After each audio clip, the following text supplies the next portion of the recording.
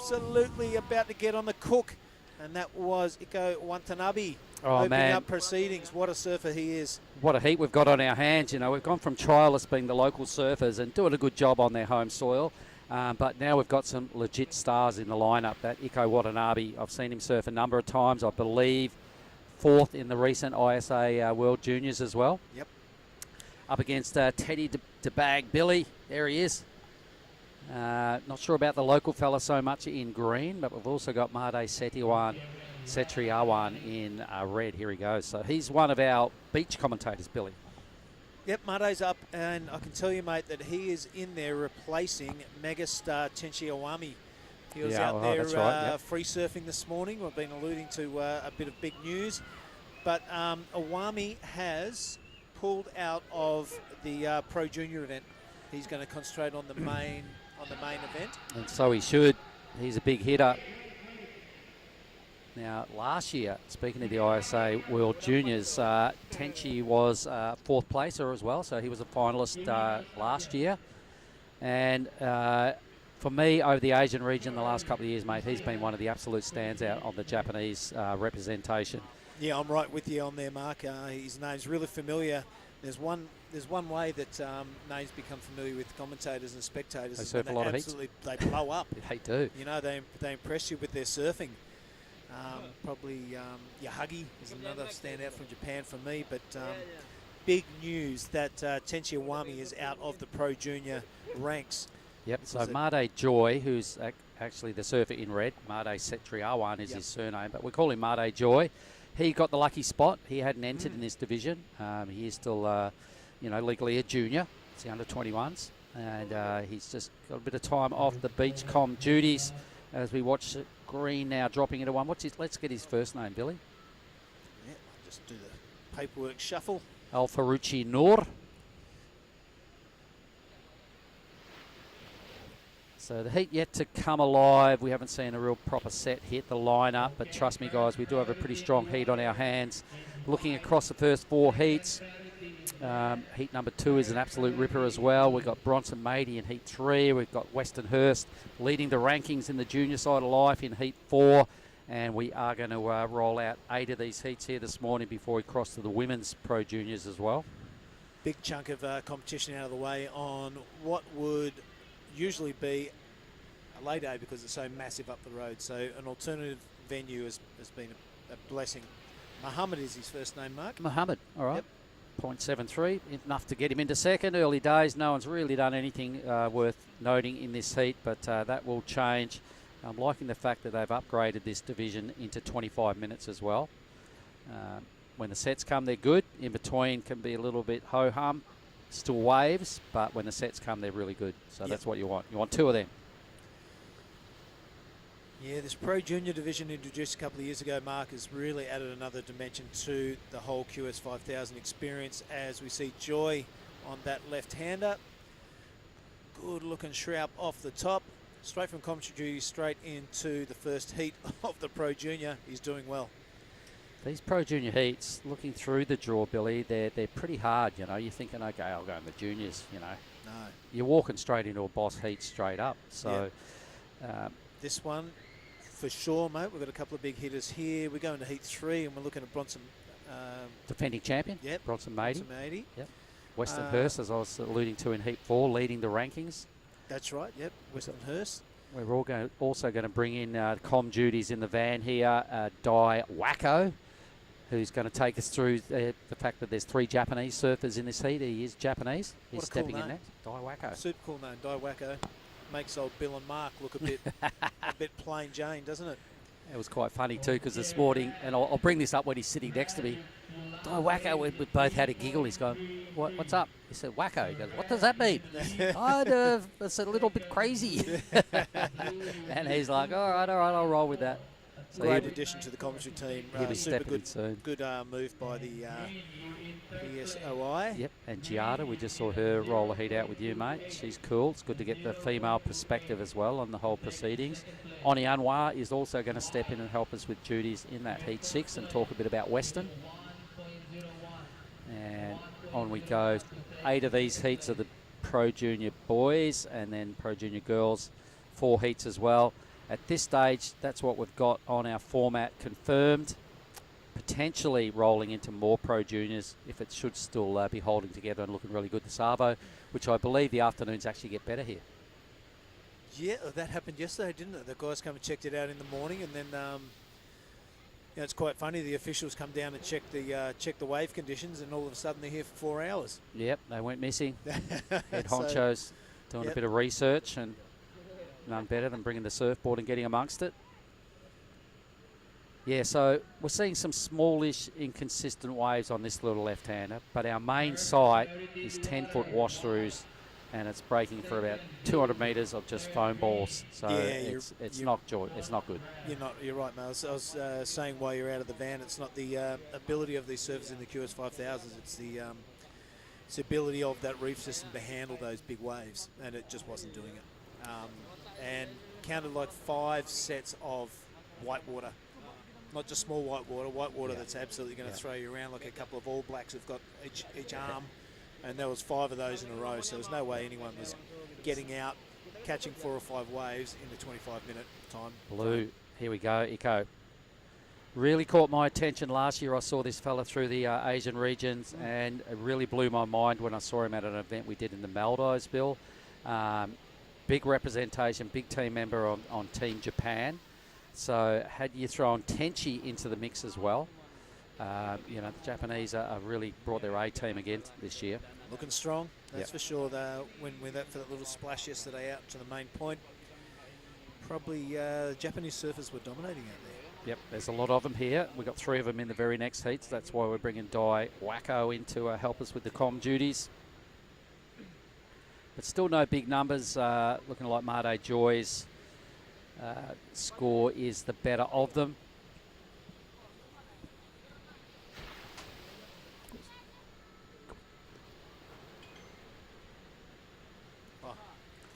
There we go. 3.33 as the best number. So really nothing much has really blown us away in this heat. A 4.5 for Iko Watanabe's last wave. There we go. Starting to find their groove now. Teddy, really good surfer. If nobody's seen some recent footage of Teddy at HT's, paddling onto a third reef chip in at HT, somehow got across a whole lot of dead water and parked himself squarely in like an 8-foot roundest barrel at HT's producers. That was him. That was super impressive. He was outside of the office. Wasn't he? It was a couple of blocks from the office. He was out, paddled into one somehow, and then zigzagged his way through into the main section. And we talked about it with him the other day. I was super happy with it. Super impressive. Oh, kudos, like no one's done that. No. And he was watching it, and the boy said, I bet somebody at some point is going to do that. He went, hang on, I'm the guy. And he went. I'll give it a crack. And he became the guy. Yep. He was the guy. He said he got belted a couple of times before that. And he goes, well, I reckon I've got one more in me. I'll go sit out the back and make history. Yeah. And he did. Good on you, Teddy. Yep. Anyway, it's all about the Krui left here today, ladies and gentlemen. We are going to get some footage very shortly of what the beach looks like here. We've got our drone pilot, Ryan. He's up and about. It won't be live footage, but we are going to cut up some clips so you can appreciate what we're doing here today. We are sitting in the back of a high-ace van with all the production gear going on. The AC is on blast non-stop, so the van is running all day. Oh, how good. It's pretty unique. It's very Indo style. Mate, when you were a grommet travelling around WA and Indonesia, you would have killed for this van. It's great, isn't it? Yeah, it's awesome. It's like got disco lights on the inside. The AC's fired up. Nice, comfortable back seat where we are. Yep. It's all pretty good. And they just did that ab lib as of yesterday. So thanks, guys. The ASC broadcast team bringing us the goodies. Here we go. Someone is deep. He doesn't like it. Priority is sitting with White, who hasn't caught a wave just yet. So Teddy will be starting to get a bit anxious. Almost 10 minutes off the clock. We can talk about his chip in all day long, but he wants to put some runs on the board here in the Pro Junior. Yeah, he's sitting really wide. Have a look how deep red he is. Made Joy. So out of leggy yarn. He knows how to catch waves in a pack. Yeah, that was one good turn. A good smack in the pocket. Yeah, it's going to drop his 0.6. So, what we're seeing as well here today, Bill, right now is none of these guys are familiar with this wave. you know, we hardly ever come here due to the fact that it needs a lot of swell. The event's normally focused over there at Ujong Bachor. So these guys aren't really familiar with lineup spots. This morning was super scrappy. It would have been hard to get a good read on where you're at. We did see Teddy have a free surf, but it wasn't an honest free surf because it was just a scramble. So we're trying to work this out on the fly, and he's down to 14.5 minutes, still waveless. Not needing a big total to advance. A 5.51 would put him straight into second position.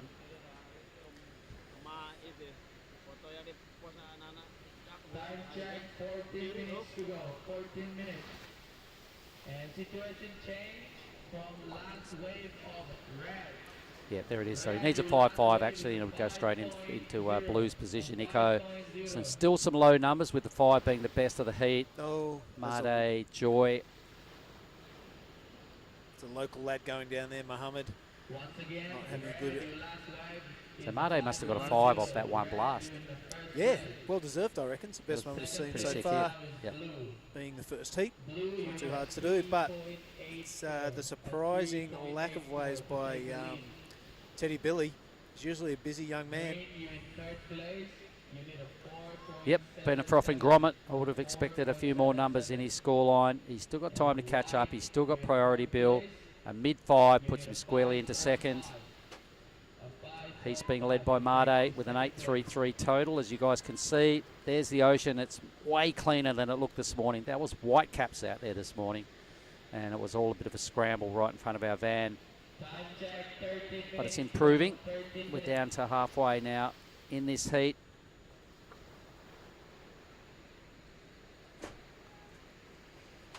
And due to the fact we copped a little bit of rain this morning, the sun is now out. It's going to turn into a sauna outside very soon. It's only 9:30 here in Krui time. By the middle of the day, it will be absolutely shirts off, rolling with sweaty backs. Green's on the hoof, the young fella, Mohammed. Here he goes. Yeah, one of those inside ones, Mark, that stand up. By the look of his body language and his speed on his board, this is not one of them. Yep. On the inside, see if it... Yeah, he's hanging in there. They do offer those cutback sections in there, Mark, but I can see the Pro Juniors a bit later, like the likes of Bronson and... there's ramps out there. Yeah, there are ramps out there for sure.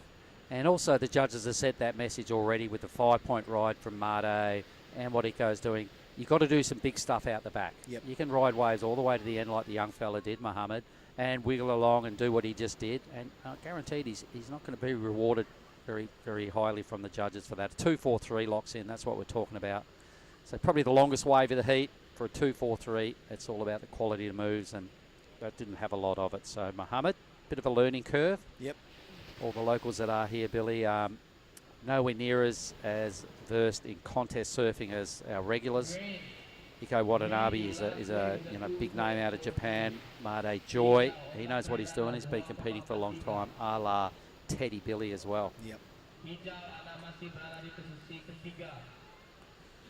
So it's good to be back on the Asian tour, Bill. No, it's fantastic. I kind of haven't left since last year. I've been working away on the island of Lembongan at Largo, so a big hello to anyone tuning in from there. But it's been an interesting year, but it's great to be back with the travelling circus of the ASC. Love everyone here. It's a super good time. We've got back to back. We're going to NIAS after this. Oh, we are indeed. Oh, it's going to be good fun. We are indeed. The Asian region, it's red hot. There's a lot of stars coming through, out of Japan, out of Indonesia, out of the Philippines. Yep. The 5,000 event is also dual sanctioned, so we're going to see Aussies and Kiwis and that thrown into that Asian blend for some pretty high-powered 5,000 action coming when we should start those divisions. Yeah, mate, and the results are on the board too. You look at the names that are currently in the Challenger Series, Tully Wiley amongst them. They've all gone through this co-sanctioned event, so you're right there. It's a great thing to get happening as we see Joy from Legian Beach. That's a good-looking opening turn. Doesn't quite stick the second one. Anyway, just trying to burn off a 3.33. We're talking up The quality, it hasn't really flared up just yet. This first round, these first 4 heats, we're going to see better than what this heat is so far rolled out. We've still got 9.5 minutes for the boys to get their act together. Here goes blue now, so Iko, boom, vertical, love it. Big quality hit in the pocket. Still plenty of face to deal with. Gives Made a nice spray in the face, I like that. I'm not sure Made does, mate, but yeah, Iko Watanabe really making the most out of this, and you're right, he is an impressive surfer. Lots of flow, very light-footed, but also a lot of power through those turns. And he just picked up one of those runners, Bill, that was saying, you look like it's all over 4 turns ago, and it just keeps establishing itself and reforming, and he found a ripper. Here's the local lad. This is Muhammad. This is wave number 3, I'm pretty sure. And coming unstuck on that second turn, not liking it too much at all. Just waiting for Teddy Billy to pull the trigger and catch a wave. I don't know what's going out there. He's been in position. Let's hope it's not an injury or anything, but things are not going to plan for the big fella. There's people caught waves all around his ears, and he hasn't even paddled or even looked interested. His game plan must be, I'm going to get 2 bombs. Well, it's backfired because those sets haven't come through. No. Although he only needs a 5.55, that's going to change because Iko's about to go to the lead. Yep. And so that 5.5 will blow out substantially. He's good news, mate, for him that if he does catch a decent wave, it's only like a 30-second paddle out. So, you know, if we're around the corner, that's a good couple of minutes paddle out there, and 2 to 3 minutes. If you're 8 minutes at Ujong Pachor today, your heat was done. It's a tough setup, that one. Here we go, mate. There it is, 6.17, wave of the morning. And suitably so. That would have earned a majority of those points off that first hit. Nice big quality, top to bottom stab through the lip. Iko, great surfer, now leading the charge, starting to get his groove on. I'm going to go out on a limb, Billy, and say he's also going to get rid of his 4.5 in the next 7 minutes. Great competitor. Really love how he goes with a Rashi on. Samade Joy now needs to answer back with a 5.68. I reckon he's got that in him as well to get the lead back. Does Muhammad have a 5.9 in him? Oh, 100% he does, mate. You kidding me? Yeah, I'm backing him. All right. Backing the local fella. He's going to have to more than double his best number to get there. He's just Here going he to goes now. Watch this. Here he goes. This is Muhammad, my man in green. A good-looking wave. He's going to wrap this around, continue on down the line. There's a chunky section. That was a better turn from the young man. 5.90 is his requirement. Ooh. We'll see how he goes. Nah, he's just, you can just see the difference, you know. I tell you what, though, he's sticking it to Teddy Billy, isn't he? Yeah, he'd be, if he did finish this heat in 6.5 minutes and be ahead of someone as quality as Teddy. Yeah, you're high-fiving yourself all day. It'd be free noodles all round for his gang this morning. Anyway, we're speculating 6.5 minutes. This is just setting the stage for the Pro Junior Men's now. This is the first heat for real of the day, being the main round of our Junior Men's. Iko's now having another look. So let's just stay with the backhander here. Winding up, looking for a ramp. Doesn't like what he sees. Out he goes. Fair enough. Mate, I do like that judging, the 6.17 given to Watanabe. We are in the Pro Junior event, so that's just scratching into the good range. It was impressive surfing, but it's nothing that's going to blow your hair back. So really good judging. They're setting the scale, they're setting the scene for the heats which are about to present themselves here at Krui left. Judges right on the mark, so well done. Yep. They've definitely identified that as the best wave of the heat by a fair bit, so that's cool. Leaving some room in the scale for the likes of Bronson to throw some airs down later on. The heavy-footed surfing of Westernhurst coming up in Heat 4. Team Japan coming up in Heat 3.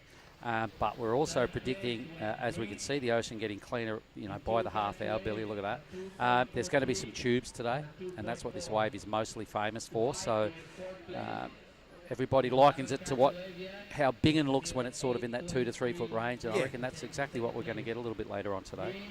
Ricky Sato coming up in the next heat as well. His name's very familiar. He's been kicking around for a couple of years here. Yep, and he was another one of Team Japan in the Asian Surfing Games in the Maldives last August that really caught my attention.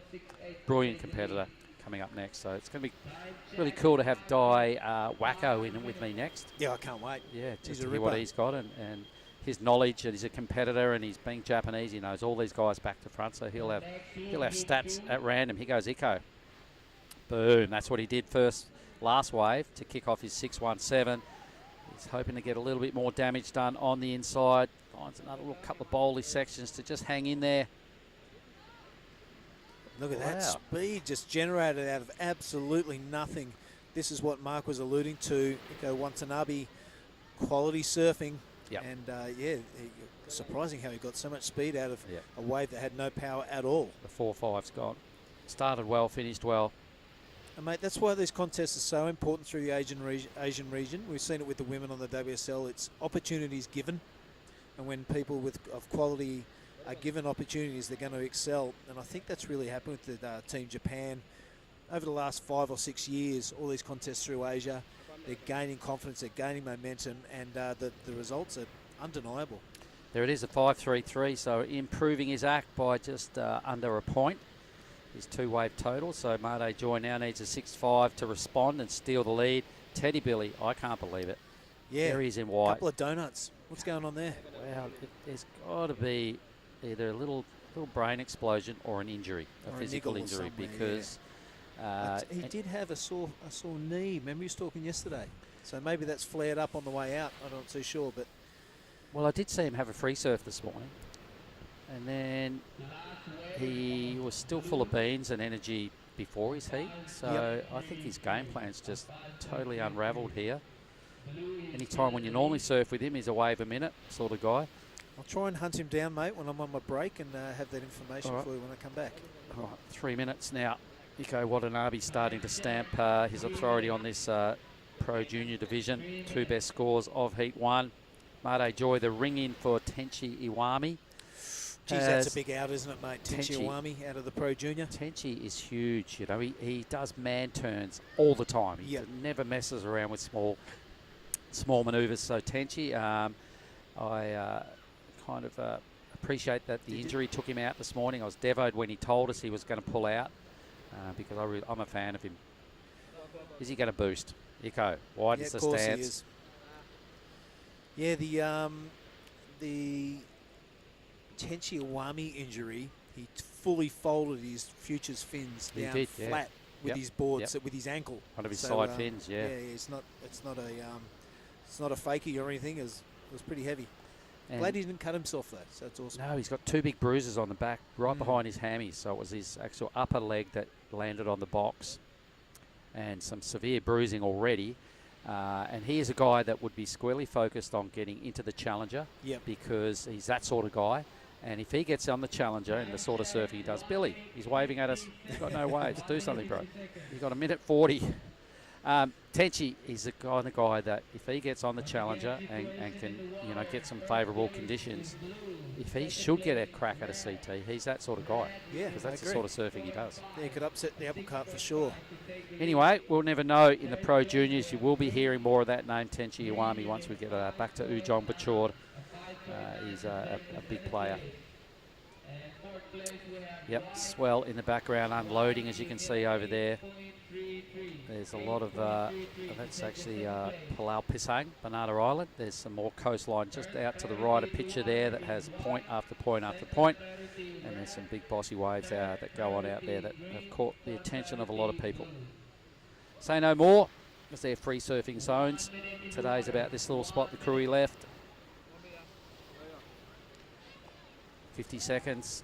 Yeah, so Iko has done the damage. Here goes Teddy Billy in the last minute. This is the surfing we know he's capable of. He's going to be a 1-wave heat for him, and he needs an 8.33. He's doing his best, but man, surfing like that, he would have only had to get 2 waves, and you would have backed him to get through for sure. It's a bit of a head scratcher, mate. Oh, it's a total head scratcher. I really have never seen him do that.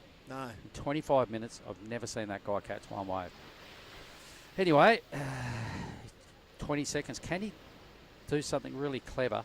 Paddle out and maybe scratch onto a little wide thing and get a 2 or a 3? Or do you get a 5? So now he needs a 3-3-3-3-4. He could do it if he turns around on this thing on the inside. There's only 5 seconds. looking out the van window, I can't see he's in position to do it though, mate. No, All right, that is heat number 1 of the Pro Juniors, 1 and done. I'm going to leave you here. I'm going to go out the sliding door of the van and see if I can find Dai Wacko. He's right there. I can see. Thanks, Have Billy. a good call. See you soon. Okay, for the next heat, coming down in 5, 4, 3, 2,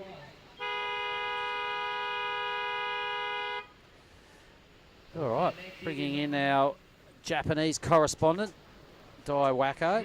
Thanks to Billy Hangett for holding it down for those first 3 heats. Heat 2 has just started. Oh, there we go. This is much better. Have a look at this, everybody. So here is a little bit of drone footage of the spot we're at right now. This is Krui left. There's white water everywhere, little reef spots going on. In the very centre of screen right now are our competitors just duck diving, but it's a mighty fine backdrop. So leading our way into Krui Town, which is just behind that picture. So here is our Heat 2 opponents. I'm going to welcome into the booth, first of all, Dai Wacko. Good morning, brother. Morning, how are you today? Good, thanks, man. Would you like to enlighten us and just tell us who we have in Heat 2? So in red, we have Ren Okano. He is from Japan, from Shonan area, which is located in near Tokyo, kind of. And he is one of the youngest pro surfers in Japan. He's only like 16 years old. All right. And he was in ISA Junior last month. Okay. Yeah. And we have in blue, here is Ricky Sato. He's also from Shonan area. That was a nice looking first turn. And straight into the second. And here comes another section. Nice off the top. How old would Ricky be? He is 18 years old. Wow, still a youngster. Still young. Still learning the ropes. Still young, He's caught my attention a lot of times through the Asian region events and also in that Asian surfing games in the Maldives. Good competitor, I've noticed. Who else have we got? And we have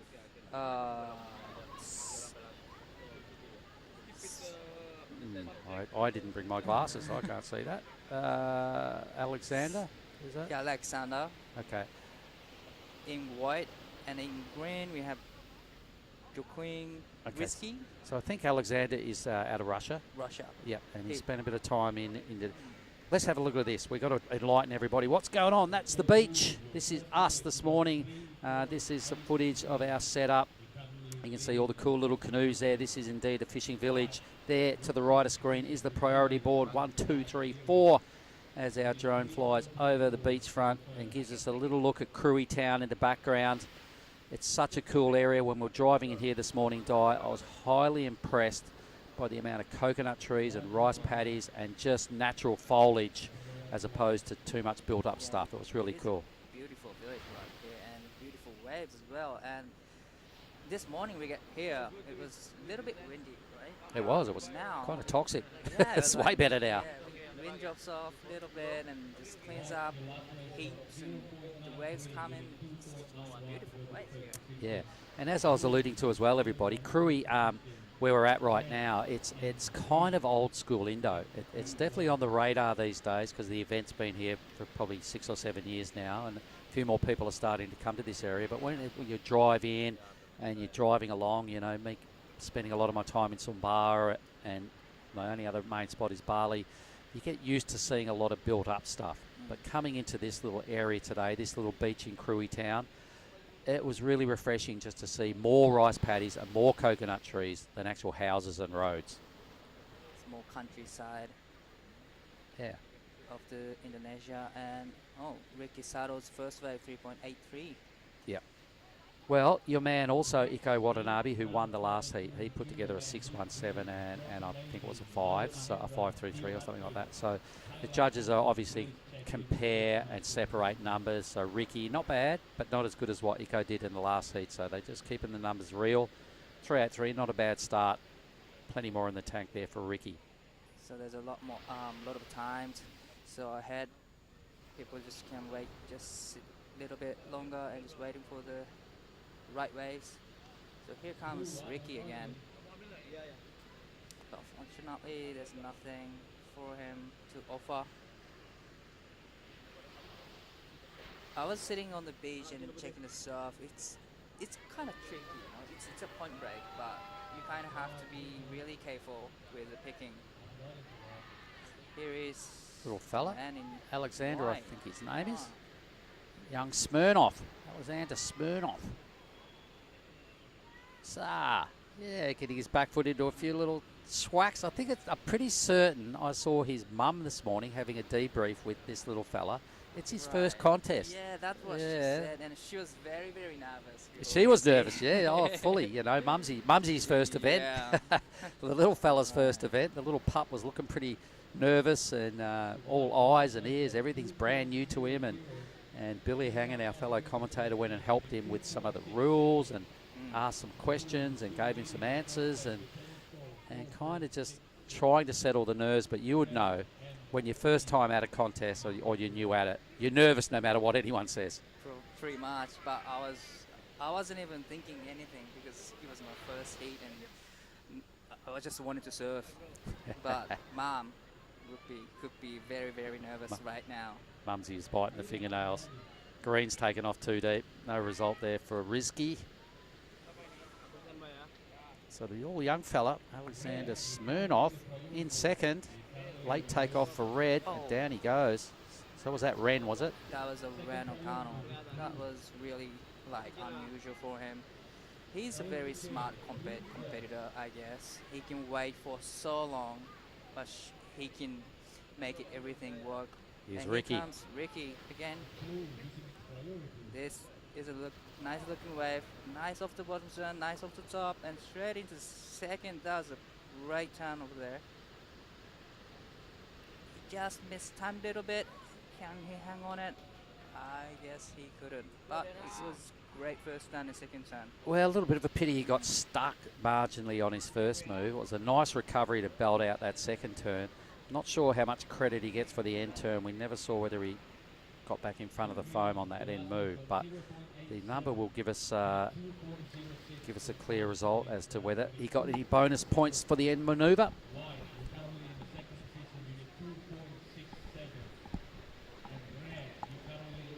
So let's see, he's only trying to improve on a .83, would have done that no doubt, so Ricky Sato will extend the lead.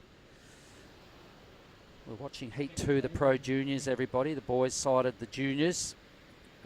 8 of these heats to get through this morning. I do know Bronson Mady, the defending champion, is coming up in the very next heat. I'm sure everybody is quite familiar with that name. So Bronson, a big-time player. He's just recently turned 20 years of old. He's in the next heat. I love Bronson. I've seen him grow up. He's coming at us next. But we'll stay with the live action here because Ricky Sato is about to extend the lead. Alexander Smirnoff, the young Grom, holding on to second with a couple of low numbers. And Risky and O'Connor yet to really grab our attention. But the good news for those guys is they have first and second priority. It's a good opportunity for Ran to get a next good wave. Yeah, as I mentioned before, when I checking the waves from the beach, it's kind of hard to actually picking the right waves. Surfers are trying to find good ones and trying to go to the bigger ones, but bigger ones don't mean really the good waves here. Probably the smaller ones now are a bit better or a bit easier to surf on. Okay. Well, I've only ever had one surf out here in my life, and it was a whole lot different to this. It was actually barreling, and it was consistent, and I've seen this wave really good, so it's not doing its best work this morning, but the potential for it to fire up, it does get better every afternoon. Potential for it to fire up is one of the reasons we're here, and predicting potentially a 15 heat day, because when it is good, if anybody's ever surfed Bingen and Bali out there on the Bukit, this wave has got shades of Bingen on it. It's got a really good tube off the takeoff, and then it holds a really nice contour, for a fair way. So it is a good wave. There's little Alexander Smirnoff, a little tack in the pocket. Still head height for him on this thing. Look at him go. I'm not sure how old he is, but geez, he looks young. Boom. Doesn't seem he's nervous right now. Oh, I bet Mumsy is. Mumsy's gone through her fingernails. So wave focus saying the swell stay the same during the day, probably. Yeah, it's predicted, you know, like we're calling it the first real big swell event of the year in Indo for the season. It's a banger. All the main spots up and down the archipelago will be firing. There's people going in all different directions chasing all those big wave spots because they'll all be absolutely going nuts. It's a little bit too much for our main reef to hold it today, but Krui left. We had to kind of take the gamble and do this today because out in front is kind of would be unfair to send people out there and expect them to put two good waves together in a short amount of time because it's just a minefield of 10-foot waves unloading. So the Krui left experiment, here it is. Here it is. Ran up and riding. There's a nice checking down right there. And nice floats. And trying to come around the section, but that wave didn't offer much for Ran. So suggesting he's quite young, you're telling me? Yeah, he is only 16. Okay. Turning 17. All right, so this will probably drag him out of fourth spot. I don't know whether it gets him to second, but he's still got a little bit of work to do. I like the fact that they've upgraded the heats to 25 minutes here today. He goes Risky. Is he a local fella? I think he is. He is Yeah. from Indonesia. Oh. All right. Oh, I can hear his mates screaming out the other side of the high A's fan we're sitting in. He's definitely a local. I love how he drives the bottom turn and just straight off the top. That was a great ride from Risky. Pretty good. Probably, well, definitely it's going to be his best score. Yep, for sure. And here comes a set. Wow, look at little Smirnoff. He's gone into second. Here he goes again. Rah! So look at this young Grom. I reckon he's about 13 or 14, if that. Look at him go. He's competing well. He's on what? Oh, how's his little ollie down onto the inside section here. Hits this. He's going all right. Double overhead for him. Boom. Bit of a man turn there from Ricky Sato, but down he goes. Here comes Rans, just looking and taking off. This is a good looking way for Ran. Nice rubbing cut back. Go again. It's turning into a good ride. It's definitely his best wave, and he's still got more to play with. Whoa. Definitely the last time was the money time for that wave. Yeah, First couple turns, but it was good. That second turn to me looked really good. He really, I think he probably didn't get maybe as critical on his first move as he should have, a la Iko in the last heat. But he did a really good job on his second turn. The score is going to be up there as the wave of the heat. Ranacano sitting in fourth spot. I think we're owed a few numbers here to catch up on current placings. As Risky got a wave, his best score, definitely Akano's best score. Some low numbers needed to bother Smirnoff out of second, so I think Smirnoff might actually drop out of second here. Yeah, everybody is in the same type. Yep, Risky's just put together a 3.87. Yeah, Smirnoff holding on to second. Okano's score will be the critical one. He needs a 4.5 second. I can see he gets that. And some. 3.73. Is that all? Okay, 3.73. He's still The judges looking wanted more out of that first turn. probably and second turn as well. The last one was good. Needs to get couple good off the tops to Yeah. get decent scores. Okay, so Like Okano. you said, probably is comparing the wave from the Eco Yeah, wave yeah, from yeah. the last heat. Iko's the one that set the standard in this division. He was doing some serious top to bottom vertical surfing. Okano didn't. And I think the best number they threw at Iko was only a 6.17. So they've kind of given Ren only about half of that number, just to send a clear message to him they want to see more. Here we are. Look at this, everybody. We're back on. Oh, Okano's got a 6.33, so they did love it. Oh, we'll take that back. Let's have a quick look at our scene, though, everybody. First of all, this is Krui Town. You can see the sign there, Labuan, Jukang. This is where we're at. Little waves rolling by. There's a couple of guys surfing in the corner there. Those little dots on the very right-hand side. You can see now the left with a couple of other dots. That's us. It's the competitors. These big coconut trees are blocking out the view of where we are set up. But you can see the surfers right now coming into play. There's 2 of them paddling out. There's 2 of them sitting out the back.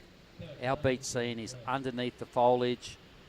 But Ryan Williams there flying over the scene and showing us exactly what our beach setup looks like, our workplace this morning. I was asking him to do that just so we could get everybody online to appreciate where we're at and what's going on here today. But here goes Risky right now. We have 10 minutes remaining. 10 minutes remaining. So Akano's wave, the 633.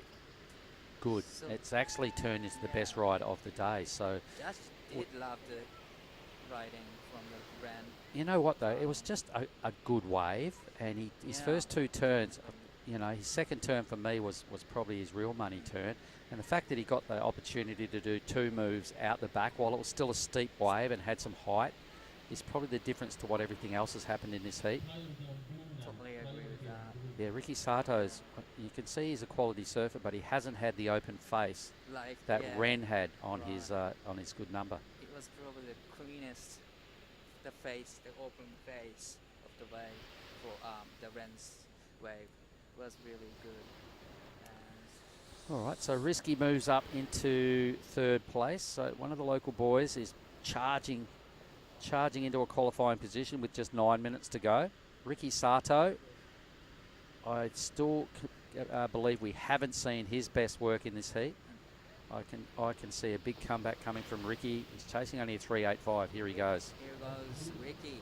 It's a nice first turn. That is a better one right there for a second turn. And trying to come around a section, and he did. Can he get the last section to finish off? That was a nice cut back right there. Ricky into second for sure. Definitely it's going to be his Oh, best score. and he goes Ren Ren. again. Nice whopping cut back. But the wave doesn't look offer too much in the No, end. there's no critical sections here for Ren. Could be a backup score for Ren. We'll know in a moment, but Ricky Sato will make a big move on the leaderboard here. He'll go into 2nd place. Did you notice when Ricky stood up, his first turn or maybe his second turn, hit some backwash, almost lost the plot. Great recovery. Now, what everybody online has got to remember is right now is high tide. So Ricky copped a little bit of backwash right after his first turn, got a touch of the wobbles, recovered, got around that section and really polished it up quite well. So I reckon Ricky comfortably into 2nd spot here. Nice recovery after the backwash. So now judges are just comparing with the Ren 6.32 to the Ricky's last wave. Yep. And wow, I got a feeling that it's gonna be close to the score, but definitely it's gonna be his top best score. Yep, so they're having a think about it.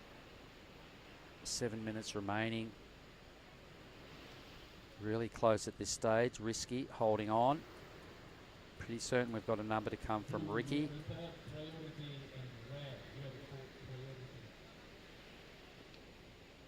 Meanwhile, who's got priority? Smirnoff, the young Grom. Let's see how bossy he can be with priority. Does he know he can take these waves, any wave he wants, off the older boys?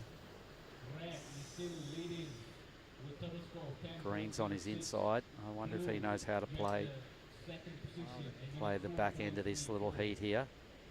Okay, Ricky with the 5.73. 5.73, that is the best score for Ricky.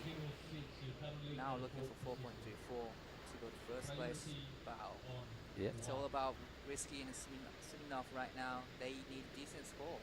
Team Japan holding down 1-2. Boys can't make sense of that wave. To me, looking out the screen, it's rolling off pretty nicely. That could have been a useful wave for somebody. We see another wave approaching now. Everybody's fairly deep. This thing pushes wide. No one's going to get it. No. That was the biggest. Two handy waves just went unattended, mate. That last wave is still breaking as I look out the window. Could have been a useful wave for Risky or Smirnoff.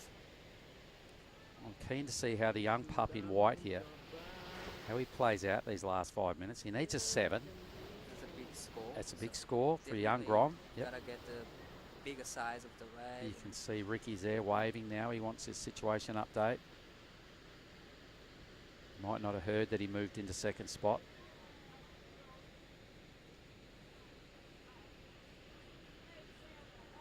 Anyway, we reckon we're going to do 15 heats here today, Guy. So, yeah, quite a big day. We're gonna do men's junior, women's junior, round 1 and round 2. Potentially into round 2. If we get these, if we do get round 1 and round 2 of the junior boys and junior girls, and our 3 trials heats, that could be a 15 heat day. That would be quite a good result. If we get any more done, would be an absolute bonus. And it probably depends on how it looks this afternoon. Right, as the tide goes out. As the tide goes out, this thing will start to barrel. If it's looking really good towards the end of the women's round, they'd be mad to walk away and not, utilise it on the dropping tide. Things starting to go round. Red's waving. He wants an update as well. Okano, relax. You're in the lead. Well done, young man. Safety zone right now. Just under 4 minutes and a half. But there's going to be a lot of waves coming in the last 4 minutes. That'd be nice. I'd like to see everybody ride again and have an opportunity to track down their numbers. Risky is the one that could, do the most damage. He needs a 5.7, so he's the one most in contention to upset Team Japan in 1-2. And young Smirnoff, I'd like to see him ride another wave. There he is in the white, but he goes ran.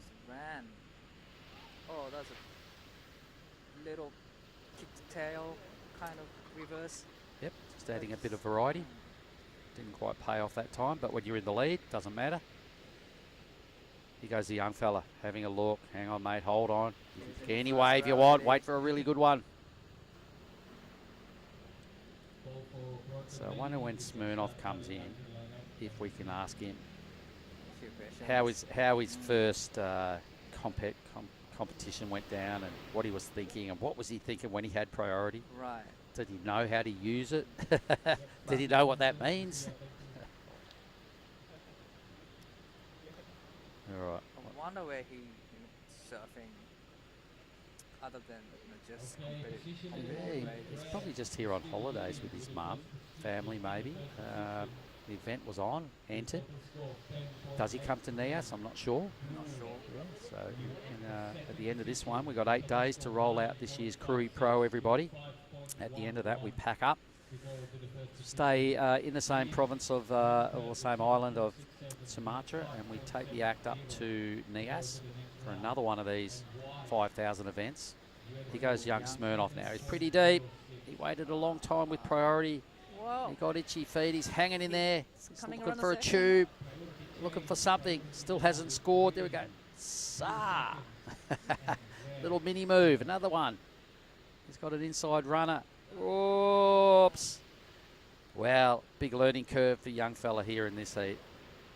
I don't care who you are. When you surf your first contest, you're nervous as hell. Right. He's learning a lot. He's from this learning. heat. He's learning. He'll come in and he'll probably be stoked that it's all over because, it is a fairly stressful thing, your first event, and it's quite a big occasion to be performing in front of this amount of people with a 5,000 event attached to it. Looking at who else is in the draw, with Bronson coming up in the next heat and quite a few Japanese surfers as well. It's a big deal for the young man. We're just under 2 minutes on the clock, and Risky. Can he get another shot? He's 5.70. Just for the people that are tuning into this year's Krui Pro 2024, it is presented by the government of Pesisir Barat. That's the local region. It's organised by the Pisoi Persatuan Selancar Ombak Indonesia. As we watch Ricky Sato scream down the line. Can he boost? Well, he tried. He landed. We didn't quite get the whole deal, but there goes the young Grom, snapping up the scraps out wide. Doing what Grom's doing. Take any opportunity. He goes Risky. It's going to be the important one for Risky. Fortunately, he couldn't rail on the second turn. He needed 5.7. Here comes the red, ran again. Biggest wave for some time. Nice carves for the first turn. Just waiting for the section to just stand up. But don't feel like this wave can offer much more. I don't know. He's hanging in there for a reason. He likes what he sees down the line. Being the fact 30 seconds remaining, might as well surf it in. I liked it. It was the biggest wave of probably the morning. Ren trying to improve on a 4.50. It's a pity for him. The wave got a little lazy there at the back end, but he hung in there all the way through. Either way, he's going to come in as a winner. What we're going to do is we're just going to write in the results. And it's going to be Team Japan taking the 1-2. Okano and Sato will move through to the next round of the juniors, which are potentially on hold for later on today. I'm going to boost out of here. We're going to bring in, I believe, Giada Lagardi's going to have a chat with you, Di. So that was good. Thanks for your input, Di, and I'll be back in a couple of heats' time. Cheers.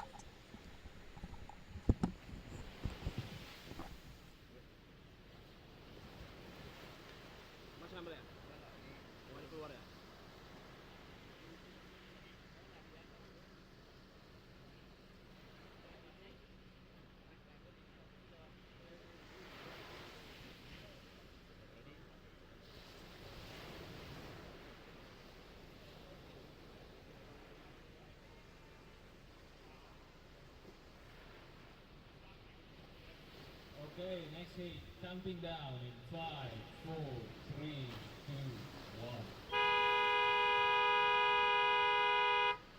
Congratulations, Ren Okano and Ricky Sato in the previous heat.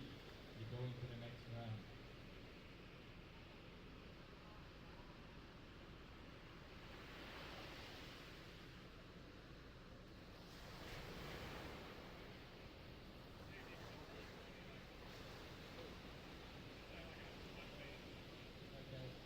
Johnny on the jet ski, if you can move from the contestant area 200 meters to the right, that will be great. Any of the beach marshals team, if we can contact Johnny to move 200 meters to the right, that will be great.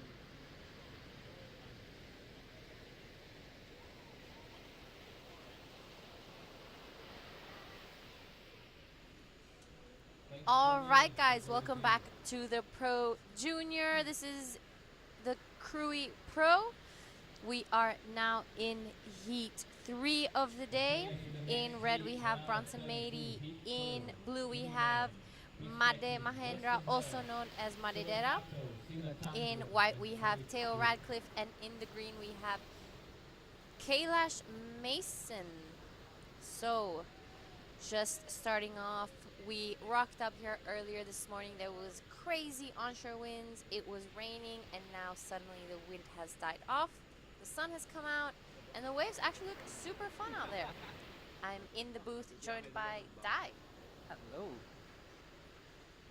So Dai, I kind of missed out on the last heat. I was snacking on those little plates they have out there, the gorengan. There's fried tempeh and all that. So tell me a little bit about what happened.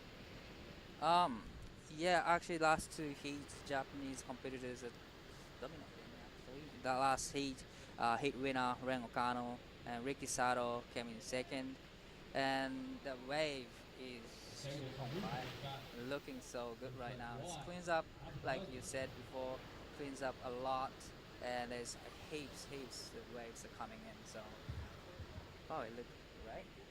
That's great. You must be stoked that the Japanese surfers won. Yes, Japan Pride.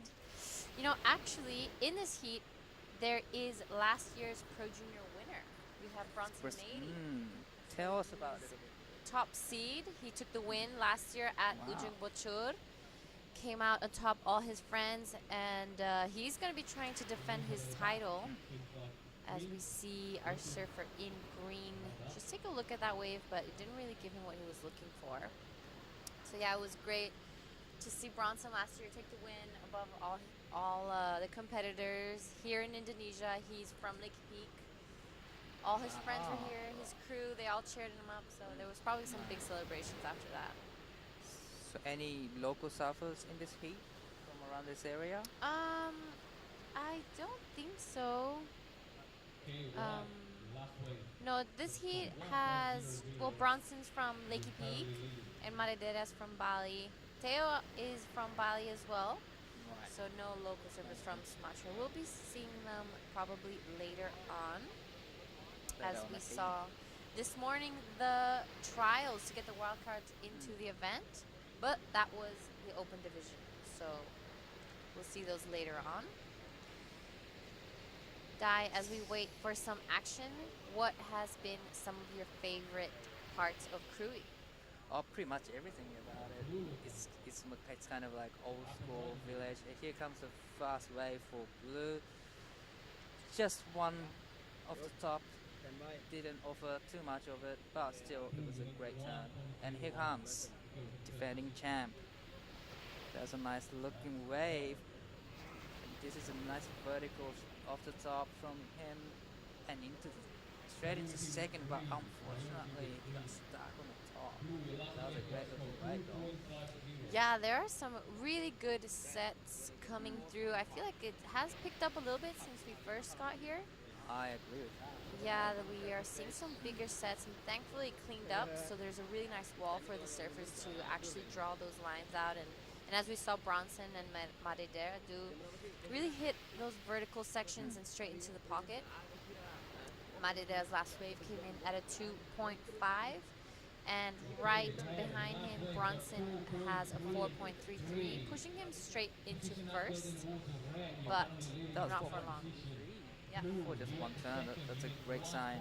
Oh, this is probably the biggest wave I've seen all day this morning. Yeah, that was a quick in and out from Theo Radcliffe. Yeah, that was a solid set. Right. I'm so excited to see when the tires goes out and starting to see the barrels here, because this is actually my first time to so I'm just liking everything about it now. The waves, the village, beautiful island. You see the surfers looking at this wave. Wow. Green with priority takes off just a little bit too deep. He's going to try to get around the section, and he manages to see what he does. A little bit of a cutback, turning back to the whitewash, straight into the second one. Pushes the tail out and finishes it off nicely. Oh, unfortunately, just falls off. He's Southern Blue. That's a package of spray he threw. Trying to connect to the inside section. Here comes another section right here in front of him. But unfortunately, everybody just seems like getting a rail over there. Here's a defending champ. Nice wrapping cutback. Another one. Just waiting for the section to stand up now. That was just quick in and out wave for red. He's just looking for that to back up that 4.33, right. but knowing Bronson and knowing what he's capable of, I don't think he's going to be very happy with that scoreline. So he's definitely going to be waiting for those sets to come through as Surfer in White uses his priority. He's on his front hand. I've seen the surfer at sandbar all the time. Nice first turn. Just, a little late for that second section. Has to pull off. Only sitting on a 1.7. 18 minutes left. All the surfers are paddling out. So, Dai, as we wait for some scores to come through, who are the Japanese names in this seeding that you think are going to be standouts? I would say, I gotta say Tenshi Iwami, but unfortunately he landed this morning when he was practicing. He did air and he landed on the fins and he got hurt. And it's just unfortunate, but he's out of the contest right now. So that was really unfortunate for him, but he is probably one of the surfer, I would say.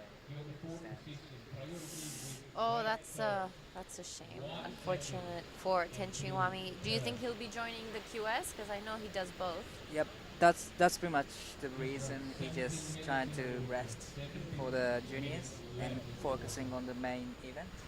Okay. So hopefully he's coming back to the main event. Oh, that's unfortunate. Was it looking serious, or was it something he can push through for these two events?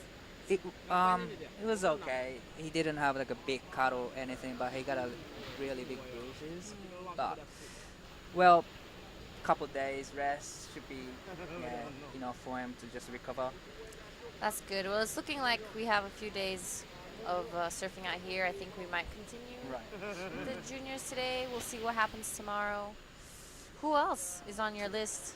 Probably the style I really like is Sakai Sentaro. He is in Heat 6. he has a really great style, relaxed, chill style. So really like his like how he serves. So I can't wait to see his on this point break. Yep, exciting stuff. As we see green, just a quick up and out. We've had some scores come through. Currently, Bronson Mady is in first and sitting with priority. So he's looking like he's in a good position. There we have it, a 4.33 and a 3.57. Maredera is sitting on a 3.5 and a 2.5. He's looking just for a 4.40, and I surf with Maredera every day at Sandbar. So I know what he's capable of, and I know he can catch that 4.40. So here comes. And speaking of, here he is. That's Talk a us nice, good-looking wave. That was right off the top of his first turn and big wrapping cutback. But it was just quick in and out, but still the first turn was solid.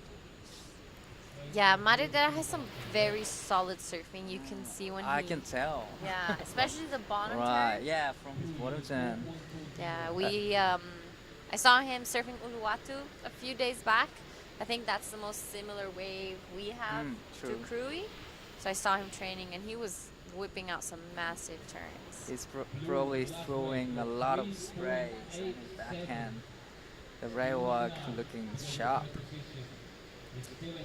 Here is Theo Radcliffe on his front hand. Nice first opening turn and goes straight into the second one. Unfortunately, looks like he just hopped off the back.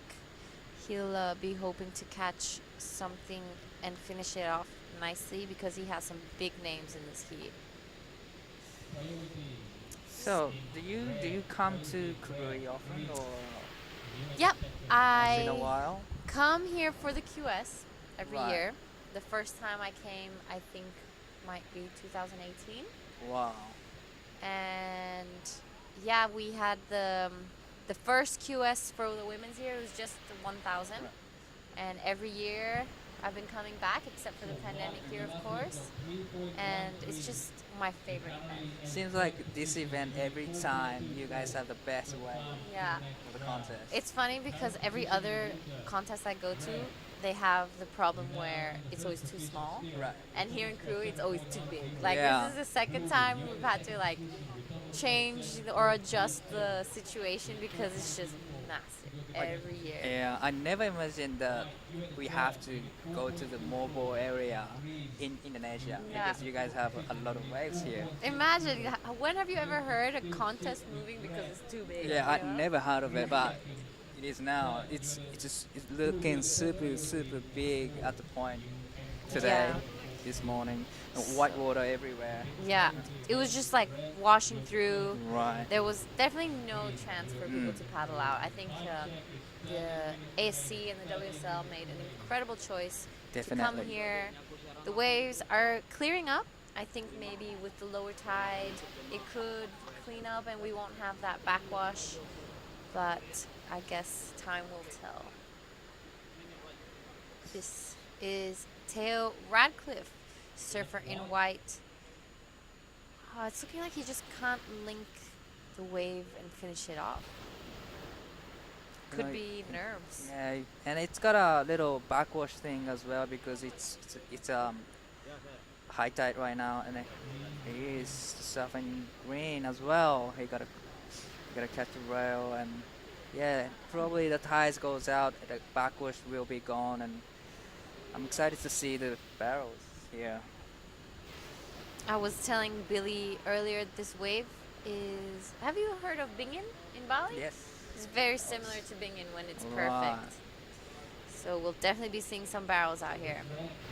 Here he is, man in red.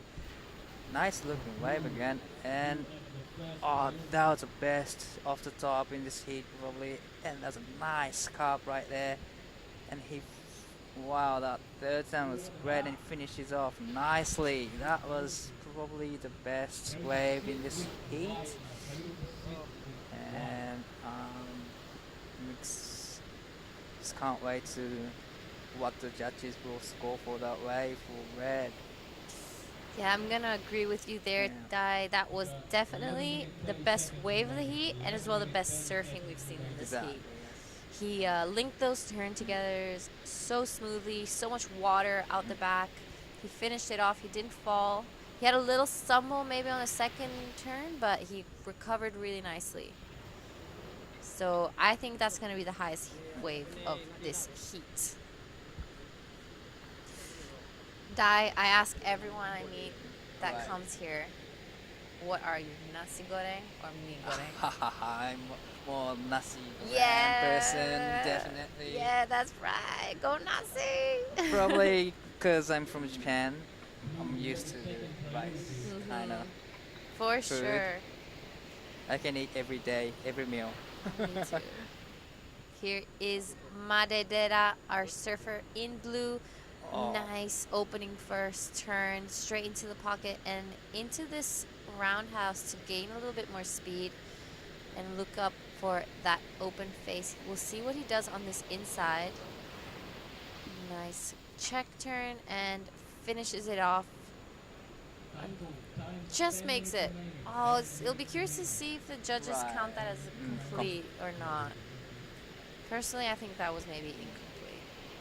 Well, I have to agree with you with that one. Well, it kind of like looks it's really little bit tricky to surf on this time on the wave.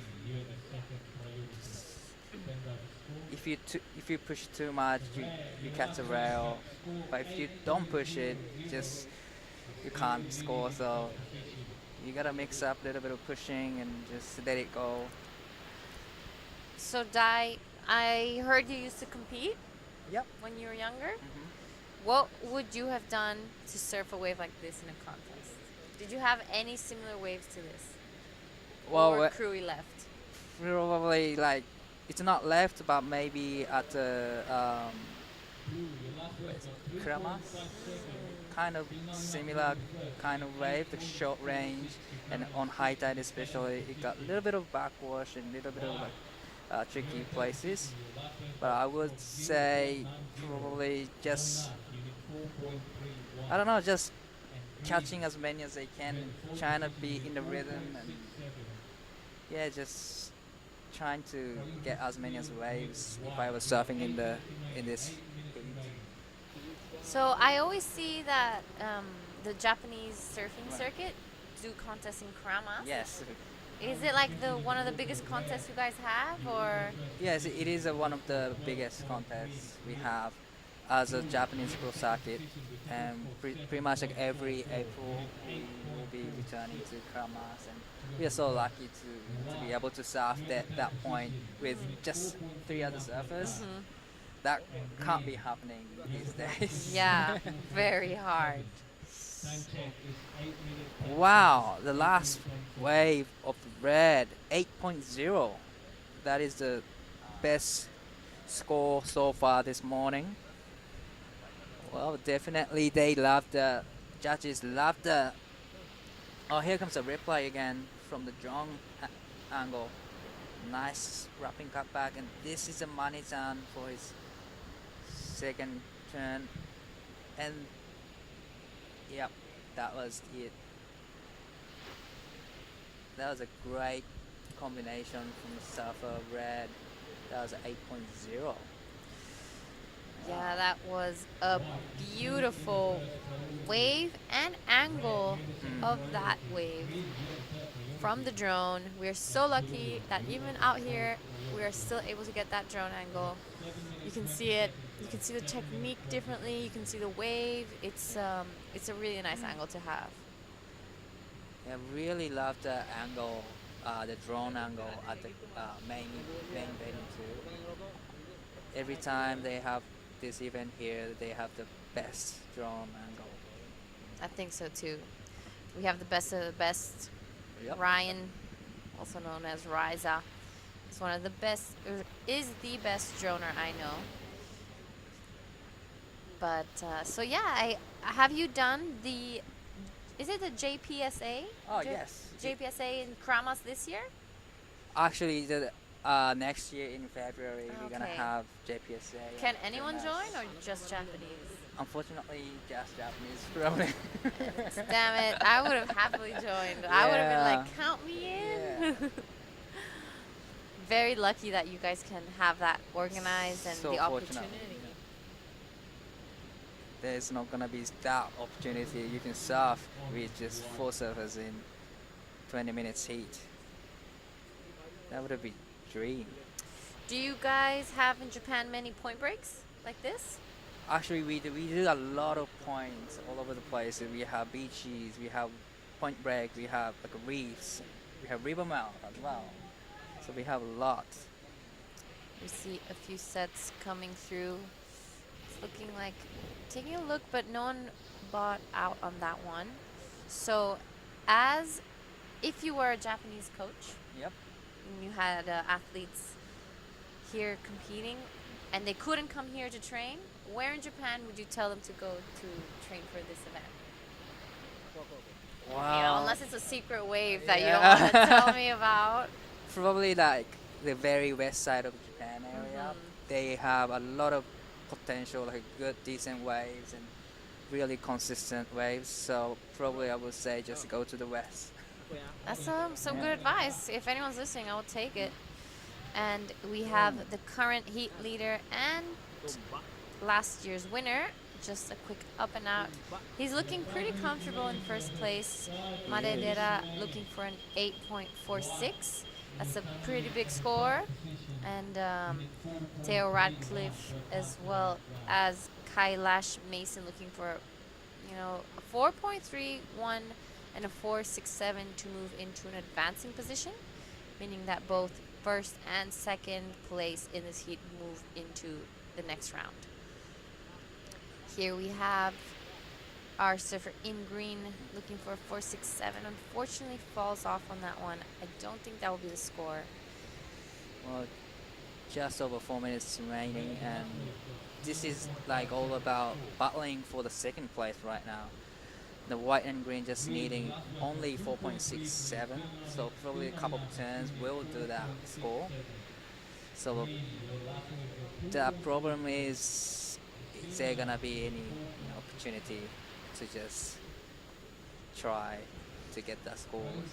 Yeah, luckily, like you said, there's many waves coming through, many opportunities. So 4 minutes can be an eternity for Bronson and Maredera, but too quick for the other two in the True. heat. Depends what position you are in Right. in that heat. Because we have the last 3 minutes and a half. Hopefully get some sets and one last exchange to see what happens in this heat 3 of round of 32. And coming up afterwards in heat 4, we have Bronson Mady's best friend, Weston Hurst, also from Lake Peak, but lives in Bali as well as Bronson. We have from Japan, Shohei Kato.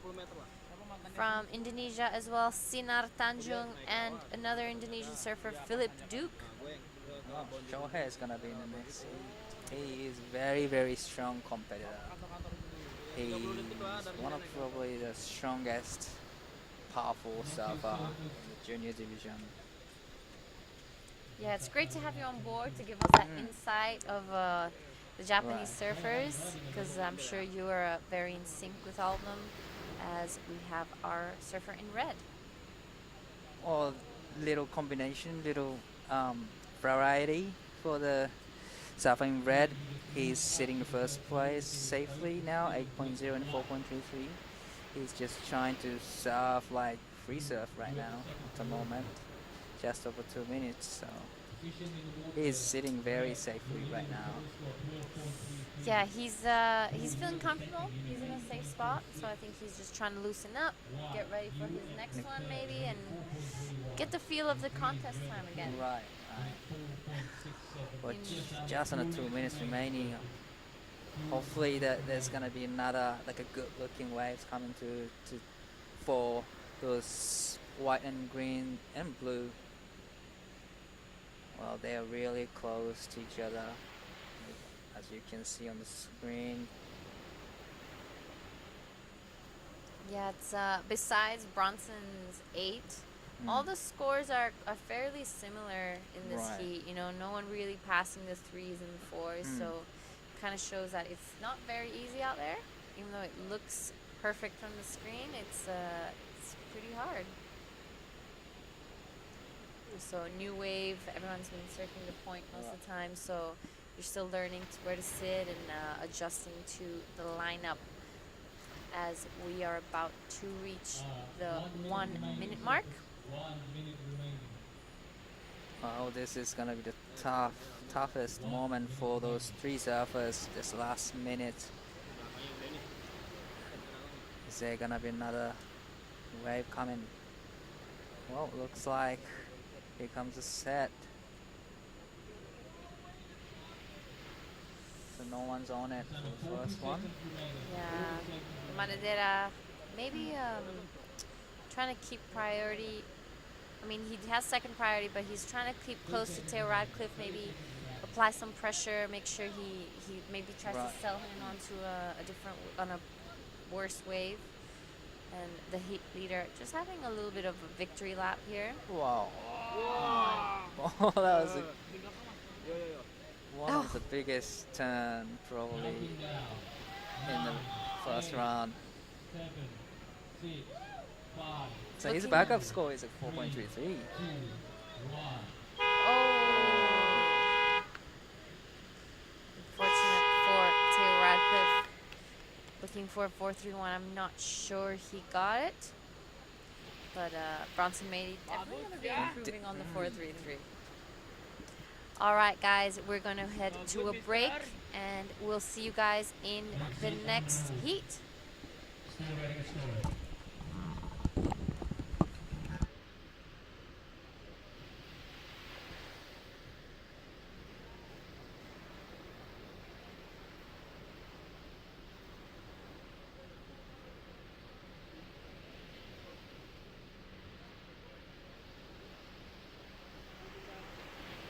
Oke, kita hitung mundur. 3, 2, 1.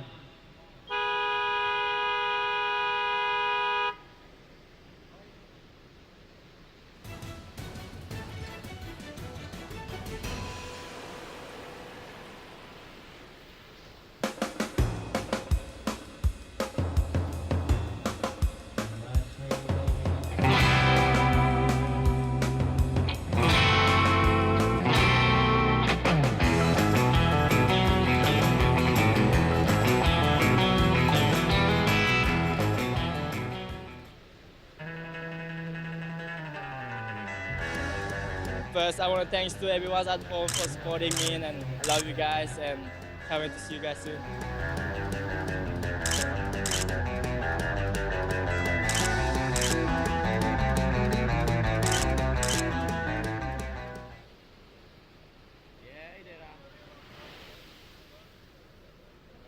We go right again, Western here.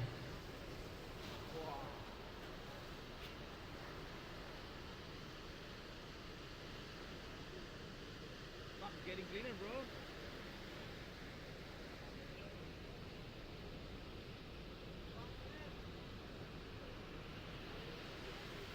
All right, guys, welcome back to the Krui Pro. This is the Pro Juniors. We are in the Pro Juniors men, round 32, heat 4.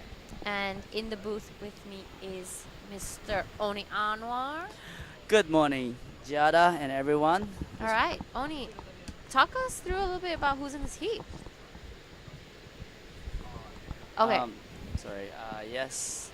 Oh, guess what, guys? We have Western Hurst, one of our leader on the junior ranking right now, which is one of our Lakey Peak boys. So I'm really excited to watch this heat, to be honest.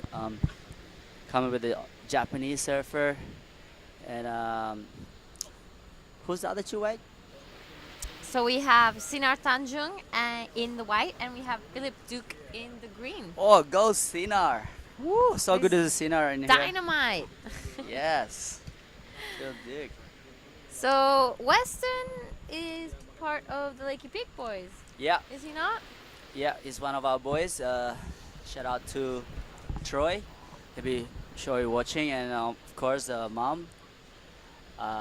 Everybody at Lakey will be watching right now. So looks like a fun waves for for Western. So I'm really excited to see what he's gonna do out here. I just saw last heat, Bronson Mady. Did he dominate? So I was just about to say, speaking of Lakey Peak, Bronson Mady in that last heat came out first, and he had the highest wave of the event for now, with an 8.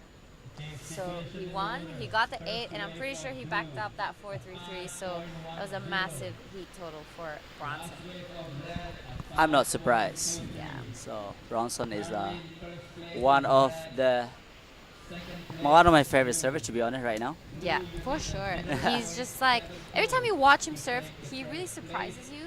You never really know what he's going to be doing next. So I think that keeps that element of surprise. And also, he just come out of the big operation Yeah. for his knees. So this is one of his first event coming back after 8 months. I think he's out. He went to America, did the huge surgery. So yeah, it's a good warm up for him doing the juniors, and he'll be competing in the big league too with the big boys. So yeah.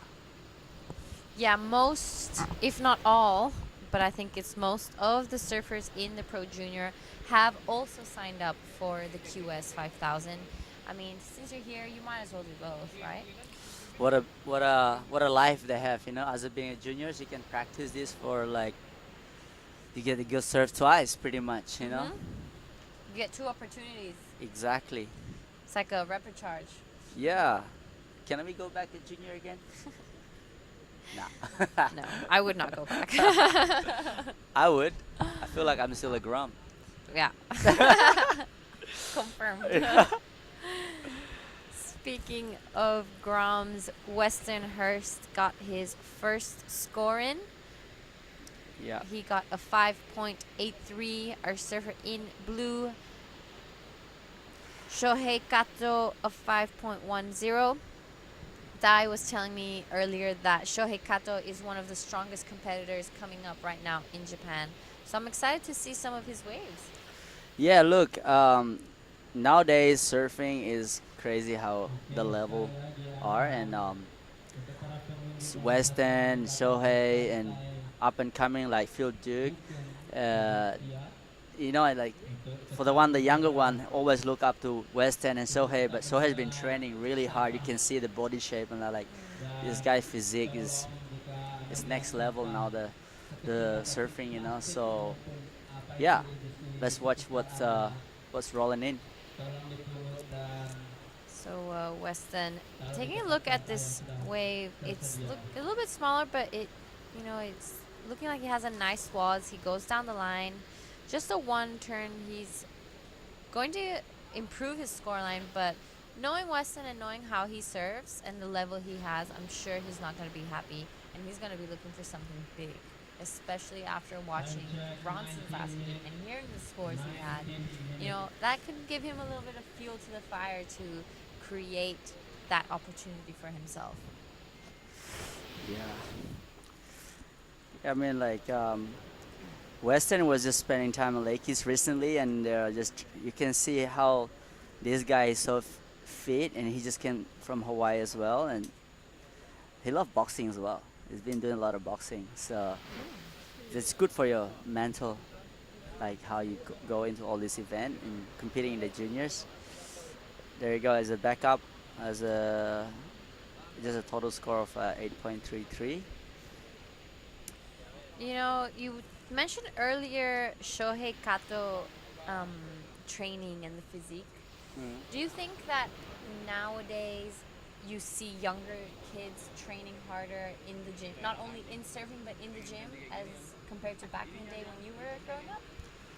Well, I guess like nowadays we have more facilities to, you know, how they have sauna, ice bath, and people like that just kind of like, they can train more in one day, you know. Back in the days, probably you just go surf and your whole body's kind of sore, but now things that we have to get back into the water again. So you can see like Shohei Kato, and he does crazy airs. Here goes Sinar. Sinar taking off on a bomb. A nice first opening turn to start his debut here in the Pro Junior. Goes for second one and pulls off. And right behind him, Shohei Kato takes off on an even bigger set. One of the biggest ones we've seen today. I think it has definitely increased in size since we have gotten here this morning. The wind has died down, thankfully. When we got here, it was blowing straight onshore. It was super strong, but now we see it kind of backed off. It's calmed down, and it's looking like it's going to clean up really nicely. Yeah, I kind of knew it. Like before, it was so windy and kind of call it morning sickness. Here we go. Who's this? Phil Duke. Oh, Phil Duke's been. Oh, here you go. He's back. This kid is so small, but the timing, like how he throws his board, see that wave wasn't that great. But when one of my surfed together yesterday, his timing on those big sets are really good.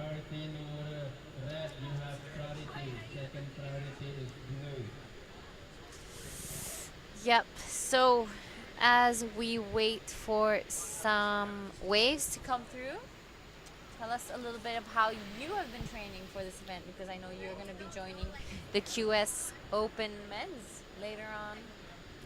Yeah, I'll be competing in the round of 64, heat 15. Probably not going to run the next couple of days, I think. So because we have like there's women's QS as well and the junior QS. So yeah, I just been chilling at home. Went home to Lakey Peak. I just finished my house at Cobblestone. Kind of just good to be home and kind of rest from all that traveling. Been competing a long time now, so it's good to watch all these young up and coming, the new names and the crazy talented young kids around coming up. So it's inspiring me to stay busy too. You know, I kind of like just want to go out there and surf with them, and yeah, it's really sick. That's where my training, just watching the boys. Grom in your mind, yeah, it's the Grom in your mind. He's like still there. You're still there competing with them. Your level is just as good. So, you know, seeing those up and coming boys, I guess, pushes you as well. Yeah, you know, like it's good to have. Surfing is never ending. You know, like you can never say surfing is like how soccer or fighters like that. They retire early because the body physique and stuff not gonna be last any longer. But surfing, you can.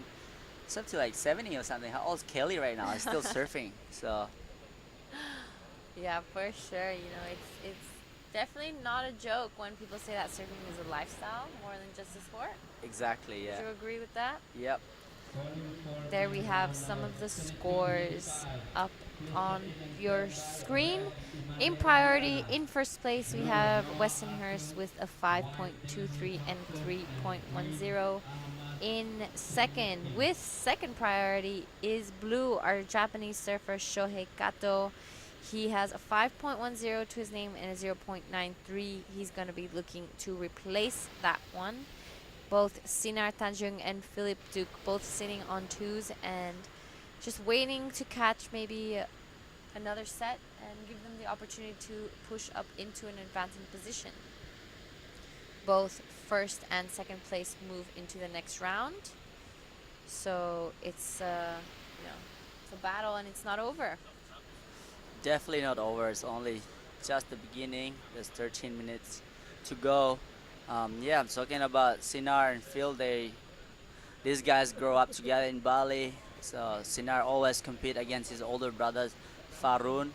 As you can still watch him on Instagram, they're trying to be a fighter like against them. Like, yeah, Sinar is a really competitive kid, you know. So good start for Sinar to start his pro junior career as in Indonesia. We have such a good wave. So I mean now. We're slowly starting the first day today. So, yeah, what do you think about the next couple of days, Giada? I think we're going to be having some great surf. I mean, there's going to be non-stop waves. We're going to have a really good run throughout the week, and then the last day is going to be huge. My Lord. So it's going to be maybe moved back here or maybe finished earlier. I don't know. I guess it's only time will tell, and we'll see what the head judge and Tai Sarati decide, but that is still ages away. Today and now we are here at the Krui Left, presented by the government of Pesisir Barat. organized by PSOE and media production by ASC. Without them, we wouldn't be able to be here. So this is Sohei Kato as trying to replace that 0.93. That's definitely, for sure, will be a good replacement backup. Maybe push him into the first place. Let's see what the judges think. Wow. And here goes Sinar.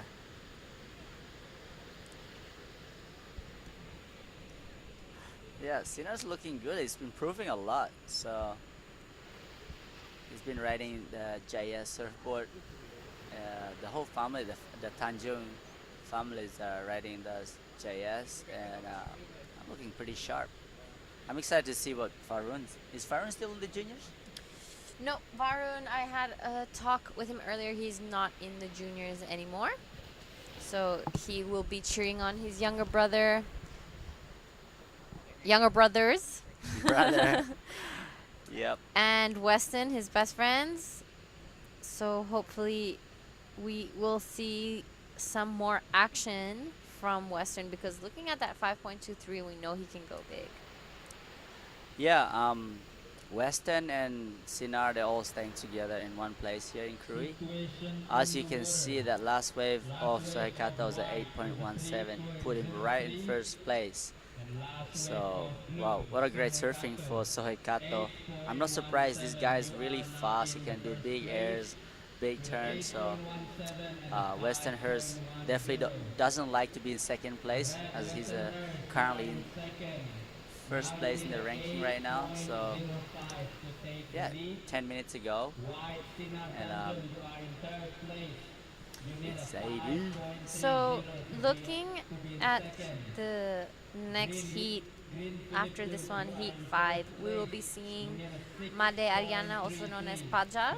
Yep. Noah Arkfield from Philippines, Dylan Wilcoxon from Mentawai, and Ahmad Trimukti from Indonesia as well.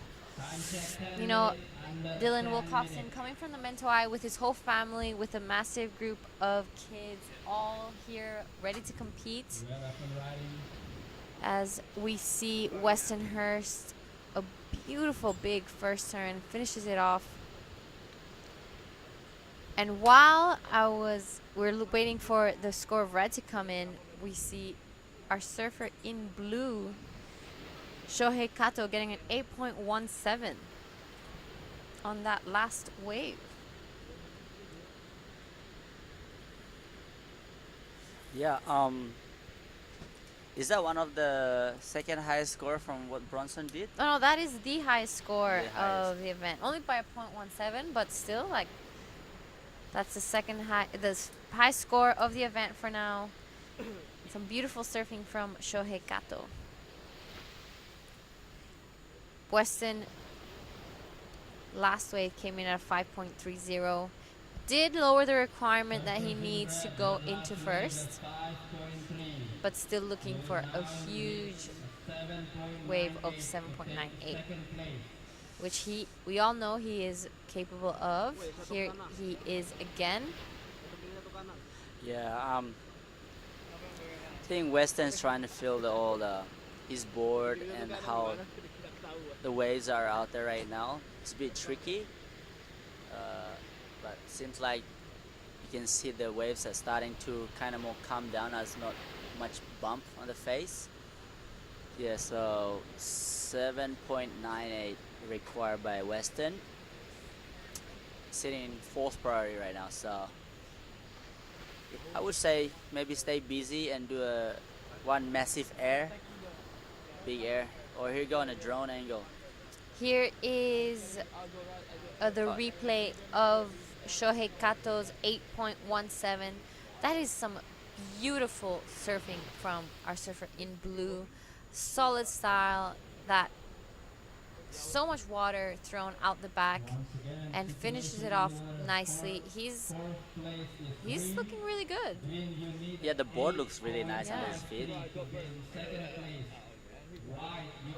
I think that's what also is a bit hard for this all surfers in the water right now. They've been training to surf that Ujung Bocor, the left, where we're supposed to run the event.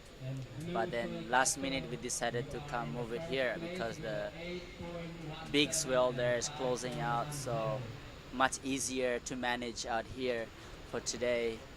So it's a really big change of changing the equipment for all the surfers. So yeah, like that's the cool thing about surfing. You never know what you're gonna get for the next day. So looks like Sohei Kato is adapting to the situation. Looks like he's staying busy as he paddle into it now. Yeah, he's looking at a smaller inside wave, looking to replace a 5.10. Just a quick in and out. With that fourth priority, he has that opportunity to maybe hunt under all the other surfers and have a little bit of a high wave count. And you never know, maybe you can catch a gem in the middle of all those waves. Yeah, it's a very smart tactics from Sohei Kato because he knows that he can replace that 5.10 by catching those medium sizes under priority, which just makes it Western Hers require more score, bigger score, if he can replace that 5, which is I'm sure he can get that. Here we have some nice drone shots of where we currently are. I spoke about these boats earlier from the fishing village right next door. Let's see, we are about to reach the 5-minute mark of this heat. Here we have it, some nice drone shots. Look how turquoise the water is. Such a beautiful day here. Yeah, so it's cool that there's a channel out here for the fishermen to go catching fish for the whole village. Like this cool thing living here. We get fresh fish, fresh seafood. So amazing wave, and also I love how cool it is over here. Not the air is not that hot, and the water is a bit hot though. I don't know about that. I was pretty hot yesterday. Maybe it's getting pretty hot in here. Yeah, yesterday was pretty hot. I don't know what you felt, but I'll stay inside the aircon maybe.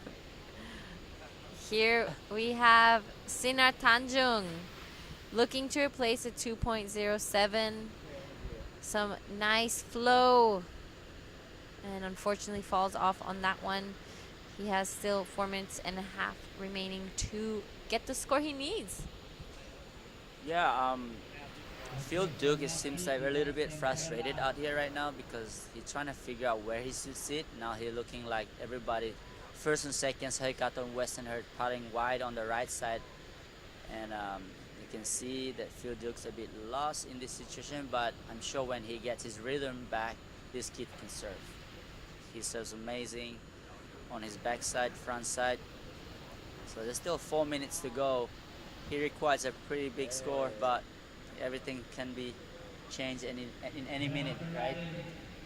Yeah, anything can happen as we see Westernhurst looking for a 798. Huge second turn from our surfer in red and throws so much water and unfortunately just falls off on that one. But that was looking like it was going to be wave of the day, in my opinion. That was some beautiful surfing from Westernhurst. I can't wait to see the score of that one. What do you think, Oni? Do you think he got what he needed?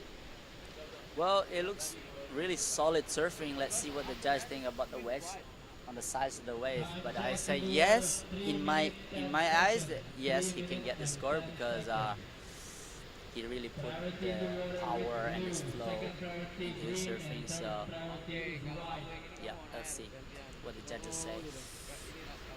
And there we have it. Westernhurst last wave, a 7.83. So the wave must be, the wave must be a little bit smaller than what Sohei Kato must get. That's why the score is a bit lower, maybe. Still need a 5.45 But I guess this first and second will advance into the next round. So here we go. Sehoy Kato looks like a really nice wave here. Let's see what he's gonna do. Nice low stand, going through this fat section and hoping they will be walled up for the end section to finish off this wave. That looks like a pretty basic carve. Let's see what he's gonna do on this one. Nice finishing, throw a lot of spray. And here we go, Phil Duke.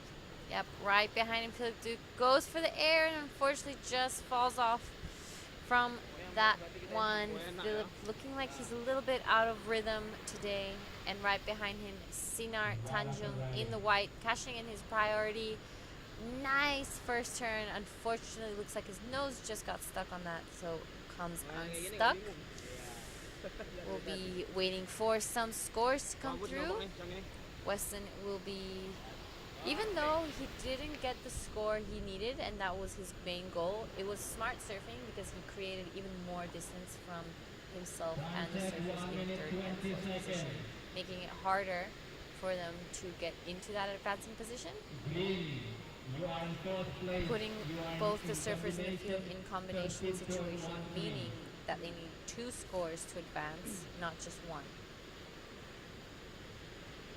We're feeling taking to the air, unfortunately just falls off. Doesn't make it, and our surfer in red. I love how how low he sent into barrels. Yeah, looks like he's having a lot of fun out there. Trying to get barreled, but unfortunately, a little bit frustration. Second place still okay, so I guess it advances to the second round. We have 30 seconds to go for this heat.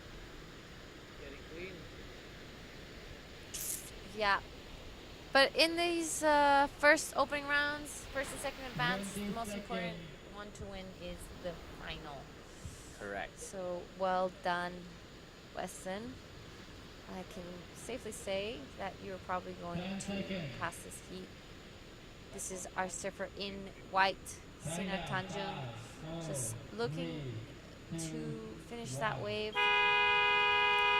And we have it, guys. We have in first Shohei Kato, our Japanese surfer, and in second Weston Hurst. Passing to the next heat. All right, we're gonna go to a break.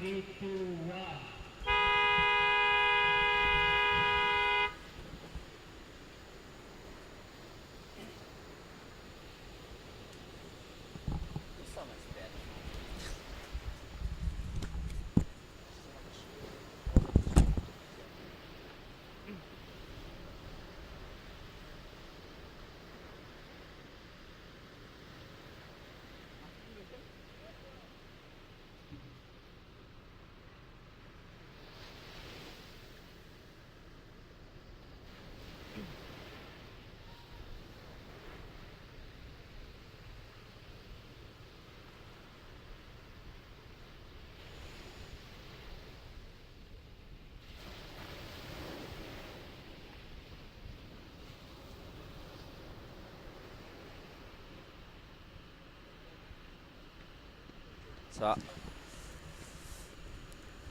all right, we are back live again for heat number 5 in the water for the Pro Junior Men's. We are here with Billy. How you doing, Billy? Hey, Honey, first time this year. Good to be with you, bro. Good to be back. Yeah, kind of missed that last heat, but I did see a pretty close to excellent ride from Red. Who was that? That was Weston Hurst, but the winner of that heat was Sohei Kato from Japan. Yep. So he must be really stoked to beat our currently ranking leader, Weston Hurst, but Weston still managed to make it through. Not managed, they both have pretty high, excellent scores. So. Yep. So and now we're back in heat 5. So in red we have Ariana Fajar, as we call him, and we got Noah from Philippines, and also we got Dylan Wilcox from the Mentawise, and the local boy Ahmad Trimukti. Oh, Trimukti. Yeah. I saw him walking out All his mates are around him, all his friends are around him, walking down to the foreshore. They're all pretty excited. And that's the best part. Here we go. Noah is already starting his first wave. Noah known as the surfing the Cloud9 going right, and that backside turn looks really good, Billy. Yeah, Arkfeld now applying his trade onto this Krui left. There are a few left-handers around that Cloud9 area, Oni, as you know. You've visited that area. Yep. A little bit of travel, but yeah, some quality left-handers around Shargo for sure. So that's Noah out to a strong lead, a fast lead at that. Dylan Wilcoxon, I can't wait to see him get the machine rolling. And Fajar, quality. Yep. This is the Fajar's kind of wave because he loves going left. I'm excited, as you can see the local boy also trying to stay busy. What he's gonna do? Wave looking good. Can he do something? Unfortunately not. Yeah, a bit late to the show on that one. The lip collecting the back of his head. He'll go down, get out the back. Sure, the nerves are playing a bit of a factor there. Yep. He'll wants to perform in front of his friends and family, and also the big stage. Getting broadcasts around the world, so wherever you are around the world, I hope you're enjoying the show thus far. As we keep mentioning, we are at our alternative location of Krui left. As, the big left-hand point up the road is absolutely bombing out of control. So good afternoon, good morning, good evening, wherever you are around the world.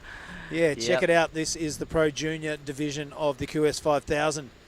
And this is downtown Krui Town. And the left-hander, that can be super fun on its day. Yep.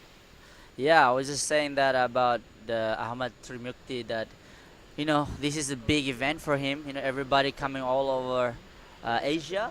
Yep. And also Australian are here too to compete against all the Asian region. So they get points from this.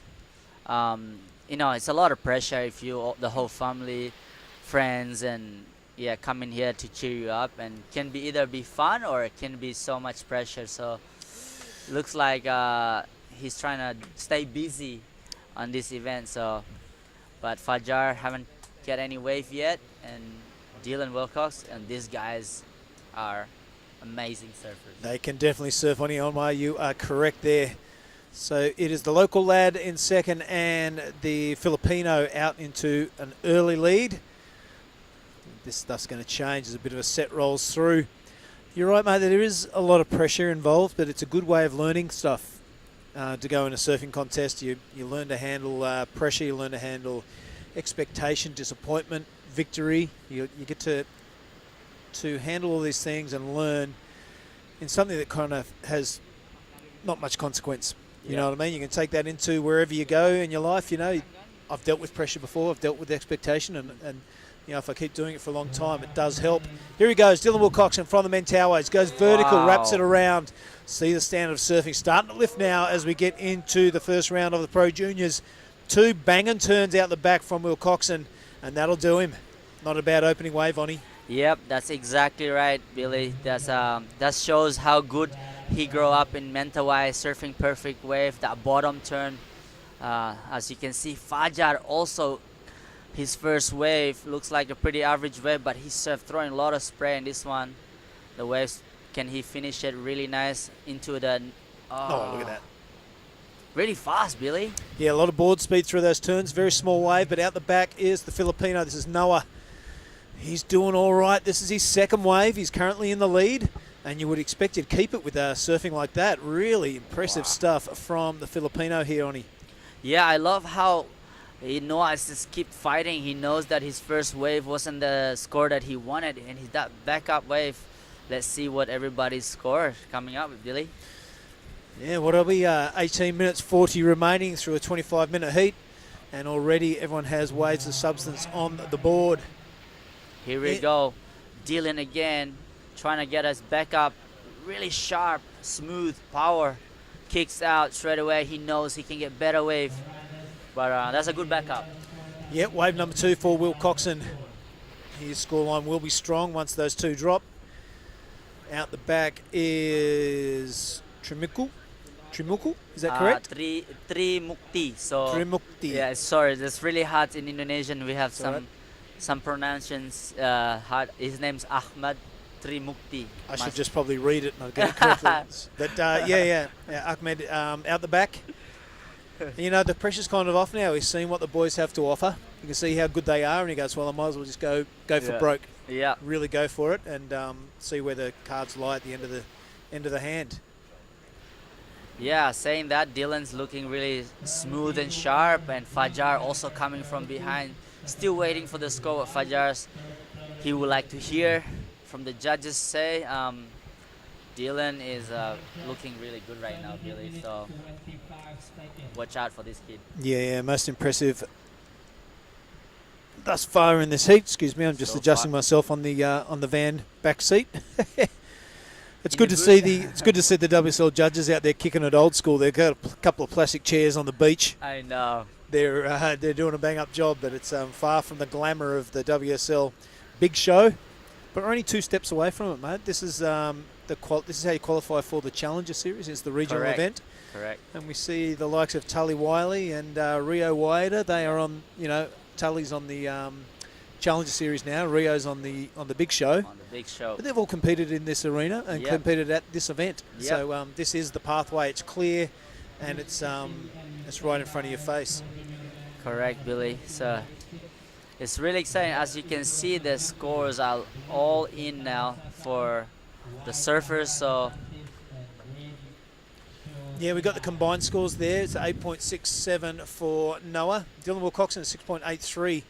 Hopefully get that extended view of the scorecard up there so he can give you what they require and all that sort of gear.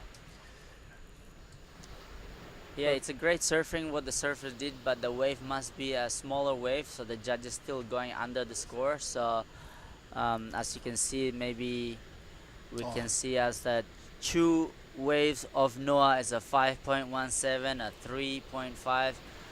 He's first place right now. And the first wave of Dylan Wilcox was 6.83. As you can see, the local boy.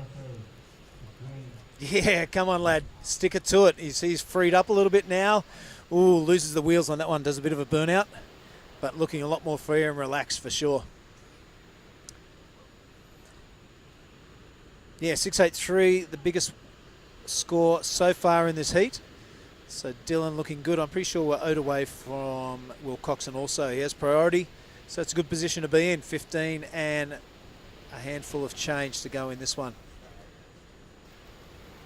Yeah, what a nice day here today. The Krui left, we call it. This is the place to go surf when it's really big at Ujung Bachor. As you can see, Dylan is one of my favorite at the moment. Look at this nice deep bottom turn. Unfortunately, hit it too early. Into the next one, wow. Looks sharp. All right, he's looking electric on the on-way, even though this wave is not an A-class big lip-filled wave. He does well to make the most of it. The first turn kind of stayed really tight in the pocket, but you can see how fast his board speed is through that series of manoeuvres down the end. So Dylan Wilcoxon looking good, a 3.57 for his second wave. Still has a wave to drop, and he does take the lead, the lad from the Mentawais. Yep. And what about Fajar? How old's he, mate? Fajar is around 18 or 19 right now. So he's still a grum, but he surfs like a real man. So he just put his hands up to see what the score he required, and I'm sure he will go on a beast mode now. There's 13 minutes to go, plenty of time to put some show on. There's no pressure under his skin yet. And as you can see, as a backup for Dylan Wilcox as a 4.43. Is it good enough to put Noah in second place? Now Noah needs a 6.1 to go in first place. So yeah, he's in the lead, Dylan, but you can't put the cue in the rack just yet with the likes of Fajar and Noah breathing down your neck. All right, that first priority does sit with the Filipino. 6.10 is not a massive ask. The second biggest score of this heat. Yeah, it looks like a fun wave today, Billy. So really love to go for a quick surf this afternoon when the events are finished. Maybe a good sunset, hopefully. Here we go, Fajar. Nah. Yep, sunset coming this afternoon for sure. My favorite part of the day, really, watching the sunset with the good waves around front, and that's life for me. It's pretty special up this part of the world, isn't it? It's, you've had a good couple of surfs or a good surf, and sun's going down, the conversation's rolling, and you might have a quiet coconut or two, and beautiful sunsets around here. It's an absolute cracker last night. Good massage. Two for really one. Nice massage. Life is good for Oni Onwa. Yeah. Well, the drive was pretty long for me, but having a massage always good treat for yourself. Yeah. Now, Dylan Wilcoxon, it's good to see him, but it's not the first time we've seen him in the media. Did you see the footage of when Rajo Barrel dropped in on him up at the Mentawais? Oh, that was classic. And then Dylan, they put on the boxing gloves and Dylan gave him a big right cross. Yeah. That was fun, a good bit of fun for between two lads. You know, it's cool to watch them doing that, but soon they will surf against each other. That's even cooler, you know. So as they grow into a man, so these are juniors, then they can join a QS. And yeah. Now you're from Lakeys. Yes. That drop in was pure Lakey Peak, wasn't it? Yep. Typical Lakey Peak style. We just drop in on anyone in the water. It brought a tear to Mark Cliff's eye because I've taught him that. That was fantastic. But I guarantee you he won't do that against Dylan Wilcoxon again. Nah, definitely not. He's coming in hot. It was just a bit of fun between two lads. It was made for some good media, that's for sure. Yeah, you can see who's have a priority right now is Noah. So second place right now, Noah, and Fajar still looking to get his backup score, as his first was a 5.83. That's a pretty good score, Billy. So let's see. Yeah, he's definitely steering the bus at the moment with priority out there. Everyone's caught inside. That was a good looking wave as we look out the van window, continuing to rattle off. Yeah, I think they are sitting pretty deep. They're pushing each other. That's how competitive all these surfers is. So sometimes they can go too deep. They're missing all this wide one as well. So let's see who has the right tactic to get the best wave out there. Yeah, Fajar Ariana looking in good stead at this. It's a 5.83, you know, so second largest score of the heat, but that's all he's got, one wave. And right on cue, here he goes, a little insider. Knows there's 10 minutes to go, might as well get this back up. Big roof ride, but that could be about it. A couple of schwacks on the inside. It might be one of the growers, but it was right down inside the reef, so that doesn't help out at all. Important thing is, needs a 2.84. I'm pretty sure he's done that, and here's the local lad. Yeah, I mean, the local lad just having a lot of fun out there being with the boys, and nice roundhouse, and I'm sure this is a good experience for him to surfing against the top lad all over Asia. So still going all the way to the end. Nice. So yeah, I think, all right, so Fajar's last wave came up to a 3.83. Now put him in a second, push down Noah into third place. So they all require pretty small score. So very good tactical surfing there by Fajar. You know, he didn't need much to get into first position. All this information is available by the beach commentators. So very intelligent surfing, impressive for such a young man. Now he sits in second. He'll be looking to ditch that 3.83 and make a run for Dylan Wilcoxon. Yep.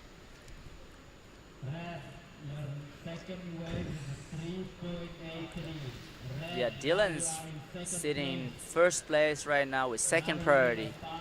Here we go, the replay of Dylan. See how the bottom turns super deep, and like this one throws a lot of spray. His timing on top of that section is, you can see this. That's like, see how he loves his board. He's so connected. He's probably riding this board for the last couple days or weeks maybe. That's why having that one equipment that you love. I was talking about Ziada before.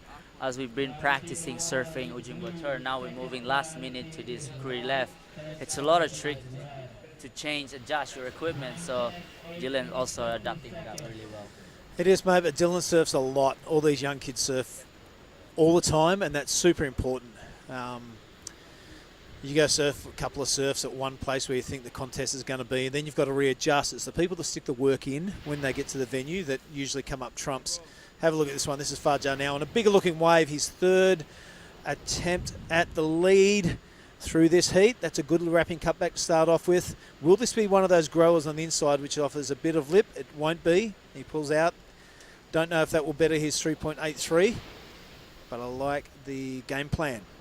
Yep, staying busy, knowing that he needs to replace a 3.83, but also Noah has a 3.5 as his backup, so now Noah needs a 4.5 and he has priority. So he's going to be waiting patiently for that good one. As you can see, he's asking for the time and the score update. And yeah, let's see what's going to fold in into the next 7 minutes to go. How's that good overhead view, Oni, of where we are at the town of Krui, but the beach is Labuan Jakung. That's just what you saw from the air there, that beautiful drone angle of Ryan Williams, one of the best pilots in the business. Big fan of his work. We're lucky to have him on board, aren't we? Oh yeah, he's the man with the drone. He's just really good at catching eyes with all these camera angles, you know. Yep. Ryan, as you can see, Noah is using his priority. Let's see what he's gonna do in this one. Nice first turn, bit caught there, but as he kicked out of that one, lost priority. Changed to Dylan, so will be interesting situation. Fajar still in second place. Maybe he'll hold in that second place. Let's see.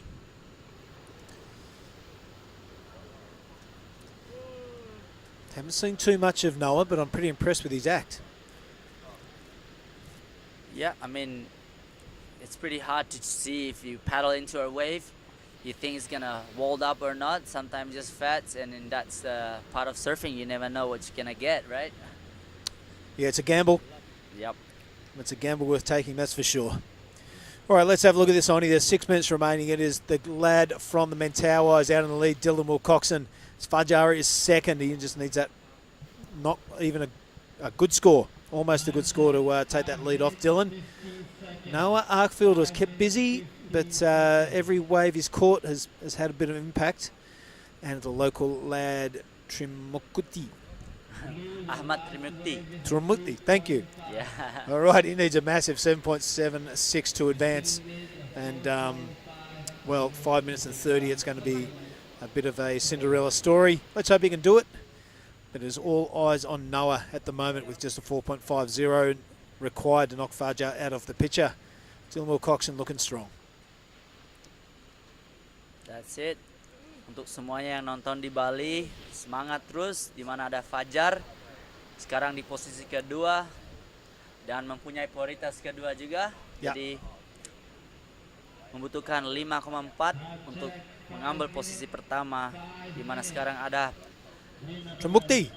Ahmad Trimukti, lokal Quick dari up and Krui. down. In case you're wondering what Oni was talking about then, people that don't speak Bahasa Indonesian, he just thought it was lunch. Yeah. So we go no, that was the situation update in Indonesian. We love having you on board. All right, check it out. It's Noah. It's 4 minutes 30 to go, so it's a bit of a Hail Mary, that one. Didn't have priority, so not much to lose. Might as well have a look over the edge. He joins the lads in the lineup again. Yep, as you can see, time is ticking down. Fajar is probably focusing on Noah now, that knowing he has the control of a second priority, so he doesn't need to worry about Dylan Wilcox because he's in first place right now and he get priority. So Fajar has to stay away from Dylan, but sure, Fajar, Ariana can control the man in blue, Noah, because Noah's only requiring a 4.5, Billy. So if there's the next bunch of sets coming through, that's gonna be a lot of pressure for a man in red. So they all require a pretty small score, but everything's very possible. And there's 3 minutes to go, 3 minutes and 40 seconds. If I was Noah, probably that's good to stay away from red. The pressure, like Fajar will be saying, like, let's go, time tick out really fast so I can just move on into the next round. Yep. Where Noah is thinking like, no, please give me time, slow down, and hoping that there will be wave coming in the next few minutes. See Dylan sitting really wide and deep. interesting spot to be, as he has the priority. Maybe he's probably just trying to let blue and red trying to hustle for the second place. There's a lot of tactics in this game, Billy, so it's not really just about surfing. Yeah, especially the four-man heats. You've got to really keep an eye on your combatants. They could be setting a little trap for you. You've got to play your own game. This is Noah. Requires a 4.50 to stay in the game. It's a good way to start it. Will this thing run down the line? It does. Here's the second section for him to hit. He has to resort to that wrapping cutback, which is not going to garnish you too many points. And that is definitely not going to help things out when you fall over your outside rail. Yeah, Billy, I think Noah is putting a little bit pressure on himself by losing that priority like a couple minutes ago. Yeah. I think he's been trying to be selective, but then it took the wrong wave. That kind of plays with his tactic now. So as you can see, Fajar trying to get a backup of a 3.83. Oh, Nice turn. Oh, that was real. Let's see what the judges say about that floater. That's a scary floater, though. Well, you really rode the lip down, didn't he? And there's a lot of force in there. It's hard to do. You don't get the big spray or anything, but I can tell you that's a difficult manoeuvre. Here's Ahmed. All right, local lad plying his trade. I love the local flavour that is injected into this contest. It makes all of us feel part of the community. The family and the friends are on the beach. They're all stoked, yelling their hearts out. Yeah, it looks like he's really still a Grom, so I can see the next couple of years this kid is going to build more power on his legs and on his body. So, yeah, see what Ahmad can do in the next couple of years. It's a good experience for him the first year. Yep, for sure, mate. All right, 1 minute to go. It's probably all eyes on Fajar's last wave. 5.44 is the requirement. I think he's going to be in the ballpark. That was an impressive couple of turns. They don't count the turns. They count the quality of turns. It's a technical floater. It's really hard to say because it's like more like a turn, but it's like underneath the section, which is very hard to do. There you go, a 5.93. I'm pretty sure it was. Yep. That's it. Wow, Fajar straight in first place now. Just out of the good range. Why not? I really like that. I think it was a bit more than a floater. I mean, he came down with that lip. His board was absolutely sideways, landing rail first almost. So a much deserved score. So in the last 30 seconds, it is Fajar over Will Coxon. Those two guys will progress if things stay the same. This is Noah having a good play with 15 seconds remaining. It's a small inside wave. He's going to have to do something crazy. He doesn't. Inside that 10 seconds now, mate. Looks like that will be the result. No, it won't. Hang on. One more card to play with 3 seconds to go. It's Will Coxon taking off. He wants to get one over his mate. It's a good-looking inside wave, a good-looking few turns as well. It's only a 4.93. If this thing stands up with inside, which it doesn't, he may have had a chance, but 4.43, 4.93, maybe. Well, I guess that was a great surfing, and I'm sure those boys are stoked, Fajar and Dylan, and unfortunately for Noah and Ahmed, next time, and good luck. So, meanwhile, we're gonna go for a quick break.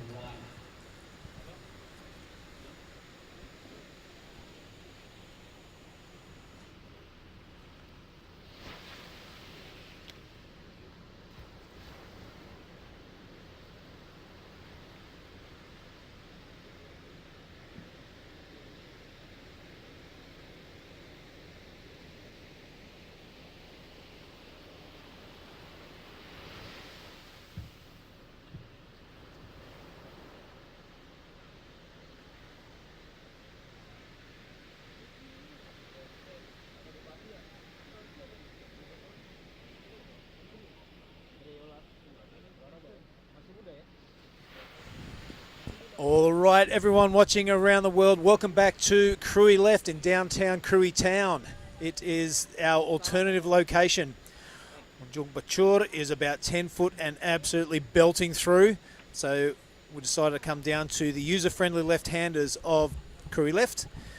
And I have the pleasure of welcoming back to the commentary booth, Mark Clift. How's your morning? Well, things are steaming up outside, mate, suitably. There's no clouds anymore. It's totally turning into a sauna outside. But my morning is going really well because I'm really impressed with the work effort of the team to get to this stage here today and actually go mobile for our first time at a Krui Pro, and to actually bring it to the town of Krui, because it's a huge deal out there, mate. When I'm walking around, there's so many locals here watching, and just super stoked, big smiles. Lots of local groms from the hood are down here watching, going, wow, it's probably their first ever really close-up look at pro surfing. Yeah. And this is how we do it, you know. We're doing it in style. We're sitting in a bus, and I'm having a blast. Yeah, we've seen Bronson bust into the excellent range. That was a super good wave to watch. Yeah. And so, yeah, right, all the locals will be going, oh, that's what excellent surfing is. If I aspire to be anywhere near the QS level, that's where I've got to go. And there's probably crew, you know, from the town and young surfers that have heard of these guys. Yep. And then they get to see them on their local wave and go, oh, that's Bronson. I know him. That's Western. I've heard of him. They're Balinese. Oh, what, Indonesian?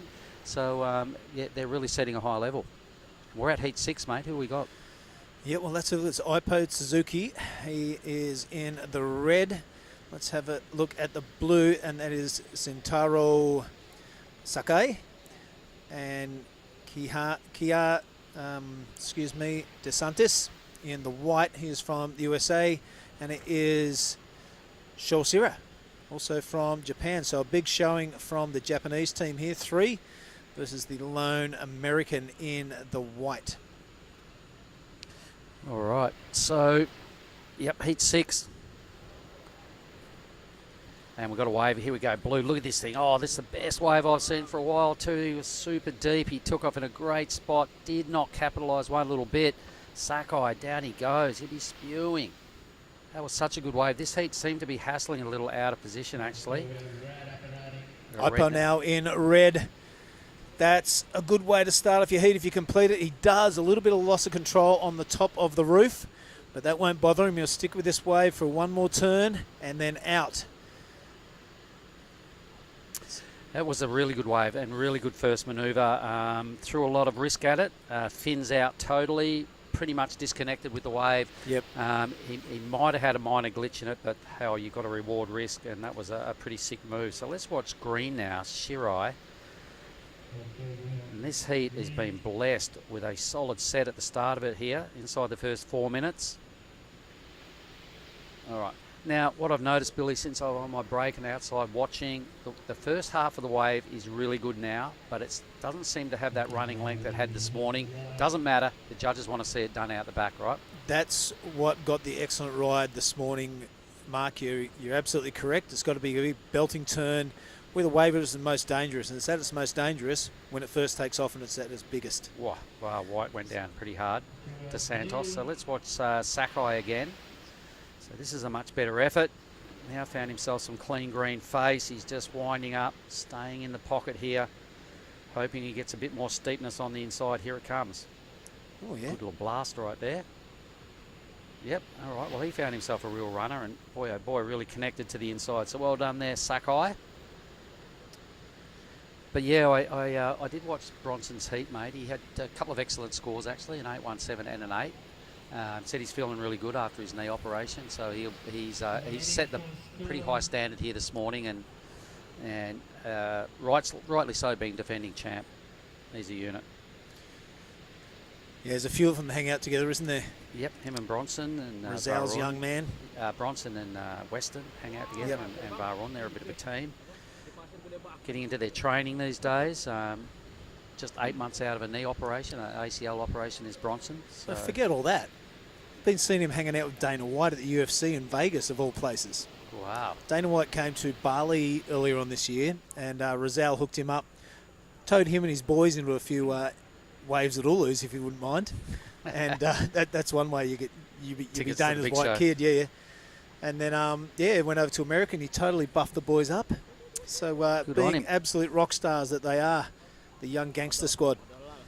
Yep, and into their training these days. Weston's dad, Troy, tells me that they're right into going to the gym and all sorts of sports, mate, and pushing it and having a little wrestle as well and all sorts of things to improve themselves. So. Well, you've got to, mate, because the standard of surfing throughout the world now is it's very hard, or it's unheard of to just be a natural talent and do no training and go out and win titles. That's not going to cut it.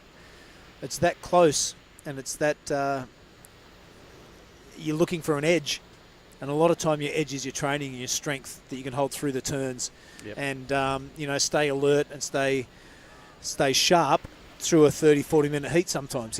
So yeah, training is not just a luxury anymore. It's definitely a necessity. Oh, and it just gives you that mental edge too, mate, when you know you've done some hard work, and when the going gets tough and it all comes down to it, you've got to dig deep, and that's the times, and that's the way to do it, is just build a bit of mental toughness as well. So a 7.17, let's see what that number actually was. So 6.17 and he's won, but I'm liking the 6.17. Sakai really got his groove on that wave. Shirai in the green for a 4.33. Most of those points coming off that first manoeuvre. Suzuki, so we've got 3 Japanese surfers in this heat, and De Santos in 4th spot. Needs just a 2.01. Plenty of time to go though, 17.5 minutes in this matchup. Yeah, and in the land of cool names, Sho Sakai is one of the coolest I've heard. What about Dai Wacko? Dai Wacko, fellow commentator. That's pretty cool. How'd he go in his first heat? Yeah, he did good. He loved it. Yeah, we had a ball. What a fantastic addition that is. Yep. Did you bust out some Japanese? No.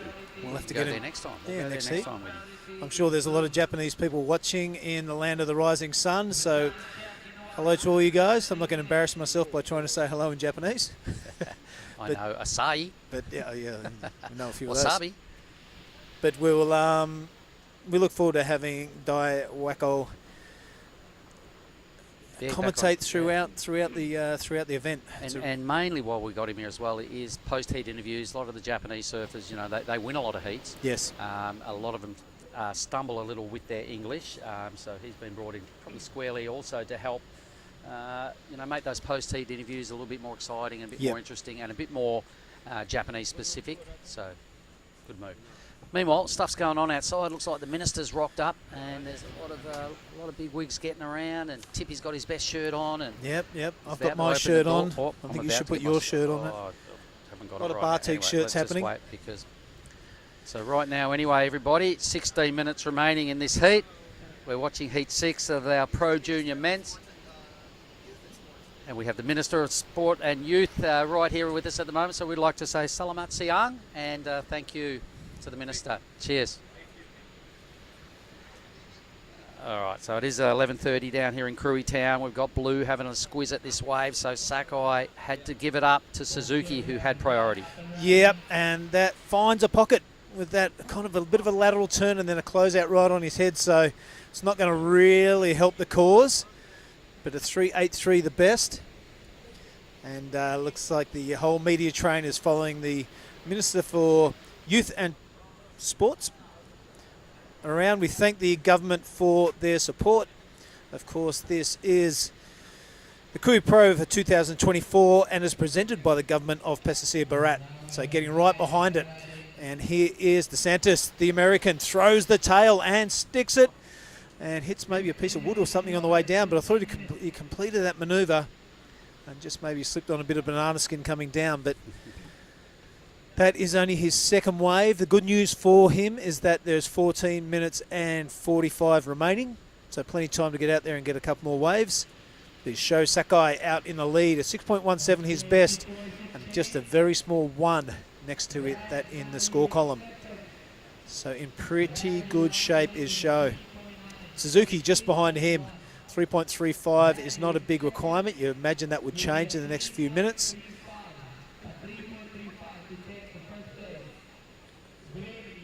But, geez, it's looking a whole lot better than it was this morning, mate. That ocean right there had white caps all over it, Billy. You can see 4 competitors sitting tight out there right in front of our work site.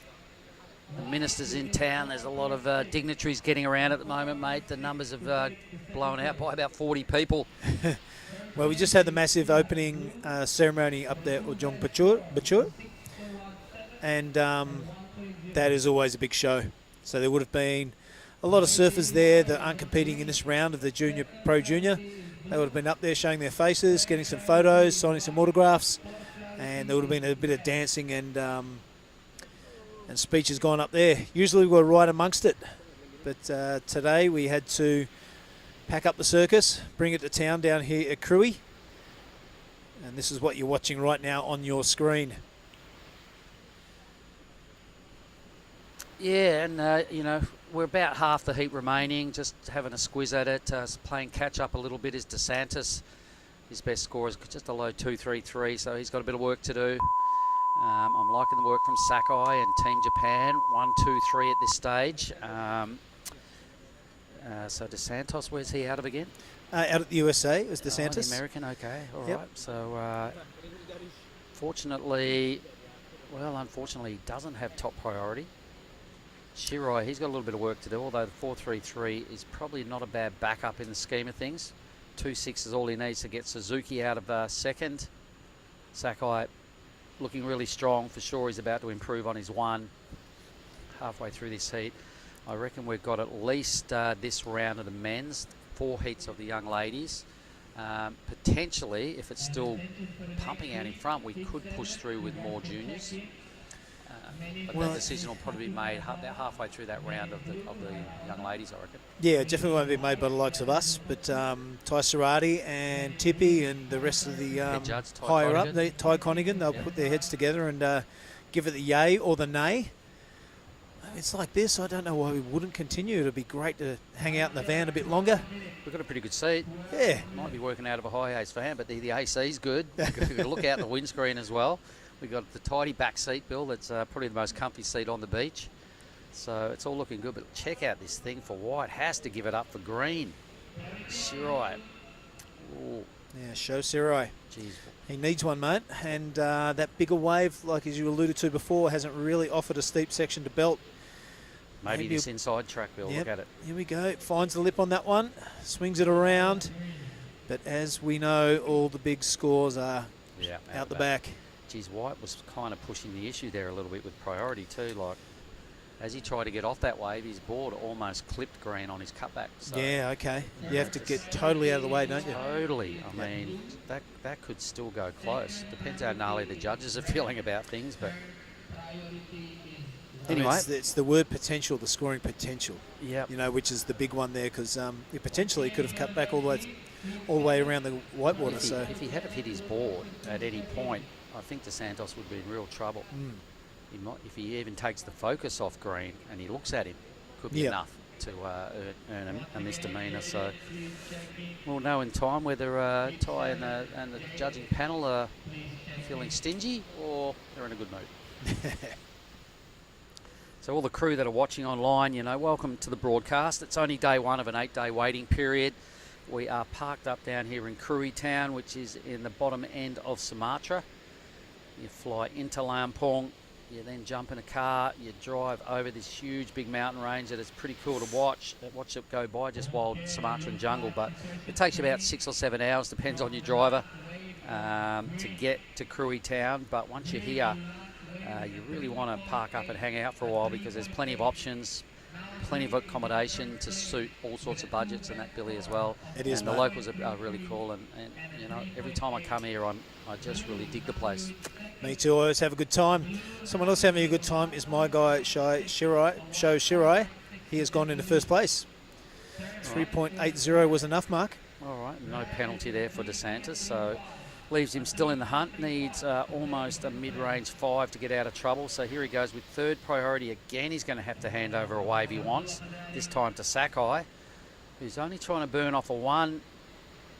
Regroups now, chipping down the line. He's got a little stuck a couple of times on this wave, but when you're only chasing a 1, he's definitely done the job. Yeah, the Suzuki now on a fast one. He's got a lot of speed. Still manages to squeeze out a couple of turns. Now he wraps it all the way around. And this one is standing up on the inside and offering that scoring potential. So well done. The man in red stomps it. A bit of body language there in the flick off too. Fast, flashy style. I like it. Looking like he was well invested in that wave. So Suzuki and Sakai will both be threatening now to move up a space and take out Shirai. It's turning into a little bit of a 3-way battle for the Japanese competitors here to make their way through to that round of 16. Yeah, I like Sentaro Shirai. All right, well, Sakai. Sorry, Sentaro Sakai. I liked his attack on it. Yep, Sakai's just put together a 3-3, so a little mini improvement on his two-wave total, but enough to, at this stage, sit in the lead. Does Suzuki bother for second? Not sure whether we're still loaded number. Anyway, there's all of a sudden a lot going on outside, Billy. Does he move up? He does. Yep. All right, so that was, I think, a 4-7-3. Here we go. Let's watch White. So the American now has got a big wave. He's going to have to really tee off. That was a nothing move and a nothing wave. But not only that, he hands over priority and could have been a real great way to get himself back into contention in this heat. But have a look at green. Yep, here's the big show. Oh. Straight up through the roof. That was an impressive first manoeuvre. He's looking down the line and hoping this thing walls up a little bit. Could be a one manoeuvre wave. 4.24 is all he requires. So I reckon after that first turn, this is worth sticking with. And he does. Rattles another couple off on the inside. So things hotting up at the 7 minutes 30 mark. And that is Sho Sarai. No, good call, Billy. That first turn, really, really strong. Definitely caught the judge's attention by hanging in there. And, banking on the inside section. I reckon he adds another point or so to that ride. So for sure, he gets his 4.24. Goes into second. Doesn't need a lot more than that to actually challenge for the lead. So the Japanese are really mixing it up on the leaderboard here. It's changed a lot in this heat. With 7 minutes to go, I can see Shirai moving up at least one space. Lots of dignitaries milling around the van outside, Bill. There's plenty of people looking quite official, a lot of policey, a lot of protocol shirts getting around out there, a lot of photos going on, happy snaps. And we'd really like to thank the government of the Pesisea Barat for presenting this year's event, being the sole sponsor of the competition. Thanks very much. The Krui Pro 2024 is the biggest QS since they split the whole world into regions and they've broken it down. And this right now, what we're busting out in the next 8 days is a big, big deal. And it could not happen and be possible here in Krui with the biggest QS event without the help of the government of the Pesisea Barat. We thank them for that, Mark. Thanks very much. But here's the big show. Shirai up into second place via a 4.33. How do you like those bickies? Just got it. Just got there and crawled up. Yep, so I do like it, and the boys are really having a good share of the leaderboard, the top two spaces here.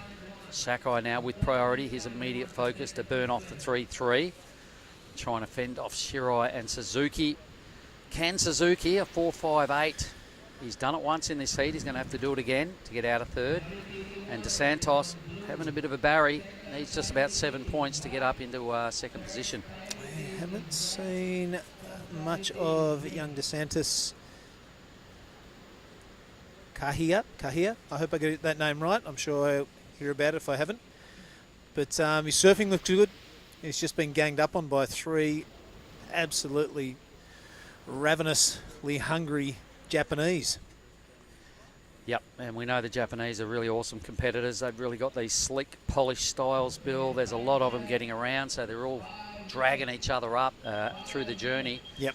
And we've predicted it before, but I can sense there's a big movement coming from the land of the rising sun, and I reckon sooner or later we're going to see some legitimate Japanese surfers come out of the land of the rising sun and feature in the women's, and I reckon there's one coming up in the men's as well. Yep. We know we have Kanoa, we know we have Connor, but yeah, born and bred there, and not to take away from the heritage of Kanoa or Connor.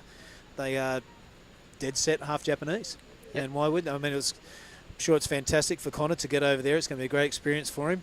Absolutely horrible for Australian surfing. Well, they're a threat, and I reckon the biggest threat is coming on the women's side of the Team Japan. Yeah, I agree.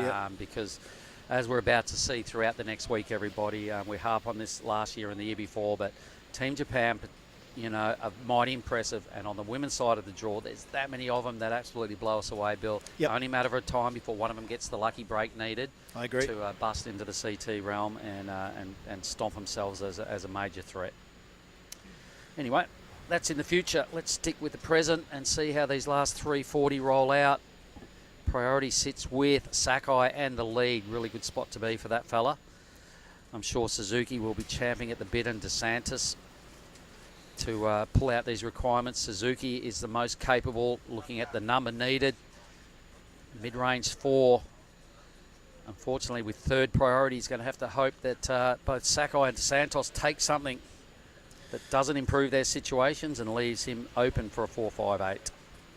Yep, first nickname of the event, mate, is in the books. The Big Show, Shirai. Shirai, the Big Show. All right, nice. Bit of Glenn Maxwell about that.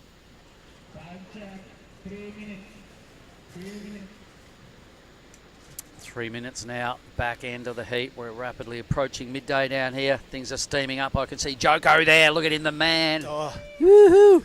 He's been our beach marshal forever. He's an absolute unit.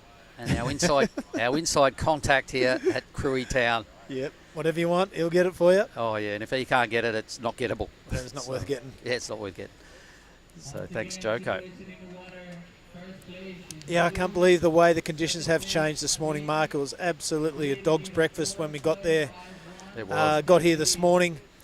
White caps everywhere. The grommets out there still giving it a go. So it was deemed rideable, contestable. So they pulled the trigger on it. We went ahead, and things have absolutely cleaned up. I've seen one excellent score already, and a couple of other ones knocking on the door. So good decision to go ahead. Good decision to go with the Pro Juniors. I hope you're enjoying the show wherever you're watching around the world. Yep. Hello to all those people in Japan and the Asian region. Also hello to the people in the Australasian region in New Zealand and Australia. Of course, a co-sanctioned event. I think the most successful one, we can safely say that, going on around the world at the moment. And a couple of quick shout-outs. I'm sure, we just gave Joko a big rev up. I imagine Dino there at Lani's would be watching today. 100%. So thumbs up to you, crew. Some of my gang down there in Lakey Town. Compass generally put the screen on today. So Ewan and the crew there, I'm sure they're watching. Surfing WA. Oh, yeah, all the lads. Gang back home. I'm all the sure girls. they've got the screen on there in the big office down at Trig Beach. Go Laney and Juddo and team. Miss you guys. Ooh. Let's have a look at Sakai in the lead. Yeah. Trying to improve on a 3-3. Nothing going on there. Mate, 1 minute to go. He's got the lead. That wasn't a good-looking wave, and it's not a massive requirement from the Big Show to knock him out. And honestly, this is DeSantis. He can get this on a 6.97. It's a one-turn wave, however, so that's ain't going to happen. Priority now slips up to Suzuki. It's these decisions you've got to get right, Mark. Should have you pulled the priority trigger with a minute to go with these guys breathing down your neck? And Suzuki now looking for a second place. 4.58 is all he requires. Gets one turn away, 40 seconds to go, continues to work it on the inside. Wow, whacks it around. This is going to be close and in the ballpark, Mark Cliff. Well, I'm not entirely convinced because it didn't have a lot of space to work with on the first half of that wave. It was small, tight, really racy. Never really got to open up and unleash something brutal. There was lots of tidy surfing on that wave, Billy. It's going to come down to whether judges are feeling generous, but compared to what else I've seen in this heat, I'm not sure it's the sort of third best score, which is kind of what he needs. I'm just not sure of pulling the priority. Sakai. A minute out, you had the lead, you had priority. You want to wait for a bomb and put the pressure on the other guys, but we'll see where the cards lie after the 52 pickup. All right. Well, that is officially the end of that heat. We're not clear on the result just yet. I'll say Sakai wins, so I'll pencil him in here as a win. It will either be Bo Suzuki or the Big Show Shirai for second. So it's all eyes on green and red. A lot of waves ridden in that last minute, Mark, so we'll be on hold. Who have I got? Yep. In the meantime, mate, I might leave you with that and go get Daiwako. Daiwako stepping into the The new member. We love his inclusion. Have a good call, lads. Thanks, Billy. Good on you, mate. See you soon. So still waiting on that result to round out heat number 6, everybody. I'm pretty sure there's still a score owed by Suzuki. I wasn't confident it was going to happen. We'll know in a moment. 4.58 the requirement.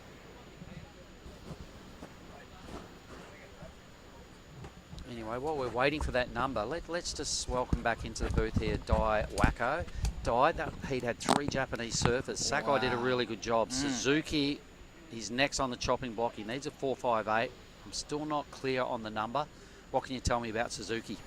Oh, he's really like a technical surfer. He's really good in the air as well as off the top kind technique. But he surely can get us decent scores like 4.58. That's would be easy for him. The judges having a good think about this too, because the next heat has not started. Wow. So there's still some debate going on about Suzuki. Sakai, what can you tell me about Sakai? He did a good job. I like his style. He is one of the best, like chill, really relaxed style. I love his style, and yeah, not wonder he got a good waves and come in first place. But yeah, still not sure of that result. I'm not sure how we can find it. Sam, no. Okay, so we're ready. Let's do it. Oh, are we on? Wow, have a go at the start of this heat. Kanazawa. Tell us a little bit about this man in red. Taiki Kanazawa is the brother of Roy Kanazawa. His brother is really good, strong competitor too. Now, surfing white, up and right. Jaden Wilcoxon.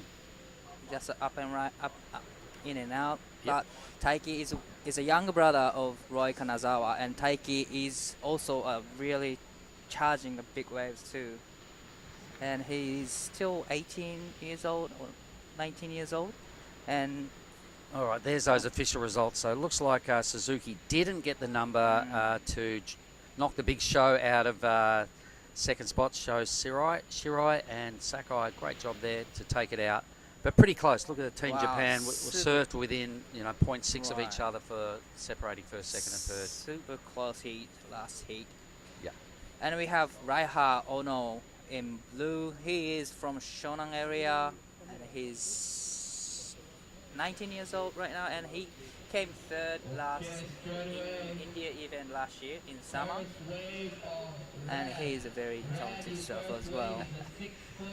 Wow, look at the 6.33 on the board from Kanazawa. So what a start. And local fella Kumar goes down pretty hard. Could have just about done a shin bone on the rail there. He kind of an awkward fall. Well, starting 6.33 is the best way to start the heat. Well, geez, he went nuts, really. I could have seen a little bit more involved in that number, but either way, at the start of your heat, that's got to do favours for your mental space, huh? As soon as he took off the wave, I could tell this is a good wave. It was a good open face wave, and he just did a great first and second time vertical. It was such a good wave and good surfing from Taiki Kanazawa. Yeah. So where does he sit in the big picture from Team Japan? Is he one of the leaders? Is he one of the kind of next big things out of Japan? He's like an up and coming junior surfer, Taiki Kanazawa, and Raiha is well-known junior surfer in Japan. He is always in the top of the junior series, and yeah, he's competing outside of Japan a lot, and spending a lot of time actually in Indonesia, Bali. Okay. He used to go to school in Bali and spend a lot of time in Australia too. Well, here he goes again. It's got a scrappy little inside wave this time, so it didn't give him a lot of room to move, so not much going on there at that time for Kanazawa. But Jaden Wilcoxon, the surfer in white, I know that he's Dylan Wilcoxon's brother. Wow. Ray, their dad, is the owner of the Kandui Villas. So these boys grew up in the Kandui. Kandui, man. So, and they're here. They're doing a lot of training and time in Bali also to try and improve and get that competitive edge they need by getting themselves into more of a gnarly environment, being Bali. Don't know a lot about Kumar. I think he's a local boy from this area, so limited on his stats. But I'm sure he's got plenty of fans on the beach watching him, see if he can get out of heat number 7. So another Another clean sets are coming. Wow, it looks like it cleans up a lot better. Like it's getting better and better as the tides goes out. Wow.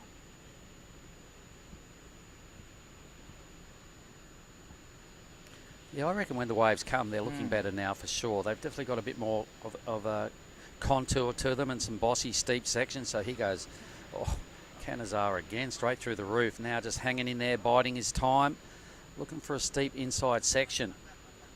It's kind of started off to how his first wave did. A little bit of a bog there, not favourable. Still got a bit of an inside track to finish off here. And down he goes. So a couple little errors there, a couple little fumbles. A good first turn for sure. It's going to lock into his top two. Wow, so decision well worth doing there by... pretty sure he seems like he's looking for just another backup in first 5 minutes and secure his spot. But unfortunately, the last wave didn't offer too much. He just missed time a little bit, but still he's in the lead. Other three surfers haven't got any good waves yet, so Taiki's sitting comfortably in the first position right now. And Raiha has first priority.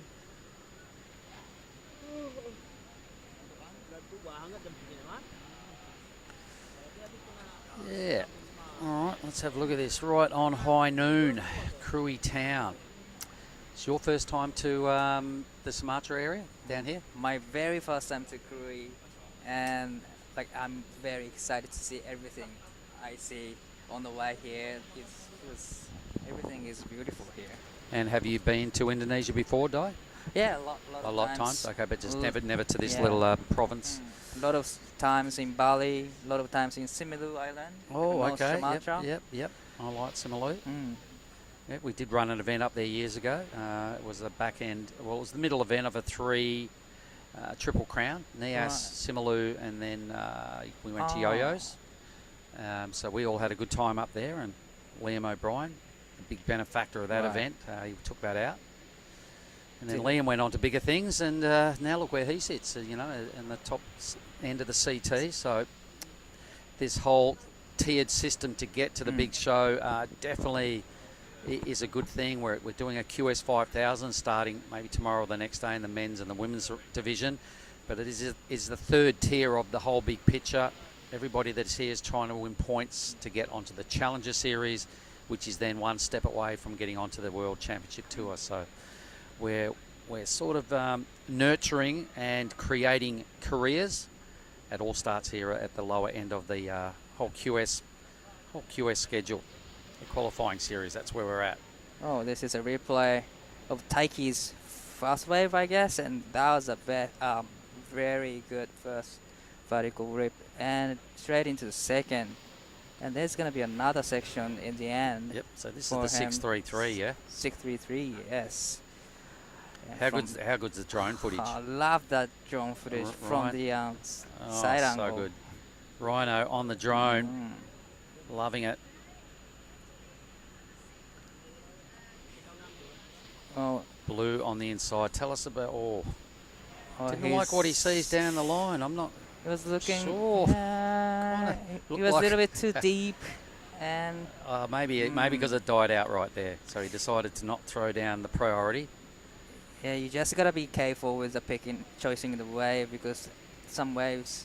Here is Raiha is taking off bottom turn, and that was a nice off the top. That was a nice, nice second turn, but unfortunately, he couldn't finish off. And in hindsight, it turned into a bit of a closeout. So he let that last wave go. He might have been going, oh, did I make a mistake? What am I doing? Oh, I better take this one. And it was kind of a closeout. Yeah. So maybe just that pressure of having top priority might have played on his mind a little bit too much then, because he let a wave go that to us looked pretty good for a while, and then it died out. Took the next one, close out. So no real result there. It's going to be between a 1 and a 2 or something there for that effort, but probably a lot of pressures to be a first priority. Yeah. Because it looks like every wave coming through looks really good, but once you're on the wave, it just dies out or closing out. So you can't be picky. you've just got to weigh up. You've got to look at it and weigh up in your brain with all the years of surfing experience. Is there some you know, really strong scoring sections on this wave? Is there some difficulty in this wave? You know, you're looking for those steep sections, those real quality sections, and if the answer is no, then you know you're only going to get a low score by riding a wave like that. So you've just got to weigh stuff up. It all happens really quick, as you know, dive, paddling onto waves. In a heat, you've got to make rapid fire decisions. Your decision making's got to be spot on, because you only get limited opportunities in a heat to give yourself a chance of winning. And I think maybe a little wasted opportunity there for Hanoi. Yeah, Raiha. The number's still not in, I don't think. He's looking again. So this is green now, Kumar. Oh, this is a nice looking wave. That big float in fast section and a nice big wrapping cup back. Try to connect to the inside, get the finish. Trying to get the finish right there, but didn't offer the finish, but it was a nice wave for green. Probably it's gonna be his best score. Easily his best score. Easily. Just a fair bit of lateral surfing on that wave, really. No brutal sections like we were talking about. Right. You know, it was hard for him to go top to bottom. Hence, we saw no top to bottom turns. So I'm sure the judges, they're throwing a 3 at him, a 3.2. Slightly better than the Raiha's last wave with the closing out wave. Yeah. Yeah, lots of surfing for a 3.2. Right. Red. So Taiki now, boom, big chook feathers, grabs a rail. Let's see, that wave just got really fast on him, and he was desperate to get down the line, which is what drew the error. That was unfortunate for him. That was a really fast wave, but still it looked really good. This is a replay of the green. Nice bottom of the turn, nice off the top. But unfortunately, after this section, the wave didn't offer much. Yeah, these wraparound cutties don't add up to much. So that's his fourth manoeuvre there. The wave scores a 3.2, and you can see there's no real top-to-bottom critical surfing right there, due to the fact the wave had no real critical sections. Right. So, you know, as a coach or as a learning curve for young Kumar, you've probably just got to look at that and go, okay, I felt like I surfed it really well. But at this level, pro surfing, Right. you've got to do something pretty gnarly to get the judges' attention, because they're set in their ways. They know what they want to see, and when they're saying that's a 3-2, young man, you've got to learn from that and go, all right, okay, that wasn't enough to. It's not what they really want to see in comparison to Taiki's 6.33. Well, look at how close they were sitting each other. It's just, And they're pushing kind of deep. yeah, it's a point break, but it's a really tight point, and it's just, you gotta be careful with where you sit in. Actually, you don't want to go too deep. You don't want to go sitting in the shoulder. Okay,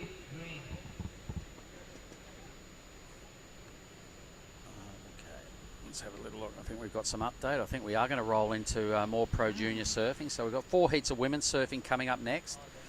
All right, well, shortly. This is heat 7. So after heat 8, we're going to see 4 heats of women's surfing. Then we're going to do 8 more heats to round out day 1, and they are going to be pro junior round 2, men and women's pro junior round 2 as well. That's the updated schedule. Thanks very much. Nice. As the tides goes out, the condition will probably improve a lot as the tides goes out. I'm excited to see some like a barrels condition this afternoon. Let's hope so. There's obviously a reason, and talking to a couple of the crew that are more familiar with this wave than me, they've all suggested that, you know, it's probably going to start barreling, and it's looking pretty good, and so the decision has been made. Why not stay ahead of the curve with our busy schedule? I think we had 140 heats to get through this week. The main event is huge. It is. It's the biggest 140 heats. Mind you, once you time that by 25 minutes, it's a lot of hours. So the decision has been made to push on and extend today's program by an extra 8 heats. So that would make a grand total, should they all get done, of 23 heats for the day. 23 25-minute heats. Right. That's a big day. That is a big day. But I really like actually running the big days early in the piece, mate, while everybody's a bit fired up and everybody's got full energy and all that sort of stuff, you might as well bang it out and leave yourself a bit of breathing space at the end. Because there is another huge swell forecast, everybody that's listening online. We're here for a reason today because our main side is 10 foot and it's uncontestable in reality. You'd even have a hard time having a free surf there. So following that, there is another banging swell coming. We're predicting 2 days here at Krui left. Another huge swell coming on the last couple of days of the waiting period for this one. So on the 3rd and 4th of June, we're kind of predicting stuff's going to go crazy again. So maybe by banging out a couple of big days early, gives us a little bit of breathing space at the back end of the waiting period. Kumar is deep. That is well, looking for the barrel section. A little bit of shampoo right there. And wrapping cut back and straight into the third. That was great surfing from Kumar. Oh, I liked it. I really liked it. He goes, Onoi. Finally, he's on the wave. Nice looking wave. Nice snap right there. Can he get a finish? Trying to connecting to the inside section. Here comes to finish. Probably that wasn't what he expected on that wave, but it's under 10 minutes remaining and he only got one wave. So yeah, he had to go on that wave. He really hasn't connected properly with a top to bottom combination at this stage. So he goes Kanazawa. A little error there, so will not improve his 2-wave total. So situation will remain the same at the top of the leaderboard. Your boy Onoi Raiha. Onoi Raiha, okay. He will definitely get his 0.7, only just, but I still reckon we haven't seen his A-grade surfing at all because he's getting waves that aren't allowing it. Right. But, Will Coxon is fumbling around a little bit, and Kumar is probably improved also on his 0.5, so he's got another score coming. But I feel Onoi just needs some clean green fades with a bit of curve, and I reckon we can really see some A-grade surfing out of him. It feels like Kuma's getting a really good waves, but he couldn't put some vertical decent turns in. But Raiha haven't got any good waves, but he's putting good turns in. So. Well, the last wave of Raiha is 3.8, yep. And the last wave of Kumar is 3.43. So they've both just done their best surfing. Right. All right, and they're still fumbling around a little. Kumar, to me, is picking better waves than your boy Onoi. But that's so true. Yeah, but Kumar doesn't have the experience, or you can see he hasn't been surfing as long as your fella, your Onoi. So I think that's a fair enough result at this stage. I heard a lot of hooting and hollering going on as Kumar finished that ride because he's obviously got some fans on the beach and some buddies. But his surfing skill set, should I say, doesn't look as strong as your fella there in blue, Onoi. And Will Coxon, I reckon we've still got to see the best of young Jaden there. Does have priority 7 and a bit minutes to try and extract at least a 4.63 or a 2-wave total of 6.8 to try and get rid of Onoi out of second. So I'd love to see Jaden on a good wave. And here comes another set. He's got priority. First priority.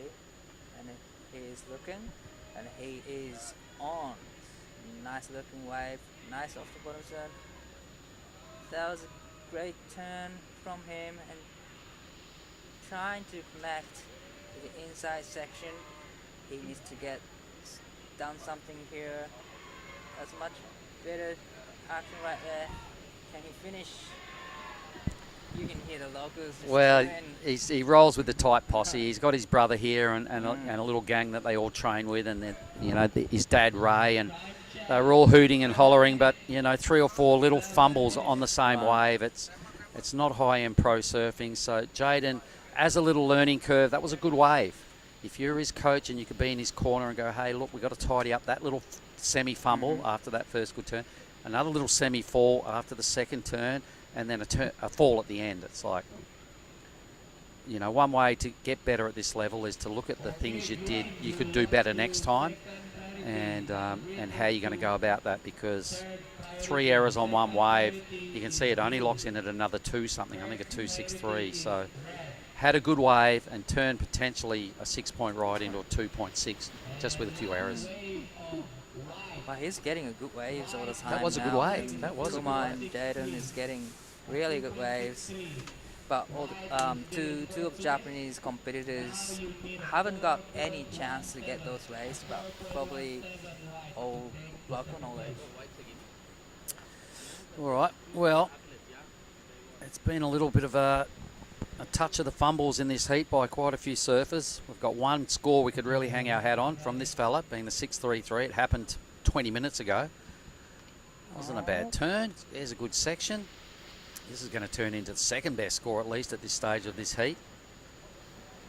Let's see how it finishes up here. Boom. Nice bit of flare at the end. Great start. Strong finish for me. Easily at least the best or second best score of the heat. So a big upgrade on his 2-wave total for your boy Kanazawa. Totally agree with that. It was a good looking wave. Seems like he was a little bit nervous in the first half of the wave, but as soon as he was in the rhythm, he recovered well. Recovered well, really well. The other three are just fumbling around with all their opportunities. So actually, we're going to get a replay of this wave again. So take us through it. Take us through it, Di. What did you like? He just recovered well from the first section, but I love the second time. The judges will as well. That was really tough. Probably the second time is just all about second time and the finish. Yep. I love the finish too. I agree. A nice little icing on the cake down there. Here goes Kumar now. So let's have a look. That was quite spicy, and he's mixing it up now, and he's starting to get better as his heat's unravelling. Take a few more chances. He just, as you can see, doesn't quite have the strength of Kanazawa. He doesn't have quite the skill set, but he's competing well. He's not failing. He's competing well, but he's just not as advanced as your boy or Onoi. But getting a good wave is probably the most important things. He could go to second. He only needs a 3.38, so Onoi could be in trouble here. Kanazawa puts together a 5.13, so there we go. There's the two best waves of the heat. Taiki must be sitting in comfortably. I reckon place. Blue might be in a little bit of trouble here. Yeah. It wasn't really strong surfing by Kumar, but when you think it's probably his better wave, he needs a 3.38.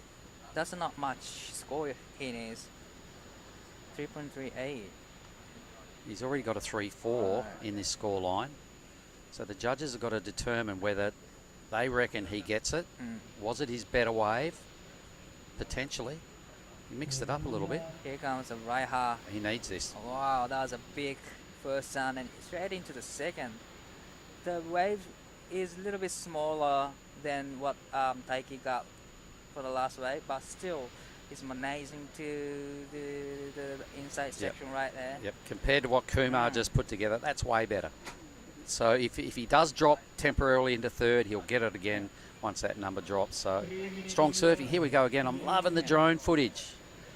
Krui town here, everybody. This is how it looks from the sky. There's a big point.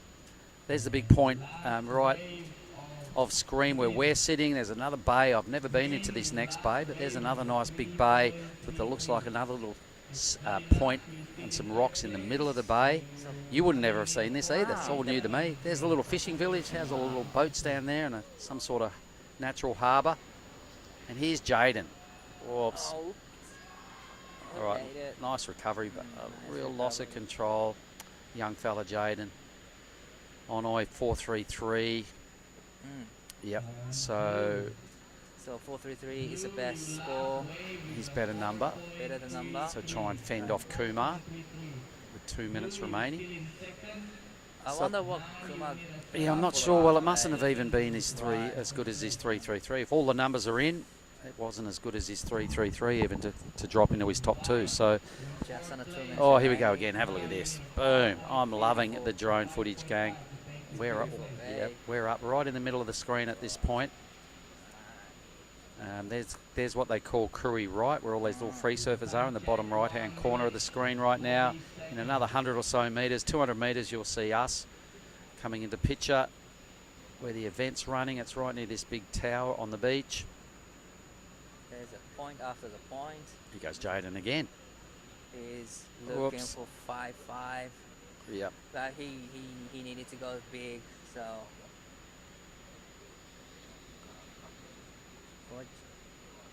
just over 1 minute remaining, and Yeah, I'm pretty confident it's Team Japan again, 1-2 here, mate. So you've got to be happy with that. Your boys are, they're all progressing. they're all progressing. I think there was only one heat we lost to Japanese surf because there was 3 of them. And that was the last heat. Right, the last Yeah, heat. so Suzuki, about the only one that's been put on the sidelines. But what a way to finish now for Sakai. He's got a clean wave. Looking for another bowly section. Here it presents itself again. Second big hit right in the pocket. Wow. Oh. Goes down hard on his third move. Trying to improve on a 5.17. Either way, that was still really quality surfing. Would have been handy to finish it off with that third move, but convincing win, I'd say, by Kanazawa. Taiki. Thank you. Kumar going to swing the blade one more time. Needs a 4.7. Maybe a backflip. Oh, look, I like his effort. Right. There was some solid competing from Kumar. Local fella. Big crowd on the beach in his camp. Just got taken down by more experience. You know, Team Japan, they're not easy to beat. Here comes the Taiki on the last second. Unfortunately, he catched the rail and he fell off, but still, he's in the first place. And second place will be Raiha Ono to advance to the next round. Well, I think we're going to bring Giada in to help us with this very next heat. So I'll boost out of here. We'll grab G. And thanks very much, Guy. That was your comments, and knowing the Japanese surfers so well, it's a real addition to the commentary booth. So well done. Thanks, Guy. All right, I'm out. We'll see you in a moment for Heat 8.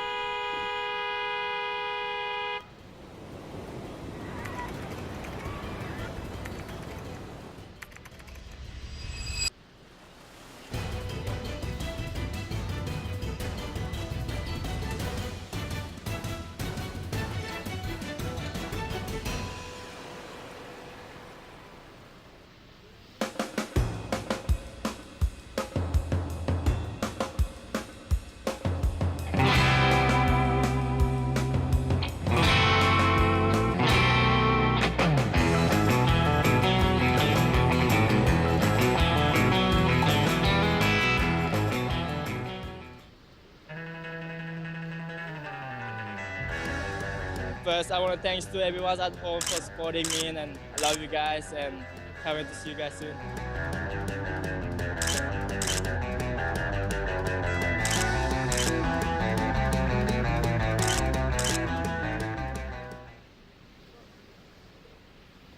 Everyone to Krui Pro Junior.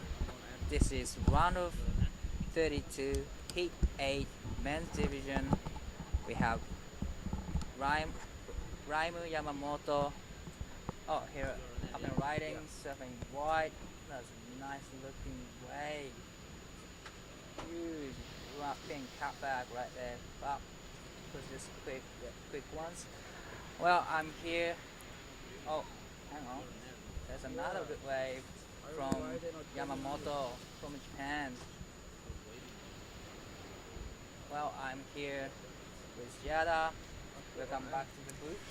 Thank you so much. I'm very excited to be back here. It's nice and cool inside our van, so I was very excited as we see our surfer in green right now with 2 wrapping cutbacks to open up his debut today, and right behind him our surfer in blue. Just a quick up and out. We are seeing some beautiful conditions today here at Krui Left. Hopefully it will stay that way. So we're gonna do the round 2 of men's and women's juniors this afternoon. That is correct. We got the call and we will be going into the round 2 of the men's and women's Pro Junior here at Krui. A nice opening turn for our surfer in red. Raimu Yamamoto. He's from Japan. And he's only 16 or 17 years old. He's a big guy. Yeah, he's really tall. He's really tall. Unusual for the Japanese team, but he's only 16 and he's got a nice technique. And also we have Mori Hiroto. He is 19 years old from the west side of Japan, and here he is, Hiroto. Oh, that's a nice big spread he's throwing. That's a nice wrapping cutback. Love his hand movement right there. Tried to connect to the inside section, but it didn't offer the finish section, but still, it was a good first and second turn. You know, and a really important surfer in this heat, well, for me, that I think definitely deserves a mention is Ifran Saipu in white. He's a local boy from Mentawai. He is full Mentawaian. He grew up in a local village there, and now he's living in Kandui Resort with the Kandui Groms and Ray Wilcoxon, as well as all the crew over there. He's like such a ripper. You know, he's an incredible surfer. I've spent time with him there in the Mentawais. I think I've seen him improve the past year immensely. The first one of the year, he caught a crazy one out at Rifles. So he's definitely a kid to look out for. Full Mentawaian, and a big shout out to the Kandui guys, especially Ray, giving him the opportunity to come out here and compete on the international big stage. So he pretty much know how to surf the good waves. Yeah, he definitely knows how to surf those good waves. He's used to it. He's comfortable in the big waves. And he's really good at the small stuff, too. I've seen him ripping out at 4 bobs in front of the Kandui Resort.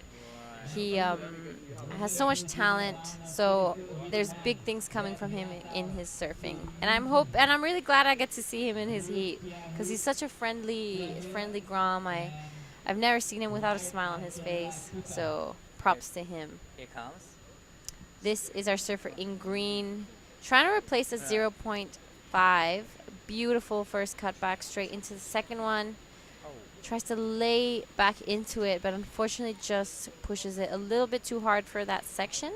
It just went live. So we'll see some scores coming in from that last exchange. We're going to have to move him back at the same time. Our surfer in red is a 5.93. Pushed him straight into the first position. Ifran got a 3.33 into second, but he won't be happy with that score. He's going to be looking to back that up. He's going to be looking for 2 big scores, because we saw the talent. There's so much, you know, explosive surfing out there, so you need to put up some big scores to pass these heats. Now he's sitting in the first priority, so he probably just waiting for the right section, the right wave right now. Yeah. There we have it. We've seen the tide get lower. We don't have that backwash into that wave, so it's a lot cleaner. The wind has completely almost died down. Probably almost offshore. Yeah, so it has turned into a beautiful day of competition. A great call from the entire contest for having brought everyone here. So, have you had any highlights already of this event? Well, probably the Shohei's surfing is my highlight so far. He's throwing a lot of sprays, and yeah, his surfing was incredible.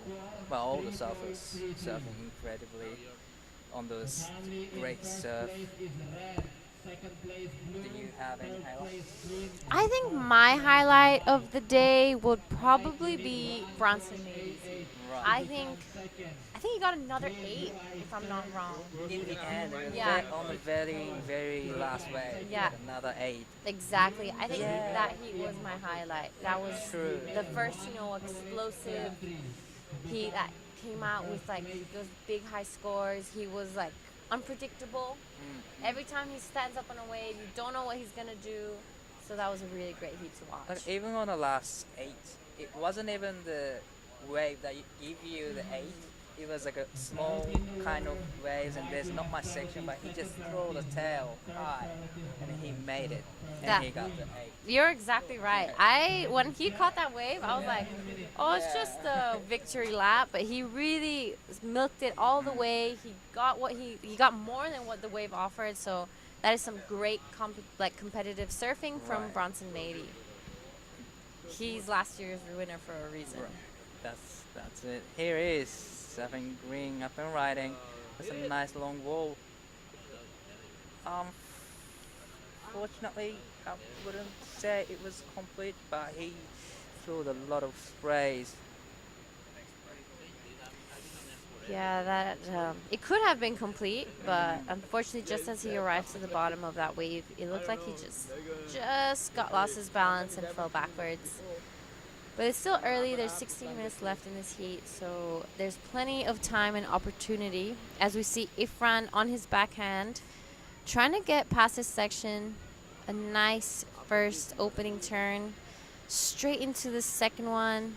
Oh, and he just falls. That was unfortunate for him, but I can tell how he can push the tail so much to throw the spray. That wasn't a good ride, but he's gonna be back. Yeah. Definitely. You can hear just outside our van all the Kandui and Mentawai Groms cheering him on.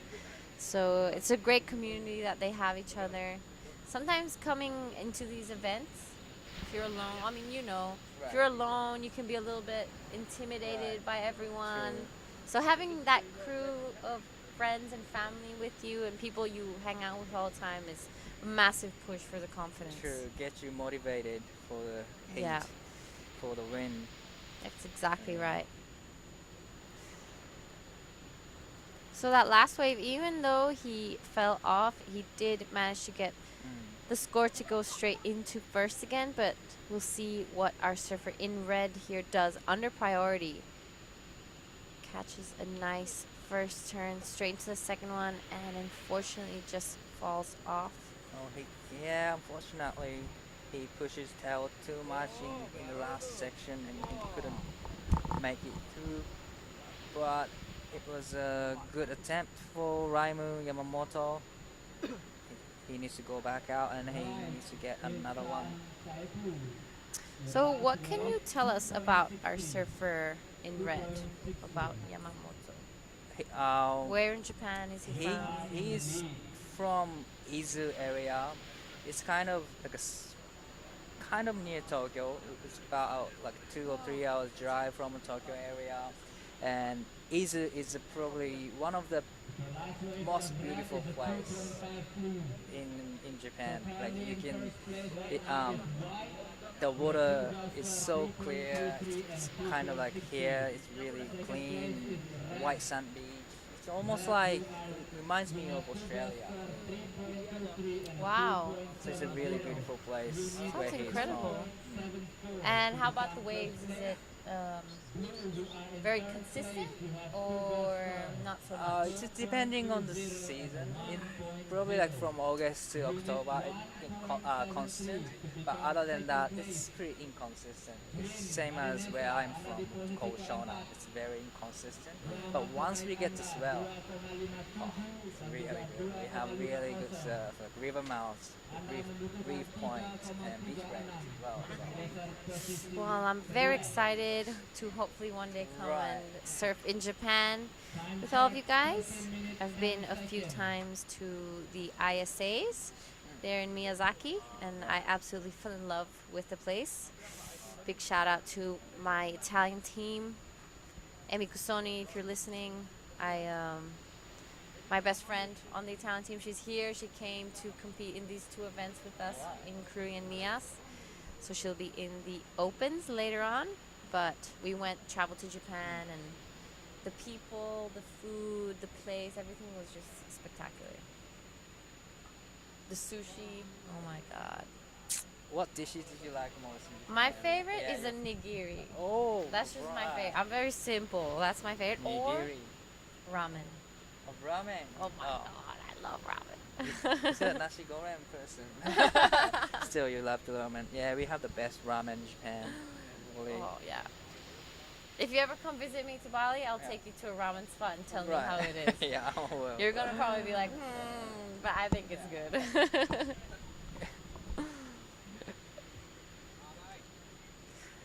So, we have a little quiet moment in this van.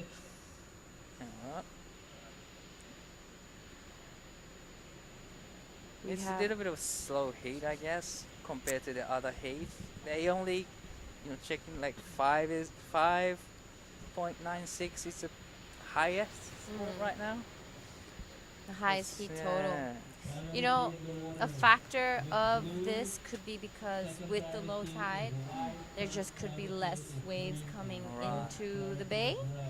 But hopefully, if we reach past the point of low tide and once it starts coming back in, we'll see an influx of waves come out again. So the lower the tide gets, I think the slower this could get. But hopefully I'm wrong. And that doesn't happen. With the massive swell that we're seeing now, it's going to be really hard. I don't know if you can tell, but I can tell that there's a white sprays out the far back, kind of near the edge of the island. Oh, yeah. That's how big the surf is. Yeah. Just to show you how much power and drive there are in that swell. And there we have it right on the screen. In first right now is Ifran Seipu, sitting with a 3.33 and a 2.63. He knows that the other surfers in this heat are extremely good surfers, so he knows that that's not going to be enough. He will be looking for an improvement. In second is Red, our surfer from Japan. Yamamoto with Ramu? Raimu. Oh, Raimu, sorry. Raimu Yamamoto with a 3.23 and a 2.70. So it's, if you look at the score lines, there is hardly a point difference between all of surfers. them, yeah. So it's anyone's heat still. So Hiroto's got a 4.2. That's the highest score of the heat. Yeah. And he only has, a 1 point for the backup. Only needs 1.7 to go into the second. So probably Raimu is not sitting as confidently. He needs another ride to secure the spot. But probably most of them need another good ride. There we have our surfer that is currently in second position, looking to throw away a 2.70. A beautiful floater to start things off, and he does a first turn. Unfortunately, just falls off at the end there. But I love the strategy though. There's not many options coming through. Here comes the surfing white. That was a great first turn. And hopefully there's going to be another section in the end. Can he make the last section? Here comes the finish. And he makes it, and you love it. Yep. I have a favorite in this team. Ifran, a beautiful wave ridden. I think that will probably be one of the highest scores of this heat. And right behind him, unfortunately, just falls off. It'd be interesting to see what happened there. Maybe his fins got stuck or wrong positioning at the bottom turn. But he will be paddling back out with 8 minutes, 25 seconds. So everyone knows in a heat, that is plenty of time. And honestly, things can change until the very last second of a heat. Totally right. So how did you like the last ride from Saipu? Oh, from Ifran Saipu. I loved it. I think he has such a solid base in his style. He watches a lot of Crosby Colapinto. So you can kind of see, you can see it there in his style. Right. I think that's his favorite surfer. When he does a wrapping cutback, I can tell he loves Yeah, and there came the last score, 3.87. So pushed his lead a little bit more, create a little bit more distance. So we'll see what happens in the next exchange. But hopefully that will build his confidence and, go a little bit bigger for that next wave. So here comes Raimu, another one again. That's a nice looking first off the top. Oh, I love the second one so much. And just trying to connecting to the inside section right now. He really wants to get the last section, and he did it. I love the second turn so much. It was a good turn. Yeah, that's definitely going to be looking like the best wave of the heat. Totally agree with that. Definitely it's going to be the best way for him. Yeah. Here comes the replay. Oh, love that first turn too, but this one, so vertical, so spot on. That was a great turn right there from Reimer. And also, he just connected to the inside, and he just did great turn in the last section as well. Yeah, that was a beautiful wave from our Japanese surfer in red, Raimu Yamamoto. That will definitely be pushing him straight into the lead. And as we say that, there we go, a 6.17. Best wave of this heat. And right behind him, our surfer in green, cashing in his priority, tries to big carve. Unfortunately, gets a little bit stuck on the way down. Another wrapping carve. He wants to stay close to the whitewash to get this vertical face and finish off this wave on a strong note. And there we go. He's milking this one all the way through. Oh. So he needed 4.63 to advance to second place. What are you thinking? Wave didn't offer too much for him. He did great on the wave though, but wave didn't stand up for him. So he needed to go vertical to get like a decent score. So I'm not sure about his getting 4.63, but he might better the scores for his best two scores. Yeah, I think he's definitely going to throw away that 2.5. He definitely gave everything he could on that last one. I agree with you on that. Maybe the wave didn't offer him so much to work with. And there we have it. His last one came in at 2.77. So he's chipping away at the scores. He only needs a 4.43 now. I'm sure he has the potential to do it. All he has to do now is just find the right way. Right. Here we see a set come through with no one on it. I like how Yamamoto was trying to be busy as much as he could and getting the rhythm so that he could get a 6-point ride within that rhythm. Yeah, but I think part of the strategy that he had was, he doesn't have any solid score yet. He kept it safer, on the safer side of the scale, but he got the job done. Yeah. I think now that he has that 617, we might see him push a little bit harder on his next one and get maybe some bigger scores. Now it's time for him to just sitting in the position, just waiting for the right ones to better the 3.57 to secure the first place. Yeah. Probably. And other hand, Saipu needs little more scores to secure the second spot because now currently Mori is sitting in the fourth position, but he only needs 3.0. Yeah. So for Saipu, he needs a better wave too. Yeah, we definitely know our surfer in blue can get the score he needs because he already has that 4.2. And under priority, our surfer in green, Madendesa, a beautiful first turn, unfortunately just flies off on the second one. Drops down from the sky practically. Hopefully he's okay. We're starting to see a little bit of reefs wanting to show here on the bottom of the screen, and we'll see some of that reef come out as the tide gets lower. Here is Raimu up and riding, trying to beat at the 3.57 here. This is a nice looking wave. That was a great turn right there. Oh, I love the curve right there. Can he make it round the section? And he did. Trying to get another turn in. Well, I love the first and second turn and love the second turn most, but he kind of little bit caught the rail, so that was unfortunate for him, but still I would probably better his last second score. Yeah, that will definitely be taking him out of the three. Here we have the replay. Nice first opening turn straight into the second one. Wraps it all the way around. Took it just slightly too far that he got kind of stuck in that whitewash. But some beautiful stylish surfing from our Japanese surfer.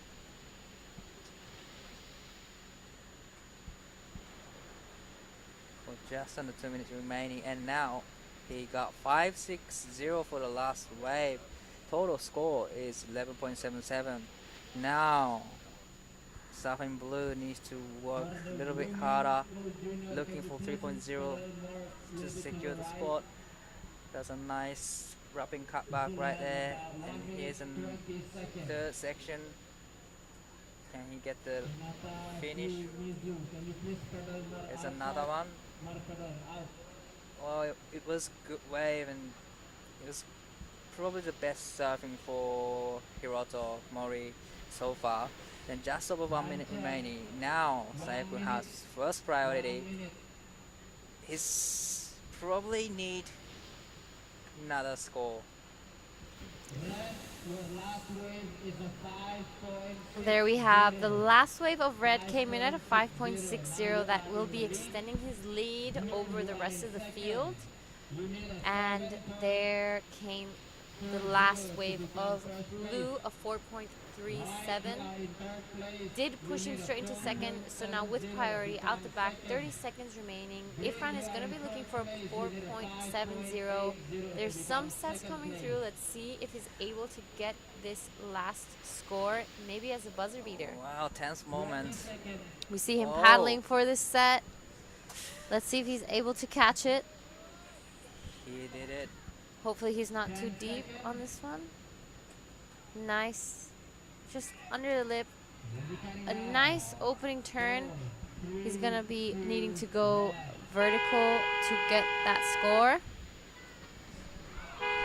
Unfortunately, just falls off. Wow, that was a great ride from the first to second.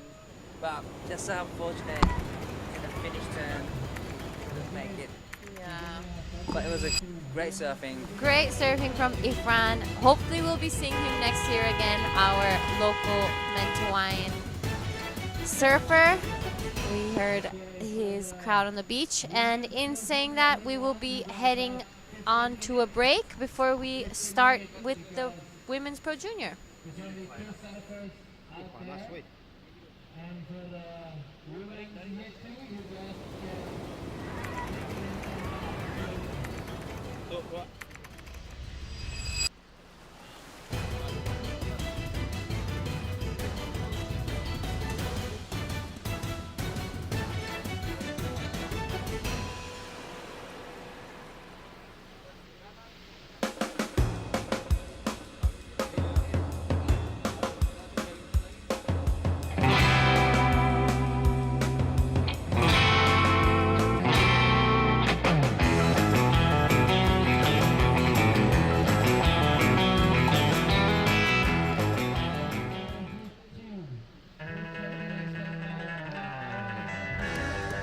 First, I want to thanks to everyone at home for supporting me, and I love you guys, and can't wait to see you guys soon.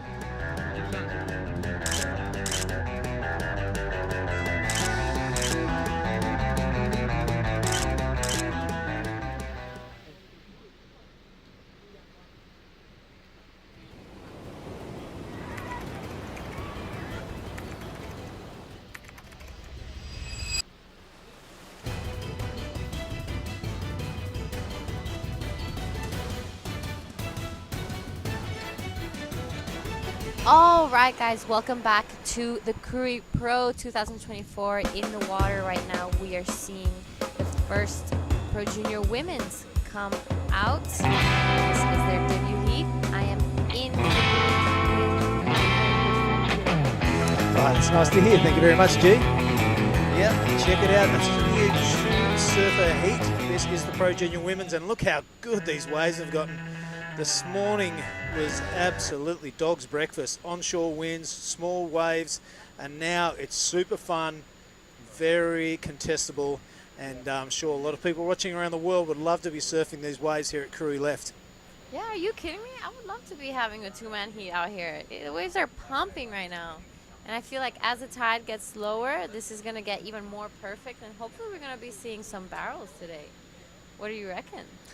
Oh, for sure. We almost saw one last heat. Someone had a bit of a take-off pig dog, didn't quite make it, but you would think as the afternoon progresses, we will see it, because we've got a heap of surfing to come. How good is this?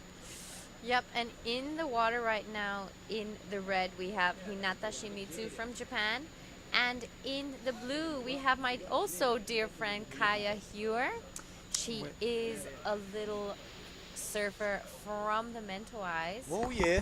And I've seen her improve so much throughout the years. I saw her when she was very small, and then until now. And it actually is her birthday today. Oh, if wow, I am come not on. wrong. All right, everyone from the Mentawai region, spend some time up there. Get behind your girl. She's got priority out there. It is Shimizu with a 4 opening this Heat 1 of the Pro Junior Women's. It's great to see all the young women out there giving it a crack. And I notice a big push from the Mentawais this year. Yep, they. I was just telling Dai that they have all come here in a big pack. So outside you see the Kandui grounds, and they brought over all their friends as well. And Kaya, as well, part of the gang. They all travel together. It's a massive pack, and it's great to see them act as a family. As we see our surfer in blue, Kaya, a nice opening turn straight into this second one. It's great to hear all the cheers outside as they surf these waves. Yeah, they're definitely a tight group, the Mentawais. One thing I've noticed that can really happen when you're from a region which is really rich in wave quality. You come to a contest like this and it's not much of a stretch, you know what I mean? It's kind of similar waves. The Mentawai is probably the best on the planet. But you go to a beach break like Kuta or Manly or somewhere where the waves aren't A-class, and you're brought up in that really high quality region, sometimes it can be a bit of a struggle. Yeah. So it'll be good to see the adjustments that people make, especially Team Mentawai. I know as far back as 2010 when Putrapulu from Lembongan, he had to move over to Kuta and live with Garut for a year before he could get that competitive game going. You know, the powerful waves of Lembongan, but he wasn't used to generating his own speed, generating his own turns, and you know, the wave kind of did the work for him. So he had to go there and do a bit of an apprenticeship on the not so powerful waves of Kuta Beach. Yep. And of course he went on to be the Pro Junior and the Open Junior Open champ in 1 year.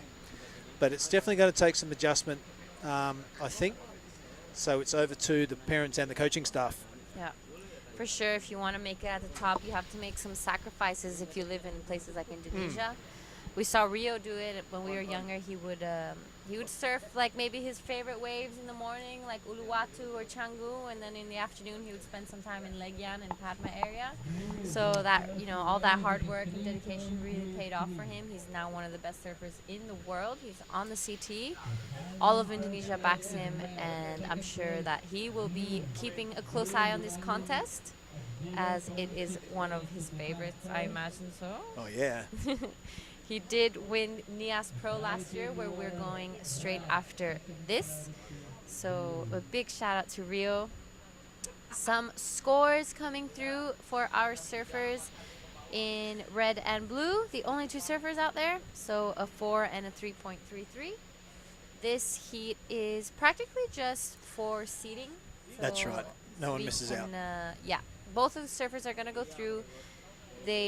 Whoever wins this heat will have the higher seeding, and it's just to place them on to the next round. That's right. So your eyes aren't playing trick on you. There's only 8 minutes and 20 seconds. We've cut this down to a 15-minute heat as no one gets knocked out. Shimizu from Japan holds priority. So having a look at this one. Backhand attack. The waves are a lot better quality now. It allows you to keep that high line and speed as you approach these turning sections of the wave. And there's a couple of handy ones straight away. This is wave number 2 for our Japanese surfer. It's looking pretty good. The inside delivering on this one. You think it's going to run out of puff about now. And there's a little bonus ping pong section on the back. So well done. Yeah, this is a great little opportunity for these girls because, you know, they can't lose. So they have their 15 minutes to kind of train and try the wave out, because since we were all originally supposed to be at Ujung Bochu, it's great that these girls get to test the waters out here before getting into an actual heat.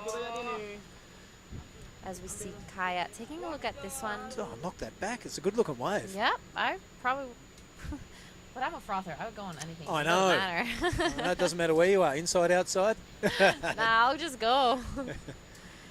But yeah. All right. Having a look at this one, maybe G. Here she goes. This guy Kaya handles taking off. that drop beautifully. Taking off on what we thought was a good-looking wave, but she was probably just stuck behind a little bit on it. If she was maybe half a meter in front, it would have been a pretty good score. But two-man heat doesn't really matter. Like we said, testing the waters. Testing the waters, yep.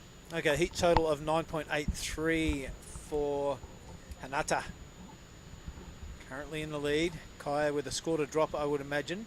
And we'll see where the cards lay after that. Big hello to everyone across the Asian region tuning in. I know a good friend of mine, Michael Sarong, is watching from Singapore. He loves to tune into all the ASC events and the Asian and Australasian co-sanctioned events. So good on you, Rocco. Hope you're enjoying the show, mate, and get all your friends around the broadcast to get amongst it. There we have the last score of red came in at a 5.83, and Kaya's last one, just a throwaway of a 0.90. So she's going to want to back that up and just have another feel of the wave. We're just about to reach, or close to reach, the 5-minute mark.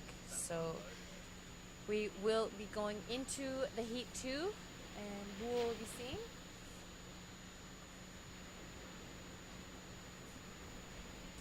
In Heat 2, we will be seeing Aura Zeflin, another one of the Kandui Groms. We will see Una Young Lee from the United States. We'll see Yitian Yi Wang from China and Yi Yao Wang from China as well. Wow, 2 Chinese surfers. Yeah. This is a another factor that's going to influence strongly in this contest in the years to come, I think, the Chinese surfers. Yep, for sure. We already have a Chinese surfer qualified for the Olympics this year. Right. So it's going to be a huge inspiration for all the Chinese surfers out there. And just to show them that, you know, with the hard work, you can get where you want to. Just takes time and dedication. It's going to be super interesting at Chopu, the Olympics. Not casting a shadow on anyone's surfing ability, but if you haven't surfed there before and you've done the bulk of your training on beach breaks or a wave pool, and then you're thrown into Chopu, it's going to be super interesting. I agree, actually. It's quite a common conversation between surfers, and everyone's pretty curious to see what's going to happen out there. Well, it's definitely got the world's attention, hasn't it? And that's what the surfing is all about. We're trying to attract a new audience. I mean, every surfer in the world will be watching that anyway out of curiosity. We want to attract people that maybe are football fans or gymnastic fans. I might tune into the surfing and check that out. So the dynamics of having it at Chopu is really going to pay off, I think.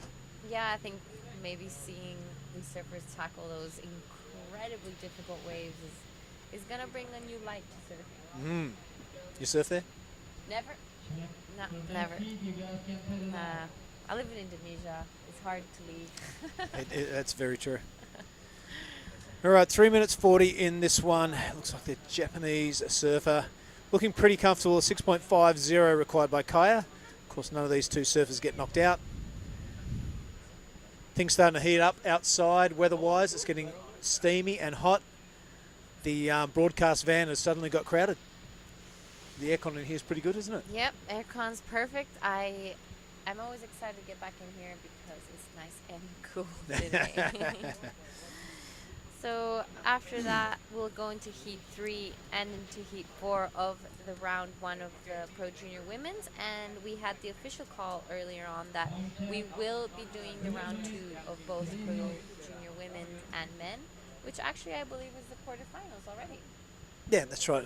Draw of 24 it would be. I think a good decision. You know, you kind of, I imagine that Ty Sarati would be sitting there saying, why wouldn't we proceed? Yep. You know, if there was enough factors saying why we wouldn't proceed, then he probably would call it a halt. But looking at these waves, I can't see one. Yep, I agree. And I think everyone had the same thought. You know, we have seen a massive improvement in the waves from this morning until now. It has cleaned up. The tide has gone lower. The wind has died down. The sun's out. So there is no excuses for not I mean, who would not want to compete in the conditions? Yeah, super fun. So we are currently in the province of Lampung, in the district of Pesisir Barat, in the town of Krui. And right now we have moved the contest to Pantai Labuan Jakung as we see our surfer in red, Hinata Shimizu, a beautiful looking wave, very calm style, very elegant in her surfing. I like that she is not rushing anything to get to this last section. You know, that's a really good way to describe the Japanese women's surfing as elegant. Is that what you said? Yep. Yep, very good, very descriptive, very apt. Don't really put a lot of feet out of place through their turn. So, yeah, really good description there by you, Giada. And I'll keep that in mind while I'm watching this over the next couple of events. Kaya, unfortunately, just falling off in that last turn. We're just reaching the last minute of this heat. So as we'd said, both surfers pass. They will be moving on to the quarterfinals of the Women's Pro Junior that we will have later on today. In Heat 4, we will be seeing a pretty international heat of Hinano Shimizu from Japan, Imari Hearn from Great Britain, Dia Dwi Lestari from Indonesia, and Neis Awalia Shaldira from Indonesia as well. So great heats coming up. Do not miss out on today's action as sun is shining and the waves are pumping. 20 seconds.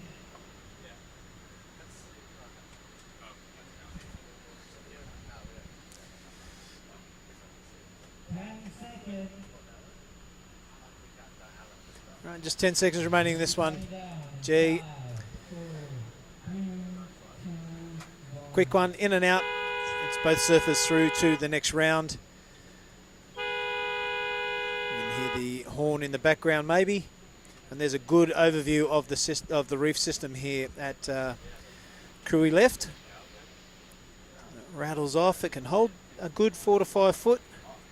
And you see way in the distance there, that is not the it's not the point that we surf, but you can see the amount of white water pouring through as the bay opens up. Right, Jada, I might let you go out and see if you can find Oni Onwa. Yeah. Can you send him in here, please? I'll trade in my favourite Italian surfer for my 5th favourite Indonesian surfer. Will do. Thanks for the call. You've been an absolute pleasure as usual.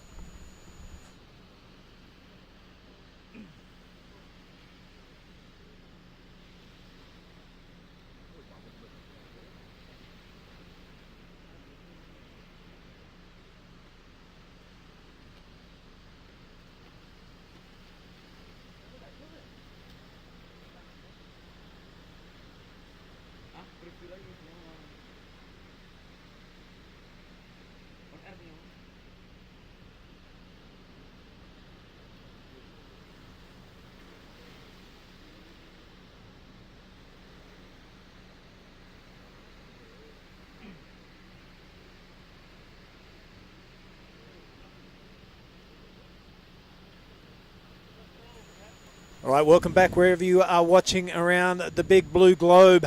This is heat number 2 in the Pro Junior Women's, round of 24. Gia Lagati has just stepped out of the booth, and stepping in is Oni Onwa. Mate, run us through the surfers in this heat, please. Hi, Billy. Okay, so in the water right now we have Aura Zaflin and Una Lee Young, and that's from USA. Yitian Wang is from China, is surfing against the fellow Chinese Yin Yang Wang. Wow, I hope I pronounced that right. Here we go. Sounded pretty good to me, mate. A couple of Chinese surfers. This is an exciting complexion to stick on the event. It's not often you get to call that out. So surfers from all over the Asian region coming here to Krui to check out the action and hopefully go home with the title of the Pro Junior Champion. We'll see how it folds out in front of us. But it looks like Wei Yang in the lead. There's 2 of them there. Yep, that's it. This is the a surfer from China. They're surfing against each other.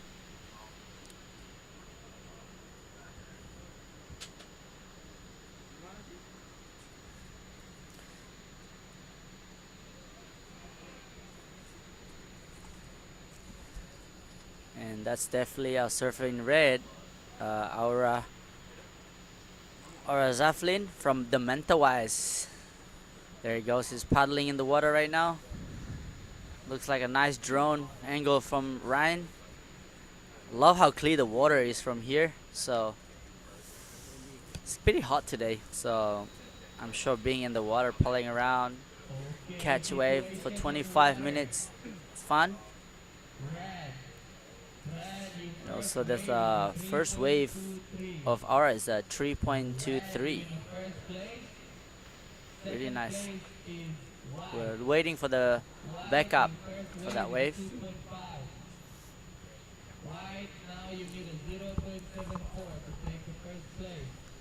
And we're back again on this view. So I see the mountain on the back. That's an island. It's an island. That's Pulang Pisang. Oh yeah, I've been there actually. It's so nice there. Yeah. I really loved it. So you got a boat there. It takes about 30 minutes, 20 minutes from just the boat from there. Priority in the water is on blue. Second priority is green. And Third priority it's is pretty white. slow start, but there's a score already on board for surface in red, white, and green. Waiting for the opening wave for blue, which you have a priority right now. So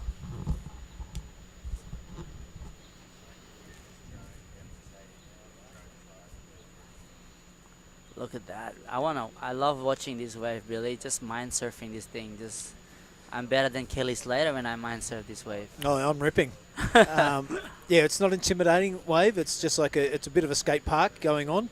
Having said that, at 4 foot, it does lead you out a little bit on that takeoff if you can mess it up easily. But yeah, it's a bit of a skate park for sure, and everyone watching around the world, I'm pretty sure they'd be thinking, I want my short board. I want to go and try and have a good wave. In the background there, someone mucking around on the reef that has no name and gets a quick 3-second barrel. Yeah, it looks fun out the back there. Maybe I go there after. Quick break. So, but that's just a good indication of this stretch of coastline. Yep. That doesn't even have a name, that reef, and someone's out there getting a little tube. As far as we can see to the north, far as we can see to the south, there's just coves and places like that. So the established waves around the place, sure, go check them out. But jump in a car, jump in a boat, jump on a motorbike, go exploring yourself, and then don't tell anyone. How exciting! Yeah, this is where Indonesia is still possible if you're willing to forego the luxuries. Yeah, that's the fun part about being here, Krui. Just not just one place to go surf. There's so many waves around here that keeps you busy, you know. So there's a Krui left, and there's right over there, just around the corner from where we're looking out right now, more on toward the right. But yeah, so as you can see there right now, there's a Krui left, and on the other side, yeah, there is a Krui right. There's so many swell coming. You can see the whitewash on the back there, Billy. That's where all the big swell hitting Ujung Bocor, where are officially placed to compete. Yep, that's it. Another headland around. You're right. The other side of that is Mandiri Beach stretch. Yeah. That was absolutely pouring through this morning. I imagine it'll be about 6 foot beaches right now. Yeah. Almost impossible to paddle out through. But it's a beautiful stretch of beach. Miles and miles of peaks and lefts and rights. And then you get into the reef system of Ujung Bocor. Yeah. All right, here goes Young Lee. In and out real quick.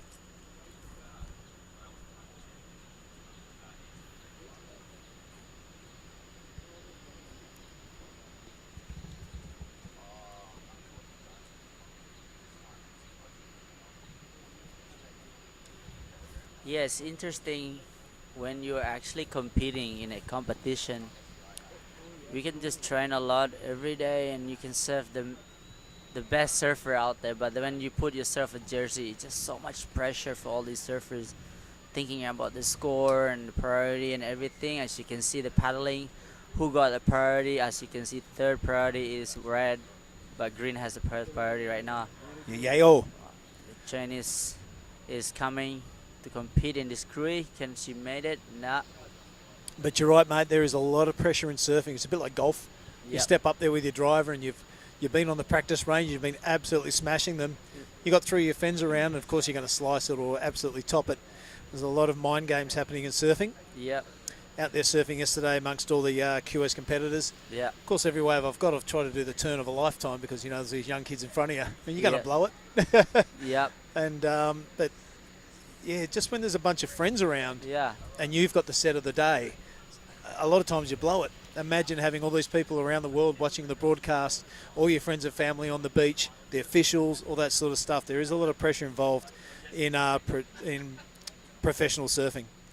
Exactly, that's part of the game, you know. It's not about just being able to just surf and destroy the wave, but actually you got to learn how to control your pressure. And as you can see the red is up and riding. Really nice turn here. Very smooth surfing, especially in this angle. This is one of the Mentawai girl, Aura. Aurora Zeflin. Yep. All right, I like that style.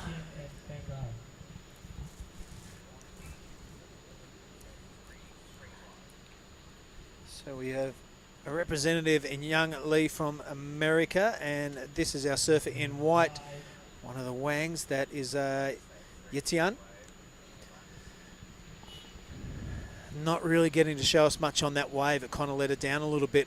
So we pan out the back and the waves continue to pour through.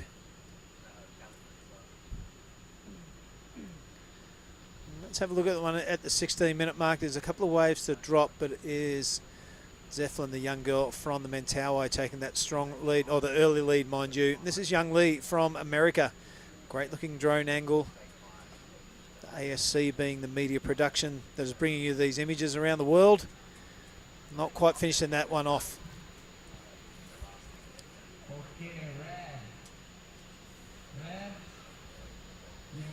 Yeah, I mean, like, she's been surfing Lakey Peak, Una Young Lee. Yep. So I think she's been training there, but she thinks she got cut in her head. So she's probably having a few weeks break from this toward this event.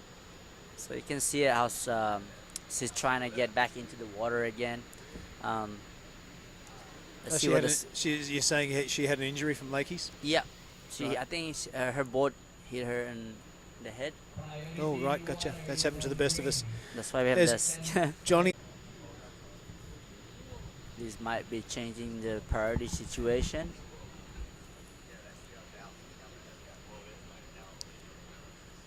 Yeah, it's good to have Johnny Dicker on board this year. Long-time expat through Indo. Has a lot of experience around the place, worked at a lot of different outlets. And it's good to have the safety of our competitors and athletes foremost in our mind. Yeah, it's important to have that safety, you know, coming all over here. There's because so many surfers all over Asia and Australia. We need that. Yep. The medical and rescue. Having a jet ski around, especially when it's really big, you need those jet skis.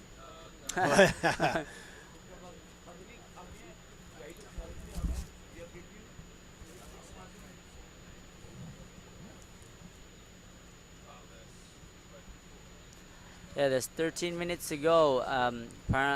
Currently, red in first place with a priority, and second is white. Need 3.84 take the lead. So we're second and third and fourth. Our surfer from China and the USA. Still plenty of time, Billy. So. Still plenty of time, mate, and those requirements are not big at all. Of course, that wave we're talking about, a 4.27 from our surfer in green, which is Yayao Wang from China. So, yeah, that was impressive. Scratching up towards the 5 mark, you know, the 4.27's going to be a handy one in the scheme of this heat. Should be looking for a backup or to even make the 4.27 her backup. Still got 12 minutes and 20 remaining in that, but the requirements for the other Chinese compatriot, 3.84, and it is the young Zeflin lass looking to better a 3.23 at this stage. Yeah, I love how all the Chinese are working so hard to come here. You know, like they're hiring like a good coach. They are here with the coach. So, you know, Dede Suryana, one of our Indonesian predator who used to compete a lot, and he's coaching all the Chinese. Saw Pep and Hendrick out there this morning, Pep and also on the Hendrick, coaching yep. hat. And Here here she we goes go. now, yeah. Yeah, is really good surfing. You know, like improving a lot. Good for people from China to come here and represent China. That's Yi Yang Wang in green. She's currently in third place, looking to take down her fellow friend Yi Tao Wang. Sorry for my pronunciation. So here we go. Here goes the American now. On her backhand, screaming down the line. It's the third section she's got to throw a turn into. Good looking wave. A little bit out on the shoulder. The judges aren't too impressed by that. Love to see her right near the breaking part of the wave where it's super dangerous. We'll see where that wave falls.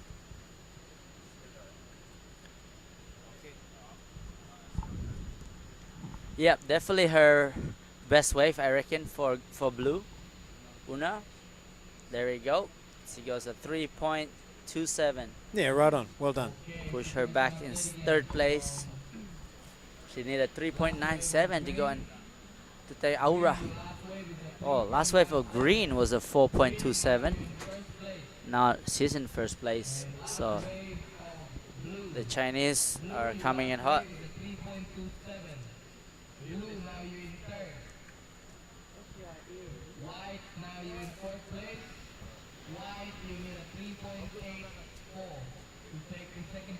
Yeah, so it's gonna be up and down from the situation currently right now, because they all just require 3 point, just under 4 point, right? So here goes some sets coming.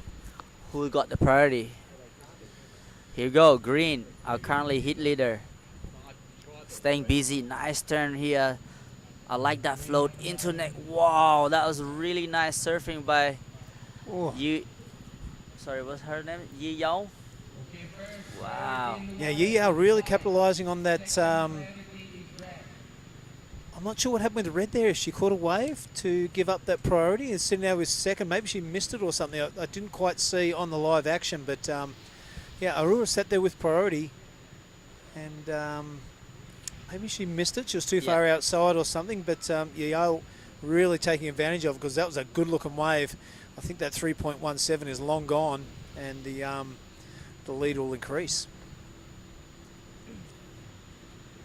Yeah, that's pretty tricky with the priority situation. Once you paddle and you put your head down, automatically the priority judge is gonna change that. It's pretty. So you gotta watch out when you're paddling for a wave. You just gotta make sure, especially on a point break like this, and you have the priority. You gotta. Yeah, once you commit. Yeah. Once you commit, they'll take that priority for you. I didn't quite see what happened there in the live action. But, you know, usually when you kick, that's a good indicator. Or you put your head down and having a good old crack at it. Yep. So I didn't quite see what happened with Aurora there. But one thing's for sure, she lost that first priority. Gets it back now. So Aurora Zeflin, 7.60 is now that requirement, because look at that score from green, a 7.33 on Ionwa. Wow. Amazing surfer for the green. Was it Yin Yao? Yeah, Yin Yao. Yin Yao Wang. You gotta remember that name, because this is really putting a good score into the board. So putting red, blue, and white. As again, red need a 7.6 to go in first place. Yeah, that's right. Now she's got to fend off Young Lee and the other Wang in Yitayan. So it will be the girl from the Mentawais trying to hold on to that second position, or get the wave of the heat with a 7.60. Yep. Cena Surfing just needs that heat. There's all the next heat preparing, doing their meditation, and trying to control their mind, because they'll be thinking, oh, is the board ready? There's a lot of going on before you paddle out in this moment for all the athletes. And then, as you can see, blue watching red, competitive mindset is starting. Must be the Japanese surfer. And then who we got here in red? in red. I can't really read that in that light of the van, so I'm going to hand it over to your young eyes. Yeah, so good. We got, Renon Matsumara, Rika Soji, and Camille. Wow, that's a hard one. And Wu Yamei from China. Wow, it's really good hit actually, this one. You can see all the fishing boats there. The beaches are absolutely lined with those things. And when it's a fishing day, it's a big convoy and a big fleet of boats going out there.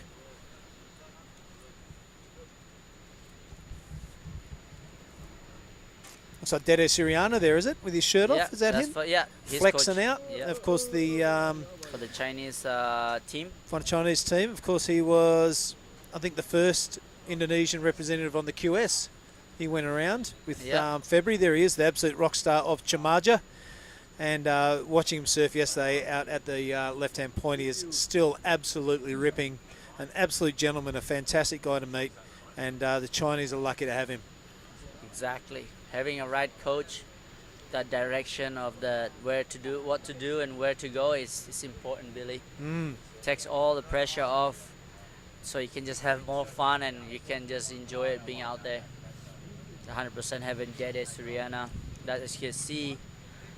Green. It's one of Dede's student in the water right now, currently in first place. Yin Yang Wang with a 7.33. Comfortably on the first place right now and holding priority. How good is that feeling, Billy? Yeah, 5 minutes 25 to go. That is where you want to be for sure. So at this stage, mate, it's probably all eyes on red. Zeflin. She's looking for a 7.60, but more importantly, she's looking to fend off white and blue. Things just got made a little bit easier for her because this is our heat leader, and that has handed first priority over to Aurora. Well, she's really replacing that. She's pushing her back feet into this bucket, and the judges really like it. So let's see if that she can replace her 4.27. But judge can be critical with it nowadays. You have to finish the wave, so it's important to finish the wave, but we'll see. Yeah, they are putting a lot of emphasis on finishing the waves, the judging panel. You're absolutely correct there, Oni.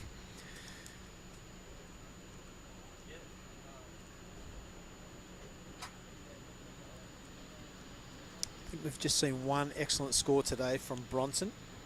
He got that flat 8, an 8.00, and there were a couple of really big turns out the back and then capitalised on the inside, probably about 4 or 5 turns on the inside as well. But each turn had a lot of intent and a lot of delivery about it.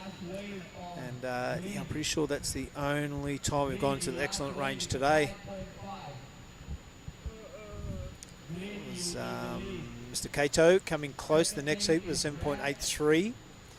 But looks like Bronson is the only one to bust into that excellent range. Have a look at this now. Improving her situation with a 5.50 is Yayo. And that has made the requirement a massive 8.83 for Aurora Zeflin, who must have got a wave because she's not sitting in her first priority anymore. Yeah, I mean, she paddled a lot of those insider one, but I don't know, surprisingly not losing her priority. So the judges the priority judges must be not seeing that as taking away her priority, second priority, so it's good. As you can see, Una Young Lee, first priority, she only needed 3.97, so I want to see what's going to come in 3 minutes to go, Billy. So yeah, mate, actually, young Zeflin did have had first priority there for a little while, so I'm not sure what happened in that last exchange, whether she paddled really hard for another wave, but that's 2 in a row that she has kind of coughed up first priority, so maybe a bit of a tactical error there. Let's hopefully she gets through this heat and the judges and parents can get down there and just go through what has transpired through this heat, and that's how you learn, that's how you get better. Here is the next heat paddling out. This will be an absolute belter. yeah, look at that face. They're all like taking it. Let's go. This is all the mind game starting from this point, Billy, where it's too much going on, and take a big breath and that first duck dive. So much release until they catch their first wave. Yeah. Yeah.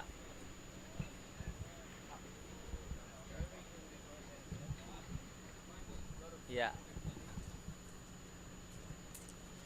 1 minute, I mean 2 minutes to go. First place right now, green. Red. Red is not really in a comfortable position. Red is not in a comfortable position. I've got to agree with you, Oni. She had a couple of chances to sit there with first priority. Didn't pull the trigger and go on the sets, and slipped down to second priority again. So the gate is definitely still open for white and blue. Young Lee sitting out there. 397 is not a massive requirement. She does hold first priority, is Young Lee. So Aurora Zeflin not safe in anyone's books. There is only 1 minute and 15 remaining. This is going to work in her favour. Yeah, I mean, Red is saying, come on, minute times run out ASAP. Whereas like blue and white just like, hold up 1 second. Yeah, give me another minute. Chance. Give me another minute Yeah, and I'll take the seat out. Yeah. Yeah, some people asking for time to fly by and some people asking for time to stand still. Yeah, and that's a But I scary tell you part. what, it's And been a entertaining heat, Oni, and I've been impressed with Yayo in green, Yayo Wang. look at this wave coming through, Billy. Looks like Ooh. Una is using her priority. Whoa, what's she gonna do? Young Lee on her Is she gonna backhand. use- Yeah, finds the pocket on that. A pretty good looking drone angle. Makes every turn look really good. Yeah. And then when you look from the front angle, maybe you can get a better perspective. But with less than a minute to go, it's exactly the right thing to do, is take that wave and give it a good old crack. 15 seconds remaining, Oni. I reckon that might be the results are going to stand, how the results are going to stand. Yeah, we have to wait what the judges say about this. Oh, well. There you go. As you can hear, the horn just went off, and stand by. And now I'm on air and I was moving.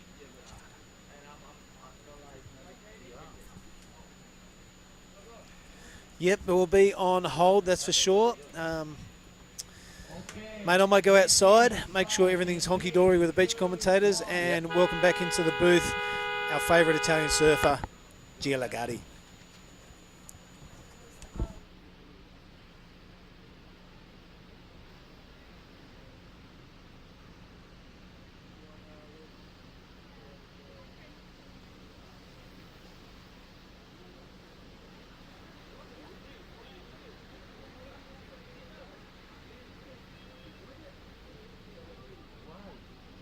Good, yeah?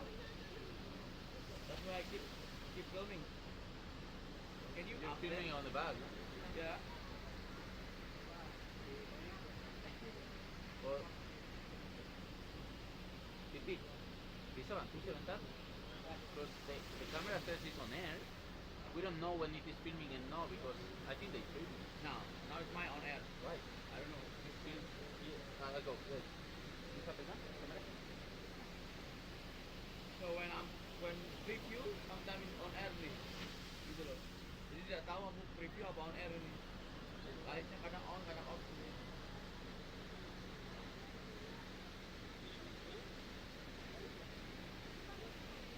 Sekarang nggak apa-apa, lah on air ya.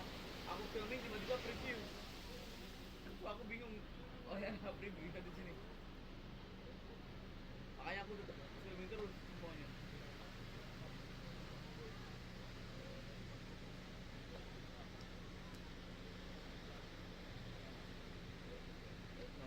For the last heat, congrats to woman in green and woman in red.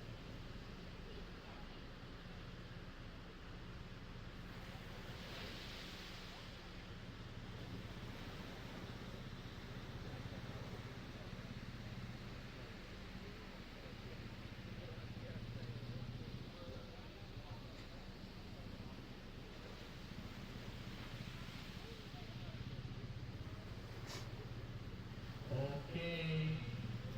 First wave of green. Green, your first wave is a 5.0. Green, you are in first place.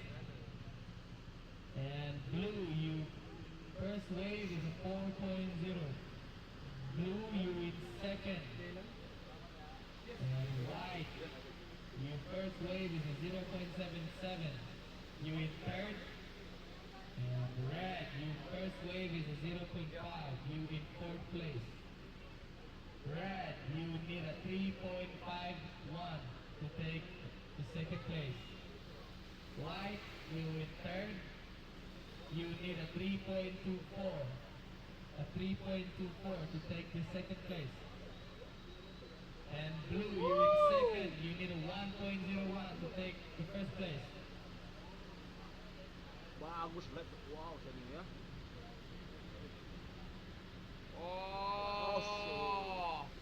Oh my god.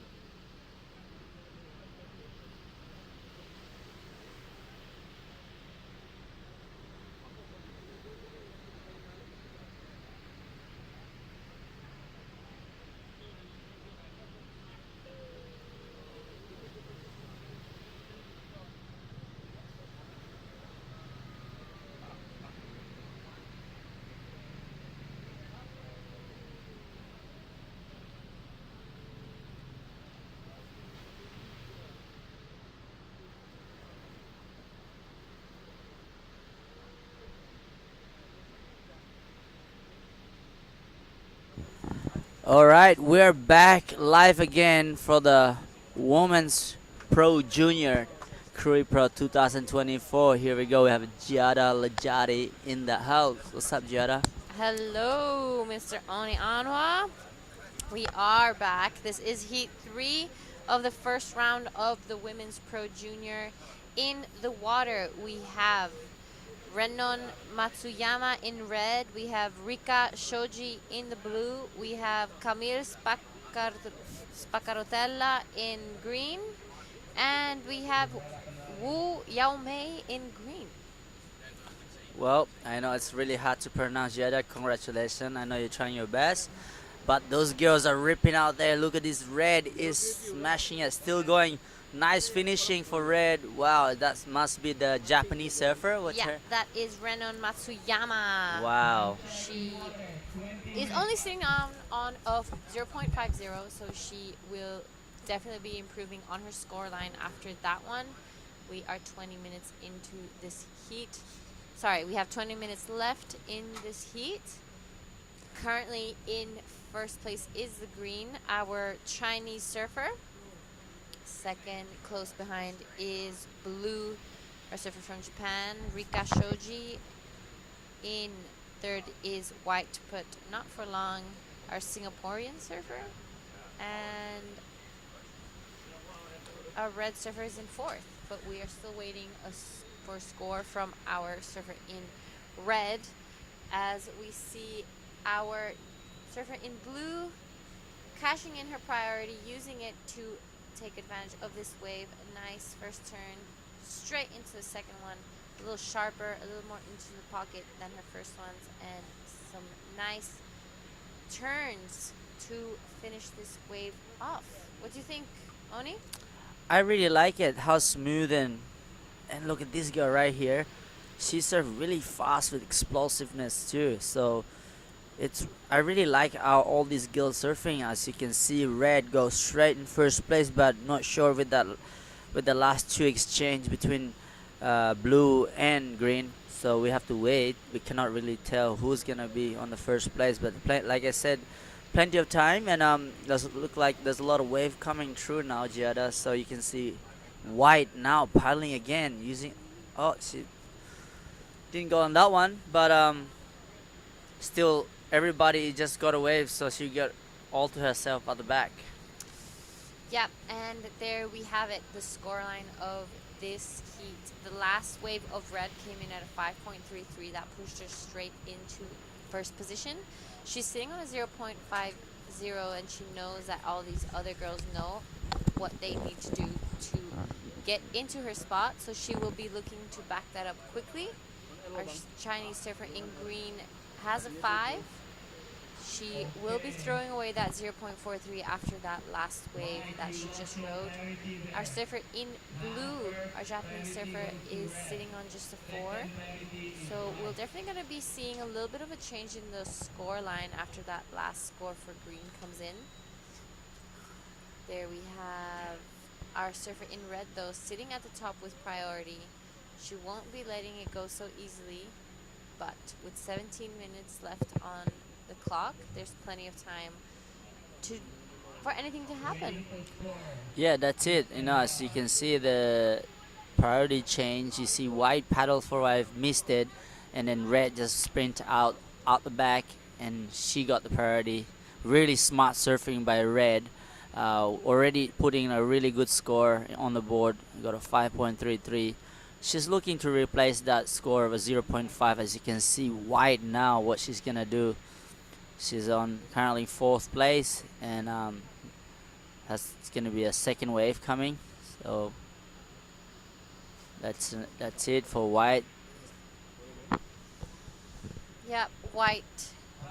Only one wave, 0.77. That's definitely going to be better than that. She did 2 nice turns.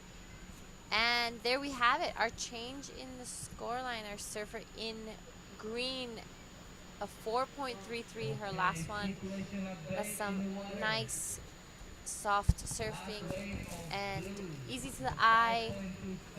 Unfortunately, she did fall off on that last turn, so maybe it could have been a bigger score. Closely behind is our surfer in blue, Rika Shoji from Japan, only looking for a 4.06 to take the lead. We know she can do it. She has a 5.27, so it's just a matter of picking out the right waves. Our surfer in red looking to replace a 0.50. That's it. It's a matter of the wave selection. You're right, Giada. Because there's a lot of wave coming. It's getting cleaner too. So as you can see, from before comparing to now, it's so much better, cleaner. That all the surfers get the opportunity to show their surfing. So as you can see that wave. I can't mind surfing that thing. I could just surf it better than Kelly maybe, but being out there with that pressure and then having to put yourself in that heat, it's just a whole different game level. So you can see who's paddling for this one. Green, she's in second priority, using it now. Very sharp. It's so fast. You can see the bottom turn. Look at that lot of spray coming out of that thing. Wow. Okay, so she's definitely replacing that 4.33. I think, yep, that was a Chinese surfer, Wu Yao Mai. That's exactly right. And she caught that with second priority. So would this be a priority mistake from our surfer in red by letting that one go? I think that red has that 5.33, and she's trying to get better of that 5.33. She knows she can get a 0.5 replaced in any way, but I think she's really being too selective out there right now, which is not a bad tactic to do, because now she's just sitting there. They have 14 minutes to go, so it's a good start. It's a good way to do it. It is, but also our surfer in green got a 6 on that last one. So yep. I guess it all depends on how you look at it. Yep. But that was a beautiful wave from our Chinese surfer Wu Yaomen, sorry. Nice style, smooth, and no mistakes done. So that was some good surfing. She has extended her lead, creating a larger requirement for the surfer in blue to take that first position. Red, as you said, only sitting on a 5.33 and a 0.5, looking for a tiny score of a 3.94 to take into an advancing position. She has the second highest wave of this heat. So we know she has the talent to do it. We know she can do it. She just has to find the right wave and make sure that nerves don't get to her when she stands up on it. Exactly, Giada. It's all about that controlling your nerve, and obviously red is knowing that she is under calm situation right now and having that belief in herself that she can get the wave. And yeah, it's all about that mind game and how you control your pressure And when the wave comes, it's all about placing your turn at the right time, and that's all these surfers are capable of doing that. To do that, so yeah, you can see red is in first priority, second is blue. So yeah, so we have like 12 minutes to go. So red looking for 3.9 to take second place, and surfers in blue looking for 5.74. Still plenty of time. And how's that guy still surfing by himself at the back there, Giada? Would you go out there later? I'm not sure. Hey, I might go for a few out the front. It's looking pretty good out there. But we are going down into a low tide, so we will see this wave maybe get a little bit more hollow as it does. Yeah. Hopefully we'll see some barrels. This wave is very similar to a wave we have in Bali called Bingin. Yeah. Don't you feel that type of Yeah, I remember you got a good barrel last year here. Was that you? No, that definitely was not me. Sure? Yeah, I I'm think sure. it was you. Oh, look at the back there, Giada. Look at that, whitewashed. My goodness. That's a good 8-foot set. Yeah, you can really see the swell all around us, like even just above, in front of us when we have the front angle, you can see massive whitewash just like smashing onto the shore. So it's some serious stuff out there. Incredible job from the ASC and the WSL to move the contest to Krui left today.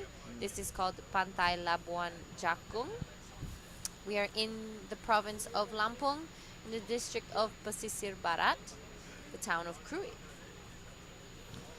Thank you for having us. This is an amazing place. So many fun waves. Fresh everything. You go surf, eat good food. The local style, more or less, not as crazy as Bali. No, definitely not. Not much traffic. No traffic, just lots of trucks and crazy driving. Yep, that's in Indo. I don't know if it's because I'm not used to driving fast anymore in Bali because of all the traffic, but I feel like people drive super fast here. I think it's pretty crazy how to drive here. Here we go. White.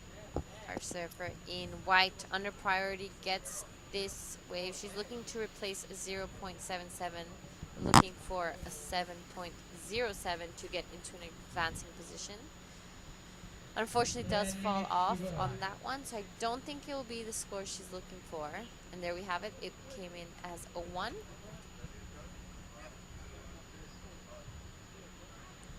Wow, look at that. All the fishermen's, what's it called, the boats to go fishing. I love how there's a lot of coconut trees around here. It looks way more beautiful, and the white sand. There's a lot of fishermen around here living. That's how they make a living here. So catch fish and go. There's a town you can just go in the markets and find a local style, you know. So. And there we have it. That is our priority and Rashi stand, and right next to that is the judges area. You can see all blocked out by the strings, and you see that bus right behind the priority stand. That's exactly where we're sitting at right now here in Krui left. An incredible day out here, all the crew working super hard. So we're very excited to be here. Again, great call from everyone here to move the contest to Krui left.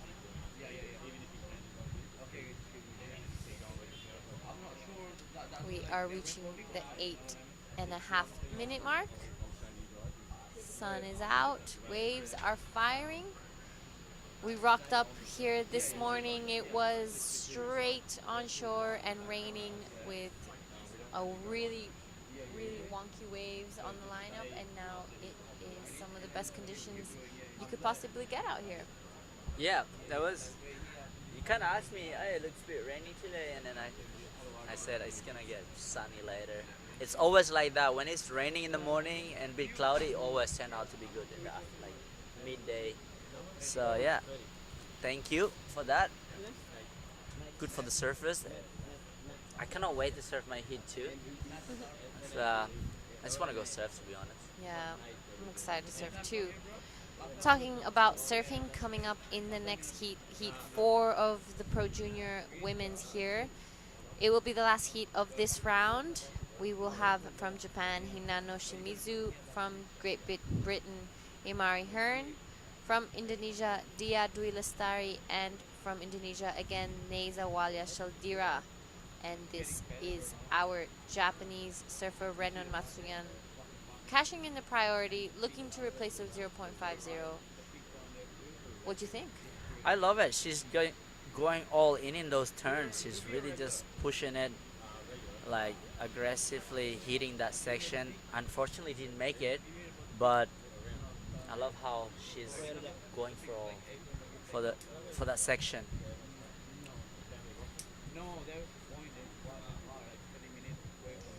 But the judges like to see it. You know, it's important to finish your wave, and there we have it. It came in. Her last wave came in at a 2.60. So under what she was looking for. She's gonna paddle back out without priority, and this is our surfer in white. A nice opening turn straight into the second one. Stays close to the whitewash to maintain that speed. Really nicely done from our surfer in white. She taps that one finished. Wanting to get rid of that one. Here we have in the lineup Red taking a look at this wave. She has third priority, so we'll see that she doesn't seem convinced by it. She did wait a long time with priority prior to that last wave, so she will be itching to catch another one before time's up. We're about to reach the 5-minute mark, and right after this we will be heading straight into the Pro Junior Men. Yep, I think that's also the great thing. Well, you see Blue as holding priority now. She's been waiting for a while now for her wave, so she has a 5.27 and a 4, and you know, you can see that all these Japanese surfers are playing really smart, but I don't know if like waiting out here is really good technique, Yada.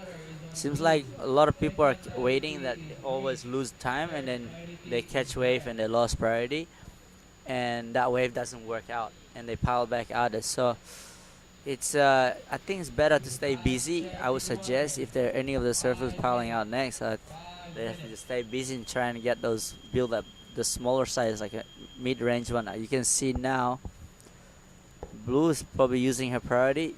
No, she's being really selective, so and that wave didn't fold into place. As you see, Green is comfortably in front. Red have priority, looking for a 5.74 and surfing Red. So Blue is not comfortable. I wouldn't say so, because a 3.94 for Red is possible, and having that 4 minutes left, it's pretty exciting to see, you know, what's gonna happen in the next few minutes, because Red and Blue are both from Japan, and those guys are training hard and they all surf good. And yeah, so I don't know. Let's see what the Blue will do for her. Will she use a priority wisely? As you can see, White again up and riding.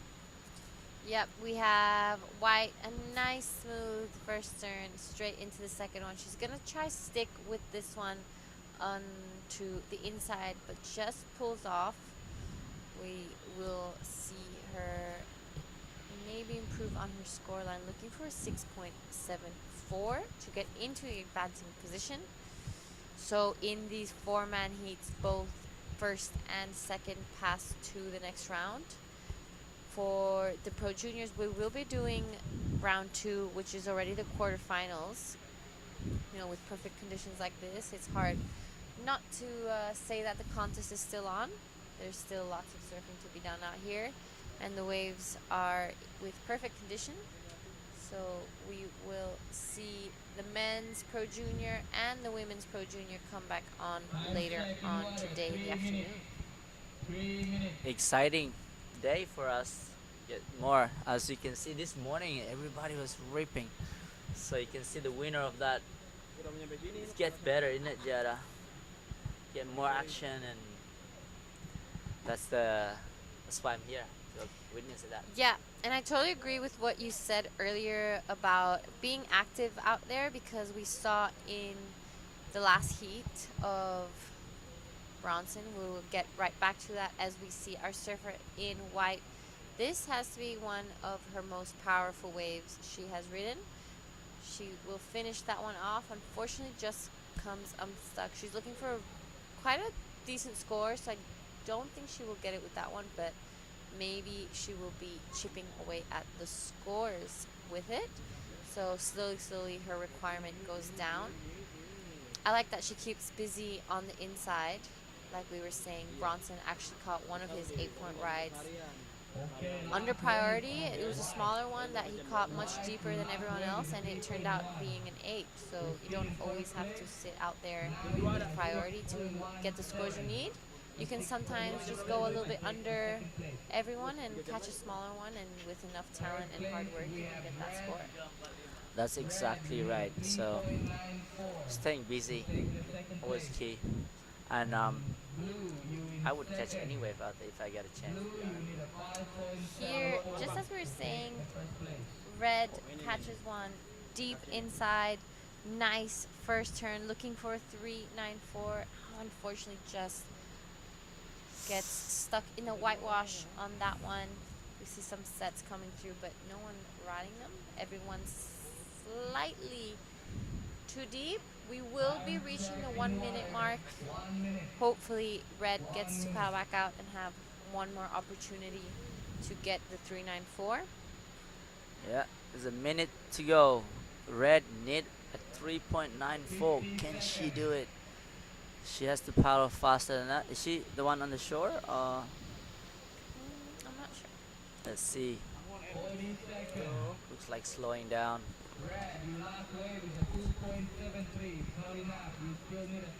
So there we have it. We have Red has made it out the back again, as we see the priority number come up next to her name. She has 25 seconds left to catch this wave she's looking for. If I was blue, I would be sitting very closely to the surfer in red. I feel like already the fact that Red was able to catch that last one was maybe a little bit of a priority mistake from blue. But yeah, we will see how it turns out. Here we go.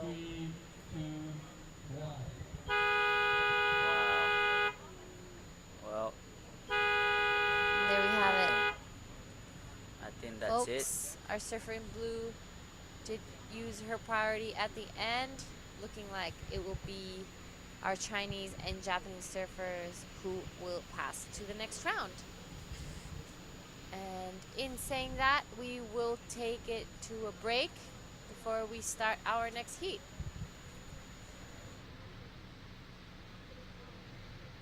Blue, your last wave is a 3.3. You're still in second. Next heat. First, I want to thanks to everyone at home for supporting me, and I love you guys, and can't wait to see you guys soon.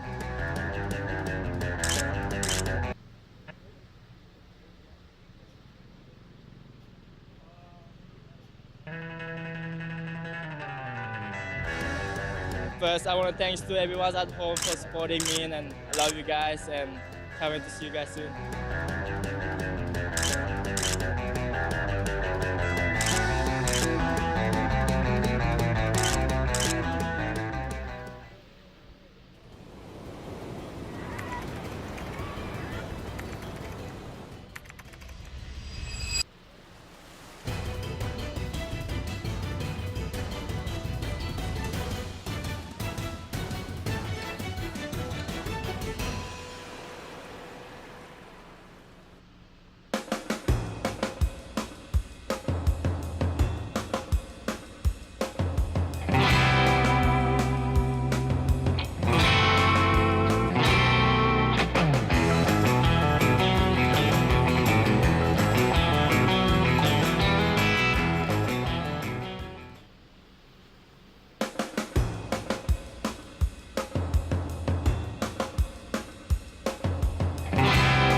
Righto, everybody. G'day and welcome back here to Krui Town. We are watching the back end now of the junior women's, actually. Stick 4.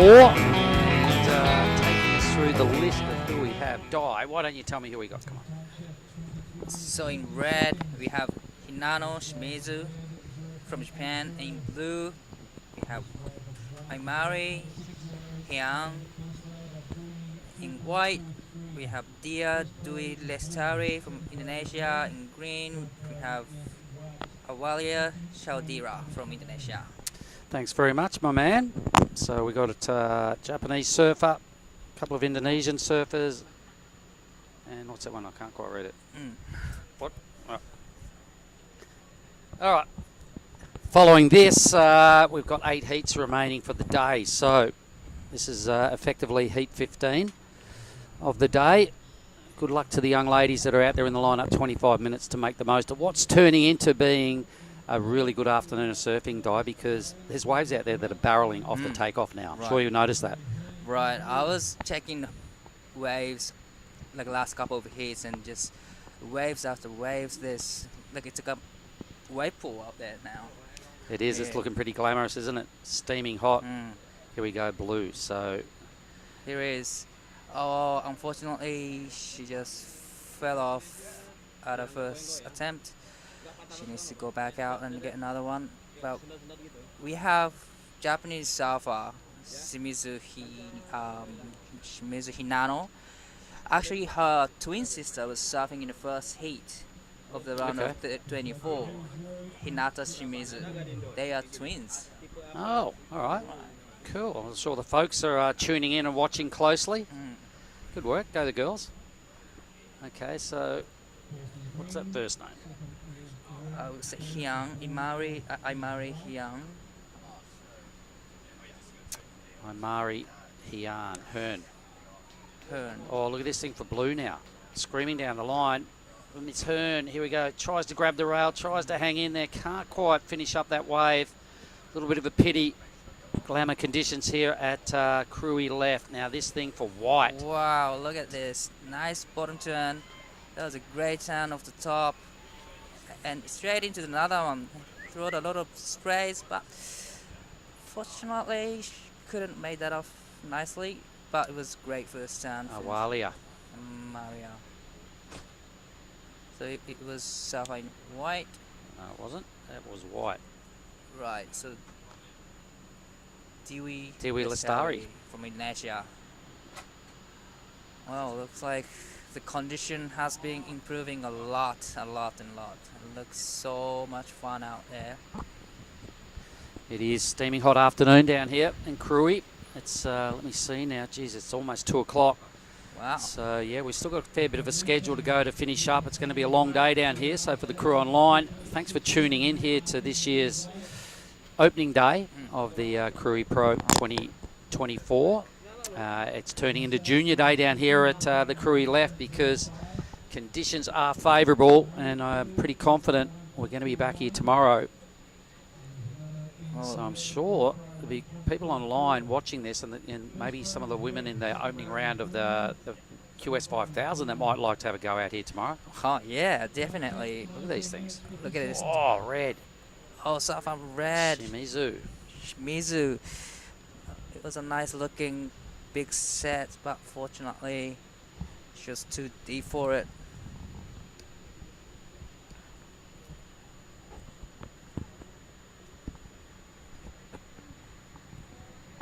So Hinano was in the ISA World Junior last month. Shimizu, you're talking about? Yeah. Okay, all right. And she was in the ISA World Junior last month. So she was selected for the Japanese representative. And she's been like getting a good result in the Japanese pro surfing circuit too last year. And the other twin sister too. So they both surfing really great. And the conditions are there, the waves are there. At times it looks a little flat like right now, but when they come through, geez, there's 3 or 4 good waves every set. So as long as you don't push too deep, right off the takeoff, it's looking like quite a good barrel opportunity and some steep sections as well. This heat, to me, looking where they're positioned right now, starting to get a little deep on the scene. But speaking of scenes, this is us, ladies and gentlemen. That's us right underneath the big green foliage on the shoreline. That's what we're talking about, this tidy little fishing village in Krui Town. That's their canoes. They head out every day. They're all out there this morning having a crack at it. Beautiful scenery. Oh, I love to see the drone angle every time they put it on. Oh man, the drone angle is so good. And maybe what Rhino's going to do, hopefully, is fly down and fly right in front of our working area along the beach and give us a real close look at what's going on under the trees, because that's where we're parked up. You can see the tide starting to get pretty low. This morning it was washing right up past these boats. And here we go. Right on cue. Ryan's going to take us past the scene of where we're all set up here today. We're deep. We're right in amongst all this foliage. You can see that very first tent there is where the ASC media crew are based, our beach commentators. There's our priority system. Right next to them are all the judges. There's the dignitaries were sitting right next to them a little bit earlier under that tree. Lots of little groups and posses all camped in the shade. It's a great shaded area. Everyone's got a really good view of the lineup. So this is our scene here today, everybody. I don't know what your workplace looks like today, wherever you are around the world. But Di, we've got a pretty good workplace, haven't we? We are. Look at this nice little workplace. Yep. And this is amazing that we all set it up today and last night. It was, just they worked very, very. Just ad-libbed it, just pulled it together overnight, and down we came this morning. Took a fair effort to get to this point. So for all the crew that are watching and tuning in today, look, I hope you can appreciate the effort we've gone to be here and do this. We will have back to our regular setup maybe after tomorrow. But let's just watch Red drop into this clean green wave. It's just beating her for speed though, Shimizu. Oh, here comes a set, another one. Blue goes down hard. Seems like everyone's just sitting in a little bit too much, like inside sections. Yep, hassling each other a little bit too much. But this is the other side of our work scene now, where all the canoes are lined up. The working canoes, most of them were out there this morning. You can see the beach road right behind that. Green now. It's got a bit of a froth monster here, but if she can hang in there and get to some open face, the wave doesn't pan out well for green. So no big scores as yet.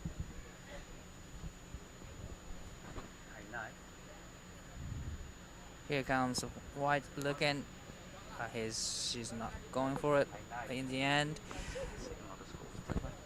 This is a nice looking wave for Christopher Green. There's a nice off the top and straight into the second and trying to hang on and waiting for the section coming up, and she finishes off, but unfortunately she couldn't make it. Well, in a low scoring heat, that was worth doing. Yep. She flicked off that other wave, remember, and pretty much turned around and caught the very next wave. That was a good move. I mean, that was a good strategy. In a low scoring heat, that was a kind of a smart thing to do. Yeah, 3.23. There we go. That's the way to start heat actually. So just under 15 minutes. Oh my Not goodness. much going on.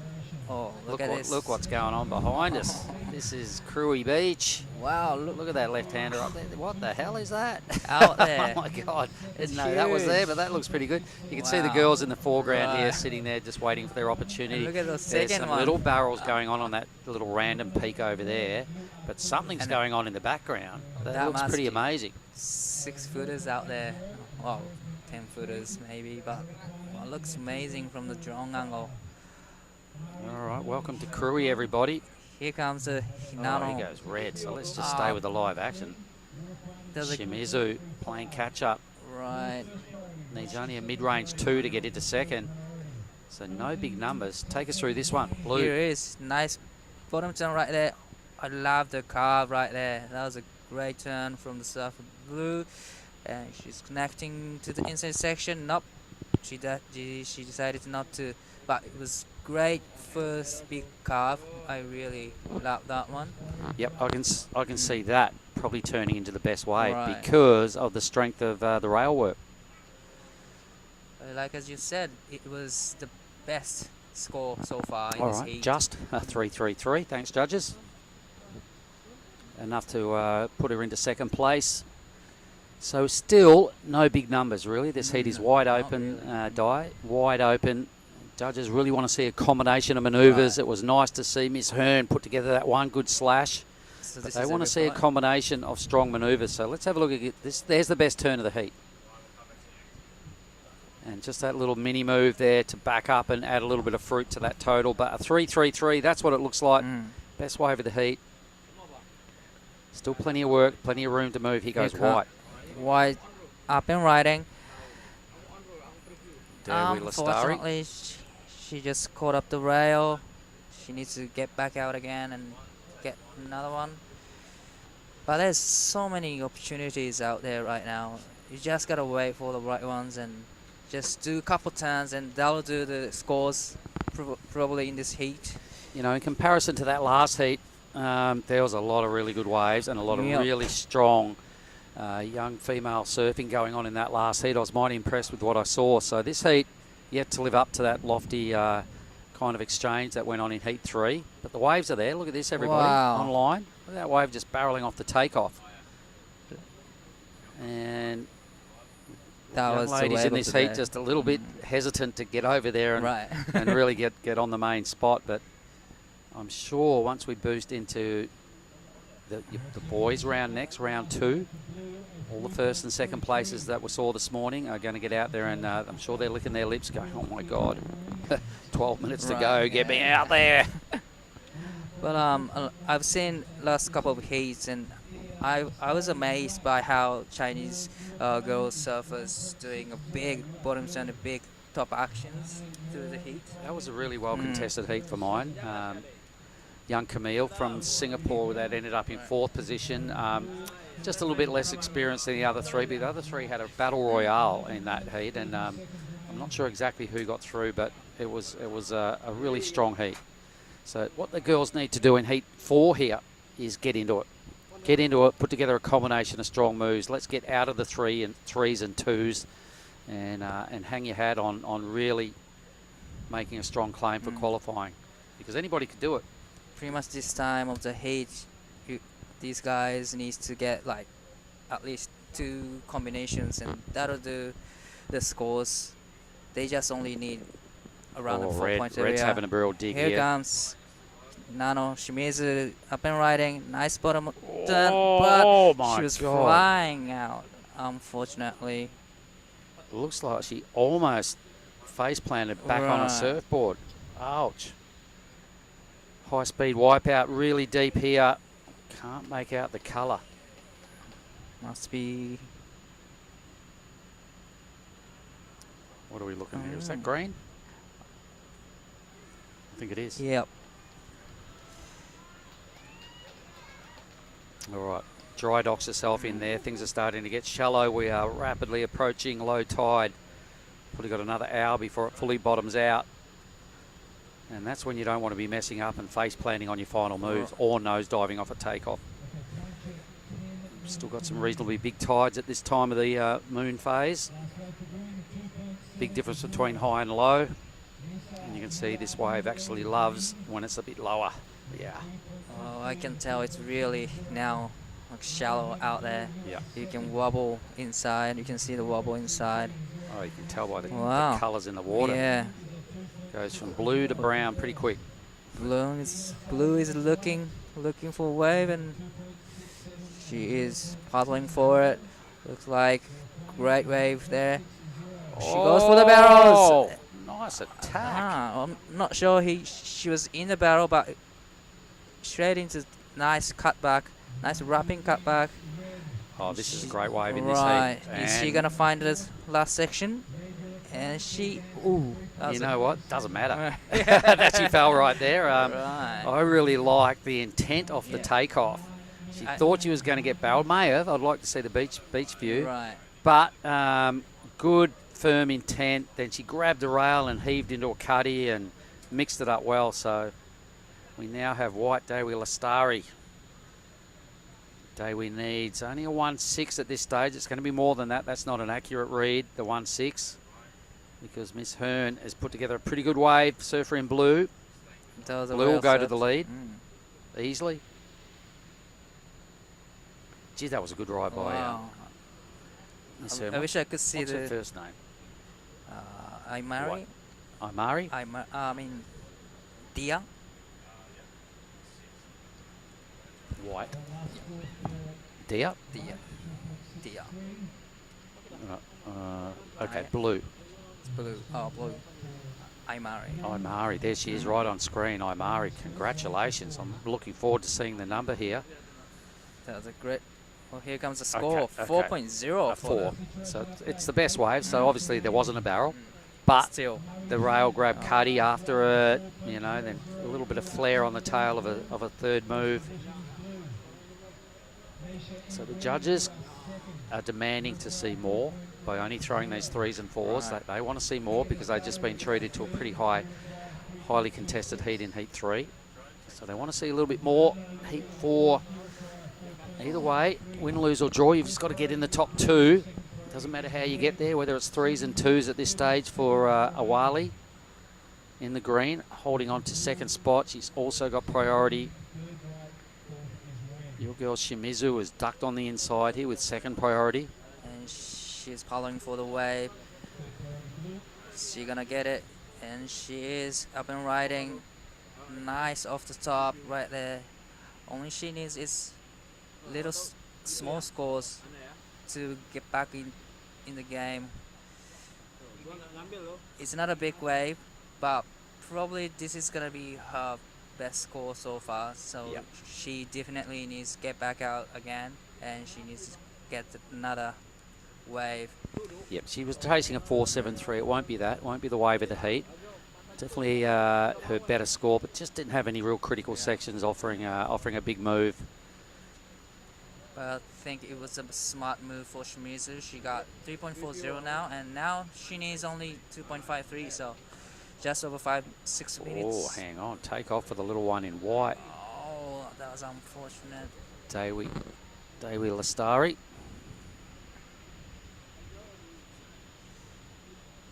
Look at those waves. Long walls. There's a lot of potential in those waves. Sure is 6 minutes to sort it out. I like what Imari has done here. She's definitely showing she means business when she goes for a wave. When she does manoeuvres, you can see the determination and the grit in what she's doing. So that's what's got Blue into the lead. She's now eyeballing another wave, but may have to give it up here to Awali in the green. Young girl on a backhand now. Oh, big high-speed crack off the top. Plenty of rail work to get back to the power zone. Now looking for something to finish off here on the inside before it goes dry. Another little mini cutback, just add a bit more. Here comes the end section and does tag it and makes it look pretty easy. That was great surfing from Awalia. Okay. It was a great wave, actually. So she needs a 4-1. There was plenty to like. She had a lot of speed. She had a bunch of different turns. If she gets there, it'll only be just. But let's see if red. Here is Nano Shimizu. That was looking a great wave, but unfortunately, she just went too high, probably. Here is. Okay, Dewi Lastari. That was a quick up and down right there, so that won't bother the scorers too much. Sub 5 minutes. Let's have a look. Awali moved up. She's got herself a 3.23. So Surfer in green didn't get the 4.10 needed to take the lead, but has got herself into a qualifying second spot, so that's good news. Oh, it's very close heat for all surfers right now. If one surfer gets probably above the 5 points, that changes the whole thing. Yep. It's just over 4 minutes remaining. There's heaps more opportunities in the 4 minutes remaining.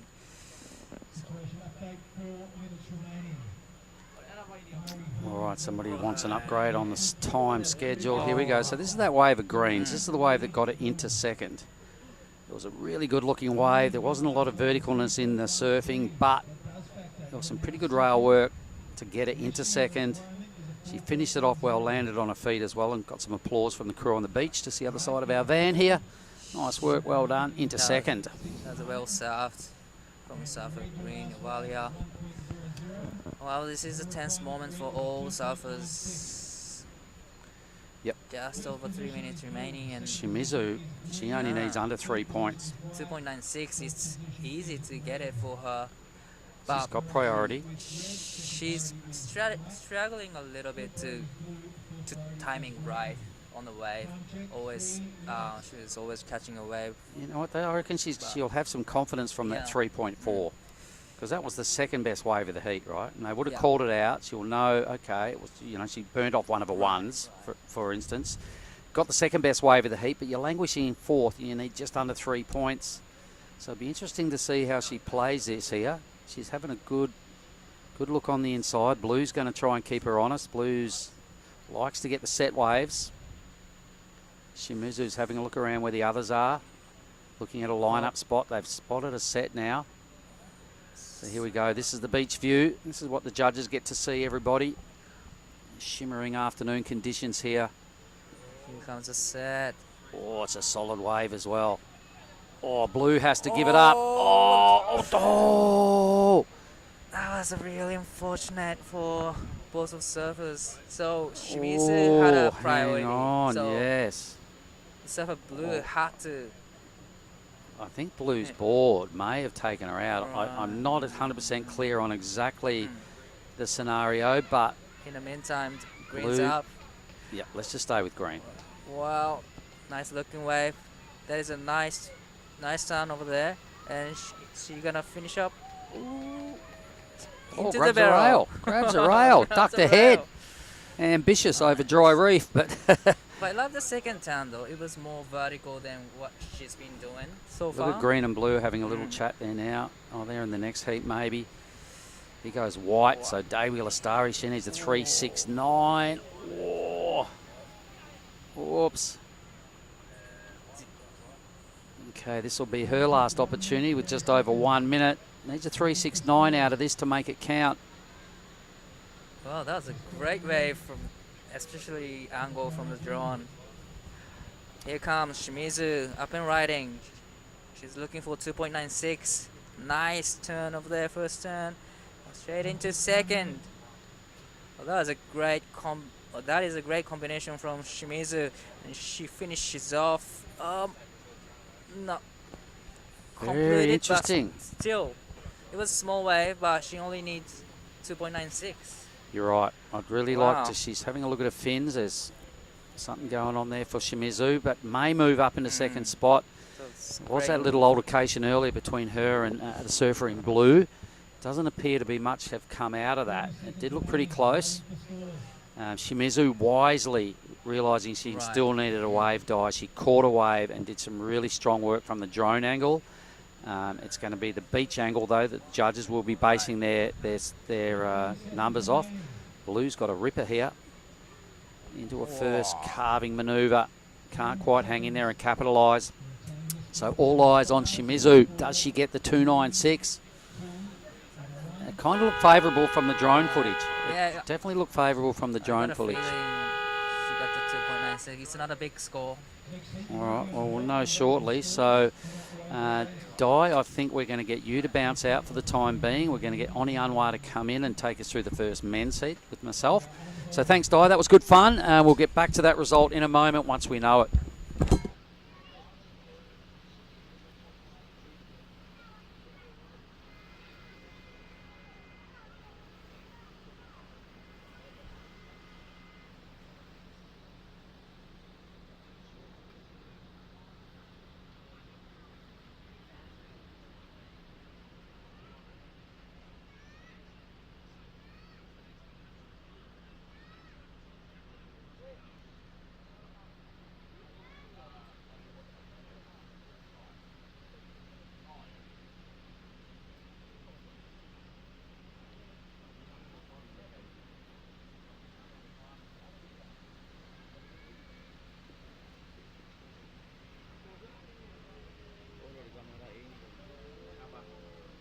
All schools are in. Regular first, Green, you are second. There has been a priority call, which was blue and red. All right, we're back here at Krui Town. This is the round one now of the round two, heat one of the junior boys. But look at the results here. Big turnaround on Anwar. Red just went from fourth to the lead. She got the score she needed, being a 3-4, maybe it might have been the 4-8. It was a 4-8-3. Shimizu surfed herself into a 4-8-3. An interference on Imari Hearn took her from first to fourth, Oni. It was a gnarly situation where she sat inside the surfer in red, caught a really strong wave, tried to get off the wave, her board shot out and clipped the surfer in red, and denied her the opportunity to catch that wave. So I knew it was a scenario, but the numbers came in really late. The call was really late, and so red went to first. Blue, who was in first, went to fourth. Wow, that is part of the game, isn't it? Like how That's technique gnarly. can come with it too. Yeah, it was, Blue surfed a good heat. I thought Blue surfed a good heat, Oni, but that little indiscretion, it was only about a minute and a half to go when that happened. And then Red wisely jumped on a wave, did 3 good moves, got the wave highest score of the heat to put herself squarely. It would have taken her to second. But due to the fact that the leader had the interference, she dropped out all the way to fourth. That's the way she goes in surfing events, everybody. But this heat now is an absolute blockbuster. Let's have a look at this. Iko Watanabe in the red, opened up with a 3-8-3. He's up against Weston Hurst, the young fella out of Lakey Peak. Wa'ura. Yes, this is amazing hit, Mark, and I'm really excited to see, as you can see, that red also see the domination of this morning. Yeah. Rena Kano is in white. She's strong. Yep. Strong surfer as well. And then we've got Made Mahendra right there in Made Dera in the blue. Is that Made Dera? It's not. Yes. It is Made Dera. That is Madedera in blue. And all right. we got... well, we can see Weston there in the green. He's on the inside. I'm sure his old man's watching. So g'day Troy and Uni if you're both tuning in. Yep. Boys and Lakey will probably be watching. Yeah. I know they'll have it on at Compass for sure. G'day to the gang there if you are watching. Interestingly as well, Weston Hurst leading the junior rankings. So he'll be keen as mustard to capitalise here, mate. Yep. He's the man right now. He's the man in the rank, and also he's hungry and looks solid. So you can see he's sitting deeper than everybody. So he just want to show who is the king. Yep. All right. You know what? The waves are actually really fun right now. When it comes and it's actually that glassiness. You know what? We're going to see some barrels on it. We're going to see barrels. The waves are barreling. Yep.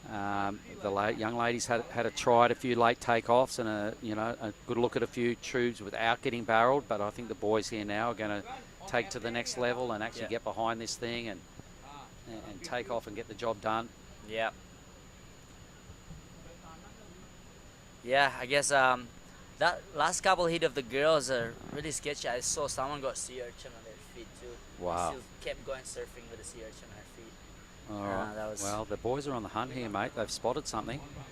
Here we go. Made Dera's decided the first wave is good enough for me, he says. Does he grab his rail? Indeed he does, and ducks his head. Nice. Right on cue, second wave of the heat. Someone's in the pit on him. Yes, and also I think he's changed his board right now. Before he was using that carbon black rail thing, and now he's on another equipment, so barrel time. Oh, surely that, I think I just saw, we have Weston Hurst.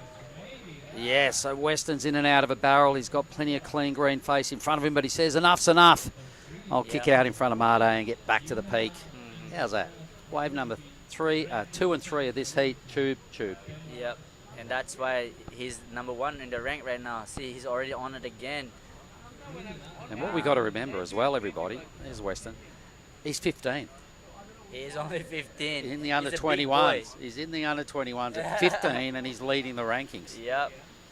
And he's a big boy, you know. He is a big boy. He's a big unit. Big unit.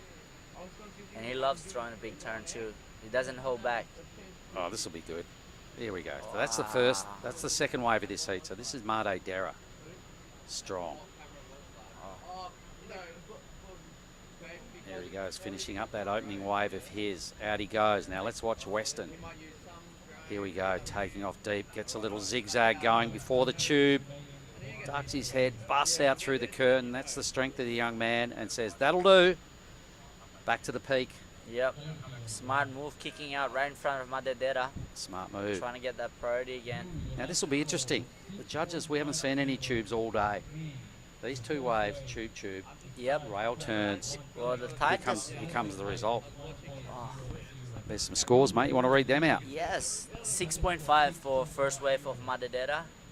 And I think that's... Can we get the second numbers as well when you're ready? Yeah, that's...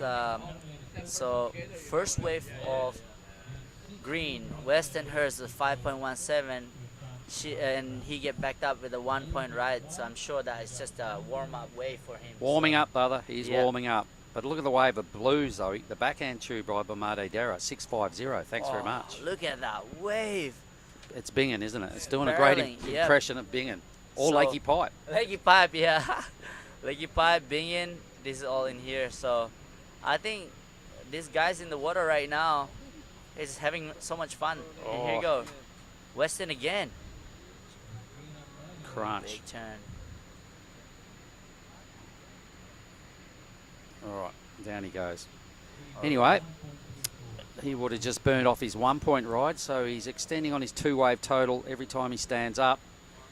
It's a good way to go about it. Madedera will be quietly chuffed with the 650, makes for a pretty good reading.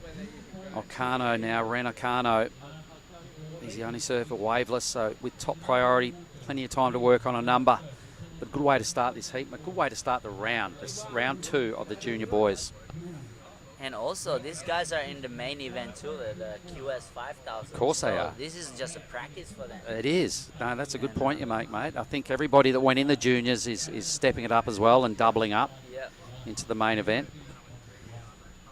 So, yeah, I think for Western to get a couple of waves before the QS start, it's really good. And you can also Made Mahendra as well. And blow out some nerves. Get yourself in the competition mode. Shimmering afternoon conditions, mate. While I was outside watching some of those heats, it's so glassy out there. It's really hard to see what colour it is. Yeah, you need sunglasses. You know, sunny's on. I still couldn't tell. All right, so a couple of Lakey boys featuring. We've got Weston in this one. Bronson will be coming up in one of the next 2 heats. Bronson so far BOG today, mate, with his scores. Madedera right here, trying to make some sense of this wave. He's a strong lad, isn't he, as well? He's a big boy, too. Blows the tail out that easy just then. For one scoring manoeuvre on that wave, so a throwaway score, but a backup number. That'll take him into the lead. Iko Watanabe waiting for his second number. Ren Ocano yet to get off the mark.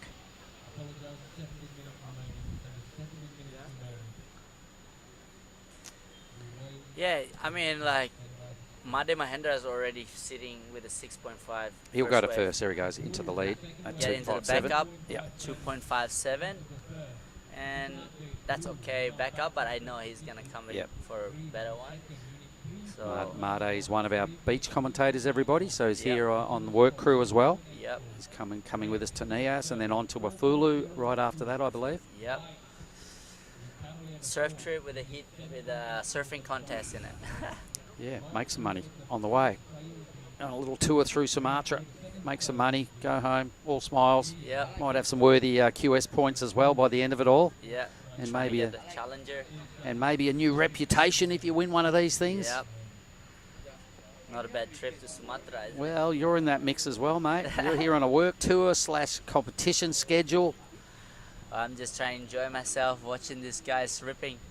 Yeah, mate. And I'm trying to fit in. I can't wait to watch you get the Rashi on as well. I love the way you compete. Yeah. It's fun to be here. There's a lot of waves and coming with the crew. So after a little bit of a hiatus from the contest Rashfest on Ianwa, how keen are you to pull that thing on tomorrow or the next day or the next day? Super keen. You know, just I've been I've been out of the water, just been surfing at Lakey's, Cobblestone, and been watching a lot of guys just ripping nowadays. And yeah, just want to see how I can still surf with these guys, and really excited to see how that goes. Yeah, well, you just got to remember, these events are in Indonesia. You're an Indonesian, and you've been doing it for a long time, so get bossy on them, mate, and show them exactly who is. Yeah, who is. Bring the Grom Oni. yeah. Don't just, you're in this for a reason. There's points, there's prize money. Show these young Groms how it's done, mate. Yeah. That's a nice drone footage overhead. You can see the reefs are starting to pop out, everybody. The colours are changing due to the fact that the tide is receding rapidly. Sitting in blue water, they surf their way into brown water, and you don't want to nosedive on the end right about now. But it's a really good way to start the junior round 2 for the boys, mate. I'm mighty impressed with these numbers and the tube rides that are going on, and I'd love to see Ren Akano get in the mix here, the surfer in white. Yeah, he's holding priority right now, and he's sitting really wide, which is really smart. Because once the wave comes to him, he can just go either paddle deep or just stay there where he is right now. Either way, he's going to have to do something and make his starting opportunity count, because you want to stay in touch with these crew. He's got 2 surfers with a really good score each, so he wants to try and match him. He goes young Westernhurst again, so he gets a quick pump off here into a big slicing manoeuvre, just about splits the wave in 2, jamming hard on his heel side again. Boom, crunches another strong manoeuvre. 15 years of age, he's got to weigh close to 70 kilos, I reckon. He's a big lad, and he's not done with yet. Look at him give it another pump, mate. How's the body language in Westernhurst on this wave? He means business. Wow. He's in the lead on the rankings, and he's not about to drop that title anytime soon, mate. Look at that. He's just not letting that wave to go peace. I think he was smiling as well. Yep. Look at him. He's always smiling. All right, big number about to drop for Western. Straight back into the lead, handsomely. That was a really good wave. A smaller wave, but he demolished it. Absolutely crushed it. And it gave him a lot of sections. Yep. It's actually hunt for the section. Here it is again. Take us through this, Oni. What did I you love like? how he set up his speed and going straight. This nice carving. Control that straight into this turn. So he's staying really low in this bottom turn. That's a really tricky turn right here because really shallow and still throw a lot of spray. So Western making this small wave work so well, and he doesn't stop right here. He just keep going. Yeah, the camera just right off the screen. That's how fast he was going. Yeah. All right, where's the number? 583. There we go. Thank you. So Westernhurst with an 11.2 wave total now. Troy, your boys ripping. Yep. Troy's making really good boards for his son, Weston. So looking sharp and strong.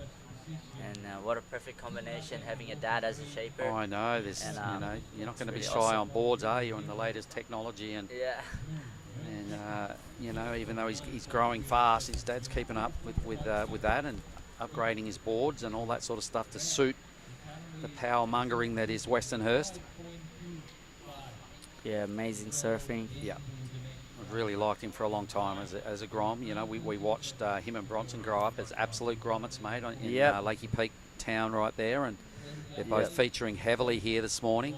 They've both gone into the excellent range this morning. They also they're pushing each other, you know. Bronson's always been that talented freak, and then Weston coming behind that want to catch up with him, and that's the best sparring partner. And they also hang out a lot together in Uluwatu with Farun and his boys. And I mean, what a good healthy environment for Weston to look up to all these guys, 100%. you know. So. And I think talking with Bronson earlier today after his heat, 8 months out of an ACL operation. Yep. He had to get gnarly serious on your rehab and that sort of stuff. Yep. One of your boys in his posse being Weston, he's jumped on the bandwagon too. Well, if you're going to train, I'm going to train. Let's all train. Exactly. Everyone's doing it as well. So they're dragging each other up. Yeah. And it's a good thing, Oni. Yeah, I mean, it's such a healthy lifestyle what they choose. They also learn how boxing and do MMA and stuff like that. So it's really healthy, you know. The boys are out of trouble. Mate Darrow, what's he got? Small inside wave, trying to burn off a 257, everybody online. Let's stay with our beach commentator right here is Mate Darrow. Wow, that turn is sick. Ram. Pushing it up. When you see the rig on this guy, he's a powerful unit too. He is. He's not as tall as Weston, but he's chunky. He's chunky. Thick boned, man. He loves meat pie, I reckon. He's what? Meat pie. He loves meat pies. I remember he came to Australia one time just surfed with us at Dubai, and this guy just loves meat pie. All right. So, he can't even duck dive how shallow it is. Yep. Well, See he the goes. replay. Let's see what the meat pie can do this time. There's your meat pie for you. In the pocket and again. How old would he be, Oni? He's 20. All right. Oh, how's the way he had to Jumping on the jump rock. off? Don't All want right. to scratch any of that fin, mate. He'll He's go. paddling like trying to smile, but catch up his He's he? looking at the drone. He's like, hey. Does he go back to first with that wave? He does. Narrowly. 4.67. He needed a 4.5, old mate, and he gets it. So the Indo boys are battling it out here, and they've got the jump on the Japanese surfers. Yeah. So have a go at this. Iko Watanabe's only caught one wave. Needs a 7.17, can you believe it? What about Ren Okano? He's gone to sleep out there, Oni. He's chipped off 16 minutes of his heat. Needs an 11-point combo. It happens a lot in a couple of heats I've been watching that some of the surfers are being so picky. I think they're waiting for the right wave to come, and that wave never comes. Oh, You that's a gotta stay dangerous busy. tactic. I mean, how can Ren Okano watch Made and Weston ride at least 4 waves each, get tubed, the chook feathers are flying out off the back of every wave they're catching, and he yet refusing to paddle onto one? Come on, Ren. Mahendra already got a 4.67 as Yeah. a backup. Yep. That's really Yeah, good. he needed a 4.5 to go to the lead, so he narrowly got there. You can see how close the numbers are. 0.17 now ahead of Weston for the lead. Weston will want the lead back here. He'll want to keep his mate honest. A 5.35 is what Weston needs, third priority. But more importantly, Team Japan are in trouble here, Oni. They're back on the ropes. I think it's only 8 minutes to go, and if they can catch a wave before that 5-minute time's left, I think they can be in the part of the game. They can get one good wave at the start and come back it up with an average score. I think also they can come back, so we cannot really tell at this point. But you know, it's got to play mind games with you though. When you're this young fella in white, look at him. He's looking at the other guys. He's going, "Oh my God, I have not ridden a wave." White there, Iko will have some nerves of steel, being a little older than Ren, and a bit more, you know, well versed in competing. He'll know he can get a 7.17. You know, if he gets the right wave, is what he's got to bank his whole tactic on now. Ren, however, needs 2. So he's got to get a wave in a moment. He's got to make it count, and then he's got to get out there and do it again. He doesn't want a piece of this one either. Here goes Made Dera. Yep. So I think in Made Mahendra, here you go. He's looking to replace that 4.67. It's pretty hard out there because not many sets coming through now. There's only small range wave coming through, so tricky for the guys who's like have priority. Look at that wave goes unridden. Where's Ren? Surely something like that to get you back in the heat. You get a 4 or something on that, and you need a 7 to get through. Been some unusual tactics going on here. I like what the Indo boys are doing, however. Team Japan have just got a little sleepy on this one. Iko, a really polished campaigner from what I've seen over the years. A little bit of a slow start. Last wave now from Made Dera. One strong move. That won't lock into his top 2. Wave behind it looked pretty good, but no one was investigating that either. Down to 6 minutes. The Indo boys will be happy with that. Try and starve these Japanese duo off any chance to come back in this heat. Oh, here's a wave at the back there. Must be wave coming toward them too. Maybe. Look at this one. Wow. I did see a grommet before getting well shacked up there. Not on that peak, but where this other dude's sitting in the background there. Somebody threaded a couple of tidy little funnels. Yeah. Did a really good job. One. Did you see that? Yes, I did. Look at this one. So plenty of opportunities along this coast, Oni. One day I'm going to come here on a holiday and not a working holiday. Yeah. 'Cause, we get to watch a lot of them without looking, but no touching. And also a good right-hander here. You can just do airs and stuff. Down the So it's beach, more like Krui on right. the right side of this where we're looking at right now. Yeah. There's a right-hander. Yeah, someone in the background likes what he sees.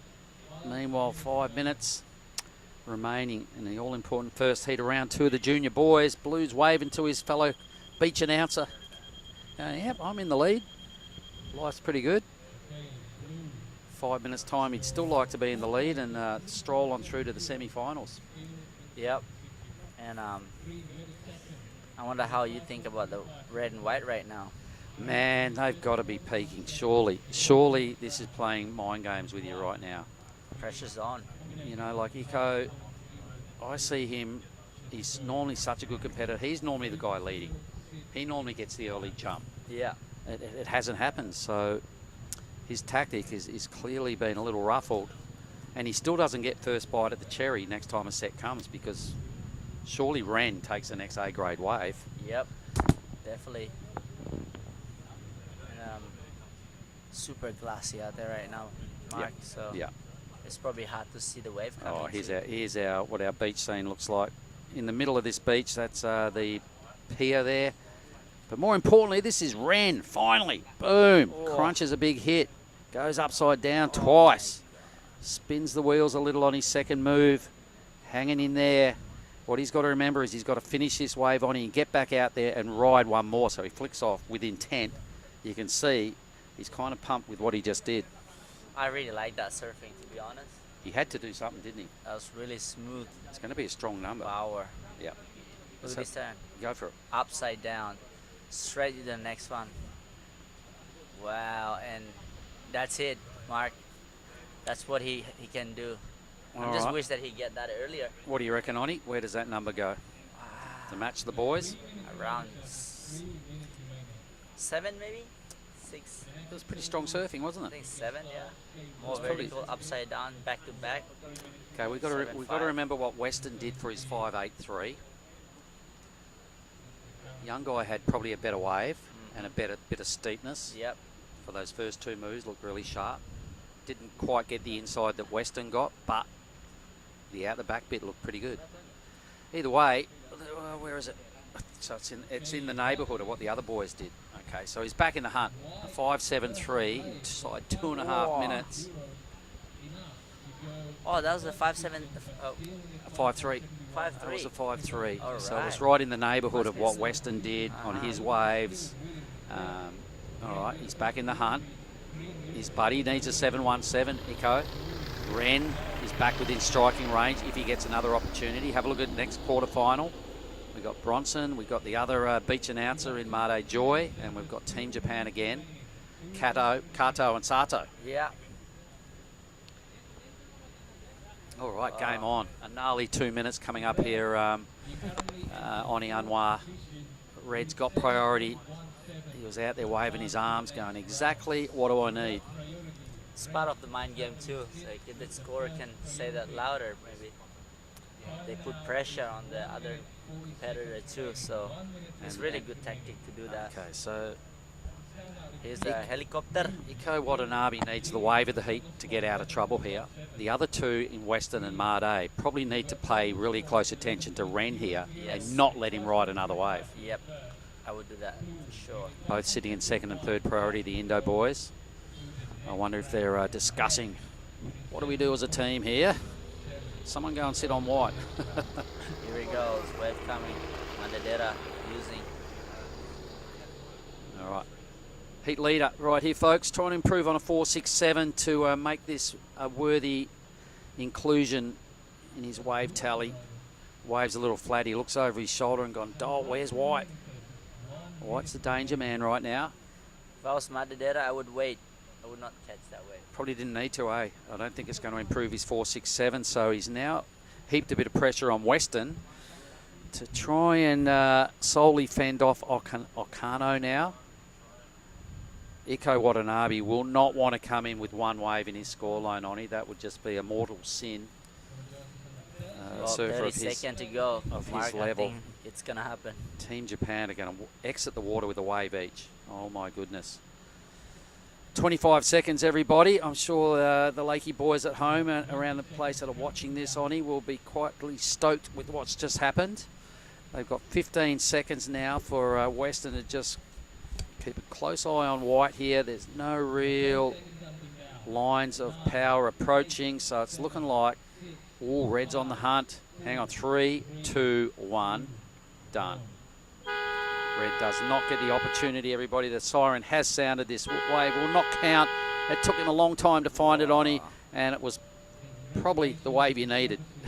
Wow. Anyway, over and out with Heat 1. We've got Bronson Matey taking out the next quarterfinal, everybody. So stick around. On behalf of myself, Mark Cliff, and Oni Anwar, thanks for tuning in. I'm out for the time being. We'll bring in Dai Wacko.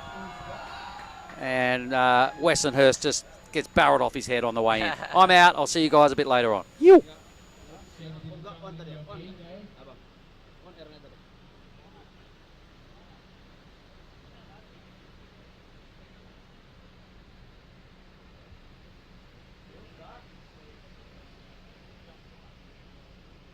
That keep the skating better and better, boys.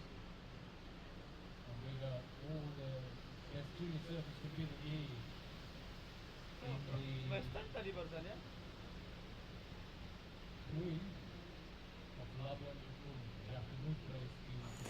All right, we are back live for the juniors quarterfinal number 2.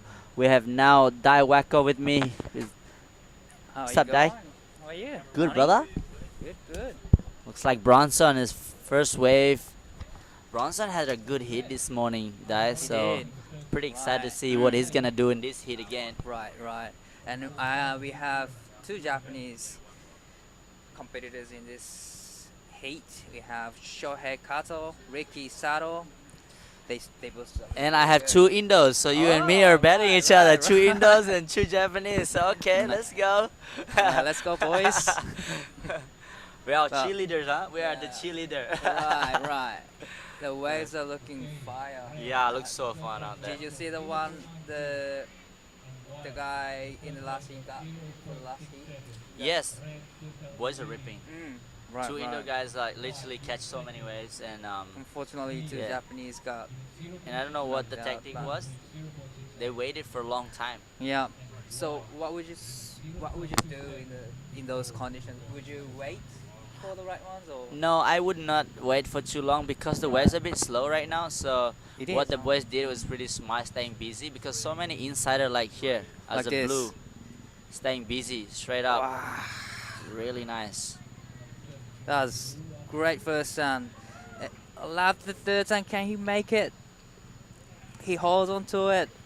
Oh, that was a great ride from Safa Brew. Madejoy, yeah. Madejoy. Madejoy is our boy from Padma. He's coming with us as a crew. He's working as a beach commentator. Right. So yeah, and And this is Safa in white. Nope. Excuse me. This is. who's probably- this? Is it green? Sato. Ricky Sato. He's from Shona area. Okay, but that's your home. Yeah, he moves to Chiba Okay. for practicing surfing. And his dad is actually former, like ex professional surfer in Wow. Japan. So, he family has surfer. family Yeah. surfers. And his little brother surf in the competition too. So they are the surfer family.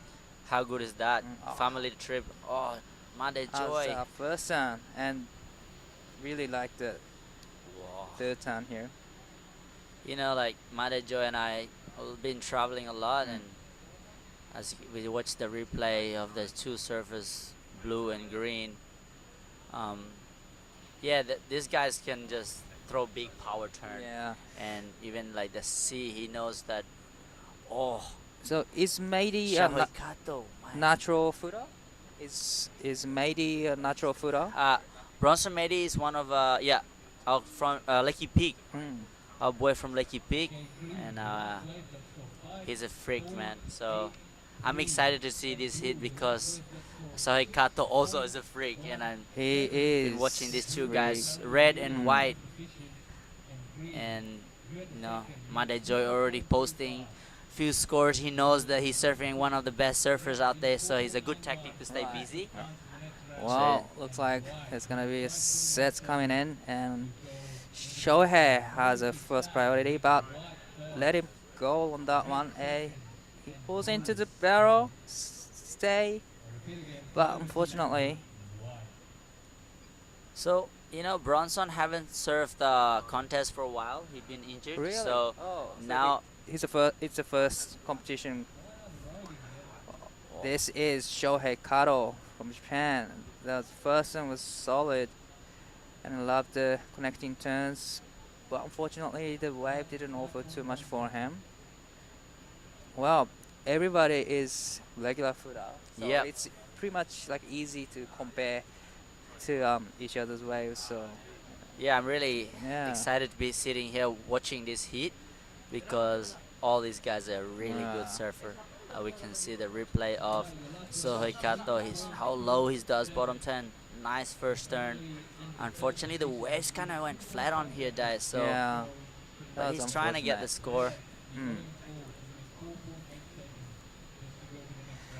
Look here like is Bronson's smiling. He's just like, having I think fun. it was a good vibe, but Right. Everybody's sitting close to each other out Yeah. there. with the drone angle, it looks close, but maybe in some part, maybe Right. Madejo and Bronson a little bit apart. Now we see in this angle, let's see. So those surfers from your area, or Yeah, so Bronson's from Lakey Peak, his dad from Australia, his mom is from Lakey, and Madejoy from Patma, Bali. Right. So here we go, Bronson. He's trying to get barrel straight away. Oh, can he? Oh, that was a nice go. Oh, I love the second turn. It went vertical. And he's gonna finish off nicely. Wow, that was a great ride from Matey. Yeah, Bronson Matey. Bronson Matey. That was a great ride. Yeah, Bronson is trying to stay busy for this heat. He's getting warm up, as you can see. Oh, Ricky, nice looking wave.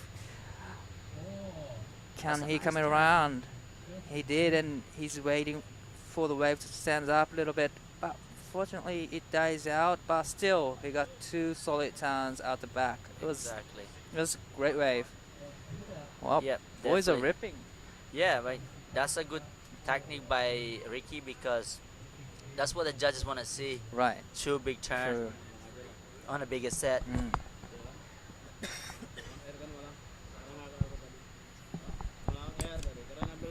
Only quarterfinal heat number 2 now, guys. So everybody, the heat is stacked up with so many good talented Right. surfers. So Bronson haven't put any good scores on the board yet. So maybe he might put that in the last 5 minutes like what he did before. So we'll Right. see. So fast wave of Surfer Blue, it's 6.17, which is the highest score of the heat. So Ricky has the second highest score of the heat, and we're probably waiting for another score for Ricky right now, and Bronson as well. Yeah. So excited to see what the judges are thinking about those rides from the surfers. So now Shohei Kato is sitting with the first priority, and here comes.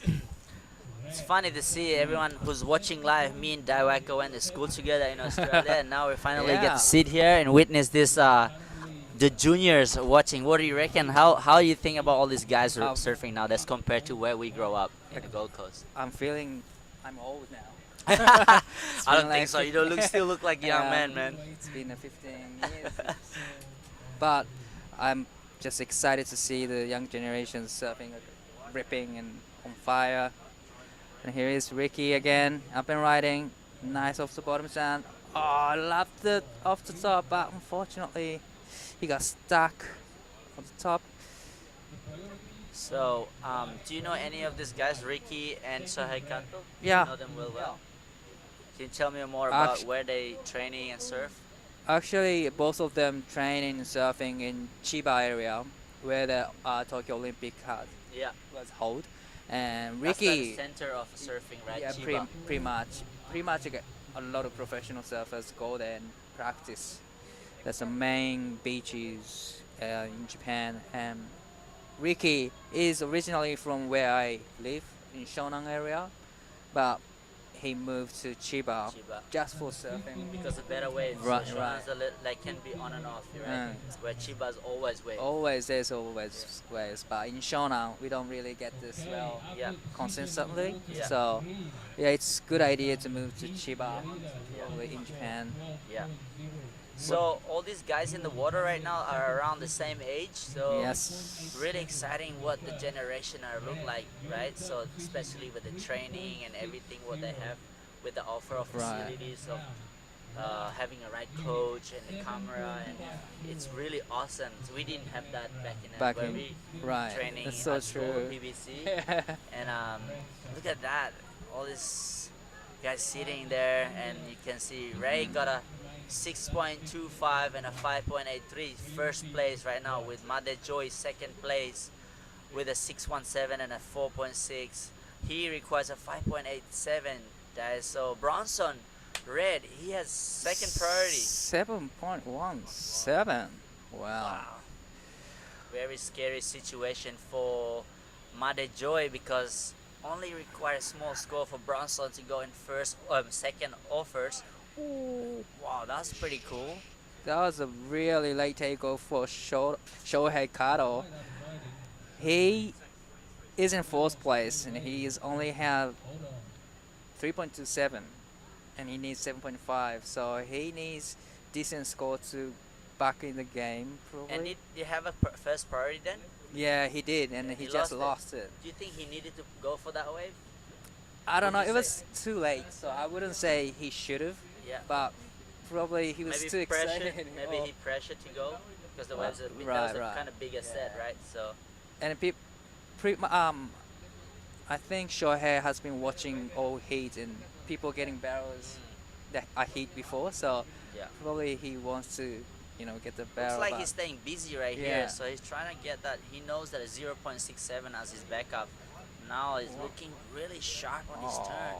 Smaller wave, which is not the wave the judges want to see, but the surfing he's putting is really good. So Yeah, let's see what the judge is saying here. probably it wasn't what he was expecting to get, but still he probably better the 3.27. So pretty much that was the best ride for Shohei Kato so far. Now he needs back in the game. Wow, I love the first one, but look at this second turn. He pushes the tail really hard to throw the tail, and That's really hard to do, right?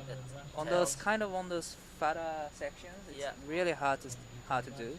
On a smaller wave, Yeah, because there's exactly. less power on the wave, so you kind of have to push a little extra to get the judges' attention, right? Because it's a small wave.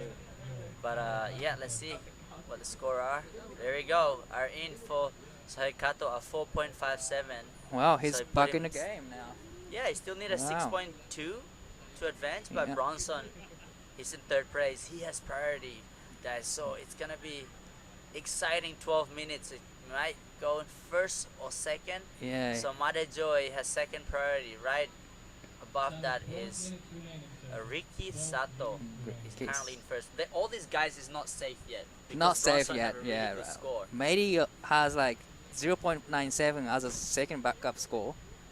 It's like nothing. You just get another ride and he gets the second highest score. So, well, next exchange is gonna be interesting.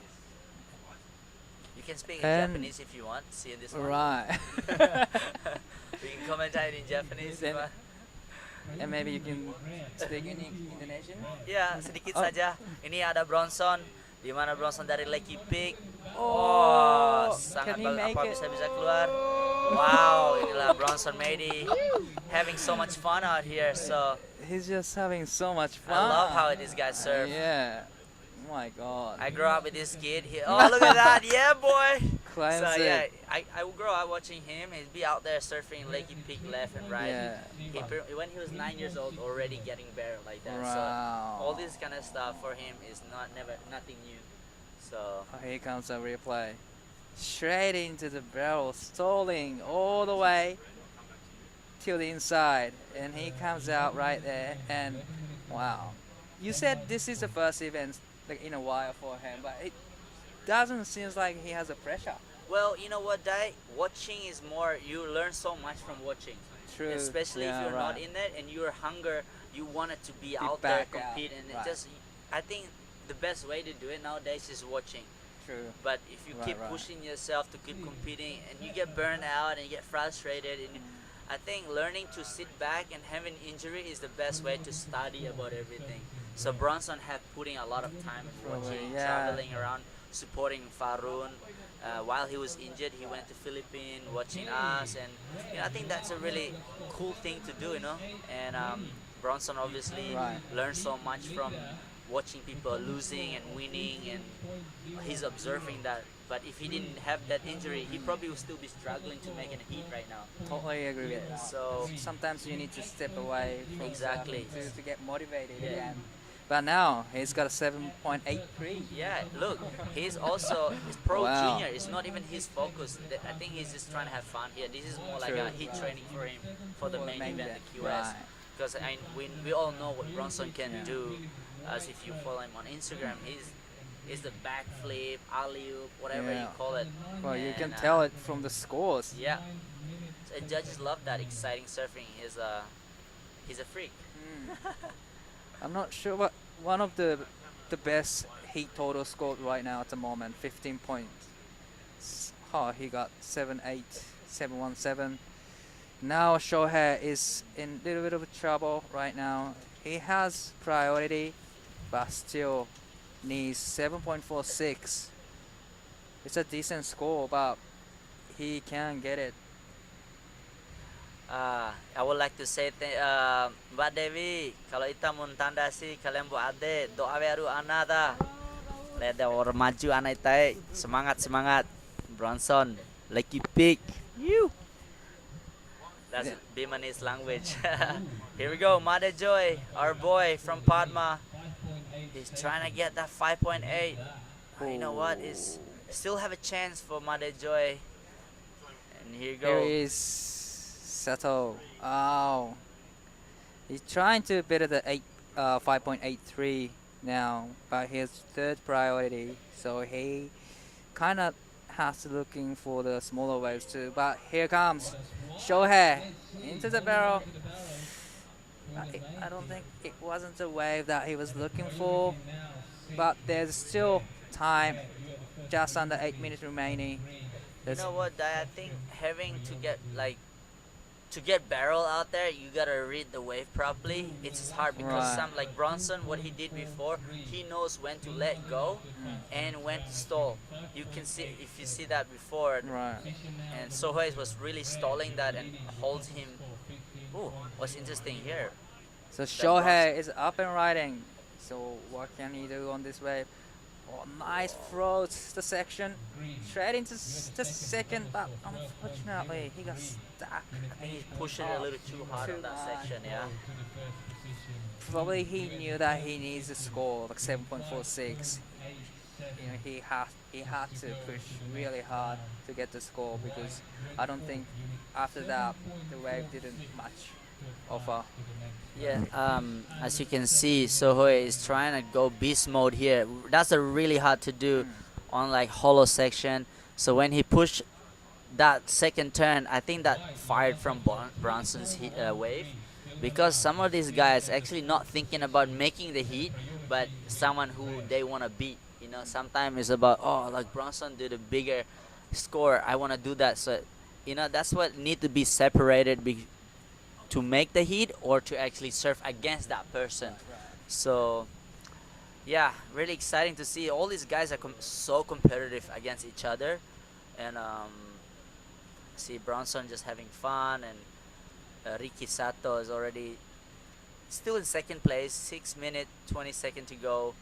Needing an 8.8 to take advantage, to go in first place, where third and fourth still have chance to grab that second place. So the door is still open for Made Joy and Sohei Kato, because I believe they can do it. Yeah, I believe so.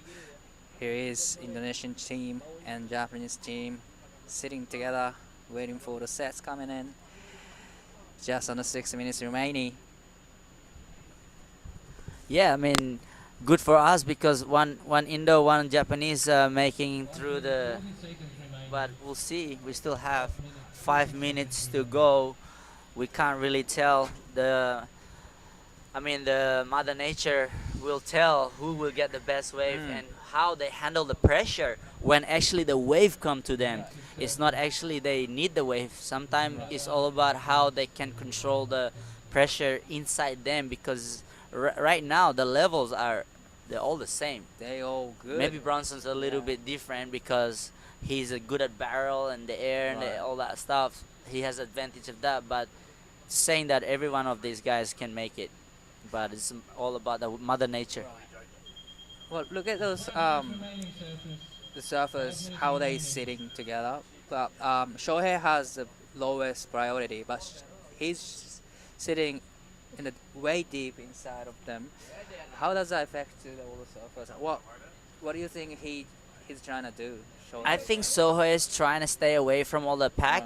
You know, as you can see, he's trying to see if there is a lucky shot wide one or the mid-side range one, which is not really a good tactic because on this kind of point break, you need to be on that big set, or not even a big set, that lucky wave that comes through, and get rid of the pressure that he's thinking about the score, which is pretty hard to do. That's what the part of the game with that most of these guys training. It's not just fitness, but also how they can manage the pressure under their, you know. So interesting. Probably Mady right now has no pressure at all. He's just having really fun out there. Who's that? Mady. Yeah, Mady just smiling. You can see when he paddled out the first couple minutes, he's just smiling, and right now he's looking down and trying not to think about it. And he's just trying to say, I just need to surf and just smile along. And which is irritates the other surfer too. When you smile around like that and knowing that you can just beat people, that's kind of annoying. I wouldn't want to see, other surfers smiling. Yeah, no. Because you know that they got good scores. Yeah, that's the cool thing about these guys. So yeah, Mother Joy is thinking like, come on, I want that wave.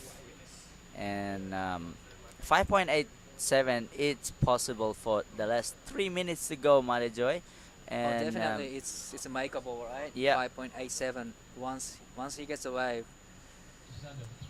just over 3 minutes remaining, and is there gonna be another good sets coming in, or can you see on the back there? There's big sets coming through now, rolling. Yep. I don't know how long that's gonna take. 2 minutes 50 seconds. Can they get there on time? Oh, here we go. There's a movement. Is on the move. Sohei have fourth priority. And everybody lets him go back. He decided to not to. He's still looking for decent score, 7.46.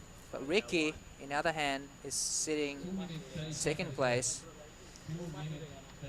Deh hebat anak kakak Dewi ye. Topo terus senyum nih. Doa terus, doa terus. Jadi yang nonton dari Lucky Peak, boys, ayo semangat. Lihat nih Bronson, lihat posisi pertama 7.83 and a 7.17 comfortably at the front. That's a solid scores. I would be so stoked if I get those scores 7.83 and 7 in my head. Yeah. I would be smiling. Yeah, for sure. You know, growing up in Lakey Peak, there's the only wave that actually makes you surfing a lot better. You surf every day. There's a left and a right, and you can tell, you can see the talent coming from Bronson. Right. It's a place that where good for breeding for the up and coming surfer. So that's where my next. Now I'm coming to an age where I wanna start doing my surf training center there. I'd love to bring a couple of good junior surfers and maybe train with them and push them into the next level, because that wave is excellent surfing spot, and I'm from there. I'm a local there, so I really wanna grow my community into a healthy lifestyle. Here we go. 1 minute to go, guys. So Shohei. Everybody's on the move. So who's gonna get those sets? So first one, no one's on it. But looks Oh my god! Great waves. So is there gonna another shot here? And Bronson has the priority too. Right. Wow, So will he Bronson go? is letting them go Let right him in. now. Oh. Wow, wow. So 30 seconds to go here. Is Made Joy need a 5.83, 8.87, sorry, and Sahikato 7.46, 20 seconds to go. There you go, paddling for Made Joy. Just got behind. wow. Unfortunately not. 10 seconds, that is the last wave for Made Joy. Is there gonna be another? He's a set Shot. coming. The show Oh is howling for my. it. Can Who he is gonna make go? it? Sahoy? Here we go, last shot. Got it. Aye, the party. Ricky is up and riding. Wow, wow. That Well, was a good technique. I mean, smart move for Ricky. Try to secure his second position right there. yep. And it's over. So probably Bronson and Ricky will advance to the semifinals. Yeah, that's exciting. Congratulations to both one Japanese, one Indonesian. Both happy. We handshake that for that, sorry, Dai. And we're going to quick break, and we'll have you right back soon. That's a victory lap for the surface in red.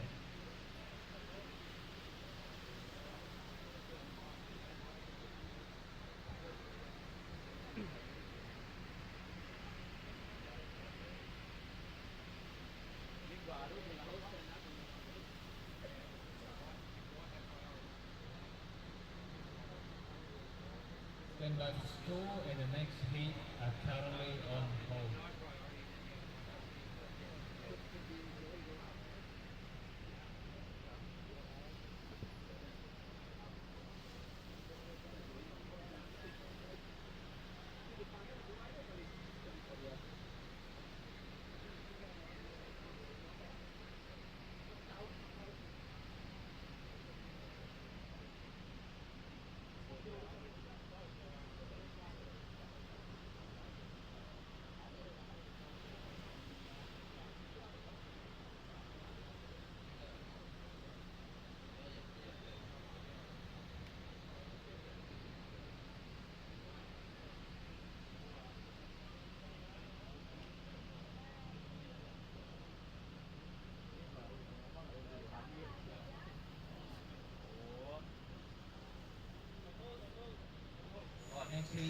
Welcome back to Krui Pro.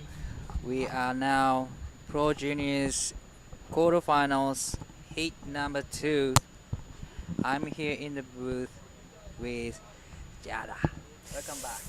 Thank you. I am very excited to be back in the booth. It is very nice and cool in here It is. compared to outside. It's really nice here. Outside it's humid and so hot, but waves are really good right now. Yeah, the waves are pumping. So last heat, Brunson got a couple of the great barrels. He got 2 sevens and advanced to the semifinals. So we have Ariana Made in red and Raiha Ono in blue, Sentaro Sakai in white, Hiroto Mori in green. 3 Japanese surfers and 1 Indonesian surfer. Yeah, so that's exciting. You have a little bit of a Team Japan going on against the Indonesian. So last heat, me and Oni was commentating, and we have 2 Japanese and 2 Indonesians. So we were like battling each other. But we were happy in the end. It was great to see their surfing. They were ripping. All right, so who won? Team Japan or Team Indo, or was it 50-50? 50-50. Oh, okay. Brinson and Ricky Sato made it to the semifinals. So Okay, me and Oni were happy about it. that's cool. 50-50. 50-50. That's fair. So what were the highlights of the last heat? Probably the Bronson's barrel technique. It was, as soon as he took off this wave, he just stalled until the end of the section. It was great technique from Bronson, and he Oni was saying that this competition is the first competition back from the injury, Yeah. but doesn't seem like he has a pressure. Yeah, we already saw him get 2.8s in the first heat and then straight into the second one. And what did he get, 2.7s? 2.7s, yeah. You know, a little bit tired maybe, a 1 point less, but, you know, he still killed it. Wow. So this is the quarterfinals heat 3. We will be doing our heat 4 and go straight into the quarterfinals of the Pro Junior Women's. And we're gonna finish up the women's round. And in this heat, we have 3 Japanese and 1 Indonesian. It's gonna be exciting. Another heat here. And Krui left. The tide is dropping, and waves are improving a lot. When the sets are stopped, it looks like flat, but as soon as the wave comes in, then it's just great waves. It's, Oh, look at that wave in the background. There was someone earlier actually trying to surf that wave. I think the tide was a little bit higher. Must be so so shallow though now. Yeah, now the tide is getting lower. We're starting to see a little bit more reef show up close to the shore and out in the lineup. So be careful, surfers, when you are out there. Here in the red again, we have Made Ariana, also known as Pajar, Raiha Onu, and the other 2 Japanese surfers, Sakai and Sentaro, Mori Hiroto. Wow. So no waves ridden yet in this heat, but I'm sure that we're soon going to have a start as we see the surfers paddling out the back. Well, paddling the red, he was paddling for it. This is the second turn. There's a nice wrapping cutback right there, and waiting for the section to stand up. Oh, throw a lot of sprays, and well, another one finishes off a little tail high air and little floater in the end. That was a great ride from Surfing Red, Ariana. Yeah, that was Pajar on the first wave of the heat. As we see, I'm not sure who that was. I didn't see the color. Tried to pull in, but unfortunately gets stuck inside and does not make it out. So that must be Hiroto Mori, and here's another set coming in for those Japanese surfers. They just let the first one go, and as you can see on the screen, there's a couple more sets coming in. Yeah, so this heat is finally underway. We see that now that the tide has dropped a lot, the wave has become much more hollow than what it was earlier compared to when there was a higher tide and that backwash hitting on it. So it's much cleaner, and we've had a few barrels ridden as we see our surfer in blue, Raiha Onu, just airdrop and unfortunately fall over. That looked painful. Spicy. Right. I'm not sure if he's. Oh yeah, he's okay. Hopefully his board is okay too, though. Yep, he'll make his way out the back. So we're still waiting for the score of Pajar, the man in red, to see what he got in that first ride of the heat. We see White taking a look at this. Sentaro Sakai looking for the sections coming up. That was a great first turn. And can you put the second one? And connecting to the inside section. Probably he wants to finish off nicely here. Looking for the section to stand up. Can he make it?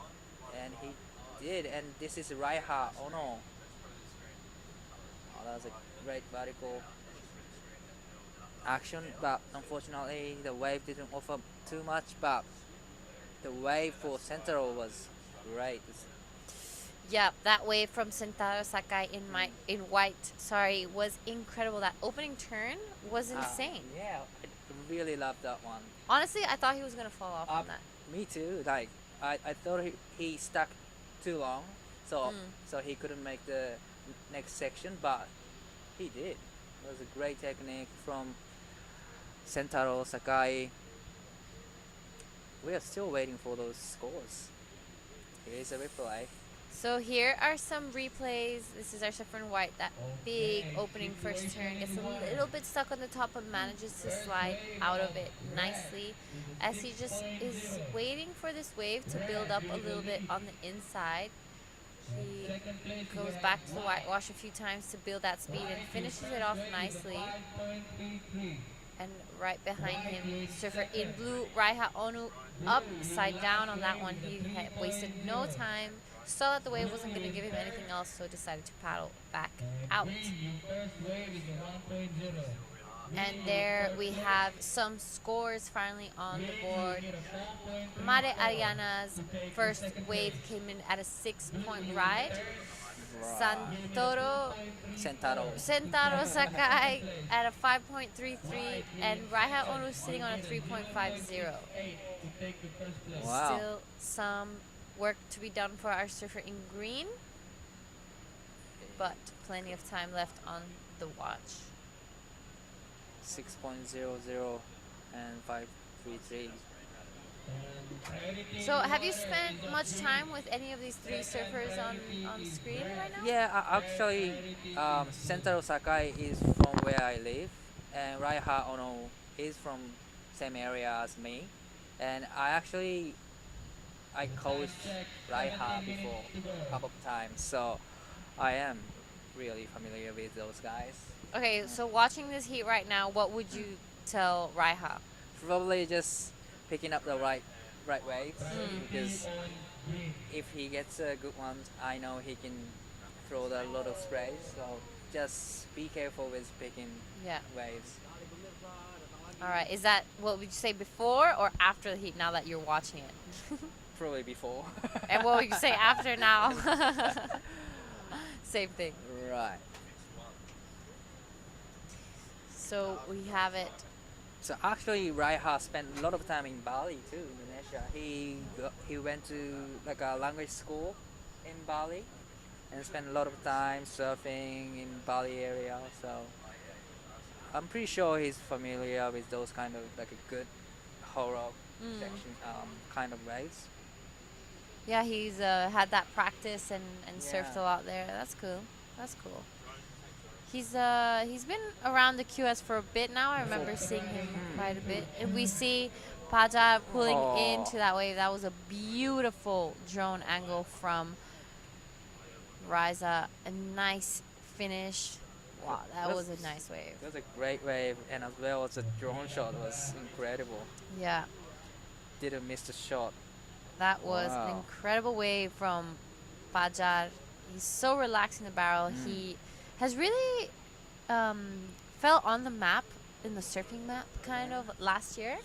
He was surfing out here in Krui, and he really shocked me at how incredible his surfing is. Like so stylish and very relaxed, but still has that power to it. Right. So I think he's definitely one of my favorite surfers in Indonesia.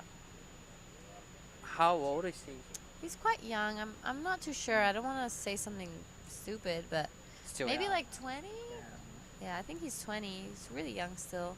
Has his whole life and career in front of him. So I do hope he goes far in this contest. And there we have it. His last wave came in at a 6.67. Wow. So 6.67 and 6.0. That's a great combo.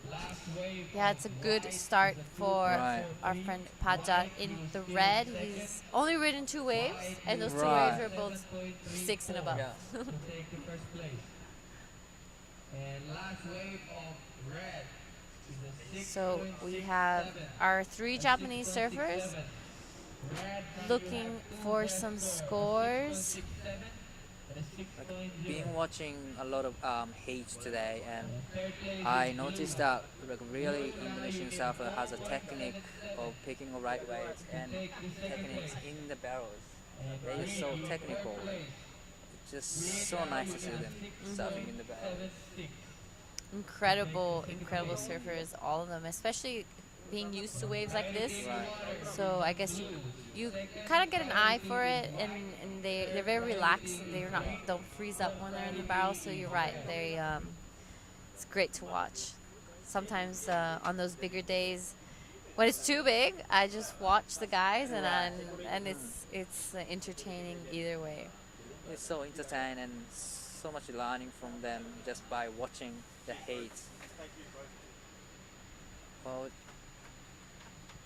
just over 13 minutes remaining, and pretty much Ariana's getting all the good waves. Well, only 2 waves written, but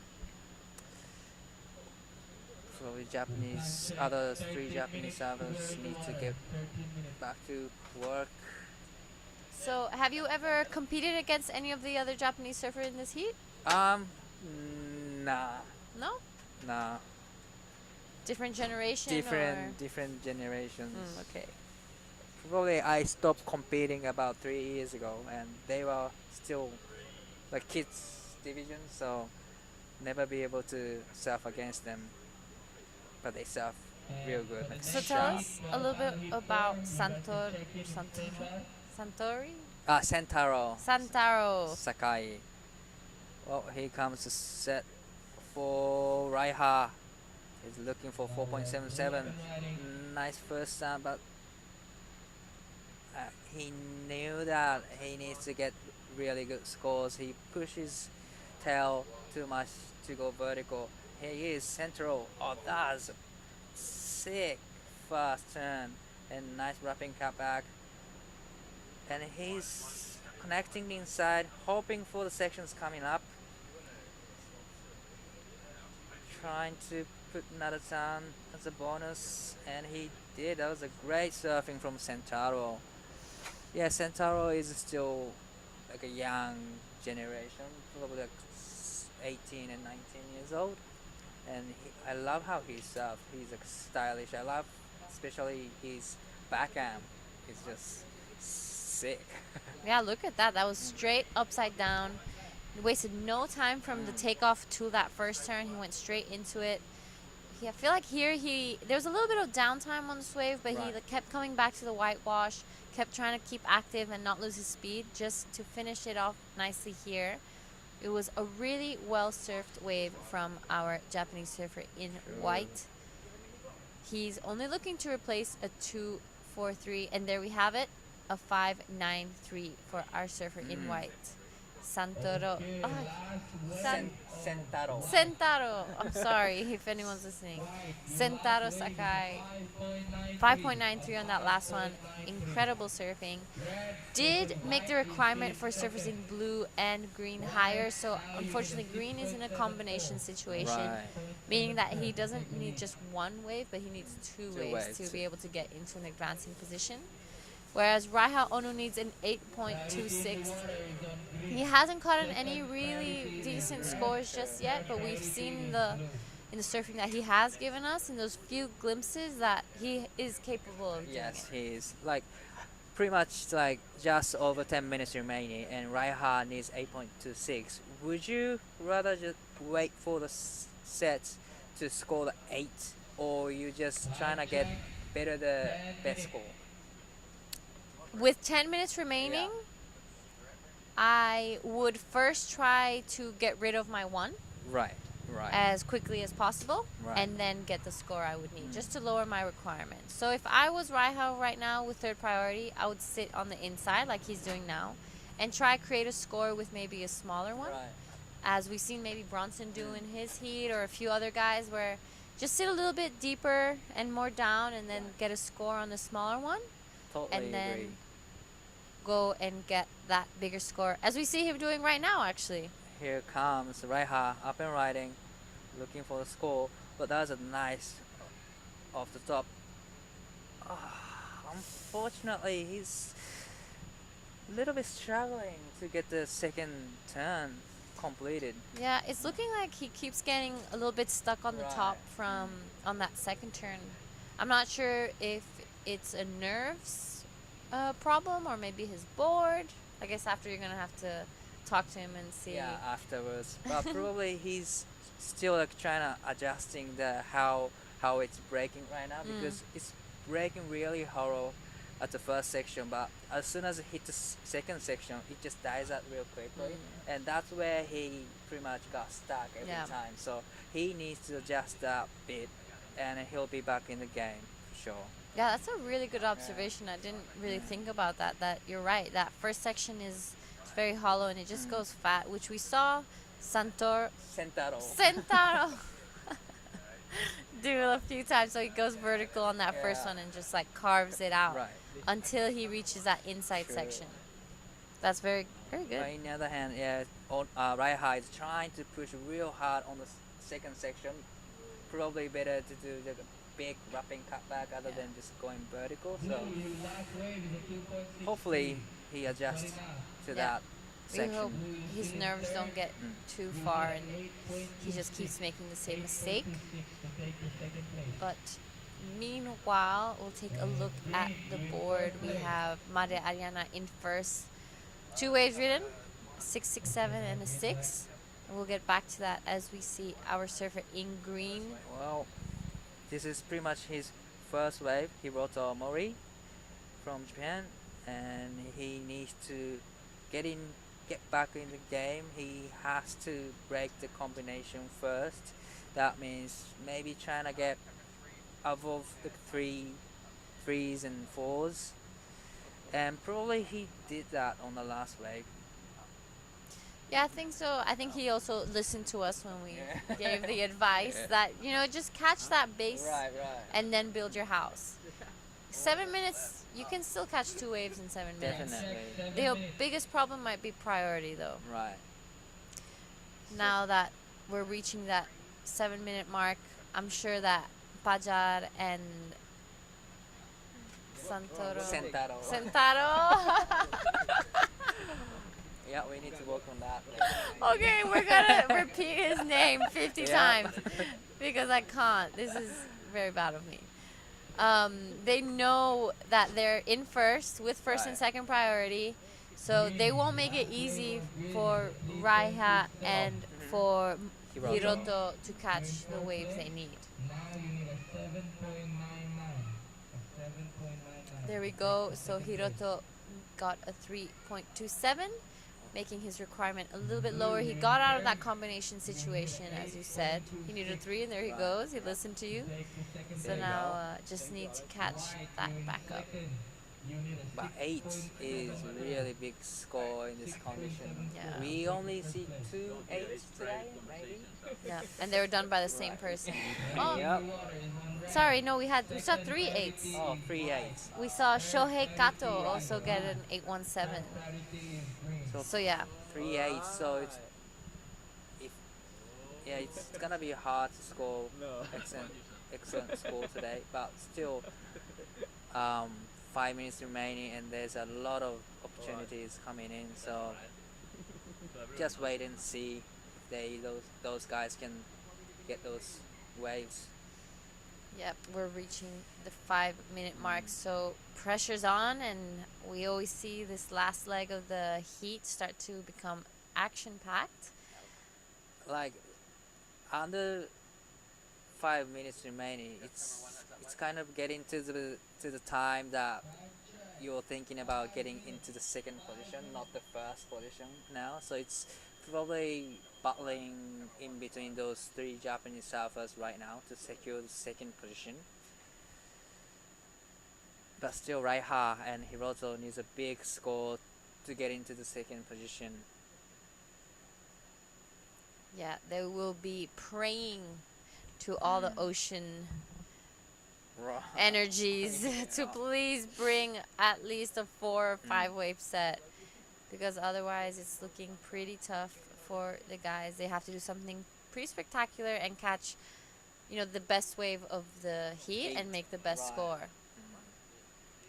So we'll be keeping an eye on those two. Well, it looks like few lines out there now. Yep, it's looking like a few waves are coming through. Surfers are paddling for it, so who's gonna get the first set? Here we see.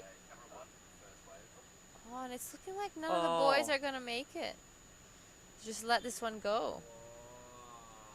They were sitting 2 inside, but few lines are still coming in, so wait and see.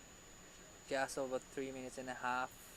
Here comes Centauro Sky. Good first and that was a little bit like a missed timing on the second turn, but that first turn was solid. Okay, so with 3 minutes and 20 left, he's in second place with oh, and I think Paja just got barreled again. Again, we missed it, but it looked like it. It looked like a really good wave. And I love the double hand layback, cut back. Yeah, he has this really strong style, and he really pushes the tail on all the turns he does, especially that wave that we saw earlier with that fin bust. He's a beautiful, beautiful surfer to watch, and I'm excited to see the score and what the future holds for him. So he's going to be paddling out with those last 2 minutes 45. Well, this is Raiha, but unfortunately the wave choosing is not really working out for him in this heat. So just under 2 minutes and a half, and Hiroto has priority and Centauro has second. I was gonna say Centauro lost his first priority over those two guys, and I didn't know what to do with what's gonna happen, but Raiha just lost his priority. Just over 2 minutes remaining. Yeah, maybe a little bit of a priority mistake with Raiha. He saw that the two, both red and white, caught waves. He was out there by himself. He could have waited for a good score to come through. And it's looking like this is your man, Raiha Onu. Raiha again. In the barrel. Can he make it? That was looking like it was going to be a pretty good score for Raiha. Unfortunately, just didn't make it out of that one. So now all eyes are on Hiroto Mori. Oh, another barrel. Still traveling, and that was a long travel in the barrel, suffering red. I wonder what the score is, the last wave of Ariana. Yep. And here we go. Hiroto, that's a nice vertical off the top with a big spray, trying to connecting to the inside. Unfortunately, the wave didn't offer too much. He needed 799, which is really big score.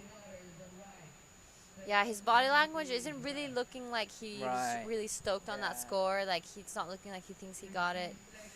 There we go. He came in at 3.50. Slightly better the best score. And he now needs 7.76. Unfortunately, he will be running out of time as we're reaching the last 35 seconds of this heat. He unfortunately started off the heat a little bit late, so maybe if he started earlier, he would have had more opportunity. Oh, this is Centauro is on the wave. Just cruising. Nice first down, but nothing really going on rest of the wave. But probably he was trying to block Raiha to make sure he's in the second position. Yeah. And that's it. Yep, and it's looking like the winners of those heat were red and white. Thank you, guys, and congratulations to those two surfers. We're going to go on to a break. First, I want to thanks to everyone at home for supporting me, and I love you guys, and can't wait to see you guys soon.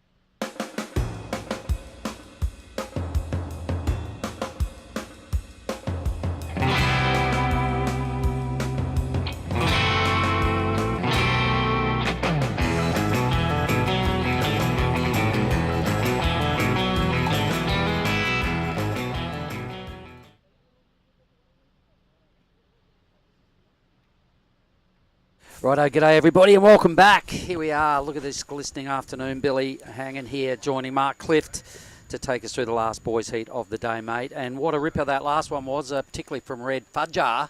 Yeah. Blew up. That was a stacked heat. Really stacked heat. And it's good to see the lads delivering. I've been watching these sparkling waves happen all afternoon. Conditions have got tenfold better from this morning when we arrived. It was onshore and blustery and not many waves at all. But as is the case through the Indonesian archipelago, you never know when stuff is going to change, and you've got to be on standby the whole time.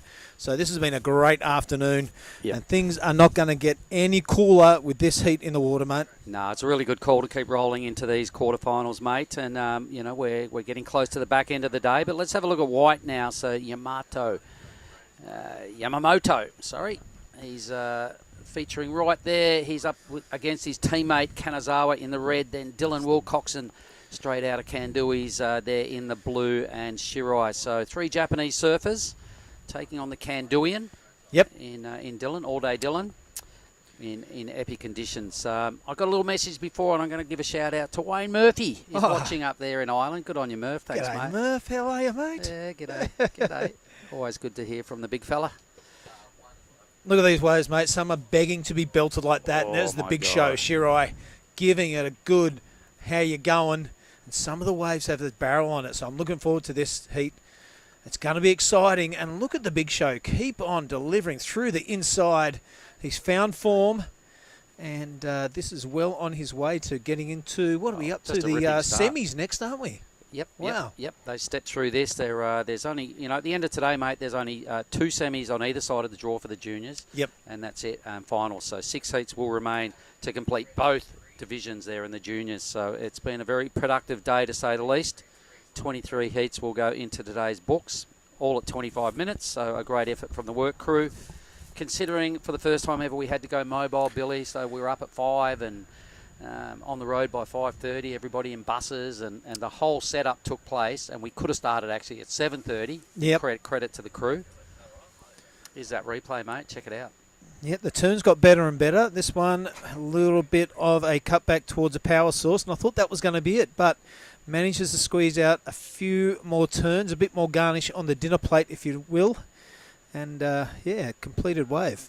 Yep, really strong. So what I'm seeing out of the last couple of heats, mate, the goofy footers are getting well barreled, and the natural footers going upside down right in the pocket. So it's a battle of those 2 approaches as to who's getting through. But, man, I love the work Red did in that last heat. Pajjar. Yeah, Fudjar's really come of age, hasn't he? He's like the child prodigy for a while, and he gets some good results. He wouldn't get some good results, but really looks solid in that last one. Man, he's got to take some belief out of today, because one of the best performances I've seen, really. All right, so here comes the score from the big show, a 767. We'll just get the backup numbers thrown on the screen, and we can confirm exactly what it was. There it goes, 767 at backup 0.5. Nice.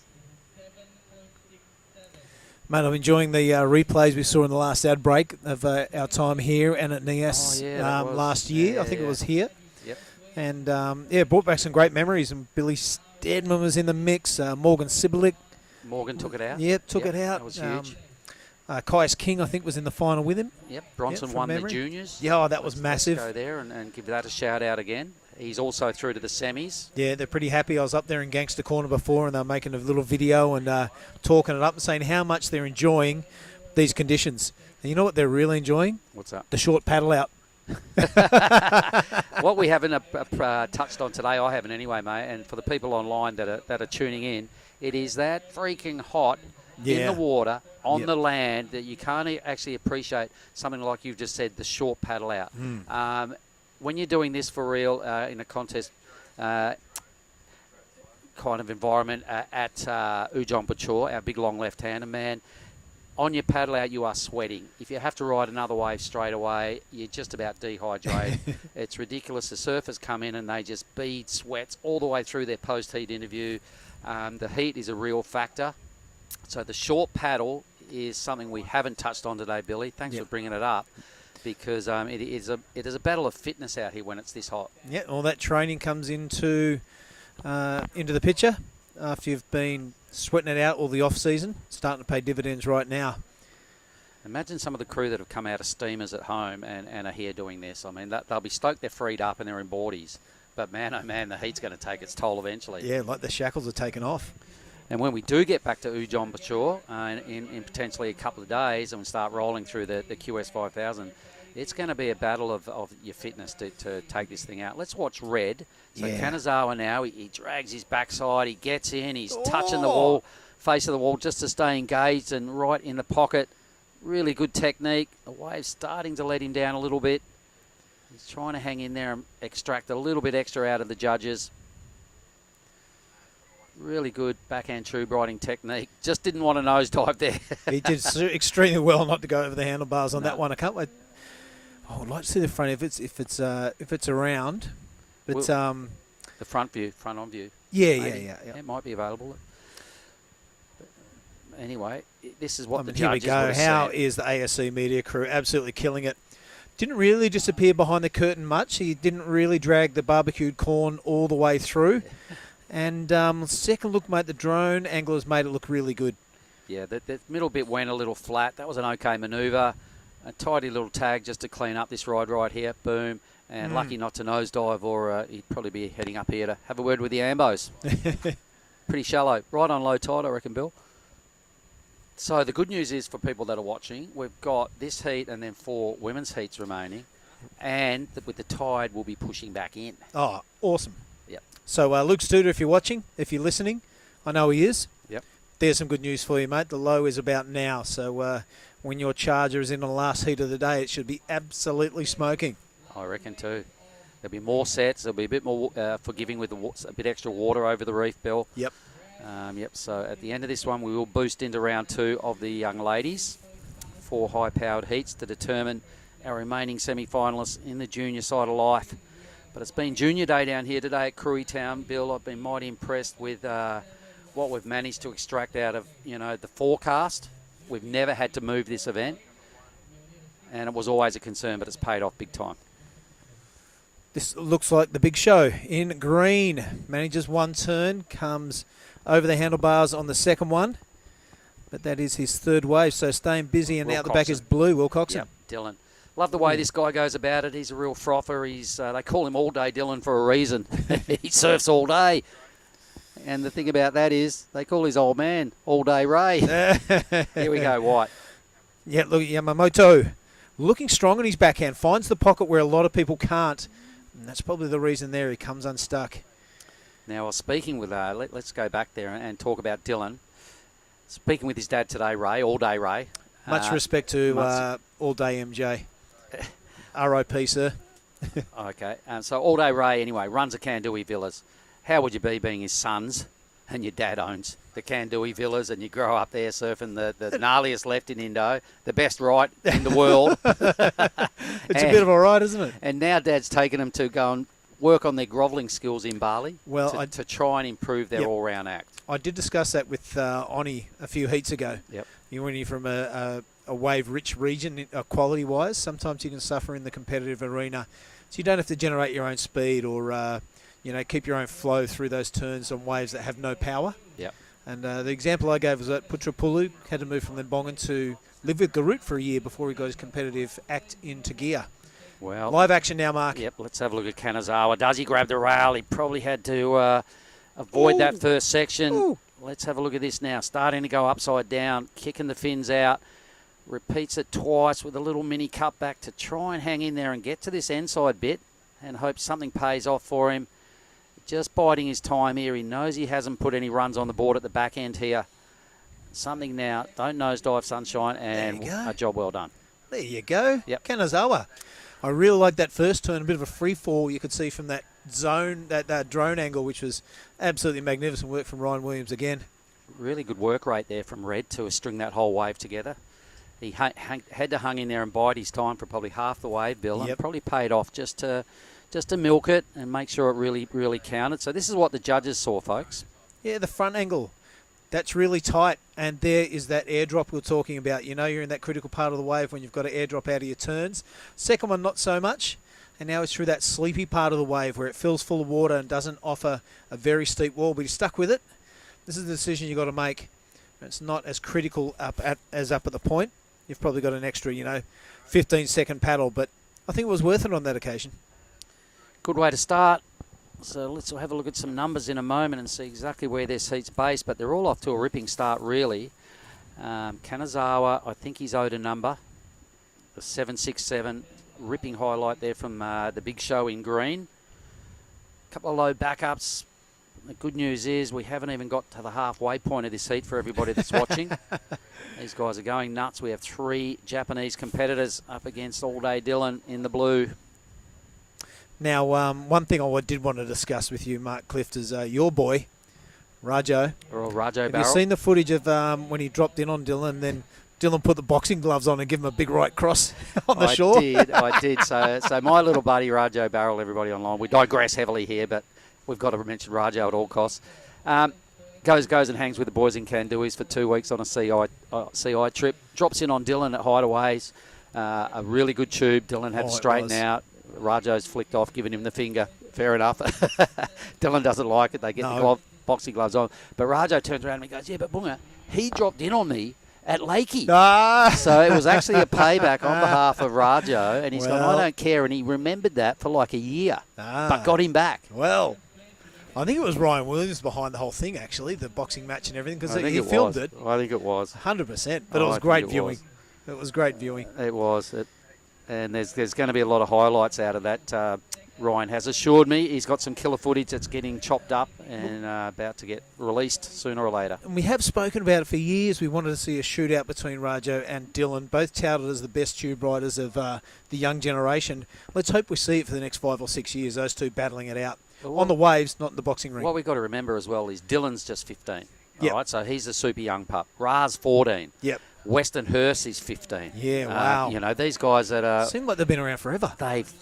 You're right, it does, because, well, another a Ra shout-out. Rajo Barrel got his first tube when he was 14, ladies and gentlemen. So he has been... He's 4, trust me. And it's not a lie, it's not an exaggeration. So I saw him get a double barrel when he was 5. Anyway, let's have a look at this, mate. Enough of the Ra call-outs. What do we got, Billy? Just under 12 minutes remaining in this one. It's the big show. Had that strong lead via the 7.67.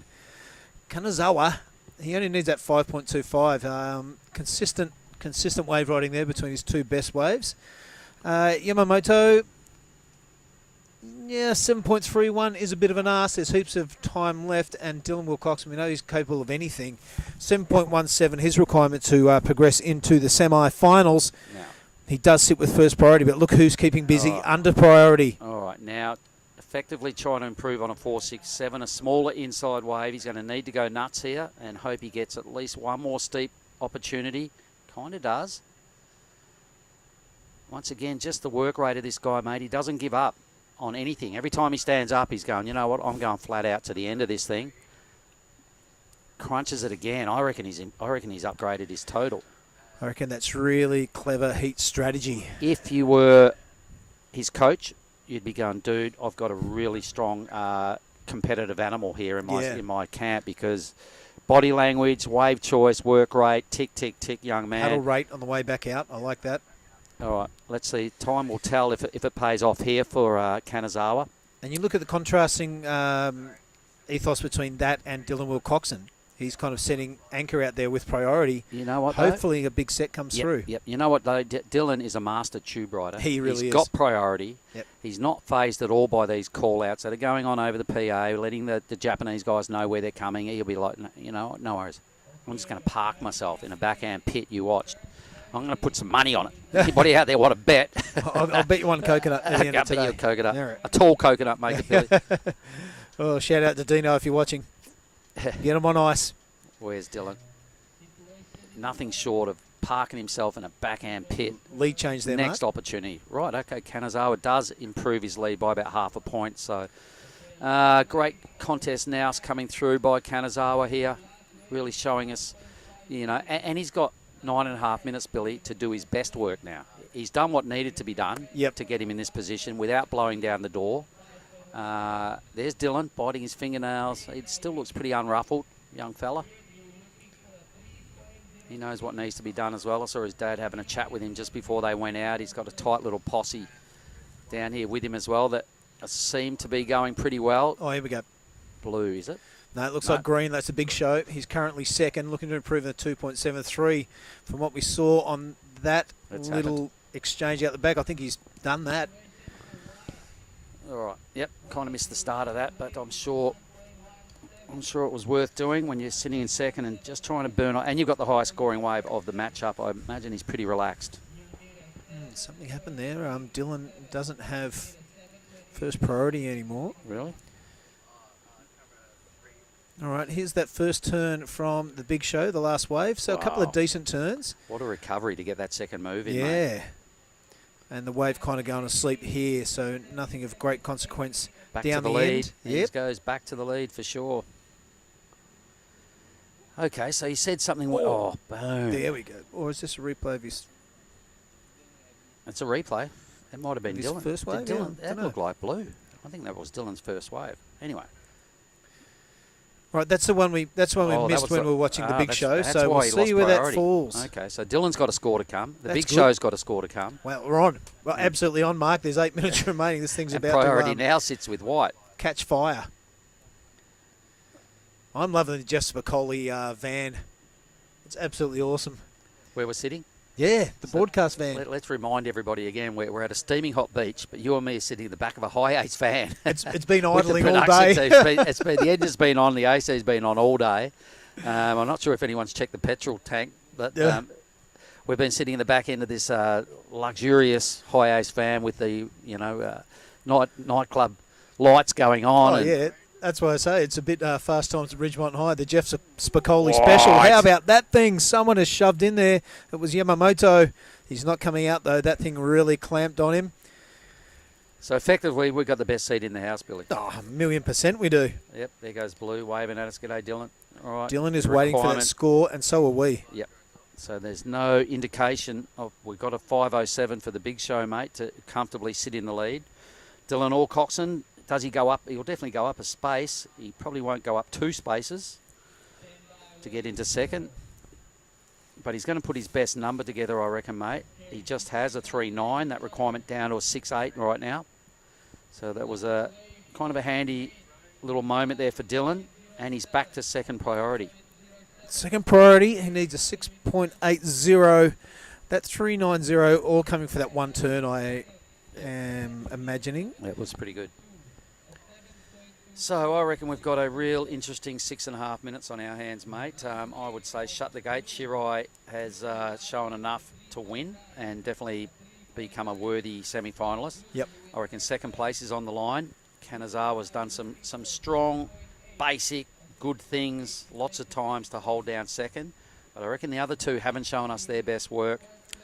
And should Dylan get a set, I can sense a mighty fine tube coming up. Here goes your boy.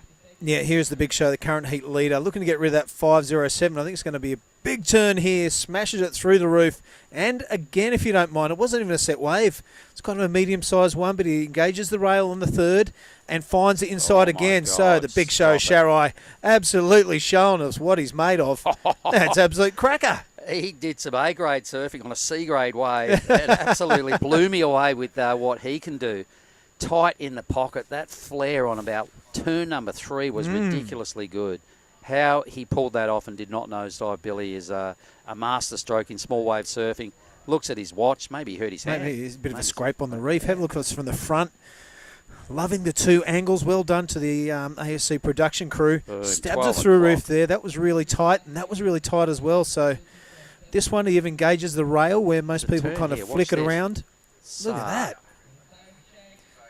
Mate, this could be the best wave of the heat. Wow. Johnny Decker out there on the jet skis doing a water patrol. Thank him. It'd be hot out there, wouldn't it? Yep. Either way, that's a pretty good seat. They're looking straight into the pit out there. Our water safety patrol. I reckon Shirai's number is not in just yet. There it is. Well, 5.63. So not the best wave of the heat, but the second best wave, Bill. There we go. He's got the top 2 scores, comfortable in the lead. A 13.3 is a mighty handy 2-wave total. Well done. Now Kanazawa needs the best wave of the heat to take it out. the other two guys have got a bit of work to do. Now, I reckon it's all eyes on Blue for me, mate. He's got priority. He's got just over 4 minutes remaining. Needs that 6.80. He's well capable of it. Yeah. He can sit out there and take any wave he wants for the next 4 minutes. Just hope the young man doesn't get a touch of the yips and goes for any wave that comes through. He's not that sort of guy. He's got 4 minutes, yep. He'll wait. I just hope a set comes through. That's what I really want to see. I want to see both blue and white ride a wave. I'm sure the fans out there online would love to see the same thing. And let's surf this heat out and not let the clock determine the fate of the other two. So there's our water patrol right in the front of the screen right there, keeping the scene safe. Boy, oh boy, they're going to have some work to do when we get back to the Ujong Patrol. It's a left-hander that breaks for about 300 metres with a mighty rip at the end of it. And there's a lot of stuff that can go right, but a lot of stuff that could go wrong. You're correct. So see up to the water patrol. Get ready, boys. Meanwhile, Dylan's having a think about it. He looks at that wave. It's got a bit of height about it. It's also got a bowl on it. It's also Kanazawa. He needs that 7-7. He tucks himself in there. This is the way he's going to get that score, but he can't box his way through that clamping white water. So 3 minutes remaining, mate. He's going to go down the bottom of the priority board. So that'd be why Dylan didn't take that wave. Leaves the door open for Dylan. Whoa. Here he goes, absolutely screaming down the line. He's got to land that free fall. He does. Slips under the curtain. The wave doesn't play the game. That's 6.80 the requirement. Wow. I'm not sure what he did before we joined him, but he was away down the coast. Look at the size of the wave he caught. Maybe he was in two minds. I don't know. He got a big hit. He thought about the tube, then that didn't come off, and he thought about another hit, and then flicked out. Wow. Caught in two minds, the young fella from the Mentawai. I think he got the wave he wanted. I'm not sure the manoeuvre selection went completely to plan. I'm not sure whether we even saw the very first bit of that. The first turn looked really good, but was there anything before it? Now, mate, do you reckon the glare is playing any factor out there? We haven't been able to do post-heat interviews and ask the guys and girls, but, it'd be quite shiny on the face, or it'd be really good on the face? I know the cameramen are having all sorts of grief trying to film into this glare. From the look at that, it looks pretty good. Yeah, no, it's like being at home in West Oz, mate. About 4:30 in the afternoon, once the sun just gets ridiculously in your eyes. It's 4 o'clock here at Krui time, everybody that's watching around the place. And the glistening is having a major effect when you walk out of our semi-little nightclub van here, mate. That stuff hits you right in the face and you start sweating immediately, and the sunnies definitely get a polish up because they're staying on for the rest of the day. All right, Dylan Wilcoxon up to second priority now, Mark. He is hunting around the inside like a starving animal. He wants that 6.80. Yep, still needs the 6.8. So numbers are in. Didn't do him any favours. So I think he got the wave he wanted, but it just didn't go to plan. Right, Kanazawa on the inside. Doesn't like the look of that. Next Good heat, choice. You can see the young ladies right there. They're parked up, ready to do business. They're pumped.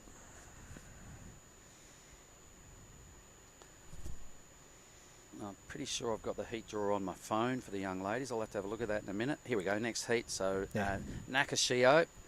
So 2 Japanese surfers, 2 Indonesian surfers. Yep. Hanasuri Jabrik, Shimizu, and Zeflin. Azura Zeflin from the Mentawai as well. Oh, there we go. That is Kana Nakashio. We've seen her in action before. Yep. And so Zeflin, Hinata. Zeflin's come down with the Wilcoxon clan. Yep. She's part of that mob. All right, their boys are on the move. They've got 12 seconds, mate. 12 seconds for an upset here. Yep, first priority, the big show, and second priority is Blue. What's going to go on here? His first priority is Blue. He's up before the siren. What's going to happen this wave? He sticks it up to 12 o'clock. That's a great-looking turn. Wow. The second one on par. Now through the sleepy part of the wave, Mark. Is it going to offer him any scoring potential on the inside? Don't give up, young fella. See if there's a little lip to hit. You're capable of anything. He does. He keeps the speed through, shoves it up through, completes it. He's given himself the best chance he has. Man, Dylan Wilcoxon, well done. Mature surfing, young man. Needed the second best wave of the heat out of that, mate. He got 2 really strong moves on a pretty good-looking wave. Was it a 6.8? I think there'll be just some discussion going on. My first impressions were no. But let's have another look at it. Here we go, everybody. Everybody online, we're looking at whether this was a 6-8. Billy Hangen's still hanging in here with me. He wants to see the result as well. Oh, I reckon they're two good hits, mate. They are two good heats. He probably didn't need this to go sleepy through the mid part. Yep. So we're just watching the replay, guys. We are going to swap to the women's division in a moment. We're going to get Giada to come in with me and help out. He did tag it well at the end there, so time will tell. We'll probably get back in a moment for that result. It's all in the hands of the judges.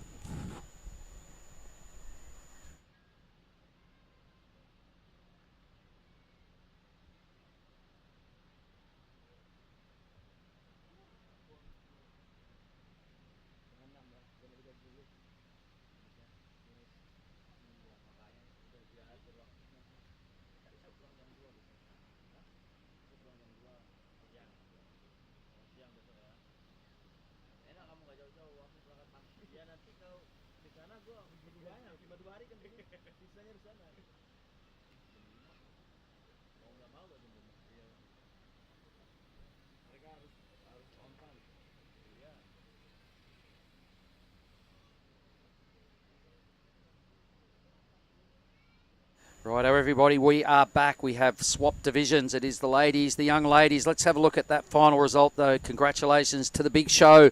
Shirai taking it out with the two best scores of the heat. His teammate in Taki Kanazawa holding on to the second. Dylan Wilcoxon had his moments. There's a lot to like about that young man. We'll see a lot more of him. And Reimu Yamamoto will have to settle for a fourth placing. I'm going to welcome back into the booth with me Giada Lagarde. Did you see much of Dylan's efforts in that heat just then? Honestly, I went to go get siomai, so I was starving. I did not see anything, but you can give me a recap. A recap is, wow, he had his moments. The surfer in green, Shirai, deadly performance. Picked the best waves. It was outstanding to watch. Kanazawa in the red deserved his position in second. Dylan had his chances. Didn't really do Dylan stuff, is probably how you would describe it the most. Yeah. But he's got time on his side. He's still only 15. And remember that name, everybody, Dylan Wilcoxon. Right on. Who we got in this heat, Giada? So in this heat, we have in the red, Nakashio. Kana Nakashio. In the blue, we have Hanasuri or Suri Jabrik. In the white, we have Hinata Shimizu. And in the green, we have Aura Zeflin, which is actually Dylan's sister. Oh. So she's also part of the Kandui Grams and the all-day Kandui crew. Yep. She came out here with all the Mentawai gang, and they're all just down there set up in the corner. I have a few people out here, and you can just hear them cheering on each other every time they catch a wave. Yeah, it's cool. They're really tight, and they've got a good squad there. And, you know, Dylan's dad sort of promoting them, hanging together and being that tight bunch. Yeah. And it's a good thing that I think, given a bit more time, is going to really pay dividends. Let's have a look at Shimuzu's first wave of this heat. So the judges will now be readjusting their scale, probably based off this very first wave here. Having swapped divisions, 4 heats to go to finish off a very productive day one. All right. Have you seen much of Shimuzu surf before, Giada? I saw her in her heat 1. She got pretty lucky, had a 2-man heat. So she was going to pass either way. She caught some nice waves that gave her the opportunity to try this wave out without the pressure of competing and losing in the first round. And that was practically it. That's all I really know of Shimizu. Well, it's been a pretty long day, folks, for the crew online that have been hanging in there and watching. So let's just pay some homage to the young ladies. Look at that pristine wave just grinding off. So this is green. This is Zeflin. What's her first name? Yeah, this is Aura. Aura. And this is a really good first ride from our young surfer as well. Very young, only 15. Do we call her all day Aura? Because the others seem to be that. I call her Alin, actually. Alin? Yeah. Okay. So I think Aura is her proper name, but she goes by Alin as well. Okay. An amazing, amazing young talent. I spent some time with her at Mentawais at the Kandui Resort, and she has improved massively in the past year. Do we know how old she is? I think she's 14 or 15. I think I saw that on the brief earlier this morning, yeah. She must be 14 or 15. Yeah, so she has improved so much in the past year. And I love her style. Has this very nice flow about her. She has a very feminine surf style, which with her Graceful. hands. Yeah, it's very graceful and nice to All watch. right. Cool. I love it. Shimizu opened with the 517. Aura has answered back. She'll put a respectable number on the board to kick things off here in quarterfinal number 1. And what a day it's been. We're down to like, in the juniors, 6 heats remaining at the end of this day. Let's just have a look at red now. So Nakashio with priority. Hoping for a bit of steepness here to tag it right in the pocket with the drone following closely.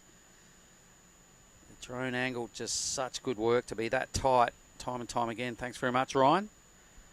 That was a beautiful first turn from Kana Nakashio. And we see Alin or Aura Zeflin's first wave came in at a 3.33. So here's the non-drone view of Red's opening ride. Let's have a look at this. Jesus, good looking wave. Long extended bottom turn to get in the pocket and tag it the first time. A little bit of a cutback just to hang in there and play the game and see what the inside does, which was not much. So she'll be in and around the number that Aura put together. So it'll be a little bit, there you go, a little bit better than Aura for a 4.9. Yeah, that first turn was really solid and right in the pocket. She came out of it with so much speed, so that was a really Bottom turn went forever. So the stage is set. Even Suri's got a wave there. Not a big one, but Suri in second priority. Out of Bali. I'm sure you've spent plenty of time with Suri. You guys are pretty tight, aren't you? Yeah, she's my gal. I love Suri. She just came back from the ISA World Juniors in El Salvador. She said she had an incredible time. The Indo team were there, and they were looking really strong. Dylan Wilcoxon was out there competing as well. Suri as well is another girl that I think has a very feminine and graceful style when she's surfing. I think one of her biggest inspirations is actually Stephanie Gilmore. Wow. Okay. So I can see that in her surfing where she tries to get that inspiration from. This is her first heat of this Krui Pro, and she will be joining the QS event as well. Oh, nice. So stepping it up and double dipping and coming to Nias, no doubt, and all the way to Afulu. Yeah.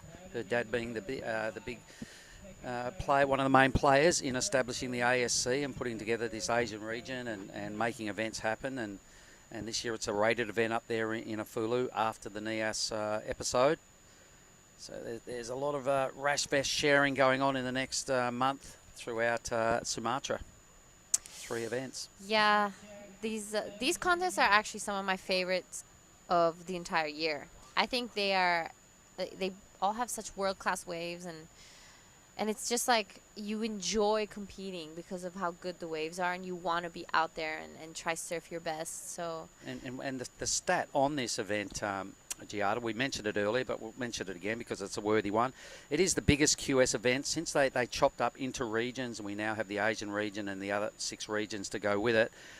It is the most heavily patronised event by the surfers, numbers-wise, since they've broken the QS into regions. So it is that way because of the quality of the surf. We're in a really nice part of the world. Look at this. Here we go. This is what we're talking. We're at Krui Beach, everybody. Labuan Jukang. This is the beach just a little to the north of where we're set up. We'll get down to our spot in a moment, but we've got some crew just milling around and playing in the sand and having a little swim down here. I can see our 4 competitors in the top right hand of screen as we get down to the channel that separates this left from a little shorey right-hander. The jet ski there is our water patrol dude. We can see some tents on the shoreline. Maybe we'll get down and have another little look at where the judges are positioned. Yep, let's do that. Ryan says, righto, let's go have a look at the judges and the rest of the mob. So this is where we've been parked up all day. It's been junior day down here at Krui left, but there are about more than 200 competitors awaiting their turn in the 5000s, Giada. You can see the priority board clear as. The media tent is the one on the left. Our van, our high ace van, is right behind the media crew right there, that pimped out mobile you can see in the background. And the judges were right next door to the priority booth. In fact, we can see, is that Joko the man? Changing some priority colours right there, shuffling them around. Yep, it is. Judges are parked up right next to them. That's our workspace today, everybody. So if you had to go to an office in a town today, we had to come to the beach. How good, Giada? Yeah, it's such an incredible location. It's been such a gorgeous day. We started off this morning with some bumpy and lumpy conditions. The wind was straight onshore, but it's really cleared up and turned into a gorgeous, gorgeous day of surfing here at the Krui Pro. As you said, these are the junior women's quarterfinals. As we see, our surfer in white, Shimizu, under priority. Just taking a look at this one, but unfortunately didn't have what she was really hoping for, so she just does a quick in and out. Yep. Sitting with fourth priority there, trying to burn off a 1, so just investigating on the inside. Nice wave goes unattended. It's up to Suri to make a move at the very first opportunity. Sitting there in blue with priority, just a low 0.5 in the bank at this stage. We're rapidly approaching the halfway mark of quarterfinal number 1 for the young women. Yeah, Suri's being very patient in this heat. And we see again keeping busy our surfer in white. Not a bad tactic, just trying to put a bit more scoreboard pressure to get rid of that 1-point ride, add something to the best score of the matchup, her 5.17, and just to give the girls something else to think about, going, oh my God, White's just got a really strong lead now. Yeah, I agree. That White's going to go. That 1's going to go in White's column. For sure. Won't be a big number, but it's just that little bit extra to go, there you go, girls. You're not only chasing a mid-1 now, you're chasing mid-5s to catch me. Yeah. Yeah, that's a good tactic, just to, keep building that pressure and kind of heating things up as we get to the second part of this heat. I think Shimizu maybe is a little bit more experienced in competition compared to maybe Suri or Aura. And Kana Nakashio as well has been here a few more times than the girls, so they have those tricks that the older dogs have, and just applying that pressure. Well, these are the tactics you've got to learn along the way, and mixing it up with some of the more highly fancied competitors. You've got to take something out of their act and really put it in your own. Let's have a look at Red now, getting one tidy slash away. Kana, she's just adding to a total here. She's only got a 4.9 as her only number. It is the second best score of this quarterfinal, so a useful little addition here to her total. Right out of this thing, please. Unable to capitalise on that finishing move. But once again, a bit like Shimizu, just getting them some work done and, just getting a nice platform to consolidate second place. Yeah, and she actually did that under priority. She was at third priority and got that wave under Suri and Alin. Yep. As we see the girls now taking a look at this wave, and it's looking like Suri is going to cash in her priority. She's on her back end and unfortunately just falls off on that first turn. It's looking like she tried to hit it in the pocket and maybe just arrived a little bit too late. Yeah, it didn't go to plan right there. So with 11.5 on the clock, Suri's going to have to get out there and establish herself in the priority ranks again, or maybe not even worry about priority and just start catching some waves, finish some waves, get yourself back in the hunt. Start applying Shimizu and Nakashio's. Yeah, she's got to try and stay within striking range here. You can't fall too far behind. She now needs an 8.16, which is a bit of a nightmare number to hear when they go, you need an 8.16. You're like, damn. Effectively, she really only needs 9 points to catch up to Nakashio in red in second. So let's forget about the 8.16. Let's focus more on tracking down a 9.03 on 2 waves to get into second. Yeah. There will be... But you're right. Sometimes they can get in their own head when you hear that big score, and it's just catching 2 waves. So she just needs 2 4s. Here she goes. Right on cue. Go for it, G. We said it, a nice... Oh, that was looking like it was going to be a good turn. Was that a last wave? A similar thing happened just then as to a last wave. No, I think this was That was live. a fresh wave. Yeah. All right. So that little technique moment right there, something needs to be addressed. Sort of just getting that little moment a little bit wrong twice in a row there for Suri. But she definitely has the right idea now, you know, under priority, catching those waves, Yep, just getting keep that that up. wave count up and just like chipping away at that score. Because otherwise You know, she'll reach the last few minutes of I the think heat. for her own headspace, she needs to ride a wave and finish a wave. Yeah. Just finish one. If it's a 3, good. It's your best wave. Whatever. Get to the end. Yeah. Do a combo Just of moves, start a from couple of zero, moves. Yeah, yeah. just forget about the other 15 minutes. Just back Finish to a wave, back get to your basics. headspace back, and then blast through the last 5 minutes. Easier said than done, G. You're going to be in this boat sooner or later. You're in the, Yeah, you're in I the can't QS say 5000. much, You're in the QE. You're going to be doing it soon. I am, as we see Aura, Allen, Zeflin taking a look at the barrel and does a beautiful turn. We'll see if that score is what she needs. She's only sitting on a 3.33 as she paddles back out. I'm liking what you said earlier. She's got a great style. Look Yeah. at that. That was all style, you know. Even a little attempted tube, but the style on the attempted tube Yeah. and the tidy little, you know, graceful hack there. She's definitely got a good platform to keep improving on. If she's only 14, my goodness. Yeah. I'm liking what I'm seeing, G. I can hear She's super young and has such a huge future ahead of her, especially surfing all the time with her brothers, Dylan and Jaden and all the Mentawai crew, Alif and the boys and Ifran.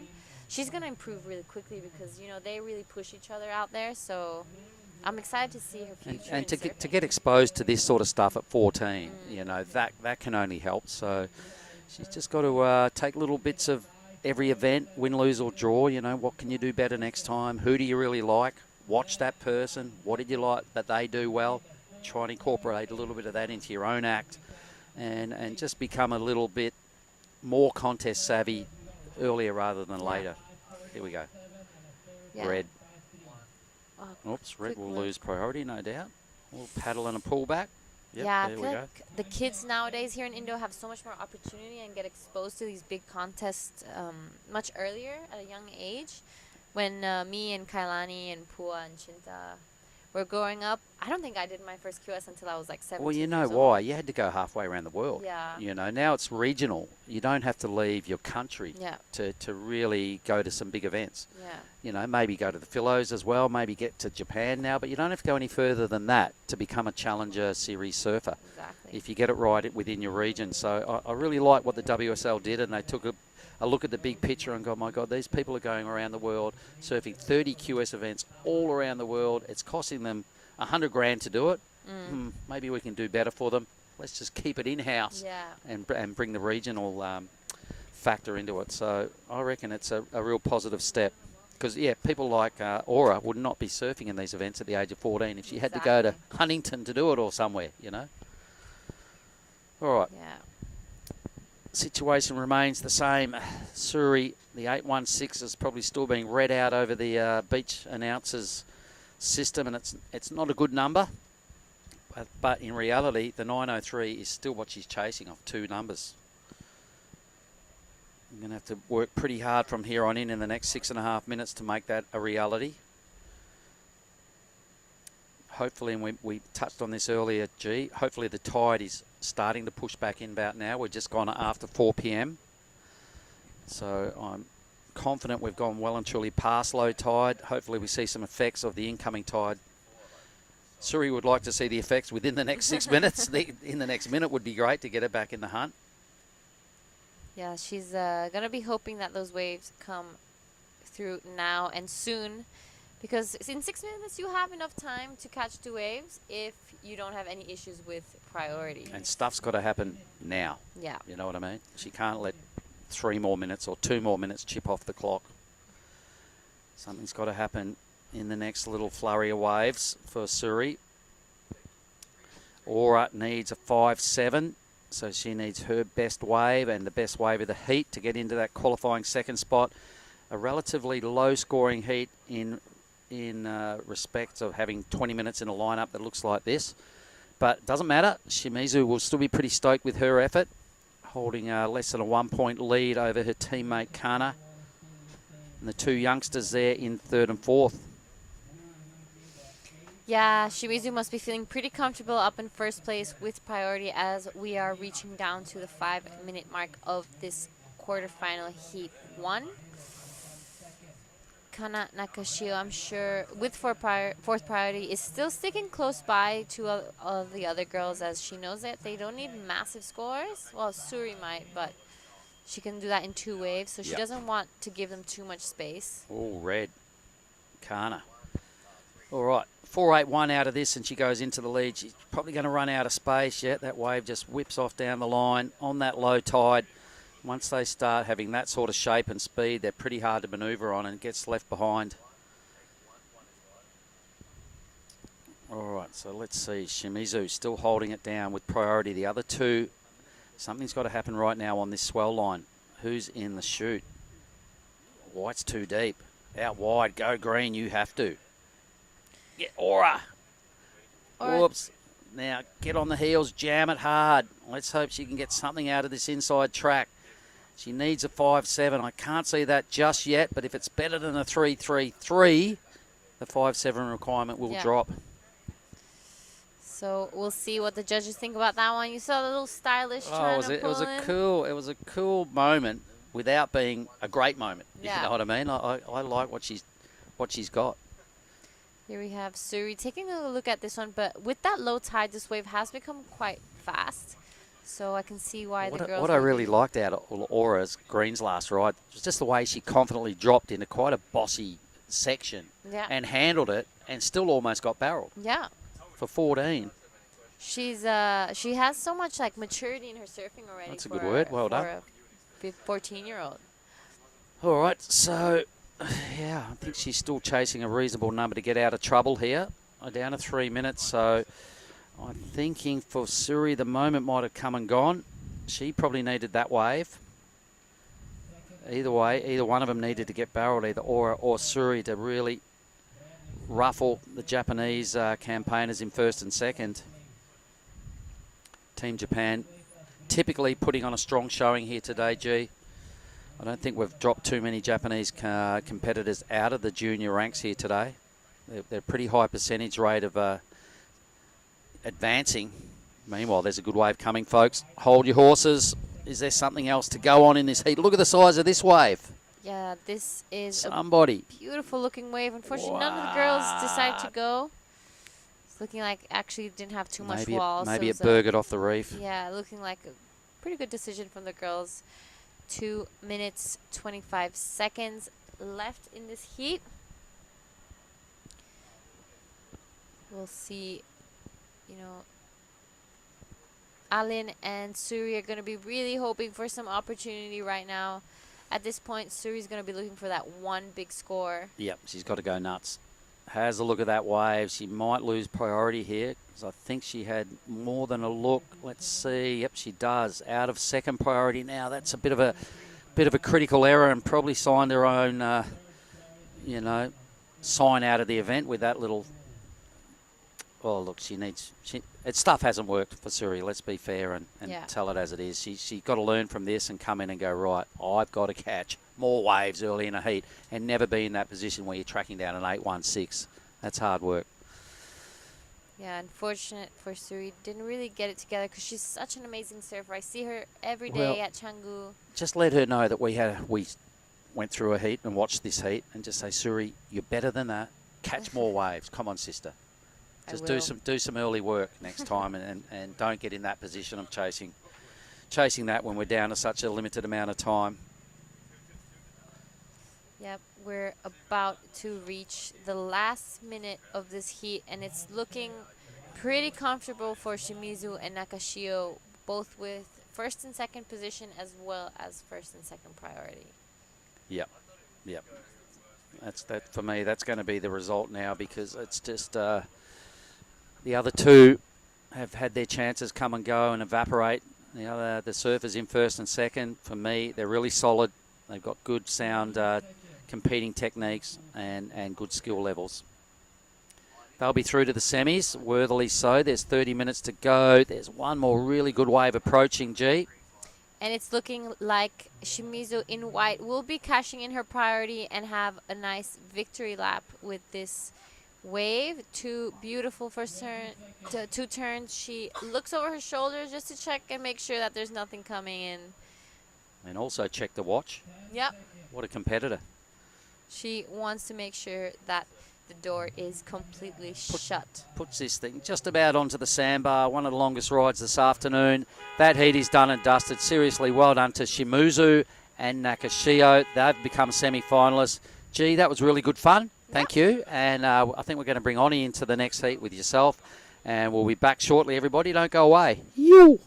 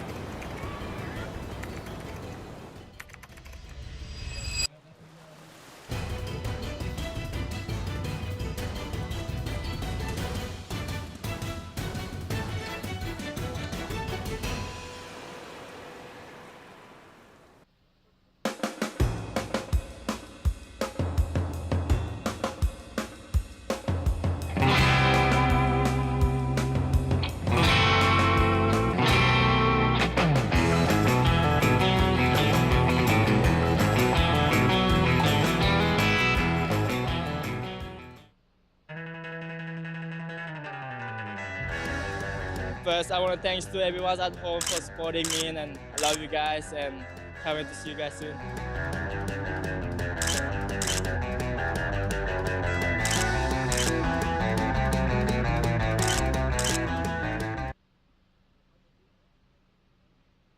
Right, welcome back to the Krui Pro Junior Women's.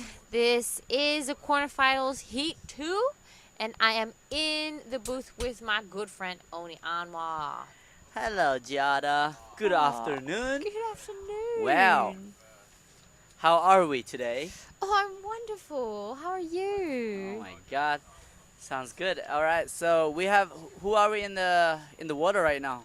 So in the water right now, we have in the red Sumo Mosato, in the blue Rita Suzuki, in the green we have sorry, Yoa Wang, and in the white we have Kaya Hewer. Nice. Yeah. Well, this is a good hit, isn't it? Yeah, we have two Japanese, a Chinese, and an Indonesian. Well, it's gonna be a good sunset for the girls in the water, so I guess hopefully they get some barrels. I saw some good barrels for the boys before, so. Yeah, I saw that too. Well, kind of. I was having a break, so I was kind of hungry, and I went to have some siomai. Nice, Indo style. Yes. All right, so no scores in. Oh, there's an opening for 1.3. Quick start. I guess everybody's out there kind of just have to kind of breathe and wait for that right wave to come through, as things are slowing down. But when it comes, that's the moment that every surfer has to put their show on without any pressure. Yeah. It's pretty scary in a way, like who has a priority. And when you know you have a priority, you don't want like, okay, I gotta not mess this up. Yeah. To get this score, I gotta actually try and surf this wave. Yeah. And hoping that wave actually walls up. So it's pretty hard, you know, when you deciding the moment the wave comes, and it's better than actually scratching for a closeout beach breaks. Yeah.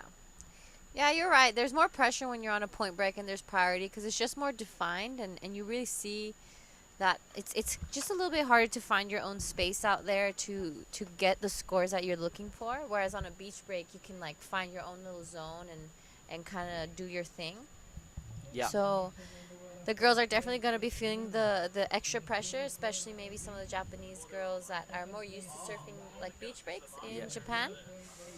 But here, saying that though, they've been practicing around here. They've been here earlier than anyone else. Yep. So the Japanese definitely put their training ground here, so they mastering. Except they haven't really surfed this wave for they expecting to surf that Ujung Bocor is like where the point break where we're gonna surf. But yeah, it's cool to have this wave. It looks pretty fun for me. It looks like more like Bingin or Lakey Pipe. Yeah, when I see these clips, it really looks like Bingin to me. Like every time I see it, it looks like maybe Bingin during the pandemic when there wasn't that many people out. So Yeah. it's like a nice little view. Very similar to Bingin, also the shape of the wave. It's much more hollow. But here we have Sumomo Sato opening her debut here for the Pro Junior Women's. A nice wave, a couple turns to open it up. Just pulls off, and it's looking like it's getting pretty shallow down on that inside. 100% is so. It doesn't look as easy when you're out there. Is you have to kind of like scratch through all those smaller ones. The smaller one is more closest to the reef, where the biggest set is kind of breaks wide, so it's kind of more safer if you're on the big set. But yeah, but to get a quick start in the heat, you kind of have to scratch the medium-sized one. But that's a risk. If you catch the first one, then the big set come at the back. That's where you plays a role with the luck of the Mother Nature. So here you go. As you see, blue has priority, and she might have a chance to get a good score coming. Okay, we've been here watching heats all day. We'll get back to that as we see blue cashing her priority for this one. Unfortunately, just gets thrown under from the lip of that wave. Looks like there's something out the back. Both the girls are kind of scratching to see, but no one really bites on that one. So as I was saying, we've been watching heats all day. If you had an athlete that you were training in this event, what would you tell them? So here we go. This is Yu Wang, one of Dede Suryana's students. So he would probably tell his student to get those waves that has a wall, but not rushing, scratching on the smaller one, because there's no point. And do not wait for too long, because also I've seen a couple of hit before. Everybody, like some of them, they waited for so long, and the kind of time is their enemy. It's not actually their opponent. So if they can just scratch on the wave that has a wall and surfed well, and that's get an average of 4 point or a 5 point, that's enough to kind of put pressure on other opponent out there who's waiting for a wave. Some of them, they say, okay, I've been waiting for this long, might as well wait it for the good one, and which is really risky game to play. But if you can, like, for example, right now, they're just letting that wave go. They could have just go, like this blue, just kind of stay busy. You can do a couple turn, and that's something I would tell them. Yeah. To just like stay busy and not sit around waiting too long. And actually, you're correct. We've seen like a few of these heats today that the people who go under and who without priority. But staying busy doesn't mean I scratching on the bad one. Staying busy as like trying to make it wave works for themselves to get the score. If there's walls, they go for it. But like, for example, here we go, white. This is Kai Hewer on a beautiful looking wave. She opens up with a nice backhand turn and sets it up for this second one. Unfortunately, just falls off as she comes down on that. But that was looking like it was going to be a pretty good score for her. Yeah, if she can finish that wave, she would have a little, like an average good score. But the judges are loving to see if someone can risk it, hit that end section, because that breaks right on the reef. So it's pretty risky, and also steep and bends around. It's quite difficult to actually hit that end section. Yeah, I agree. So Sumomo Sato playing the priority game well. She's in the lead with the highest wave and in priority right now, but there's still plenty of time left. They took a look at that one, but no one decided to go. Looking like a pretty good wave. I think the girls are sitting really wide compared to the boys. The boys are actually going really deep, where they can just pull in that barrel and they can do more couple turn before you hit the end section. So you can see the difference in the water right now. So because it's a low tide, and safety a little bit more important than actually trying to get scores. So everybody's kind of playing it safe right now. But we just started. They still have 15 minutes to go. We'll see who needs a core. Maybe they can go deeper. Yeah, maybe they just need the base of the scoring, and then afterwards they can build that house. So they'll get those 2 scores they need, and maybe we'll see some of the girls try pull in for some barrels. We saw in the last heat, Alin was definitely trying to pull in. You saw her style. She was there. She was like committed. So I'm excited to see where this heat goes off to. But as we see the tide dropping, these waves are becoming quite fast. So some of the girls are taking off a little bit more on the shoulder just to be able to get some turns in without getting caught by the lip of the wave. As Correct. we see Sumomo Sato, just a little bit of a late takeoff, 1 turn in. She doesn't have a backup, so she's only looking to replace that for nothing. Well, next heat we have a local girl right there. Green is actually pulling out right now. I'm interested to see what she's gonna do in this her home break. She's from Indonesia, local from Krui here. So see if can go a little bit deeper, because I know it's hard to go deep out there. It's really shallow for girls. That it's really steep and it breaks right on the reef, as you can see now. Yep, that was our surfer in blue, Rita Suzuki. Only sitting on a 0.93 and an 8 and a 0.83, and right behind her is Yoa Wang. So a little bit of back-to-back going on right now.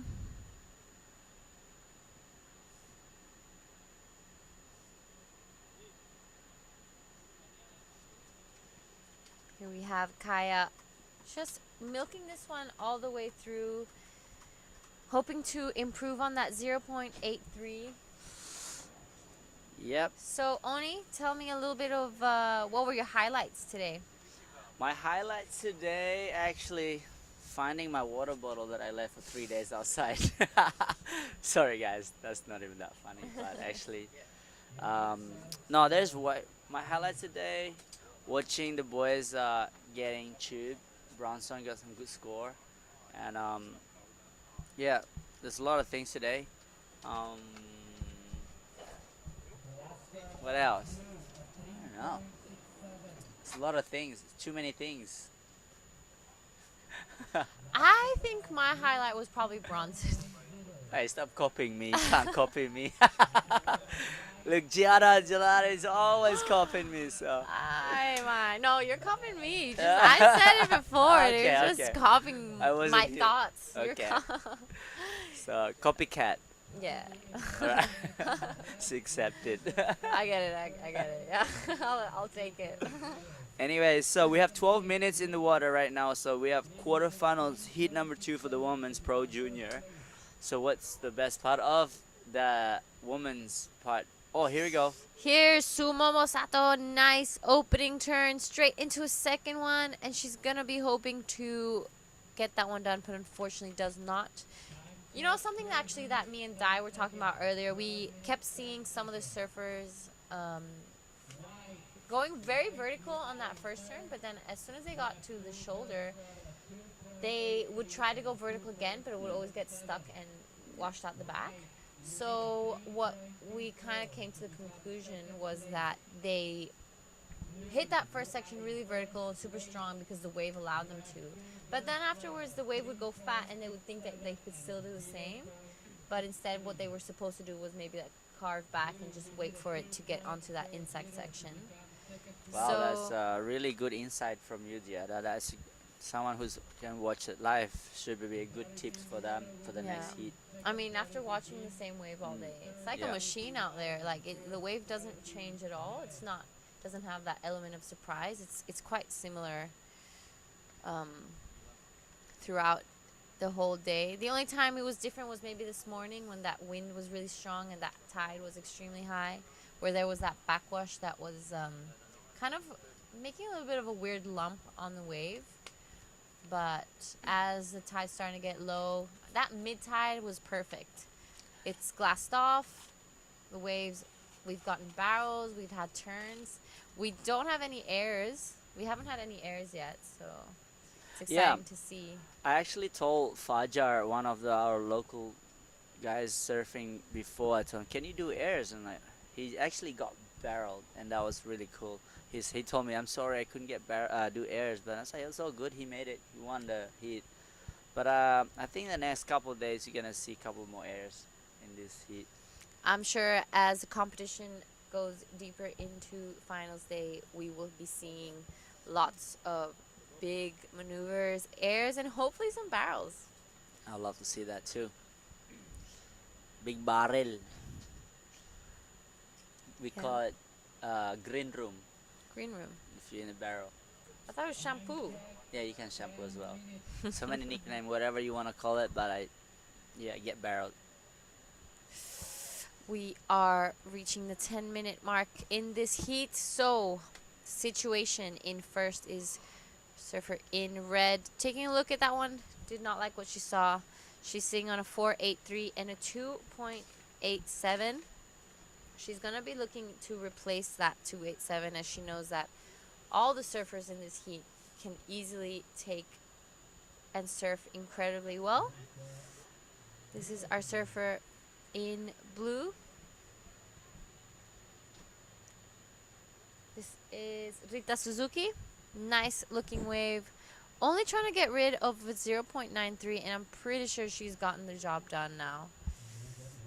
I think she could even be pushing her way into second position after that one. And right behind her is Kaya Hewer. Nice in the pocket. You see here, as it gets lower, there's a little bit of a texture on the wave close to that reef. So she's going to be wanting to get out of there pretty quick.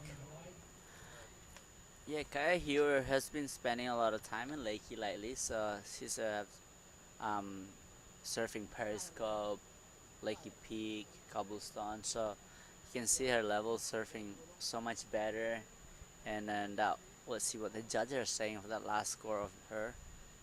So yeah, it's cool to see all those young Indonesian girl surfers now coming up. As you can see, our China represent China. Wow. That was a nice turn. Wow. She's really pushing it, and I love that how much power she just pushing her back foot into that section, throw a lot of spray. I think the judges like that. In my opinion, that could probably qualify as like one of the best waves of this heat. Correct. I would agree with you. And there we have it. Our surfer in blue, Rita Suzuki, did go straight into second position after that wave. She got a 3.97. Sorry, 3.97 was her last score. Pushed her straight into second, but our surfer in green, Yao Wang, is looking for a 4.47, and I think she could possibly get it. I think so too. I think the hole's gonna change the situation. Currently in the water now, we have red and blue. Is the two Japanese surfers are in first and second, and you will see a change in shortly. So fun the wave out there.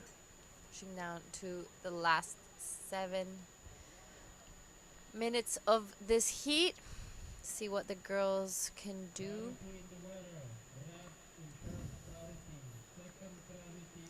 There you go. Last wave of green was a 5.57 straight into first place. She really deserved that because she really pushed her back foot into the section, so the judge must love that, give the reward. That's probably what something red and blue and white will have to do to get that a great score. 6 minutes and 25 seconds to go. I will say still have plenty of time, but let's see if the sets are rolling through now. As you can see at the back, there's a lump. Who got the priority? We got red have priority. No, she's not going. We got blue. Okay, she's using. So Red took a look at this one and was not liking what she saw, and Blue under priority took off a nice first turn, wrapped it around to the second one. A strong third one to finish this one off. Looking for a 3.74 to get into that second position. So we'll shortly see if that was a mistake or not from our surfer in red. Yeah, that's it plays a lot with you if you wait. So the time will be your enemy if you wait. So let's see what if Kin Red can get a good score by waiting at the back. Yeah, we saw as the tide has gone down, it has slowed down a little bit, so we haven't seen so many sets and such a great, like not so much opportunity anymore like there was this morning and during midday. But hopefully with that incoming tide for the last 2 heats of the day, we're going to see a little bit more of an influx of waves. It's interesting to see how smaller it is over here compared to where we're staying. It's huge. It's like big. I'm excited to see it. Yeah, it's going to be great to see some of those big sets rolling through today when we get back to Ujung Bochur, which is actually where we're staying. So today, due to this massive swell that we have recently, or today, we've had to move the contest last minute here to Krui left, as we see some of the sets come through. Sumomo Sato taking a look at this one. She does a little bit of an airdrop, gets around this section and sets it up for a nice first turn.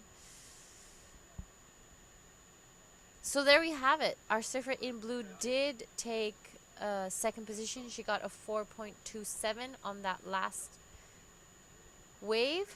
So a little bit of a priority mistake from our Japanese surfer in red, Sumomo Sato. She had priority and let that one go to our surfer in blue. And now with second priority, it's gonna be, she's gonna make it definitely difficult for our surfer in red to catch another wave. Not looking for a big score. She needs a 3.41. We know she can get it done because she has a 4.83 in her scoreline already. Yep. It's good that when that's that little point of difference, you can take advantage of having a good backup. So, yeah, there's a chance. This is a really kind of late drop, kind of fall behind. Waves went fat, so you can see that wave selection common effect. As you can see, she's up and riding again. Red, nice looking wave, small, nice first turn. Can she back it up more? Carving through. Managed to keep speed going on that fast section, so I think that will be enough to replace her 2.8. She's looking for a 3.41 to go to second. Her body language wasn't very convinced, but you know, that was some nice surfing done from Sumomo Sato. She's going to try and make it back out as quick as possible, as there's only 2 minutes 30 seconds left in this quarterfinal heat 2. We'll see a couple sets come through, and she did get the score she needed. She got a 3.53, leaving blue looking for a 4.10. Kaya Hewer, nice vertical first turn, straight into the second one, and she's going to be hoping to finish this one. Looking like she just slipped off on that last one. That was a pretty good wave. She could have finished it nicely. She would get the score. Maybe not really, because of 5.03. She slightly improved her scoreline. Here it is again, the replay. This first turn was probably my favorite. Straight into the second check turn and tried to finish it off, but unfortunately came unstuck. We're reaching the last minute and a half of this heat.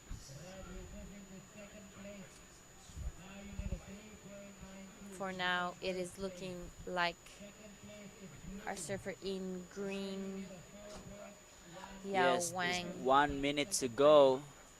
Yin looking pretty happy and comfortable at the front, where is Red also. They'll not safe for first, second, third, and maybe fourth. But there's 50 seconds to go. I reckon that's it for the day. But let's see. Unless a few sets come through, then yeah, I'm pretty sure that will probably be it. As we see our drone filmer rise up. 30 seconds. First priority blue, second priority Just the last 30 seconds, and it's looking like there's a few waves coming through. Blue looking for a 4.10 with priority. Oh my lord. And it's looking like I wonder if that can be interference. I think that would probably be an interference. I'm calling that it's going to be an interference. But I don't know. That's not my call. It's up to the judges. And we have officially finished the quarterfinal heat 2. And it's looking like we're going to get the final results maybe in the next heat, and we are gonna go on a break.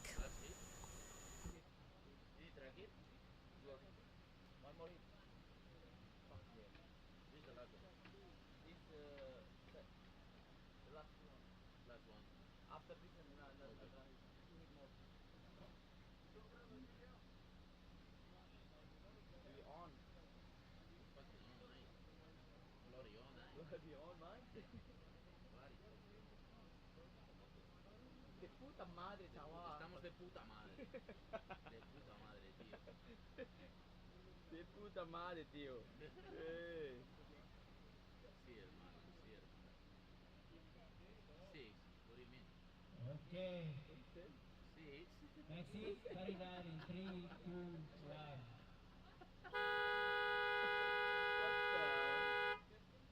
So weird.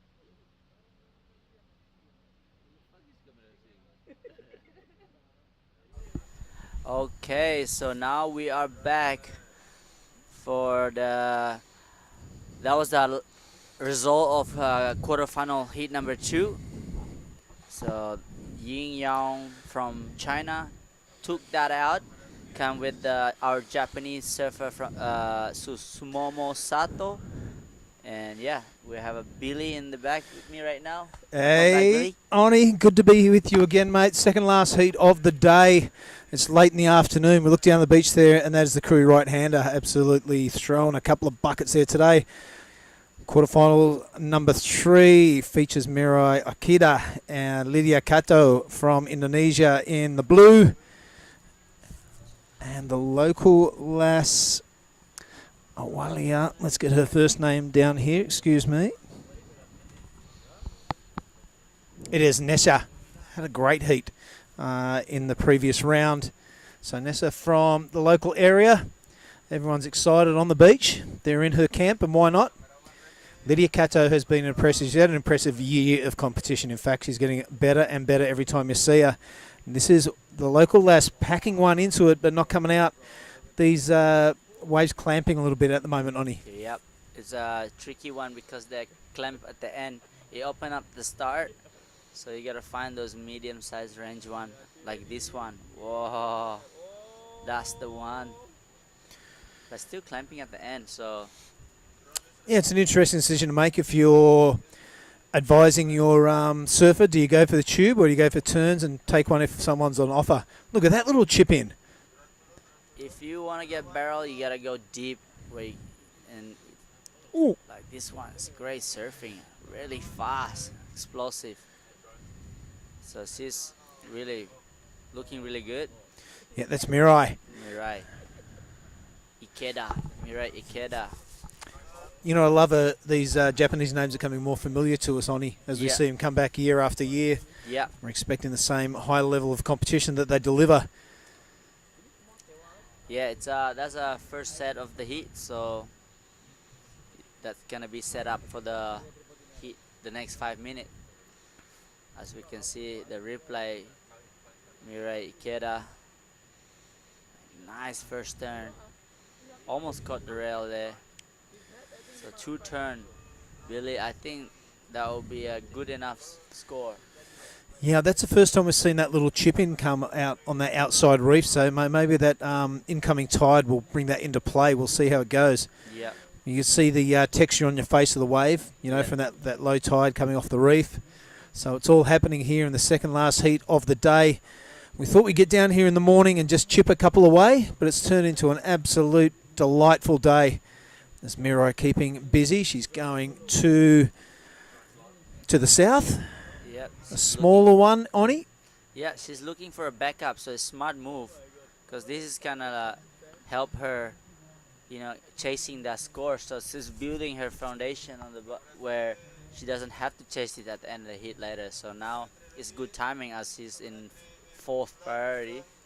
So That's right. We'll give a shout out to Snake Patterson. yeah, She's building house. yep, really. He's got a copyright on that. Every time you mention it, you've Yeah. got to buy him a cold refreshment next time you see him. So Yeah. you owe Snake Patterson a cold refreshment. All right. All right, Snake. Jake Patterson is a legend.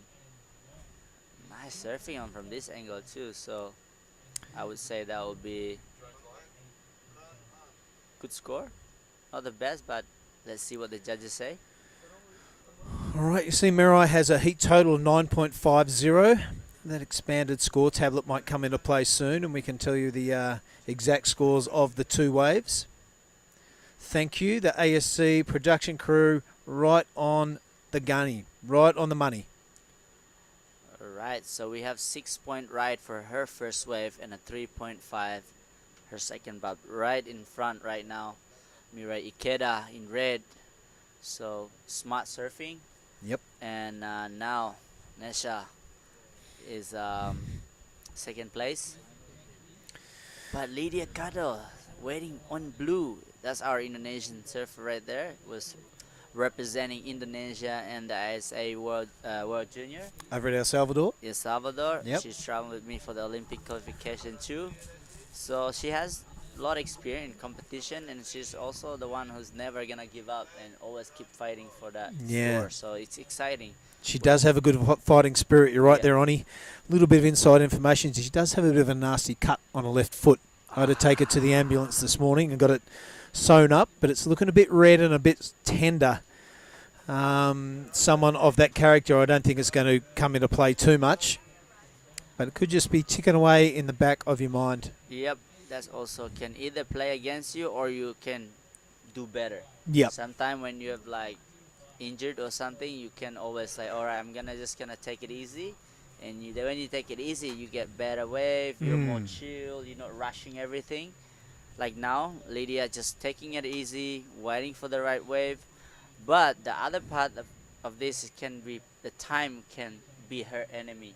Yep. So if she wait for too long, and as I said before, most of the surfers that wait can play really bad in time. So the time come beats them up. So could be too selective, and the pressure plays in as well. It's a very strange thing, surfing. Sometimes you go for a free surf and it looks like you can't miss. Every time you paddle out, there's a good wave come to you. Yeah. Other times, you're totally pumped up for a surf. Yeah. You can't scratch into one, barely stand up. Usually when all your mates are watching.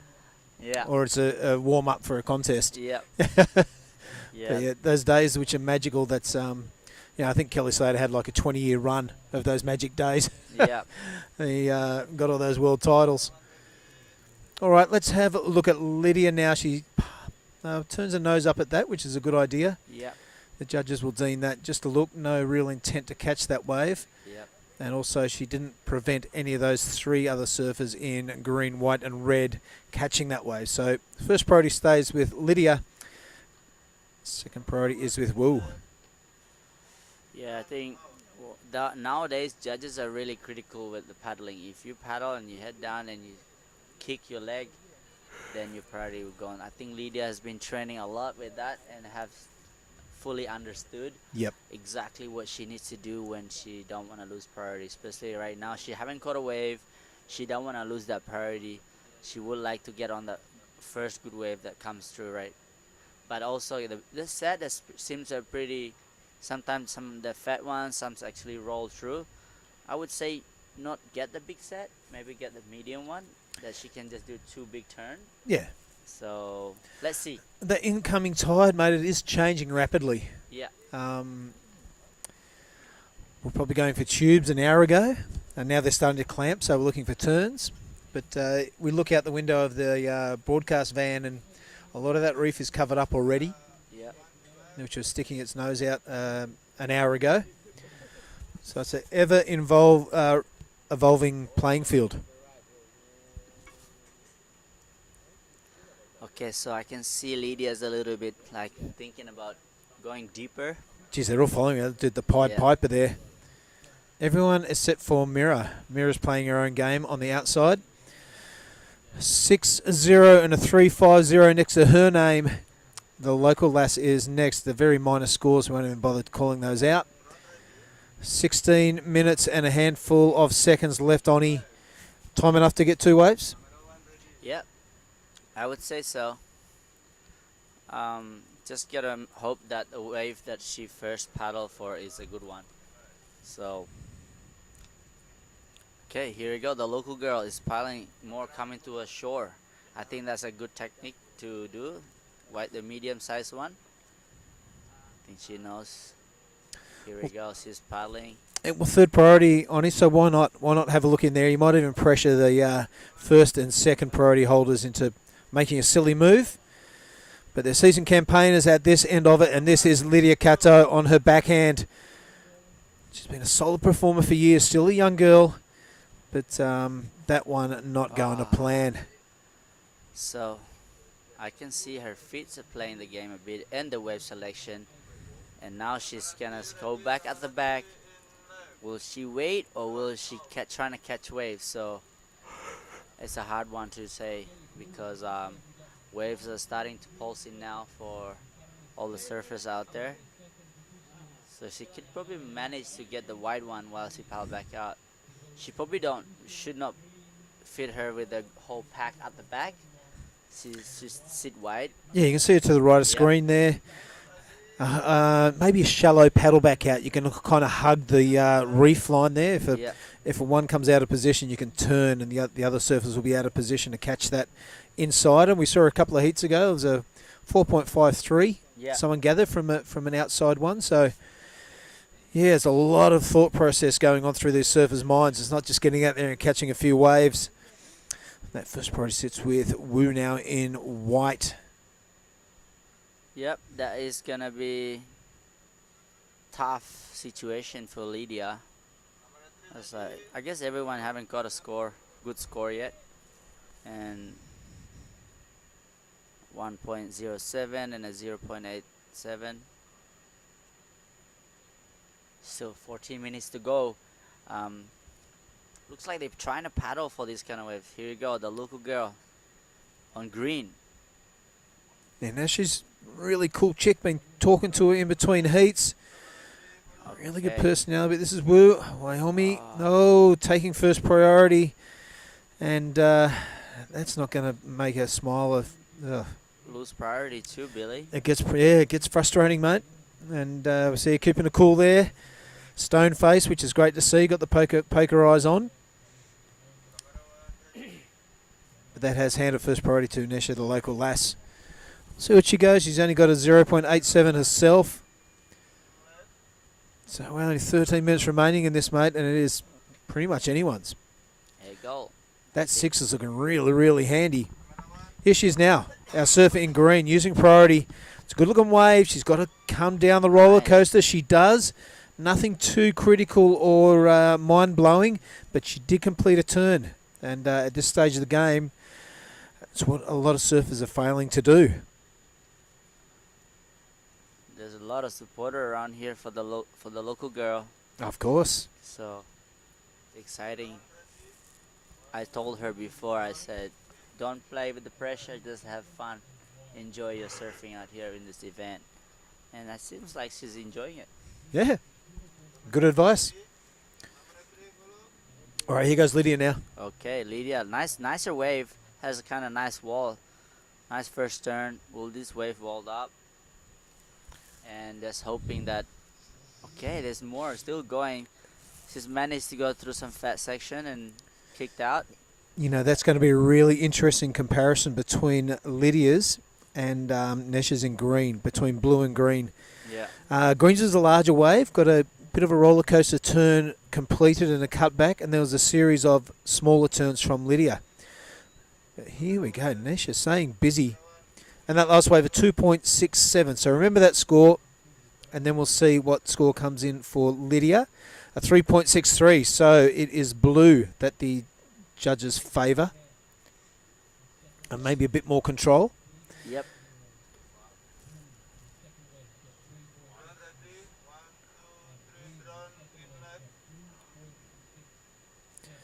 What beautiful scenes we have here in Krui Town.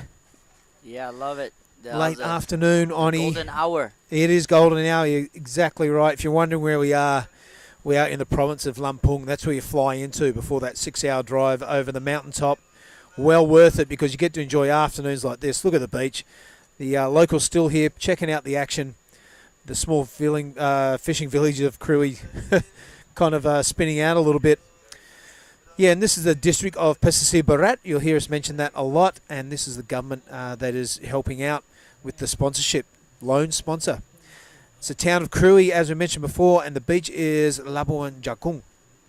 Yes, you know, this place is this area is really pushing the surfing, the community and the government, and not many around Indonesia are supporting surfing.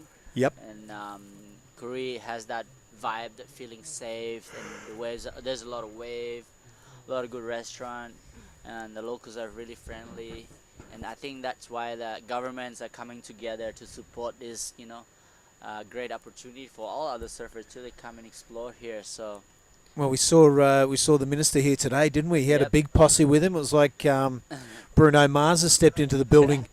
There was probably a posse of 20 photographers and media throng around him, and all these minders and the police. It was pretty rock star sort of stuff. The inside waves we're talking about now, Oni. Yep, she's on it, staying busy, smart technique, nice turn. Looks like, okay, then she replaced her 0.87 on that wave. Yep. Yep, I like her heat strategy is good there. The coaches are working well. A couple more years experience, mate. She really could have taken advantage of that inside wave. It stood up and there was a sharp pocket to it. But it does take you a few years to take advantage of those things. Yep, because last year I remember how big Krui was, and she was out there, and she didn't scare away from it. She would paddle out, and I was like, really impressed. You know, like now she's improving a lot, doing turns. As you can see, Hilda golden hour. Look at this red up and riding. Ikeda, nice first turn. Can she do another one? Yes, she does. Right. Well, obviously this is why she's in the first place. That surfing is so much power and flow. Yeah, really intelligent surfing there. She's waited for almost half the heat for a third wave. She's already got the 600 next to her name, and if that drone angle of that wave when it was first breaking didn't want to make you go surfing, you got one foot in the grave. That was absolutely epic. Beautiful late afternoon here at Labuan Jakung Beach. Here you go. Here's blue. Lydia Kato pushed down to third place now, looking for 1.51. That looks like a nice wave, but definitely probably got the score by now. But let's see. Yeah, let's see, mate. Let's not speculate too much. You often end up with egg on your face. Yeah. Egg on toast. Egg on toast. But, yeah, look at that. Look at that. If that doesn't want to make you jump on an aeroplane, chuck on some boardies, chuck on some bikinis, get over to Indo and check out the action. Travel anywhere around the world. Just get amongst it. Absolutely stokes the adventure in everybody when they see shots like this. Well done, Ryan Williams, our drone operator. Absolutely killing it. Let's have a little update there, mate. Well, currently in the water, still red. Mira Ikeda still got a... if that scores haven't sink in yet, but here go white. Our Chinese surfer also is smashing through, still making it through now. Wave wasn't really offering her to do any. And there we go, a 7.17 for Mira Ikeda from Japan. Yeah. Pushed herself right in front, and now also Nasha now in second place with a 2.47. Require a combination of... Whoa, change again. Oh, I'm sorry, guys, for watching out there. You can see that Lydia jumped straight back in second place again. She require 9.54. Okay, so Nasha still have chance. She's looking for a 4.33. Yeah, things are getting interesting, mate. And this surfer, Mirakita, really smart heat strategy. Execution, too, is on point. And look at that, a 717 and a 600 next to a name. Lydia Cato, a pair of mid-range threes, and Nesha, a pair of mid-range twos. And Wu not out of it also. 3.20 in the scheme of this heat is very handy. Let's have a look at that priority board now. It is the local lass with it, our surfer in green. And Miro keeps popping up there in the second or third priority and the lead. Doing really well. This is Lydia Cato. Say that again. Lydia Cato. It's getting late in the afternoon, and that is the sort of surfing we know she's capable of, finding the pocket and slicing it up. This one's staying a little bit full of water. Will she stick with it? No. Nothing is on offer down the line. So, looking to better a 3.37. We don't know if she's done that. We'll wait and find out. Looks like the golden hour is bringing all the waves, Billy. All right, Lydia got a 4.43. Yeah, on the back of that one turn, by the looks of that, mate. That was impressive stuff. This is the local girl grabbing rail, but the tube not presenting itself, so it's to the turns. Very precise and very deliberate in her business. Don't mind that at all. So having the best crack at it, sticking to the inside, but not offering any more opportunities. So it's on. It's on for second place, mate. Yep. We can see the reef is popping up out there too. So much fun. Look at this girl. Here we go. Oh, waves are getting so much more glassy and pulsing through as the tide is coming in. It's much more rippable. So just under 5 minutes, mate. This is the business end of quarterfinal number 3. Yeah. So 2 girls out of this heat will be going into the semi-finals, the women's semi-finals of the Pro Junior. At the moment is Mirai and Lydia.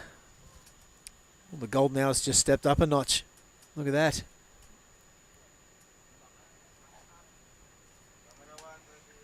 it's that bright. Can't even see it anymore. What color? What's your plan this afternoon, Billy? Plan this afternoon, we've got one more heat to call, mate, and then you and I are going to help pack up. Yep, here. Guys, I'm ready. Then we'll shift all the valuable stuff back up to the headquarters at Tanjung Setia. Yep. We'll wait for the call. It's either going to be here or it's going to be back up at the point. If it's here, we're up early tomorrow morning, set up in the broadcast van, which I'm becoming a fan of. Morning coffee. Morning copy. And then we're going to do it all again. Yes. We've only got 7 more days of this to do. Yep. How good. And I'm excited because today is already a lot of great surfing. Yeah. By all the surfers, and tomorrow is even better. You can see the best of the best surfing against each other. So, and then you will see some more action for the QS 5,000 girls and boys, men's and women's. Yep, it's a really handy day today, getting all this Pro Junior stuff knocked on the head. If we can get it to semi-finals and a final, we can probably let it drift throughout the rest of the competition window. And, we don't have 20 or 30 heats to run. Yeah. We've just got, either 2 or 6.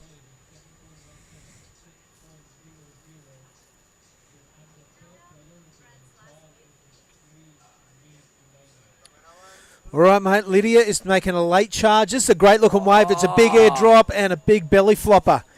What an absolute bummer, but that thing really clamping, so really no harm, no foul. But the waves are still out there, Onnie. Yep, there's 2 minutes and 40 seconds to go. Really, I think the waves are pulsing now, so that's a really scary drop for Lydia, knowing she needed an 8. So she knew what she needed to do, just risking it a little bit, going a little bit deeper. And unfortunately, she just fell on that wave. But the best thing is she putting effort on trying it. Never try, never know. Giving it a crack. You never know. You never go, you never know. Yep. That will be next heat.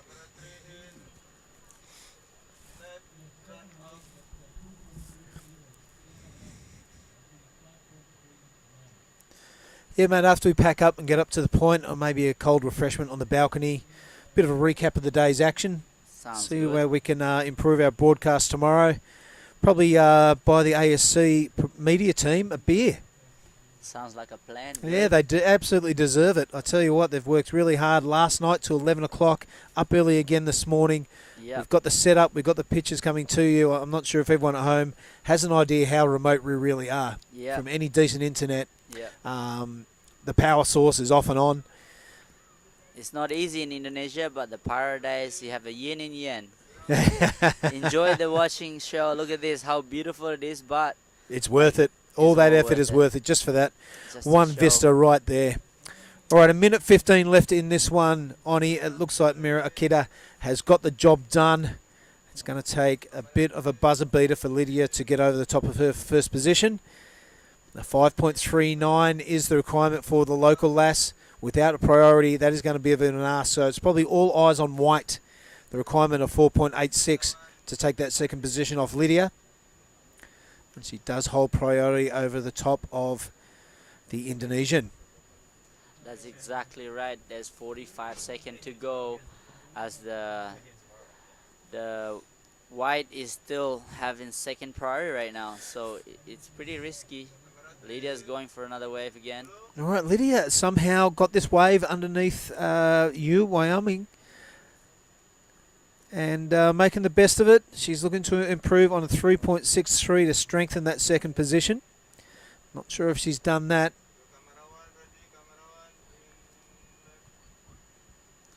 Well, it's 15 seconds. Oh, sorry, 10 seconds to go. Yep, that could be Look the at this dance. set, though.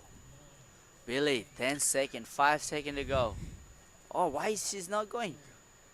Yep. She has a power. Oh, okay. She has. Oh, wow, that was a nice turn. Mirai getting a groove on. That was a really committed turn. That was incidental because, already got that lead. 7.17 and a 6.0 has got the job done. Looks like Lydia Cato will join Mira in the semi-finals.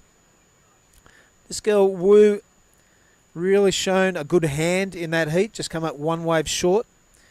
But a really impressive young surfer.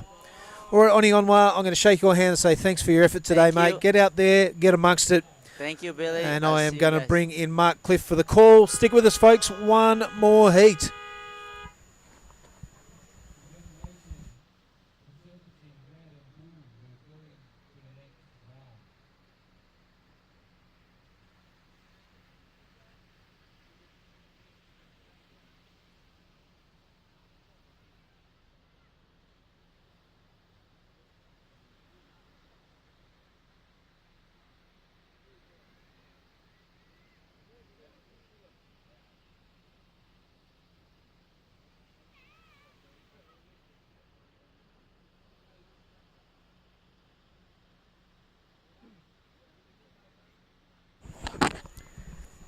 All right, we just saw Jazz Studer riding her first wave of the last heat of the day. It's my pleasure to welcome back into the commentary van Mark Clift. How you going, buddy? How's your day been? Can you say that again?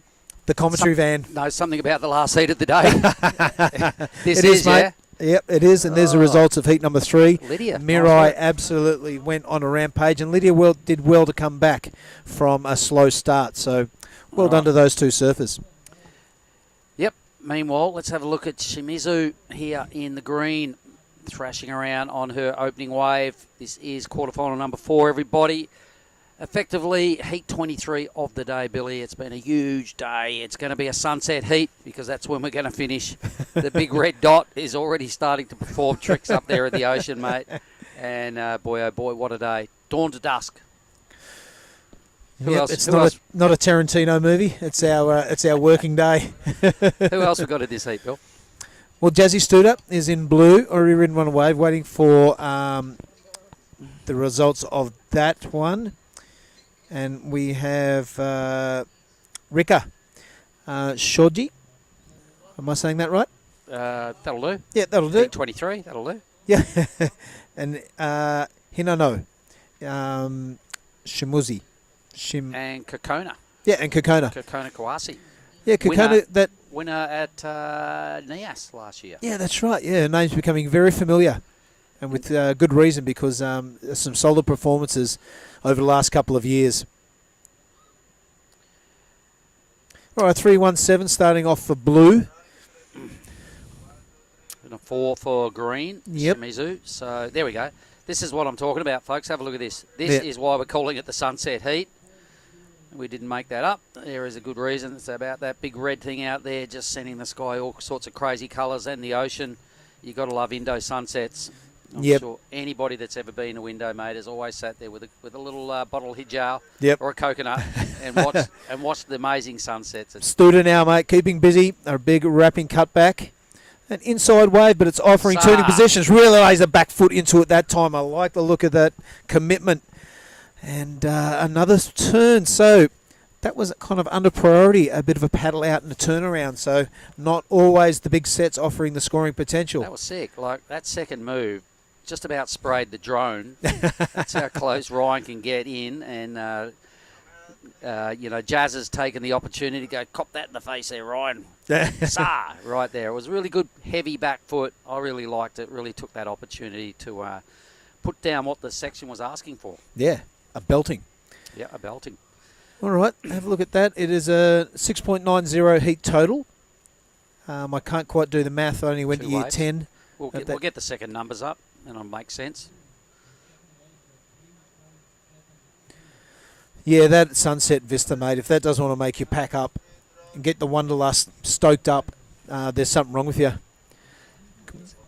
Yeah, it sure does, mate. Have a look at that right there. And, you get that in the mornings as well. There's a lot to like about getting up early. There's a lot to like about getting down to the beach side for Lake Coconut and soaking up some of the world's best sunsets. Everything just goes orange. It's crazy. All right, 3-7-3 and a 3-1-7. The two waves from Studer. Have a look at this. Is Kokoda. All right, let's have a look at the goofy footer. Bam, drives. Yeah, that's nice. Stylishly into a first opening move. No nonsense surfing here from Kokona. Looking like she's absolutely brought her A game. Very first wave, 3 turns, signs off in mighty fine style. I reckon the better number. So defending champ at NIAS. We're heading up there next week. And she was all smiles when she ran down. I went, I remember you. Kona, you won in NIAS. She went, yeah, thank you. I'm a NIAS champion, thank you very much, Mark. That's why you'll address me. So everybody's got a score. We'll just confirm the positions once Kokonas drops in.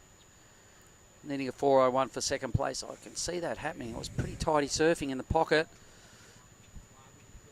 It's either going to happen or it'll be pretty close. But for all the crew online, we really hope you've enjoyed today's surfing. It's the first time we've ever gone mobile here at the Krui Pro. Packed up pretty early this morning. Kokona 4.57. There we go. Best wave of the heat. Straight into second spot. Massive team effort, everybody, to start at 8 a.m. We did such a good job getting ready this morning. We could have started at 7:30 in reality, but the team pulled tight. Yep. Stuck to the schedule. Oh, have a look at the colours going on out there on the ocean. My goodness. It's great stuff. Hope you enjoyed the broadcast wherever you're watching around the world, whatever time of the morning or the evening or the afternoon it is. Thanks for sticking with us all day. It's been a great Pro Junior action. We've seen some locals enjoying their first ever WSL event. We've seen some seasoned campaigners. And what have we got here? It is the local lass in green. Shimizu. All right, tags it. Perhaps a little mistimed. Nice little wrap around to get back to the power source. That was a pretty cool rebound. Some good rail work going on here on the back end of this ride. Shimizu over and out just before she hits the reef. Yeah, I'm going to correct myself there, mate. The last heat had the local lassie in green. Japanese. This Japanese surfer. Sorry about that. It's getting late in the afternoon. 23 heats, you're excused. Thank you. Big shout out to Luke Studer. He's been messaging me sporadically through the day, asking about the tide, asking about the tubes, asking about this and that. So, mate, I know we share a follically challenged head, but any hair you've got left, say goodbye to it, because I know he'll be pacing up and down the lounge room watching his daughter. I know, and he's probably 5 or 6 coconuts in as well. But good on you, Luke. Love your work, mate, and intense. But that's what you get when your kids are surfing. I can never say from experience that I've been that person because I've never been called Papa. But it must be kind of gnarly when you are a dad watching your well, you're pretty close, mate. I've been called granddad heaps of times, but never dad. Bit of inside information. I know Jazz has been up around the Peniton area surfing those heavy waves. All right. Getting a few at One Palm. All right. And the Solid. surrounding waves around there. So not scared, that's for sure. And she spent a fair bit of a young surfing career up around that area on Ceviche, the big wooden blue boat. All right. Well, believe it or not, I can see some people getting ready for a free surf out here. Bill, is there going to be any minutes left? We've got the head torch on. Well, they might want to put the car lights on as well, or the motorbike lampu on, because it's going to be pretty dark by the time we pull stumps here. Right. Oh, great looking set wave coming, Bill. Let's stay with the live action before we... First priority holder is blue. Are the girls in position or have they put themselves on the inside? Looks like they have put themselves on the inside. That was a good looking wave though. Sometimes though, bit shouldery. They burger off the reef. It's more those 3/4s, 2/3 size 3/4s that seem to do the business. Blue holds on to priority. No concerted effort to paddle for that thing or inhibit the other surfers from catching it. So blue will retain priority. Gee, I love the effort. I did happen to notice red in that last heat. Was that Mirai? Yes.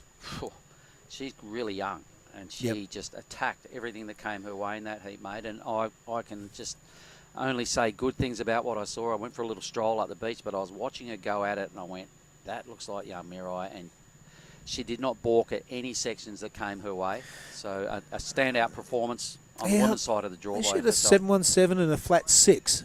And not many waves in between. So a really, like you said, really mature heat strategy going into it, stuck to it, and also delivered when she had to. So, yeah, I'm with you, mate. I was very impressed with that situation. And for the crew online, I can tell you I'm quietly confident, having chatted with Ty Sarati, that tomorrow morning we're going to open up with more junior surfing. He's pretty much in the ballpark of wanting to roll out women's semi-finals first here tomorrow morning. Yep. Followed by men's semi-finals. Let's have a look at Soji. Rika, yep, checking it out. A lot of speed, and she carries it through that first turn, but just digs that inside rail. Oh, what an absolute bummer. That's only a second wave. Good news is there's 15 minutes and 20 left. Green in the chute. Is she too deep? Maybe not. Gives it a little pump. Drops into this inside bowl. Not sure what happened to her, but we'll have to wait for the scores to see whether Shimizu did something good on that wave. Here goes young Jazz. Insider. Boom. Well, wow, she's got that Larry down pat, hasn't she? I really like it. Yep, it's hard to tell from the drone angle. Everyone looks pretty good. We don't know how far out on the shoulder she is. So, but, you know, this wave keeps delivering. She's managed to squeeze out some turns, so it must be a pretty decent one. And the end, you look, little bonus. Straight to the lead. Little pepper on the steak. Thank you very much. Needing a 3-4-5, every bit of that, I reckon, Bill. Yep. Pretty strong surfing. I really like that little layback hack. I reckon keep doing it. It's working. It shows it's really a bit good power. Tyler Wrightish, isn't it? Kind of. The goofy foot version. Anyway, she's made it her own because it does have differences to Tyler, and it's her signature move. I reckon it's her big point winner for Jazz. And we haven't seen it today. No, first time we've seen Jazz. She's waited all day to get out here, and it's the first time we've seen that big palm to the camera layback as well. I really like it. You see a lot of the bottom of the board, so she's definitely got a good technique going on with it. Doesn't catch rails, which could be easy to do trying to pull that move. So she's really dialed it in. I liked it a lot. Back to the format. Semis both sides of the draw tomorrow, starting with the women's, and then Ty was pretty confident he wants to belt out men's round 1 of the QE. Yep. And women's round 1 of the QS as well. Wow. Okay. Just for a bit of intel for all the people online that are wondering about tomorrow. I imagine it's probably going to be maybe a 7:30-ish start, because we could have started at 7:30 this morning, right? Yep, that's right. Yep, so I reckon something between either that and 8 o'clock. What are we looking at? No numbers in yet for Jazz. Still needs a 3-4-5. I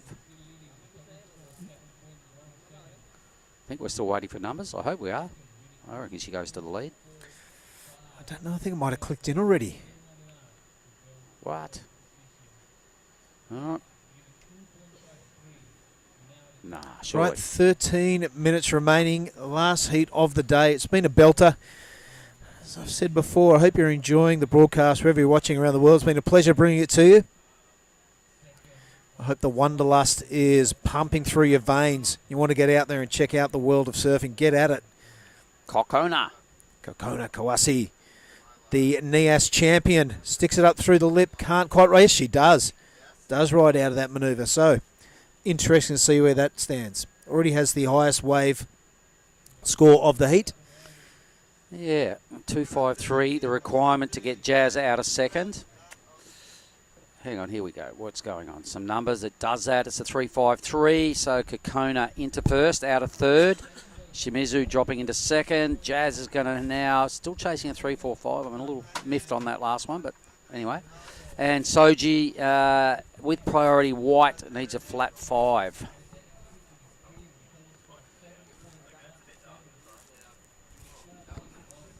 Sunset heat going on. Nice little inside wave. Jazzy likes what she sees. Look at that thing just grinding off and barreling behind her. Here we go.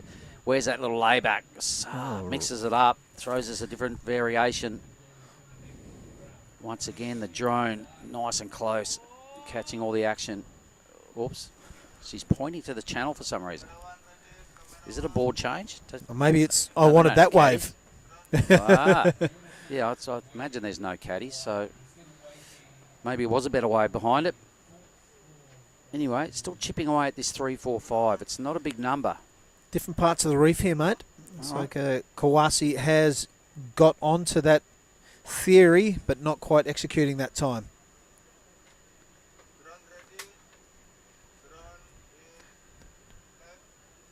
Gee, that's a good angle. I love this side angle. Went for a walk up the beach, mate. Got hounded by that many locals. Mister, what's your name? Where you from? It was pretty funny, so I indulged myself and mixed it up and was watching from that angle, and it's really cool. All right, first priority is with Rika. Here she goes. Backhand, nice low stance, coiling herself up, waiting to unleash. The wave not offering the section, though. Now it might get things going. Finds the pocket, frees the fins, and finds that inside section running out of power, though. A flat 5, mate. I'm not sure if that is the business. Heat. The judges have got a bit skimpy on the numbers, and I think she's going to have to do a fair bit more than that to get a 5. The wave didn't, no real big first section. Yep. Just a mediocre second section, so I don't think anywhere near the 5, but plenty of time to work on it. We've got 10 minutes exactly, so that's enough time for everybody to lock in 2 more numbers should they need them. Some of the highlights for me today, mate. Geez, Bronson Matey's answering some questions. He's just turned 20. Oh, wow. Yep. It seems like he's been around forever and a day. And, bouncing back from an ACL operation, putting together a heat like that, still plenty in the tank, didn't go to the air once. Yeah, okay. Yep, that is a big thing for him. There's a lot more to like later on in the day. But for me, BOG today, green now. Can't get around the foam. That's the first priority too. For me, Mirai on the women's side of the draw. Yep. I don't know whether I saw anything better than that today. We did see another. Well, let's watch this. Look at this bomb. Who's in the pocket? Boom, crunching it. Is this Kokona? Can't quite see it is, yeah, mate. That was a nice first belt. And this wave has a bit of corner left on it through the inside. So this could be a very good scoring wave. She continues to ride out. She does. Yep. Mate, I reckon that wave of the 353 is well out the window. Yep, that's the wave of the heat for me. Even that second turn, that wraparound cutback, to the way she rebounded off the foam. Ooh. Not many crew are doing that. He goes, Jazz. Missed the start of that wave. All right, 8:40. We know you're getting nervous there, Luke. Hang on. We've got a score to come for your Charger. I think Kawasi will increase the lead. So Jazz will still be looking for that 3-4-5. The surfer in blue. Didn't see the start of the wave, Bill, so no comment on that. No, she was behind the last set, so she's definitely down the reef. So it wasn't just that one turn, I would surmise. Soji has got some decisions to make shortly. Look at these waves. Oh, my goodness. Silky smooth Indo glass going on out there, and Well, the sun's pulled the pin on the day. We'll see you tomorrow. We're now surfing a twilight heat. 5.57 for Kokona. Wave of the Heat's got the, second, first and third best scores. Tracking it down. Jazz moves up into second. Gets the number. 4.80. Yeah, there you go, Luke. All right, a 4.54 now the requirement for Shimizu. Second priority, so we'll see what she has to offer, you would say, the next set. Yep, so we definitely missed majority of the 4.8 of Jazz's. So Yeah. Something good happened there to get that number. Second best number of the heat. Well done. Right on cue. So the requirements now getting both close to 5 points needed by green and white. Both have first and second priority. 7 minutes to make the important decisions. Priority holder is white, mate. Looks like it's time to, decide against it. Both the girls. Probably wisely. Like it was fairly flat after the takeoff, so they'll remain in the priority rotation. Jazz will be pretty chuffed. She's now got to keep that out of her mind and immediately try and work on improving that 3.73 or tracking down the mid-5 she needs to win. Yeah, it is her first time in the water, but we're to the quarterfinals already. And the standard of surfer, once it gets to this end of the draw, it's quite high. There's no passengers at all, so there's no relaxing for Kawase or Studer because you're green and white breathing down their neck. And you know, I can see an improvement in what Jazz has done since the last time I saw her, which was more than half a year ago. So yes. I can see that she's done some work. She's definitely got a good-looking board under her feet right now. Looking confident. Definitely likes to manoeuvre in the right part of the wave, really close to the pocket. So we're talking about Jazz Studer. And not to deny the Japanese any airplay. They're all really had a great outing, Team Japan today. Kokona, love what she's done over the years. I've seen her in the Asian region. There she is now, waving to the crowd and a friend. So Shimizu and Soji are desperate. You can see the white was waving for an update as well. She's in fourth.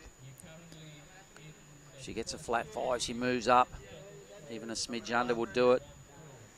I like Jazz going straight to the inside here.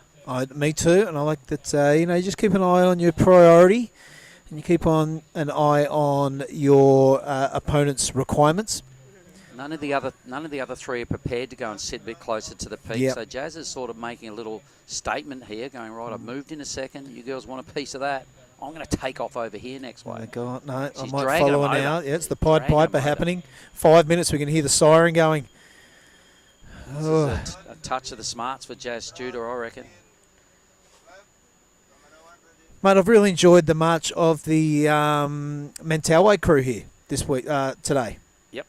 Here goes Green Shimizu. I do as well, Billy, but we'll stay with live action. Oh, yeah, that's Solid good. crack. Really good stuff.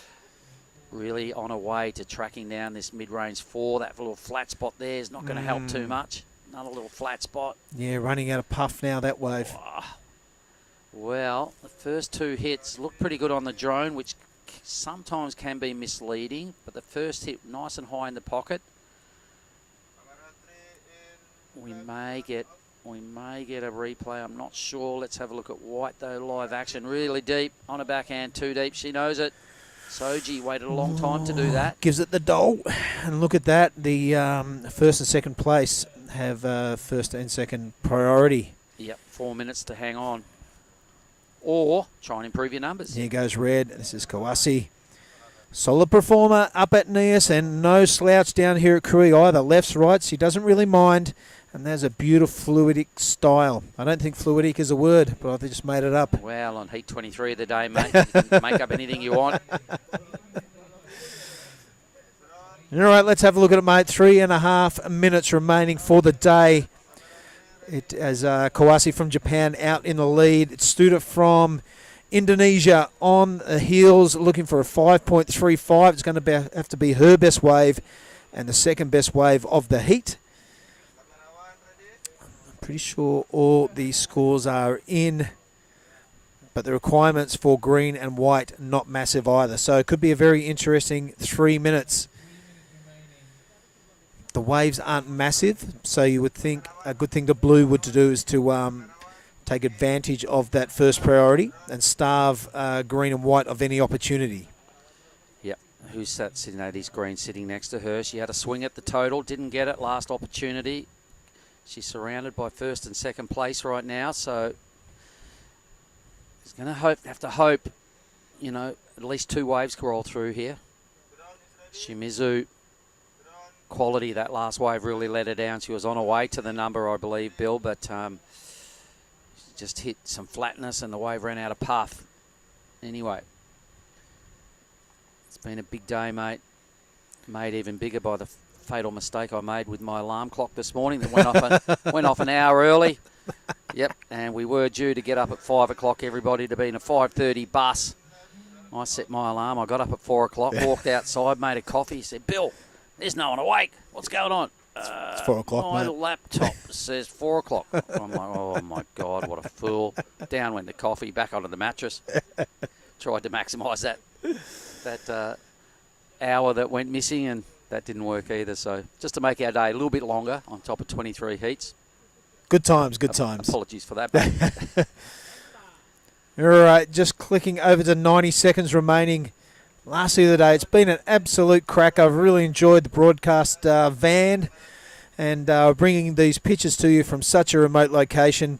I hope everyone's enjoyed the action from Krui. Where are we, Mark, in particular? Well, Krui Pro this year has been presented by the government of Pesisir Barat. So we're in South Sumatra, organised by the PSOI, which is Persatuan Salantur Ombak Indonesia, and the media production that you've enjoyed all day, everybody. Brought to you by the ASC, the Asian Surfing Cooperative, via their broadcast team that have done a really good job.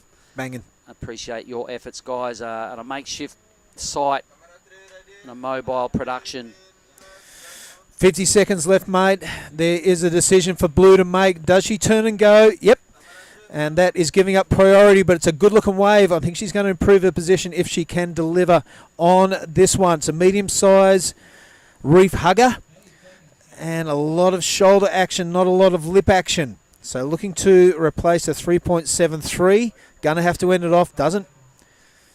So that has left 25 seconds and the door slightly open for green. Shimizu. Is there anything on the horizon? Ooh. Blue hoping the ocean goes flat. They're all moving. There is a bit of movement out there, mate. You're right. Looking for a 4.54 is green.